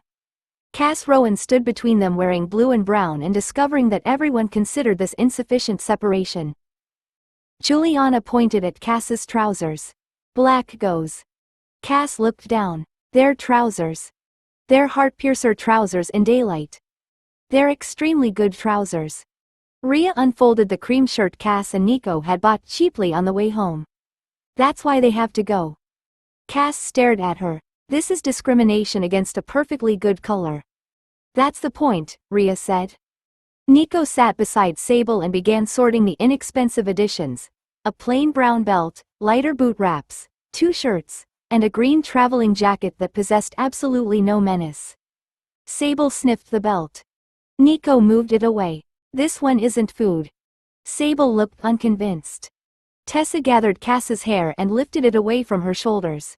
Heartpiercer wears it loose. Registered Cass usually wears it down or simply tied back. Rowan gets braids or pinned up. Cass watched Marcus arrange the 3 presentations side by side. I'm becoming a wardrobe filing system. You already became 3 people, Marcus said. We're making sure they stop borrowing one another's clothes. They changed details one at a time. The Rowan daggers stayed, but the dramatic hip placement shifted to an ordinary working rogue's belt.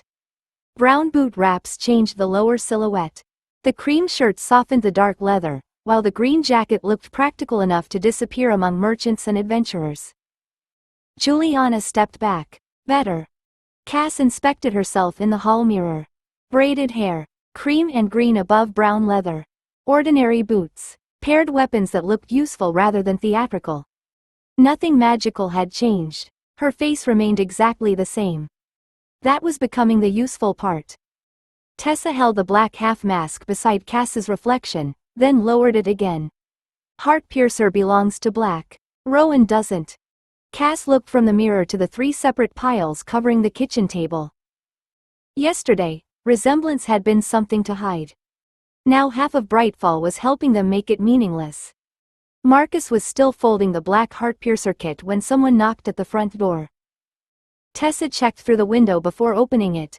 The delivery boy outside handed over a folded message and a small wrapped parcel, accepted the delivery mark, and left without ever seeing Cass standing farther inside the hall.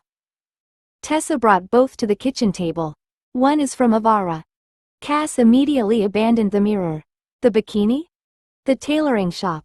Tessa unfolded the message while Marcus opened the parcel. She says people are still asking about the design you wore at the bathing terrace. Cass leaned over her shoulder. The note was brief, but the important words survived perfectly well. Customers wanted versions. Several had asked who designed the original.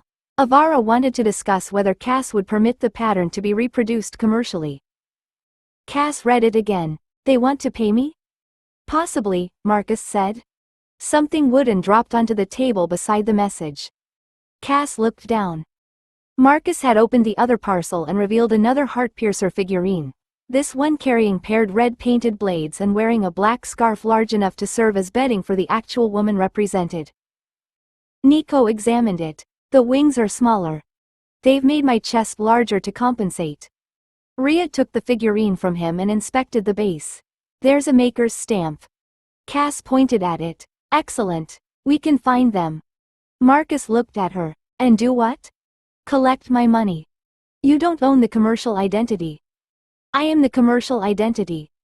You're a wanted monster. Marcus tapped the figurine against the table. Criminal notoriety isn't an enforceable licensing strategy. Cass stared at him. That sounds like something civilization should have fixed. To sue them, Marcus continued, you'd first have to establish that you're Heartpiercer. Tessa folded Avera's message and placed it beside the figurine, which seems slightly more expensive than losing the royalties. Cass looked between them. One identity had inspired cheap weapons, masks, charms, scarves, and increasingly offensive wooden breasts while every copper went to strangers. Another had worn a bikini in public and received a legitimate request to discuss payment. Her irritation reorganized itself rapidly. Cass picked up Avera's message. When can we see her? Juliana smiled. That was quick. Heartpiercer can keep being commercially exploited. Cass tucked the message safely beneath the Cass Rowan clothing pile. Cass Rowan wants a contract. Behind her, Marcus set the terrible figurine with the other black gear. Civilization had failed again. Fortunately, tailoring appeared willing to negotiate. 42. The household holds. Cass discovered that a recovery day contained an unreasonable amount of work for someone who wasn't allowed to do any of it. Juliana began with the kitchen table. Cass sat in one chair while damaged field gear occupied two others. A newly delivered crate of prepared blood waited beside the pantry, and Nico cleaned dried dirt from his boots under Juliana's supervision. Marcus worked through the repair pile, tagging anything that needed professional attention rather than household maintenance, while Tessa checked the receipts for replacement medical supplies and the blood delivery. Juliana pressed two fingers against the fading injury along Cass's side. Still tender? No. Juliana pressed harder. Cass reconsidered. Slightly. Then you're resting. I was planning to help Marcus. Juliana shook her head. No. I could clean equipment. No. Cass glanced toward the pantry. Inventory? Tessa didn't look up from the receipt. Also no. This household has become hostile to initiative. Nico continued working on his boots. It's become familiar with yours. Juliana finished checking Cass, then moved through the donor rota. Nobody had given blood too recently, nobody was due to be asked again before proper recovery spacing, and Cass's immediate needs could be covered from the paid prepared supply instead of household volunteers. Juliana marked the rota, checked the amount remaining in storage against the new delivery, then pointed toward the corridor. Bath. Then rest. Cass rose with dignity. Excellent. I need to inspect the new infrastructure. The second bathing room had finally opened that morning after weeks of work, money, disrupted pipes, and tradespeople periodically occupying parts of the townhouse with tools. It was smaller than the original room, but it had proper hot water, a deep tub, a wash basin, shelves, hooks, and, most importantly in a house containing 7 people and a gargoyle, a door that locked. Cass stepped inside and inspected the fittings with professional seriousness. Juliana followed her as far as the doorway. Bathing. I'm confirming the project was completed correctly. You're sitting in the bath. That can still be infrastructure inspection. It counts as bathing. Cass looked at the hot water. Can it count as both? No. Civilization remains inflexible. Juliana smiled and closed the door. By the time Cass emerged, the townhouse had become quieter. Cleaned gear waited in labeled repair bundles near the kitchen wall. Marcus had separated damaged pieces from equipment already fit for use. Tessa had put away the delivery receipts, and Sable was asleep beneath the table beside a rag she had apparently stolen from the cleaning pile. Cass reached for one of the repair bundles. 6 people looked at her. She withdrew her hand. I was checking the label. Marcus nodded toward the equipment still waiting to be properly sorted. Good. You can help with that tomorrow. Cass narrowed her eyes. Apparently recovery had survived her. Organization began after breakfast the next morning with Marcus placing 3 empty baskets beneath the cleared shelves and Tessa carrying every piece of Cass-specific equipment into the kitchen. Cass watched the collection grow. This seems excessive. You have 3 wardrobes for 1 body, Marcus said. He placed the academy collar and identification fittings into the first basket. Registered vampire. Tessa added Cass's familiar dark field clothing, then set the lighter Rowan gear beside the second shelf. Cass Rowan.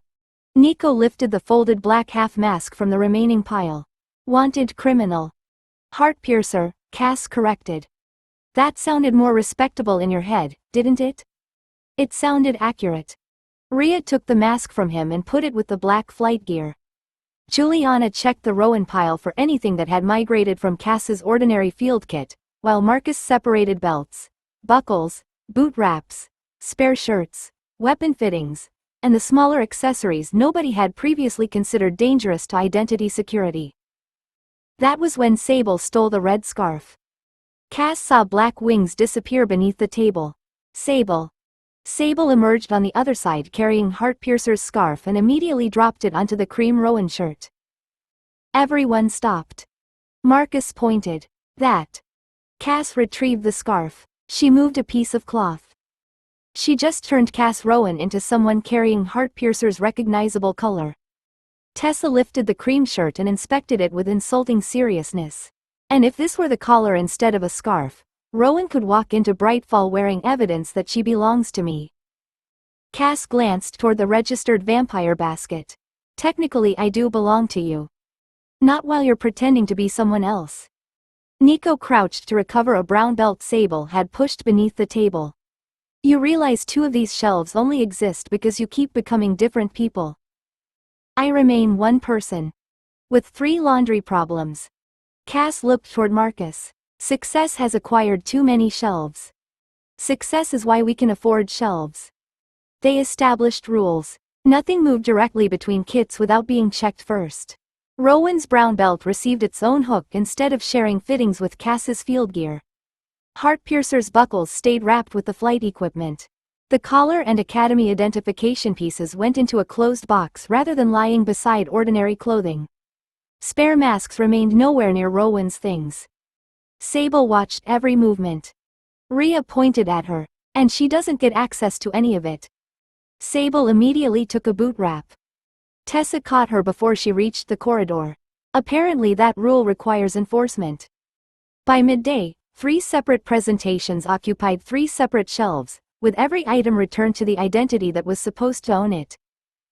Cass regarded the result. Home had acquired procedures. At least the next problem would have to get past the labels. The labels survived until Marcus brought out a board. Cass regarded that with even greater suspicion. 3 columns divided the surface, although Marcus had written names above only 2 of them, Cass Rowan and Registered Vampire.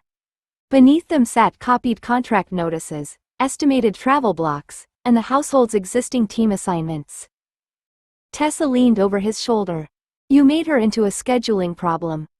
Marcus moved 1 contract notice beneath Rowan's column. She was already a scheduling problem. I've made it visible. Nico pulled up a chair while Rhea and Juliana joined them from the other side of the table.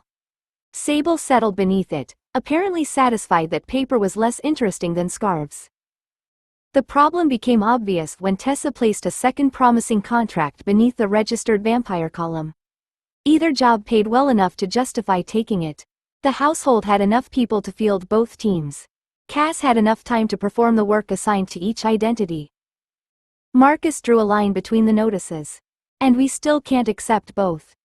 Cass studied the times. Why not?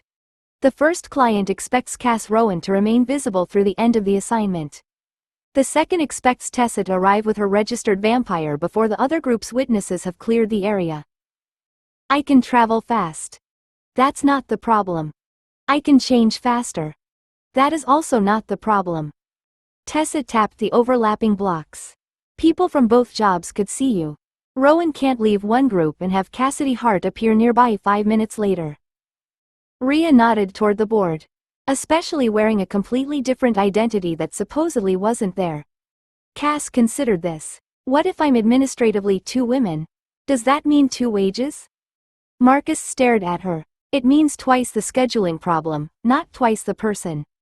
Nico laughed. Juliana covered hers by checking the repair tags still tied around one cleaned piece of field gear. Marcus added 3 rules beneath the columns. No simultaneous visible identities. No billing Cass twice for overlapping work. No schedule that required an impossible transition between witnesses, even if Cass herself could physically make the distance. Tessa moved the weaker of the 2 contract notices aside. So we take one and leave the other. Cass looked offended by the abandoned money. We have 2 functional teams, Marcus said. That doesn't give us 2 Casses. Sable chose that moment to emerge with one of Marcus's chalks in her mouth. Cass pointed at her. We have spare materials. We're not making another you.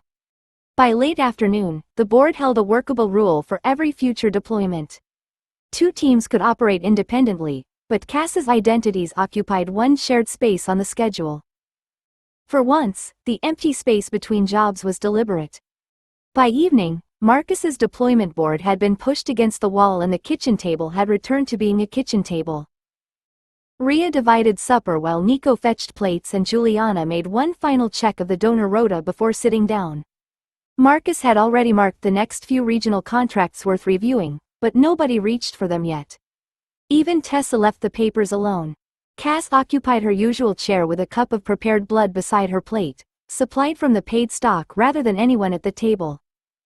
Juliana glanced at the cup. Drink that before you decide recovery is finished because you've survived an afternoon of administration. I survived 2 forms of administration. Marcus looked up. Shelves aren't administration. They had labels. That doesn't make them government. Cass drank anyway. The prepared supply covered what she needed tonight. The rota remained where Juliana had left it, with willing donors spaced properly and nobody expected to provide blood simply because Cass happened to be hungry. It had become ordinary enough that Nico passed the bread while Tessa checked the rota only long enough to confirm tomorrow required nothing from anyone. Rhea leaned back after eating. So tomorrow we look at jobs? Tomorrow we look, Marcus said. We don't accept 3 because Cass decides empty spaces on the board are an insult. They're inefficient. They're sleep. Tessa nudged Cass's foot beneath the table. You're allowed to enjoy the parts you built. Cass looked around. Gear no longer occupied chairs. 3 kits waited where they belonged. The second bathing room meant 7 people didn't need to negotiate around a single locked door. Sable was asleep near Ray's boots, apparently exhausted by a day spent attacking organizational standards. Cass had spent weeks thinking of Rowan as another thing to maintain. Another lie, another set of clothes, another route through a city where Heartpiercer couldn't safely walk and Cassidy Hart couldn't always be seen. But Rowan existed because there were daylight jobs worth taking. The registered vampire existed because Tessa had built a legal place for her. Heartpiercer still existed because some problems required teeth with no connection to the household. Her life hadn't been divided because it was empty. It had become complicated because there was more of it. Cass leaned against Tessa's shoulder. I'd enjoy the parts one built more if Sable returned the correct scarf. Everyone looked beneath the table. Sable slept on red cloth. Nico sighed. Wrong shelf again. Cass reached down and reclaimed it. Tomorrow there would be regional jobs, separate kits, schedules, feeding rotas, and people arguing about which version of her was supposed to leave the house. Tonight, they were all home. 43, 11 hours and 50 minutes. The next regional job arrived before breakfast had properly become breakfast. A messenger found them at the townhouse with an East Road emergency notice already carrying 3 amendments. A loaded caravan had overturned at a narrow crossing, the impact had damaged a nearby containment marker, and whatever lived beyond it had begun appearing along the road at several points instead of one convenient place. Marcus read the final amendment. There are 4 active sites. Cass finished fastening the brown belt belonging specifically to Cass Rowan. Her hair was braided back, her cream and green field layers contained nothing recognizably vampiric, and the collar remained safely in its box upstairs. Excellent. We have 2 teams. 4 is still more than 2, Nico said. Details. By the time they reached the eastern staging point, details had become wagons, frightened travelers, 2 wounded guards, scattered cargo, and regional responders attempting to decide which problem deserved people first. Tessa presented their field credentials while Marcus unfolded the route map across the side of an intact wagon. The responder coordinating the junction looked over their group. You can divide? We're built for it, Tessa said. She pointed across the map. Rhea, Juliana and Sable take the overturned caravan and casualties. Marcus comes with me to the damaged marker. Vale covers whichever site develops creature pressure. The responder frowned. That leaves your rogue. Cass looked at him. Apparently she had become possessive of the noun before anyone had formally assigned it to her. Nico answered without hesitation. Our rogue, Rowan. Something warm settled beneath Cass's ribs that had nothing to do with borrowed pulse. Not the vampire. Not Tessa's registered beast. Not a suspiciously pale woman requiring an explanation. Our rogue. The responder turned to Cass. You mobile? Very. Can you carry updates between sites and reinforce whichever crew gets hit? Cass glanced at Tessa. The old instinct expected a command, a public owner deciding where her beast belonged. Tessa merely checked the sun, then met Cass's eyes. How much margin? She asked quietly. Cass had checked before leaving. Enough, if nobody wastes it. That wasn't a number. Cass sighed and gave her the private figure under her breath. Tessa nodded only after hearing it. Then she pointed east. Go. Cass smiled and started running. Behind her, orders split the household cleanly across the road. Ahead, another signal flag rose beyond the damaged crossing. Apparently Cass Rowan's second proper working day had decided to require all of it. The raised signal flag sent Cass nearly a mile farther east, where a damaged wagon had settled across half the road with 2 travelers still trapped beneath its tilted passenger frame. A regional healer pointed before Cass finished giving Tessa's update. We need lifting braces from the western wreck. I just came from there. Good. You know where they are. Cass stared at him, then turned around. By the 3rd journey, the East Road had become a collection of people who recognized her before she recognized them. She carried Marcus's replacement ward anchors toward the damaged marker, brought Juliana bandages and 2 missing medical cases, escorted an injured caravan guard back to the treatment point, then ran beside a supply wagon while Nico covered it from the rear. The driver glanced down at her. Do you ever stop moving? I have a very specific deadline. He laughed as though she'd made a joke. Cass decided that was safer than explaining it.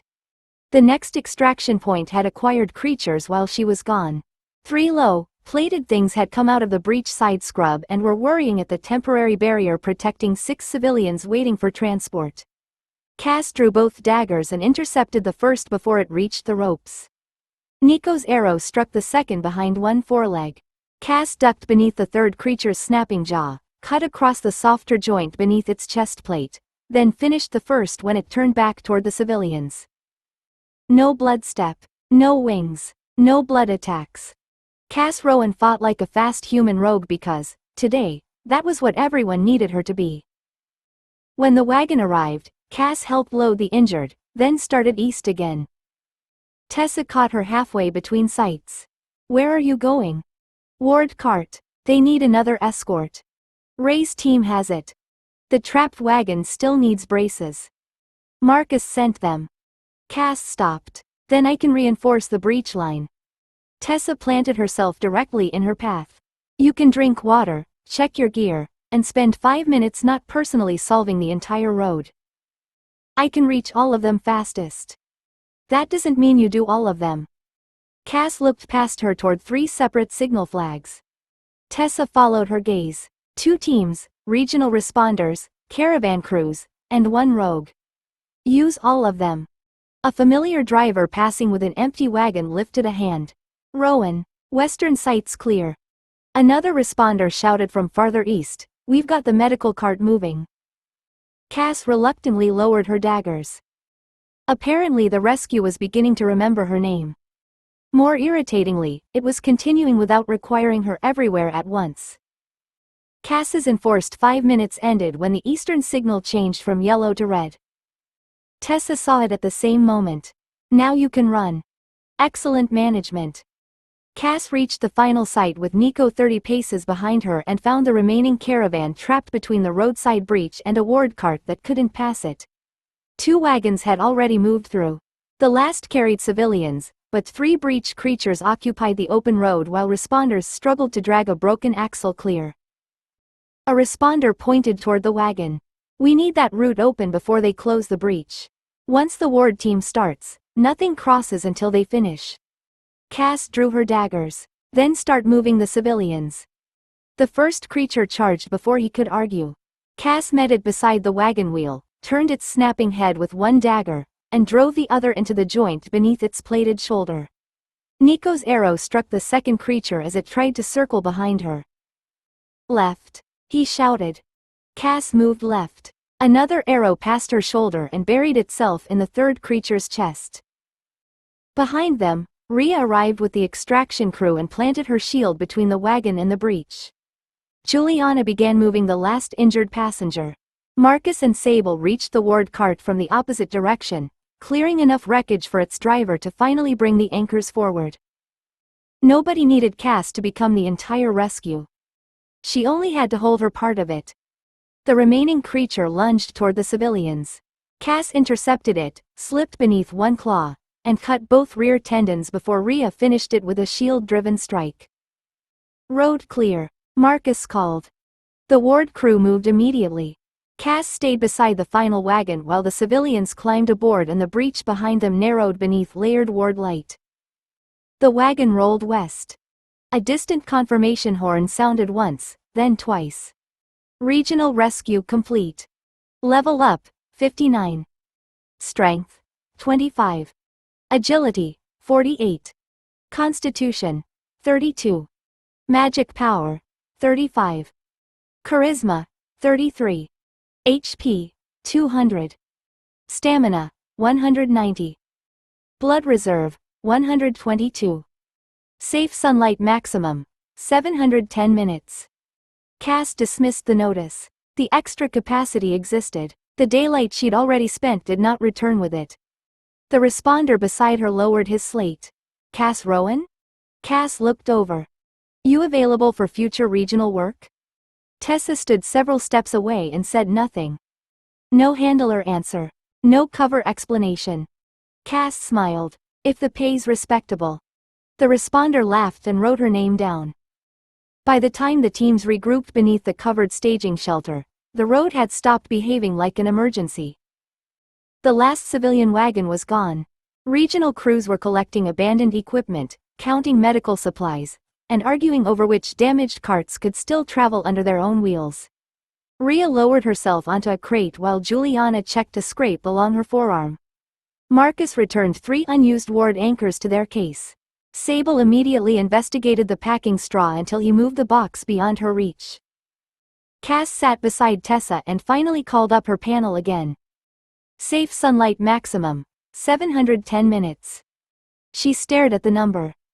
Tessa noticed. "Problem?" "No. That was your problem face." "I have several faces." Cass. Cass dismissed the rest of the panel and did the arithmetic anyway. 710 minutes.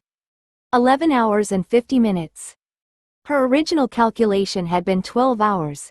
A proper summer day. Enough time to leave home in daylight, go somewhere because she wanted to, stay there without organizing every minute around shade, and still return before sunlight became dangerous. She was 10 minutes short. "That's offensive," Cass said. Nico sat on the opposite crate, cleaning dirt from an arrow shaft. "What is my maximum?" Marcus looked over from the ward case. Cass gave him the number quietly enough that the responders beyond the shelter couldn't hear. He smiled. 11 hours 50. 10 minutes is an unreasonable distance from civilization. You spent most of today proving 11 hours 50 is useful. Cass looked out toward the road. People she'd met that morning were still there. The healer who'd sent her back for braces lifted a hand when he saw her looking. A wagon driver called farewell before turning west. 2 responders were discussing future work with Tessa, and Cass heard her own borrowed surname among the details. None of them remembered forged papers. They remembered Cass Rowan carrying supplies, fighting beside them, escorting civilians, and running the same sunlit road for hours. Marcus followed her gaze. That's a reputation. Cass frowned. I preferred when reputations came with fewer witnesses. Nico snorted. Heartpiercer has already disproved that. Unfortunately, he had a point. Cass had spent months trying to keep one reputation from finding her. Now she'd built another one deliberately. This one belonged to a human rogue who worked in daylight, answered her own questions, and had people asking when she could come back. Cass looked toward the lowering sun. 10 minutes short of 12 hours. Close enough to be irritating. Far too close to stop now. 44. Next level bikini. Cass returned to the tailor the following morning with bikini version 1 folded beneath one arm and a written list of everything it had done wrong in public. The tailor took the list, read the first 3 lines, and looked up. You took notes while swimming? After swimming. During would have ruined the paper. You wrote that the side tie shifted. It did. Because you tied it too loosely. Cass placed the bikini on the counter. I reject attempts to blame the customer during product development. The tailor made a sound suggesting customers were responsible for most known problems and spread the garment beside a half-finished second version. Bikini version 2 already looked different.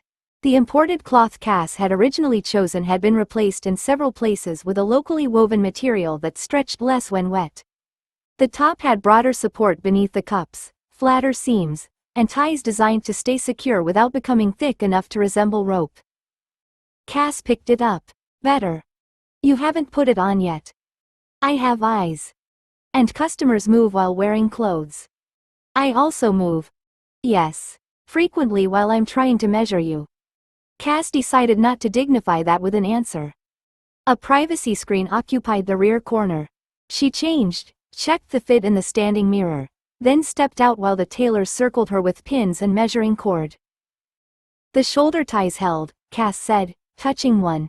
The problem was here when I swam hard. The tailor adjusted the side support. Because this section was cut for standing and sunbathing. People swim at beaches. I'm becoming aware of that. Cass twisted, raised both arms, bent, and made several quick sideways movements while the tailor watched the fabric instead of her. Nothing shifted far enough to require correction. Again, the tailor said. Cass repeated the sequence. Customers don't normally test swimwear as though someone might attack them. Then your customers lack commitment. The tailor ignored her and replaced 2 temporary pins. I'll reinforce this seam, shorten the lower tie, and keep the local cloth here. It costs less and holds its shape better. Cass inspected herself in the mirror. The revised cut still showed considerably more skin than bright fall fashion considered sensible, but now it looked intentional rather than experimental. Don't add more fabric. I was going to add half an inch. No. 1/4 inch. Cass narrowed her eyes. The tailor sighed. Fine. Cass smiled. Version 2. Behind the work table sat 3 separate notes requesting information about the design. Cass noticed them. The tailor noticed her noticing. Neither woman mentioned them yet. The tailor solved the question of the 3 notes by sliding them across the table. They want copies, she said. Not identical ones. Different colors, slightly different cuts, but your basic pattern. Cass read the first request twice. People are voluntarily paying for less clothing. They're paying for clothing designed for swimming. That sounds less impressive. The tailor ignored her. I can sell the pattern as part of my beach range. Since the original design was yours, I'm offering you a payment for each one I make. Cass's attention sharpened. Each one? A modest amount. Define modest. The tailor named a figure. Cass considered it against dungeon payouts and regional work. It wasn't enough to make anyone abandon adventuring. It was enough that selling several bikinis would pay for ordinary household expenses without Cass drawing a dagger. "That's strangely respectable," she said. The shop door opened before they settled the details. A woman carrying a parcel entered, looked toward the counter, and paused. "Rowan?" Cass recognized her a moment later as one of the East Road responders. "Hello. You're the runner from yesterday." The woman smiled. "You brought our medical cases back after someone sent them to the wrong site." Cass nodded. "That was me." The responder's gaze dropped to bikini version 2, then returned to Cass's face with slower recognition. "Wait, you're also the woman with that bathing outfit." The tailor smiled before Cass could intervene. "She designed it." The woman laughed. "Apparently rescue work has diversified." Cass looked at the bikini. "I'm building a very confused professional reputation." By the time she left, the tailor had recorded Cass Rowan as the designer, the payment arrangement was agreed, and two completely unrelated pieces of her human life had become attached to the same name. Marcus reviewed the arrangement later at the townhouse, after Tessa had shut the front door and the household was safely private. "Modest," he said, "but legitimate and repeatable." Cass sat opposite him. "Nobody even tried to stab me."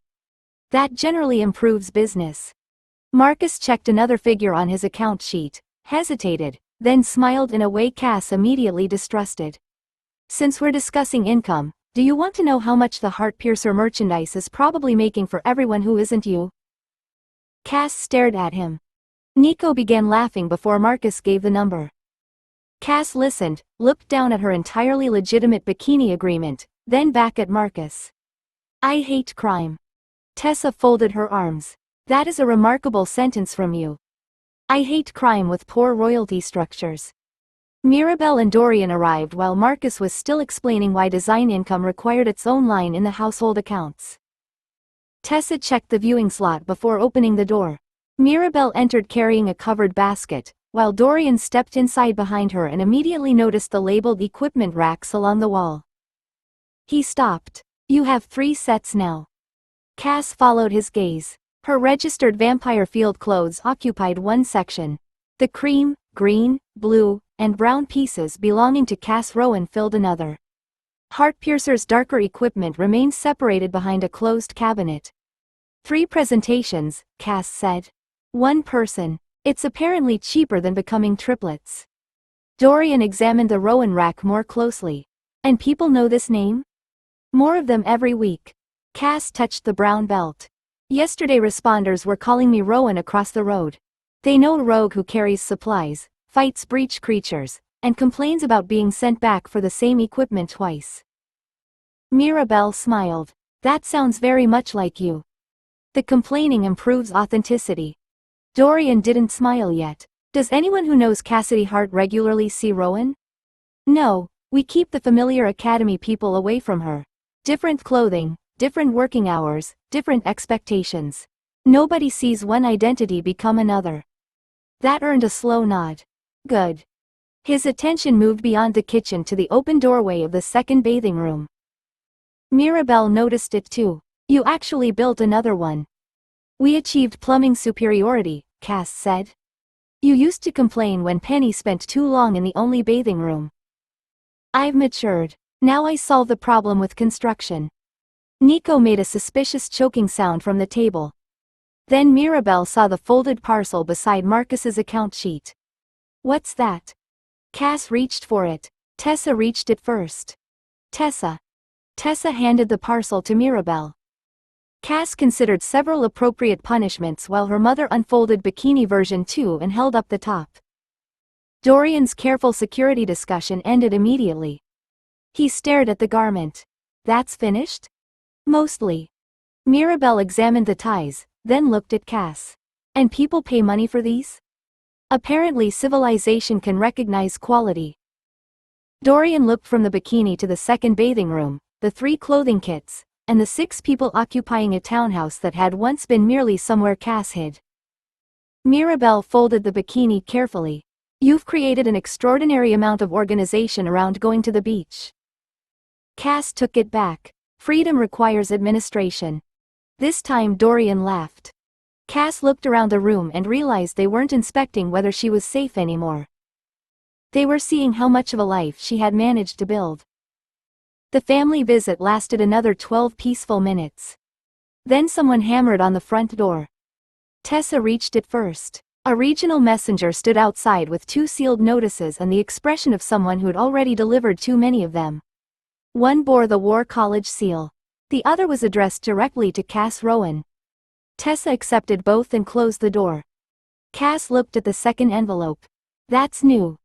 It's worse than new. Tessa broke the Academy seal and unfolded the notice. Her expression changed before she reached the bottom. Linked dungeon failures. Multiple sites across the region. Marcus was already clearing cups from the table. How many? Unknown. Enough that they've opened emergency responder channels. Tessa read faster. Academy stores, transport, regional maps, healers, ward supplies, deployment coordination. Field-capable units are being told to report for assignment. Rhea stood and reached for her gear belt. Juliana moved toward the medical shelves without being asked. Nico collected his bow case while Sable abandoned her place beneath Dorian's chair and followed Marcus toward the equipment racks. Cass opened the second notice. Cass Rowan was requested to report for regional emergency deployment availability following her East Road work. She read it again. Mirabelle saw her expression. Problem? Yes. Cass held up Rowan's notice, then pointed toward Tessa's Academy message. Apparently both of me are employable. Dorian's attention moved immediately to the 3 presentation kits along the wall. Tessa laid the Academy notice across Marcus's cleared table. The Academy knows Cassidy Hart. The regional crews know Rowan. If the response structure overlaps, we can't let anyone decide they want both at the same command post. Marcus opened the regional map. We don't even know the deployment lanes yet. That's why we don't improvise them, Tessa said. We report through the Academy first. Covered access for Cassidy. Rowan remains unavailable until we know who's where. Cass looked toward the daylight clothes she'd worn to the tailor, then toward the registered vampire kit waiting in its separate section. 10 minutes short of 12 hours had seemed like the largest problem in her life that morning. Now the Academy had opened every supply, mapping, transport, and responder channel they'd spent the year earning access to, while another part of the regional response was asking independently for the human rogue she'd spent weeks making real. Cass picked up the 2 notices and looked at Tessa. So which version of me is supposed to report? 45, World Event Candidate. The answer required Cass to change clothes before they left the townhouse. By the time the household reached the War College, Cass Rowan's cream and brown daylight kit was packed away and Cassidy Hart's dark registered vampire field clothes were back where Academy witnesses expected them. Her collar sat visibly at her throat. The covered Academy transport brought them through a roofed service court while the lowering sun still touched the upper walls, then delivered them directly into a logistics hall that appeared to have been attacked by maps. Every table had one. Regional roads, dungeon districts, transport lanes, ward networks, evacuation routes. Runners moved between them carrying colored markers while healers opened supply cases along one wall. 2 injured responders were being treated near the entrance, and somebody outside was shouting for another evacuation wagon before the previous one had cleared the gate. Cass stepped down beside Tessa. I withdraw several previous criticisms of the Academy. Nico grabbed his bow case from the transport. Which ones? The boring ones. Rhea and Juliana were already moving toward the equipment tables. Marcus stopped beside a regional map whose eastern half contained far too many red markers. Sable stayed close to Tessa, ears angled toward every shouted order at once. Registrar Pelwick intercepted them before they reached the main operations table. He held out a slate. Cadet Rennick, Emergency Deployment Acknowledgement. I need your unit designation, registered beast confirmation, and liability acceptance before field assignment. Behind him, someone yelled, we need 2 more wagons at South Seal. Tessa stared at the slate. Cass looked at Pelwick. This feels like a very ambitious moment for paperwork. It's required. A hand appeared between them and took the slate. Commandant Seraphine Veilcrest glanced at it once, placed it face down on the nearest supply crate, and said, Registrar, if the region survives the next several hours, You may have as many signatures as you like. Pelwick opened his mouth. Veilcrest pointed toward the hall. Until then, solve the emergency. Pelwick looked personally wounded by the concept. Cass smiled. Higher education has recovered completely. Veilcrest was already moving. Rennick, your field unit has full emergency access. Maps, academy transport, ward stores, medical supply, reserve equipment, responder intelligence. Take what your people can use. Professor Silt stood over the central map while Captain Fenn shifted markers between 3 spreading failure zones. More red appeared as Cass watched. Fenn looked up. Another link site just failed. Silt's expression tightened, then stopped treating them as separate incidents. Veilcrest cleared a space on the table with one sweep of her arm. Agreed. Everyone here is now solving one regional problem. Cass moved closer to the map. Apparently every useful door the Academy had spent months opening was now standing open at once. The central map acquired 3 separate assignments within minutes. Fenn placed a marker over the main evacuation seal. Primary civilian flow comes through here. The seal is holding, but creatures are already crossing the outer boundary. Tessa studied the route. Rhea anchors the breach. Juliana stays behind her. Sable can disrupt anything that gets around the line. Rhea reached for the shield supplies already being distributed beside the table. That works. A second marker landed farther north. Fenn tapped it. Secondary seal. Ward instability, fewer civilians, more pressure from dungeon spill. Marcus looked at Nico. Control and ranged support. Nico collected an extra quiver from the Academy stores. Apparently we've become predictable. Useful, Marcus corrected. Cass looked between the 2 markers. Neither included her. Before she could object, a responder hurried toward the table carrying a dispatch slate. Cass recognized him from the East Road operation quickly enough to become interested in the ceiling. He looked around the group. Has Rowan reported yet? We requested her specifically.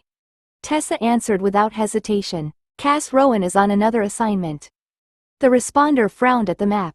We could use her at the secondary seal. I know. Tessa's hand settled briefly against Cass's leash. She isn't available.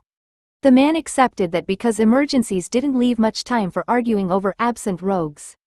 He hurried away toward the transport desk. Cass waited until he was out of hearing. Technically, I'm extremely available. Not as Rowan, Tessa said. You cannot stand here wearing a vampire collar while someone who knows Rowan asks when she's arriving. That does reduce my options. Veilcrest pointed toward a covered service passage behind the logistics hall. Monster side access leaves through there.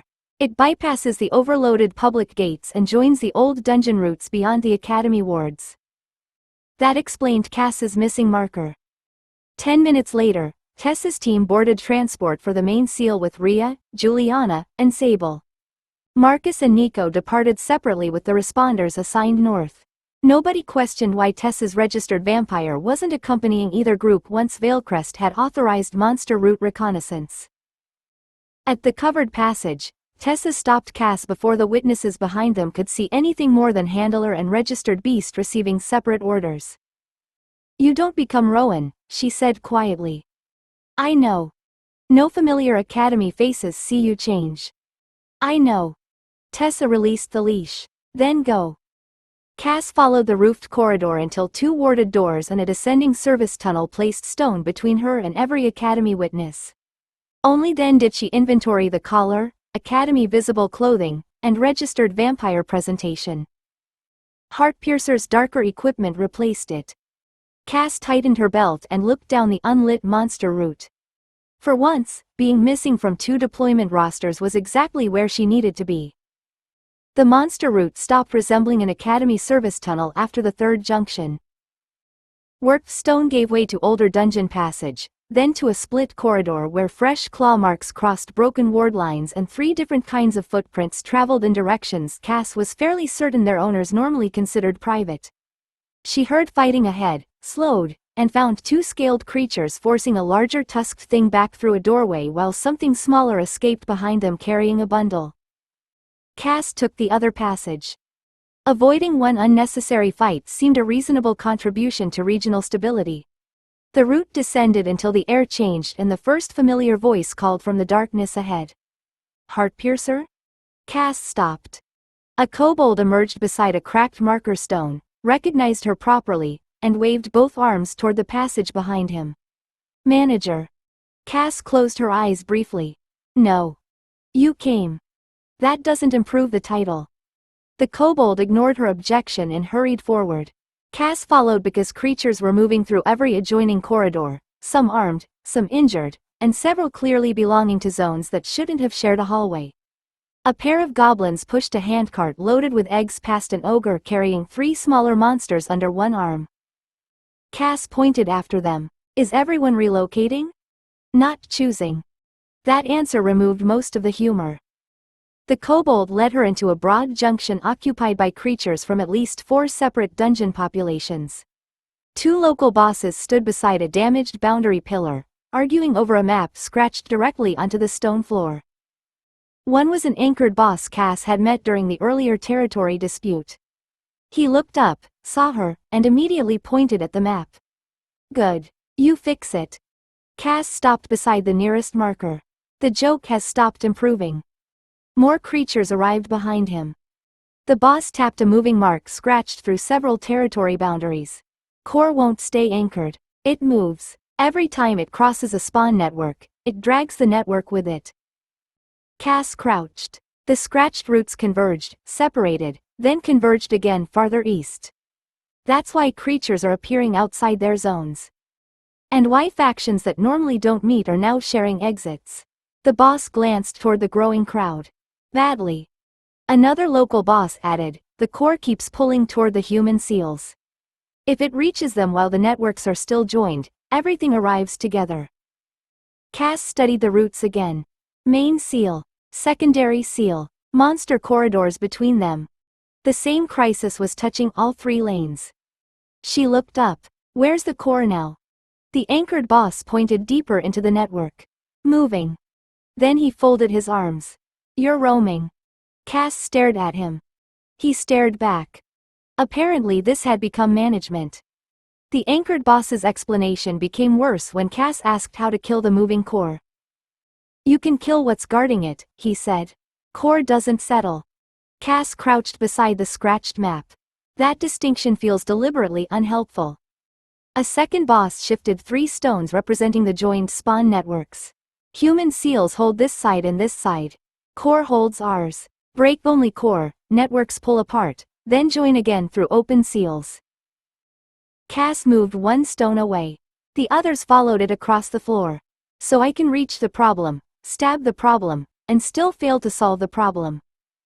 Yes. Terrible design. The kobold beside her nodded seriously. Very.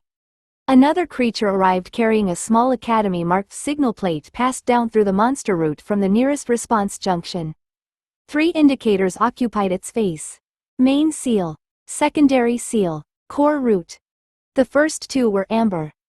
Cass stared at them. Humans above were already fighting to keep their lanes open, while the creatures around her were trying not to be dragged into somebody else's dungeon network. None of the 3 objectives could replace another. The signal plate warmed in her hand. Tessa's voice came through faintly beneath the noise of the main seal. Cass? Cass straightened, still inconveniently alive. Good. We have the same condition here. The main seal won't stabilize while the linked core remains active. Marcus's voice broke through from farther away. Secondary reports the same dependency. We can hold it, but closing our side alone won't settle anything. Cass looked down at the 3 indicators. The bosses say the core works the same way. It needs both human seals fixed when I settle this side. Tessa was silent for half a second. Then nobody finishes alone. Apparently not. Cass glanced around at the bosses, kobolds, goblins, and displaced creatures waiting for someone roaming to make a decision. I think this proves I finally have useful staff. No. I have 2 human teams handling separate objectives while I manage the monster side. That's staff. That's a household and several emergency responders. Some of whom are currently taking instructions. Tessa's voice sharpened with familiar patience. Cass. Cass smiled. Fine. At least none of the staff are currently pretending to be me. That produced a brief laugh before the signal returned to operational tones. Cass set the plate beside the scratched map. 3 objectives. 3 separate lanes. None could rescue the others without abandoning its own job. The main and secondary indicators remained amber. The core marker weighted dark beneath her fingers. Cass looked toward the deeper passage. All right. Nobody wins early. This time, everyone around the map understood the plan. 46. Definitely not enough adventurers. Cass left the scratched map behind and followed the anchored boss deeper into the network. The first warning was the floor moving beneath her boots. Not shaking. Moving. A section of corridor slid sideways with a grinding roar, exposing a passage that hadn't existed seconds earlier. 3 armored creatures spilled through it, already fighting something with too many legs. Another route opened farther ahead, then sealed itself behind a wave of red light. Cass stopped beside the boss. That seems unhealthy. It gets worse. Everyone keeps saying that. The core chamber proved him correct. It was enormous, although Cass suspected the room hadn't started that way. Pieces of several dungeon zones had been dragged together badly enough that black fortress stone met wet cavern wall on one side and pale worked masonry on another. Broken spawn passages opened around the chamber at irregular intervals, disgorging creatures that clearly hadn't agreed to share territory. At the center floated the core. The thing guarding it turned toward Cass. The event core boss was broad, plated, and considerably larger than anything she wanted standing between her and an obvious target. Behind it, the core shifted several feet sideways without warning, dragging another line of red energy across the floor. Cass drew both daggers. Finally, something straightforward. The signal plate at her belt flashed. She looked down. Main seal, amber. Secondary seal, amber. Core route, red. A second notice formed beneath the 3 indicators. Event settlement incomplete. Evacuation routes active. Core termination before evacuation completion may collapse unresolved routes. Cass stared at it. The boss charged. She bloodstepped sideways as its weapon struck the place she'd been standing, then drove one dagger across a joint in its armor. The blade bit, but not deeply enough. Cass retreated 3 paces and glanced at the indicators again. Still amber. The obvious solution was directly in front of her. Kill the boss. Break the core. End the cascade. Except doing that now might end several evacuation routes with civilians still inside them. The anchored boss reached the chamber entrance behind her. Why aren't you killing it? I'm waiting for humans. He looked offended by the concept. Cass caught the next strike on crossed daggers, twisted away, and kicked the boss hard enough to force it back from the core. Believe me, I'm not enjoying this either. Another spawn passage opened. More movement appeared beyond it. Cass looked at the 2 amber indicators, then at the boss recovering in front of her. Apparently the final battle had begun with the deeply unreasonable requirement that she not win yet. Waiting became harder when another corridor opened behind the core boss. 4 creatures came through it at speed, followed immediately by 2 more from a different passage. None appeared interested in the evacuation schedule. Cass bloodstepped past the boss's next swing, drove a dagger beneath its armored shoulder, and withdrew before 3 newly arrived attackers could trap her against the core. The anchored boss shouted from the chamber entrance, "More coming." I'd noticed. A third route split open along the cavern wall. Cass looked at the growing fight and understood the actual problem. Killing each attacker accomplished almost nothing while the core kept dragging fresh spawn networks into reach. She couldn't ask Tessa, Rhea, Juliana, or Sable to abandon the main seal. Marcus and Nico leaving the secondary seal would merely trade this failure for theirs. Which left the monsters. Cass caught the nearest kobold by the shoulder before he charged into the chamber. Find every faction that isn't actively trying to kill us. He stared at her. All? All the ones who'd prefer not to be dragged into someone else's territory permanently. That produced immediate movement. Kobolds scattered down 2 corridors while the anchored boss began shouting at creatures gathering near the junction. Cass returned to the event core boss, intercepted it before it reached the entrance, and forced it back with 3 rapid strikes. A goblin leader appeared beside the doorway. Heartpiercer. Cass ducked beneath a heavy swing. Busy. You remember West Corridor complaint? She almost missed her counterattack. Now? If we help, complaint settled? No. The goblin's expression hardened. Cass kicked one attacker into another and shouted, if we survive, I'll revisit it personally. Priority? Yes. The goblin turned immediately. West Corridor stays out. That decision spread faster than Cass expected. Goblins blocked one joining passage instead of entering the core chamber. Kobolds redirected another group toward a safe route. The anchored boss convinced two displaced elites that defending their own exits was considerably wiser than helping an unstable core combine everyone's territory. It didn't stop the reinforcements. It reduced them from impossible to merely terrible. Cass caught the core boss across the face with Heartpiercer's point, drove it away from the signal plate, and checked the indicators during the half-second she'd purchased. Main seal, amber. Secondary seal, amber. She looked at the enemies still arriving through the remaining hostile routes. Apparently monster management had benefits. Unfortunately, none of them included making humans evacuate faster. The first signal changed while Cass was dragging the event core boss away from the eastern passage. Main seal, complete. The amber indicator turned green. Cass smiled despite the blade coming toward her head. She blood-stepped past it, struck twice beneath the boss's raised arm, and shouted toward the anchored boss, 1. He glanced at the signal plate. Then kill it. 2 seals. The second indicator remained amber. Another attacker reached Cass from behind. She twisted aside, drove Heartpiercer through its chest, and kicked the body into the core boss's path. The interruption bought seconds, nothing more. The boss smashed the corpse aside and came forward again while red light crawled across the chamber floor. The anchored boss shouted, other route failing? I don't know. That was the worst part. Marcus and Nico might be seconds from completion or buried beneath half a dungeon. Cass couldn't see them, couldn't help them, and couldn't finish her own objective without risking everyone still dependent on theirs. The core shifted again. A fresh passage tore open. Cass stopped counting attackers. She let the boss pursue her across the chamber instead, keeping it away from the monster allies holding the remaining routes. One strike caught her shoulder hard enough to turn her. Cass recovered before the follow-up slashed across the exposed joint behind its knee, and forced herself not to exploit the opening fully. The second indicator stayed amber. Come on, she muttered. The boss rose. Cass met it again.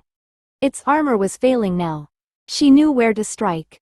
Heartpiercer had already opened 3 seams, and one clean sequence would probably end the fight. She still waited. Then the signal plate flashed. Secondary seal, complete. Green. Cass grinned. Finally. The event core boss charged. This time she didn't retreat. Cass blood stepped inside its reach, drove Heartpiercer through the damaged knee, and climbed the collapsing body with her second dagger already moving. The boss tried to turn. She struck beneath the shoulder plate, changed angle, and buried Heartpiercer through the exposed core junction in its chest. The boss fell. Cass tore the blade free, crossed the final distance, and drove both daggers into the unstable event core. Red light collapsed inward. Regional event settled. Level up, 60. Strength, 26. Agility, 49. Constitution, 33. Magic power, 36. Charisma, 34. HP, 205. Stamina, 194. Blood reserve, 125.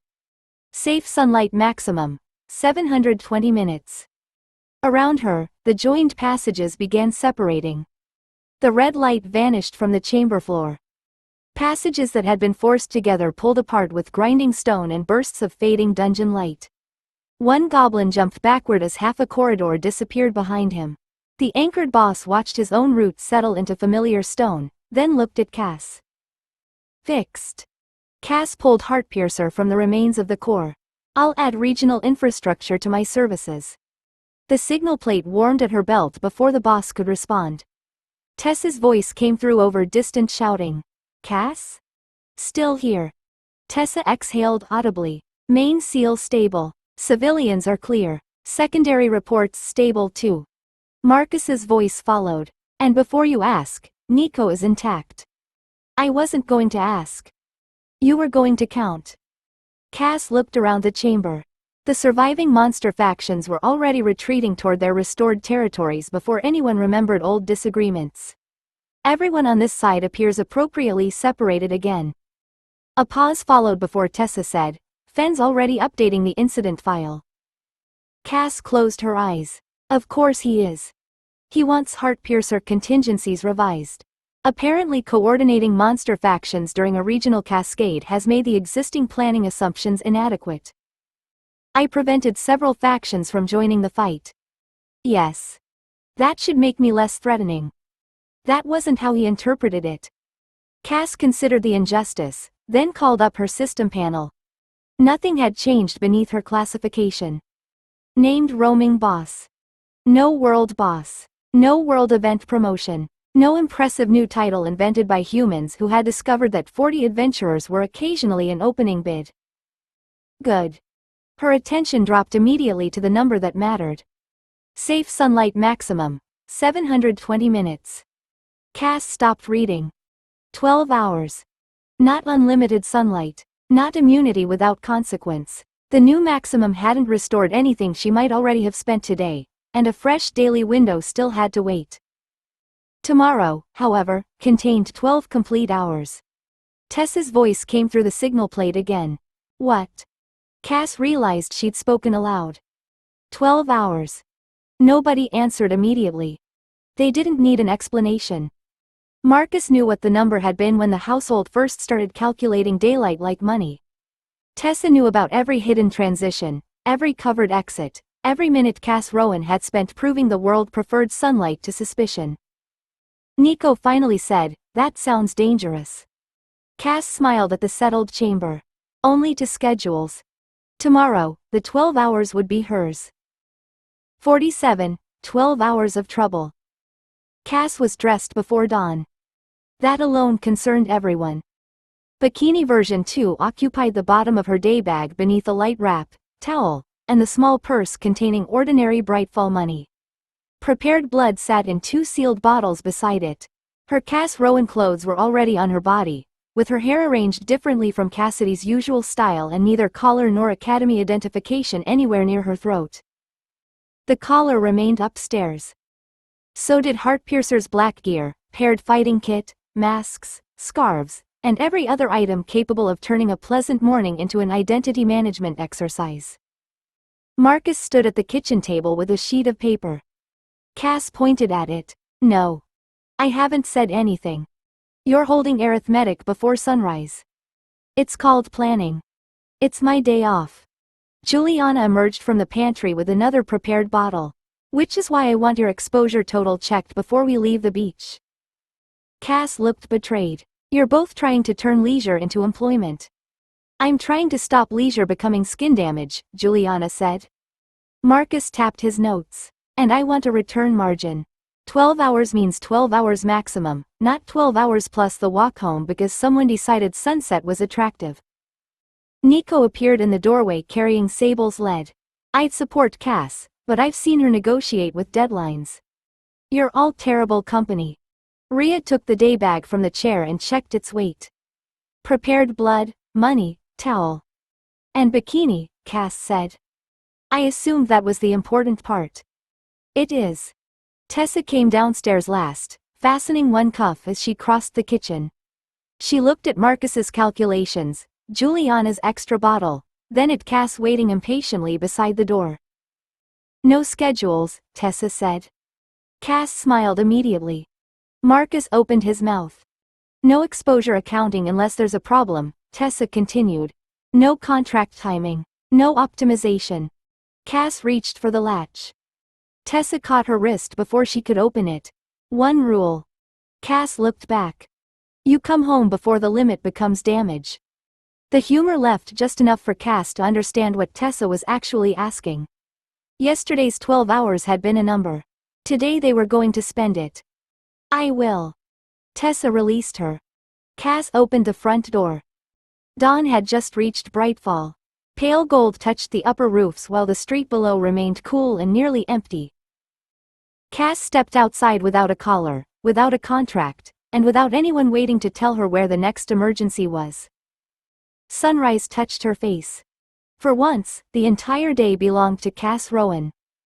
Brightfall proved immediately that owning an entire day meant spending part of it waiting in line.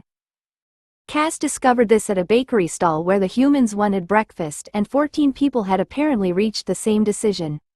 She stood in full morning sun beside Tessa while Marcus studied the prices. Rhea held Sable away from a basket of rolls, and Juliana rejected Nico's claim that sugared pastry counted as adequate nutrition. Cass looked at the queue. We could eat somewhere else. Tessa glanced toward her. We could. Cass waited for the usual calculation. Distance. Exposure. How much daylight remained after traveling somewhere else? Nobody made one. 5 minutes later they were still waiting. Cass smiled. They ate outside beneath absolutely no useful shade. Cass drank prepared blood from an ordinary travel flask while the others worked through bread, eggs, fruit, and enough fried meat to keep Sable personally invested in civilization. Afterward came errands. Marcus bought household supplies. Juliana replaced 2 medical items used during the cascade. Cass spent 11 unnecessary minutes examining hair ribbons, then another 17 while Tessa was recognized by a woman near a fruit stall. You're Rennick, aren't you? The woman asked. The beast tamer with that troublesome vampire. Cass became intensely interested in peaches. Tessa smiled carefully. Cassidy can be difficult. Difficult? The woman snorted. My nephew saw her arguing with a guild clerk for 10 minutes. Cass nodded gravely. That sounds dreadful. The woman turned to her. You've met her? Briefly. And? Cass considered several answers that would have made the morning considerably shorter. Strong personality. Tessa coughed into one hand. By late morning they had wandered through 2 market streets, watched half an outdoor illusion performance, lost 20 minutes because Sable refused to leave a fountain containing decorative fish, and stopped at the tailor so Cass could collect a minor adjustment to her beach wrap. Nobody hurried. That remained the strangest luxury. Outside the tailor, a man carrying a parcel slowed and stared at Cass. Haven't I seen you somewhere? Cass felt Tessa go still beside her. Before she answered, Nico stepped between them with cheerful confidence. All rogues look alike. Cass turned on him. We absolutely do not. You said almost exactly that about Heartpiercer merchandise. That was different. The stranger laughed and continued down the street. Nico looked pleased with himself. Effective. Cass followed the others toward the coastal road, offended on principle and nowhere near ready to check the time. The beach could wait. They had enough day for that. The beach was already busy when they reached it. Cass changed into bikini version 2 and stepped onto the sand with her day bag over one shoulder. Sun covered her bare arms, shoulders, stomach, and most of everything else the design had deliberately declined to cover.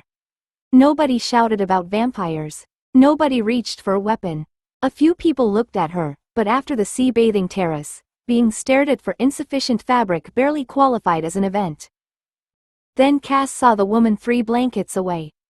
She stopped. Tessa nearly walked into her. What? Cass pointed. That. The woman was wearing a bikini. Not Cass's bikini. The top was cut differently, the bottoms sat higher, and somebody had added decorative blue ties at both hips.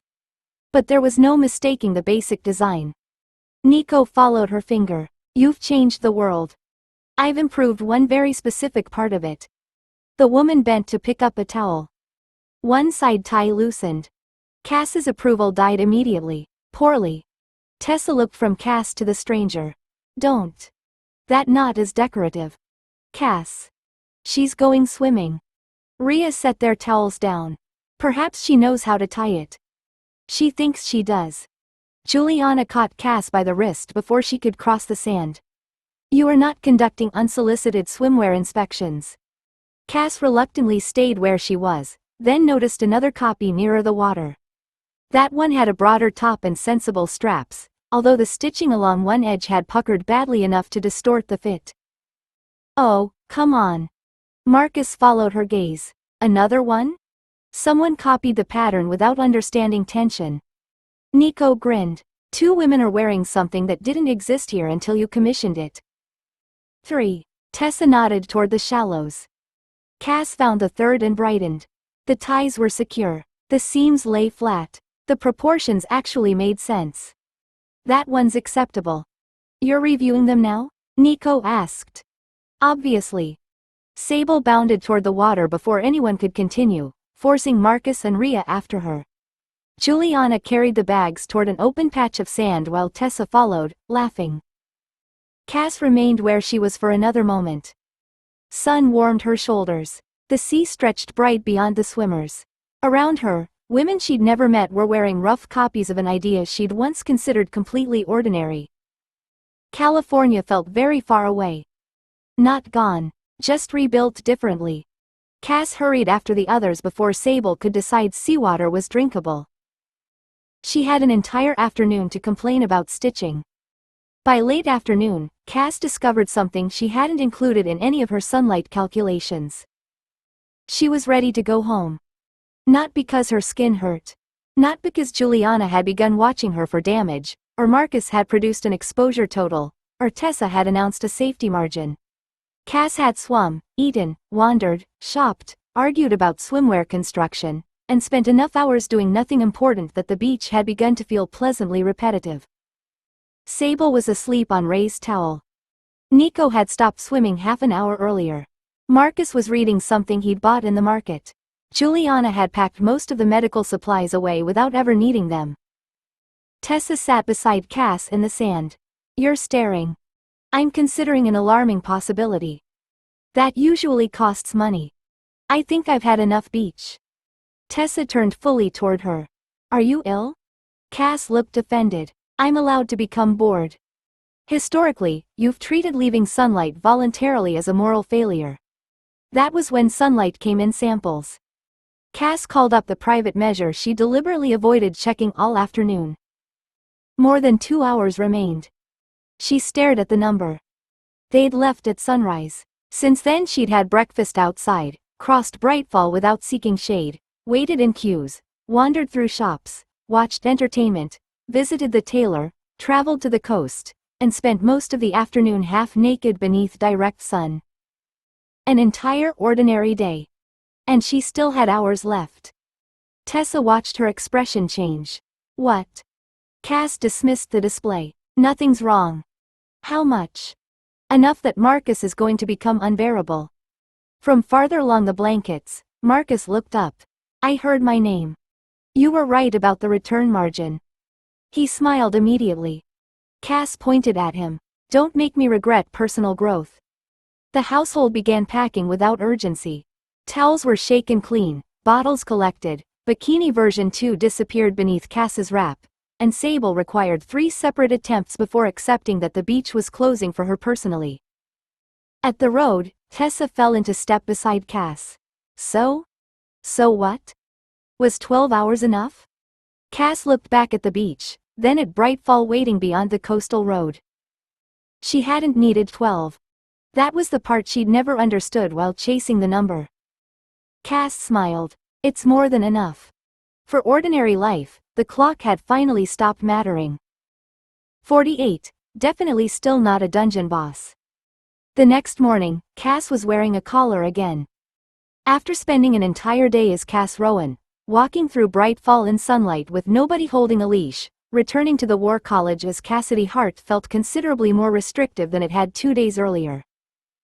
Tessa noticed her expression as they entered the contract and resource office. "You're sulking." "I'm comparing lifestyles." "You chose to come." "I chose access to better contracts."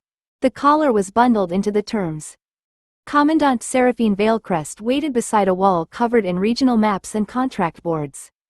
Several sections Cass had never been permitted to browse before carried colored markers reaching well beyond Brightfall's ordinary operating area. Veilcrest wasted no time. The cascade demonstrated something useful. Rennick's field unit can operate across multiple objectives without requiring Academy supervision to keep it functional. Tessa straightened. Thank you, Commandant. That wasn't a compliment. It was a resource decision. Veilcrest tapped the nearest board. Effective immediately, your approved access includes advanced regional and interregional contracts, expedition supply channels, specialist instruction, and multi-team deployments where the contracting authority accepts your existing license. Cass looked past her toward routes extending farther across the map than most of their previous work. Towns, dungeon regions, trade roads, and districts she knew only from maps were suddenly attached to payment figures. Veilcrest followed her attention. You've proved you can manage complicated operations. I'd rather have competent teams using those boards than pretending reliability stops at the city boundary. Cass glanced at Tessa. The Academy had finally discovered a form of education she fully supported. Does advanced access include better supply prices? Cass asked. Veilcrest's mouth moved by a fraction. Sometimes. Excellent. Institutional growth. The door opened behind them. Registrar Pelwick entered carrying a folder thick enough to damage someone if thrown properly. Cass stared at it. Pelwick set the folder in front of Tessa. Regional authorizations, specialist access acknowledgements, expedition liability extensions, supply channel registration, and multi-team contracting declarations. Tessa looked down at the stack. How many signatures? Not many. Cass narrowed her eyes. That answer has betrayed us before. Pelwick opened the folder. Cass looked from the pages to Veilcrest. Does regional success always require regional stationery? Veilcrest walked toward the door. Apparently. Tessa pulled out the first chair. Cass reluctantly took the second. Advanced contracts waited beyond the paperwork. Unfortunately, so did Captain Fenn. Fenn arrived before Pelwick finished explaining the third signature block. Cass regarded this as an improvement until she saw the red folder beneath his arm. Pelwick collected Tessa's completed page. Your remaining acknowledgements can wait until after the briefing. Cass looked at him. I didn't know paperwork could become merciful. It hasn't. Fenn placed the folder on the table and opened it beneath the familiar Heartpiercer mark. The cascade produced enough new observations to update the regional file. Cass leaned closer while remaining appropriately beside Tessa rather than claiming a chair.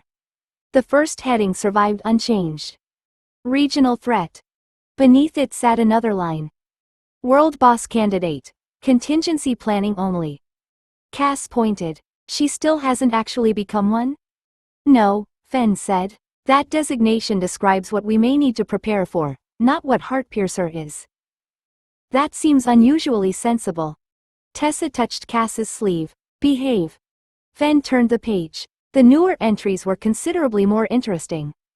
Heartpiercer studies response structure before committing to action. Established patterns should not be treated as reliable predictors. Monster witnesses report direct negotiation rather than indiscriminate dominance. False sightings, imitators, merchandise, and deliberate visual noise reduce confidence in appearance-based identification. Cass read the last section twice. They finally noticed the scarves. Fenn frowned. The scarves? Half of Brightfall dresses like her now. Not half. Enough to improve the city. He ignored that and revealed the next notation. Heartpiercer had also acquired a documented habit of interfering with her own investigation material, including the theft of an operational file and wanted notice. Cass smiled. That one seems very specific. It was specific. Perhaps the portrait offended her. Fenn gave her a long look before continuing. More importantly, we've stopped assuming repeated behavior means predictable behavior. If she sees an operation developing, we assume she may alter her approach simply because she understands what we expect. Cass found herself reluctantly pleased. Her enemies were becoming competent. Then Fenn opened a separate field packet. The name at the top was Cass Rowan. Cass stopped smiling. Regional rescue reports, Fenn said. Daylight Rogue. East Road work, breach assistance, civilian extraction. Several independent witnesses. Tessa's hand remained relaxed beside Cass's leash. Fenn glanced between the two files. No connection to Heartpiercer. Different operating times, different presentation, different known associations. Cass looked from the accurate Heartpiercer file to the equally accurate Cass Rowan reports. Both described her. Neither had managed to meet in the middle. That, Cass said, is excellent investigative work. Tessa coughed. Fen closed both folders. I'm glad you approve. Cass followed Tessa toward the door, feeling considerably better about regional expansion. Apparently the wider world was already learning who she was. It had simply chosen 3 different answers. By the time they reached home, Cass had decided 3 identities required entirely too much furniture. The evidence occupied most of the downstairs storage wall. 2 complete field kits stood ready beside repaired armor racks. Juliana's medical stock filled labeled drawers near the completed second bathing room, while prepared blood occupied its own cooled cabinet. 3 separate shelves held Cassidy's registered beast clothes, Cass Rowan's daylight gear, and Heartpiercer's black equipment. Cass folded her arms. Success has acquired far too many shelves. Marcus didn't look up from the household ledger. Several of those shelves prevent you from accidentally attending a rescue contract dressed as a regional threat. That happened 0 times. Because we built the shelves. Rhea finished checking the straps on the second shield kit and returned it to its rack. Both field sets are ready. Mine needs nothing before deployment. Juliana closed the medical cabinet. Same here. 2 full trauma loads, blood-safe supplies in both, emergency stock untouched. Tessa set the new Academy contract packet beside Marcus's ledger. And these are now available without requesting special approval every time. Nico had spread the regional listings across the kitchen table, which means we can actually send 2 teams somewhere different. Sable immediately tried to climb beneath the papers. Nico rescued them first. Not you. Cass looked around the room. A year ago, organizing a contract had meant deciding which pieces of equipment they could afford to risk. Now equipment existed in duplicate, the plumbing worked, blood was stocked, repairs had their own reserve, and Marcus was apparently about to prove that none of this had bankrupted them. He drew one final line beneath the figures. 2 simultaneous deployments are sustainable. Cass leaned over his shoulder. Define sustainable. We can pay transport, consumables, ordinary repairs, prepared blood, and contract deposits for both teams without touching the emergency reserve. Marcus turned the ledger toward her. A smaller line beneath the contract income recorded payments from the tailor. Cass pointed. Bikinis are contributing to operational readiness. They're contributing modestly. They're contributing heroically. Tessa laughed. Nico tapped one of the regional listings. Cass Rowan's references help too. East Road Rescue, Caravan Work, Civilian Witnesses. We could start her somewhere nobody has ever met Tessa's vampire. Cass looked from the contract map to the 3 clothing shelves. That required routes, departure times, alibis, equipment changes, and probably another schedule. She sighed. We've become complicated enough to need travel administration. Marcus closed the ledger. We've become complicated enough to afford it. Cass looked around the crowded, organized townhouse. That was considerably harder to complain about. The knock came while Marcus was putting the ledger away. Sable reached the front hall first. Tessa caught her before she reached the door. Wait. A second knock followed, lower this time, accompanied by a scratching sound against the outside panel. Cass looked at Nico. That doesn't sound human. Neither does Sable. Sable looked offended. Tessa opened the door carefully. A small scaled creature stood on the step wearing a courier satchel nearly as large as its torso. It looked past Tessa, found Cass immediately, and produced a folded packet sealed with dark wax. Delivery for the roaming boss of Brightfall and associated territories. Cass stared at it. No. The courier checked the writing. That is the address. That is not my title. It's on the request. Then the request is wrong. Nico took the packet before Cass could refuse it on constitutional grounds. The courier waited while he broke the seal and unfolded 2 pages covered in cramped writing and a regional map. Dungeon boundary dispute, Nico said. 2 neighboring monster territories both claim the same lower passage and respawn access. They want neutral arbitration before it turns into repeated killing. Cass folded her arms. I'm not an arbitrator. Nico reached the bottom of the page and named the fee. Cass unfolded her arms. Rhea laughed. Marcus leaned over Nico's shoulder. That would cover travel and supplies comfortably. Juliana studied the attached map.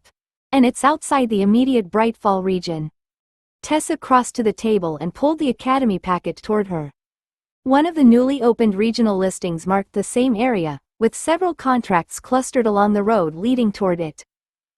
That's convenient, she said. The Academy wants teams operating there too. Cass looked from the monster request to the contract board. One destination now had two completely different reasons for the household to visit. The courier held out a smaller acknowledgement slip. Cass pointed at the title again. I'm still not accepting that. Nico tapped the payment line. Cass took the slip. Tessa smiled. Which identity is planning to attend? That was less simple. Registered vampire Cassidy could travel legally with Tessa, but selectively and mostly after dark. Heartpiercer had apparently been invited to solve the monster problem. Cass Rowan had daylight references, ordinary contracts, and no connection to either of them. Cass traced the road on the map with one finger. Brightfall no longer marked the edge of everything they could reach. It marked home. The rogue should probably get there first, Cass said. Tessa's smile widened. Of course she should.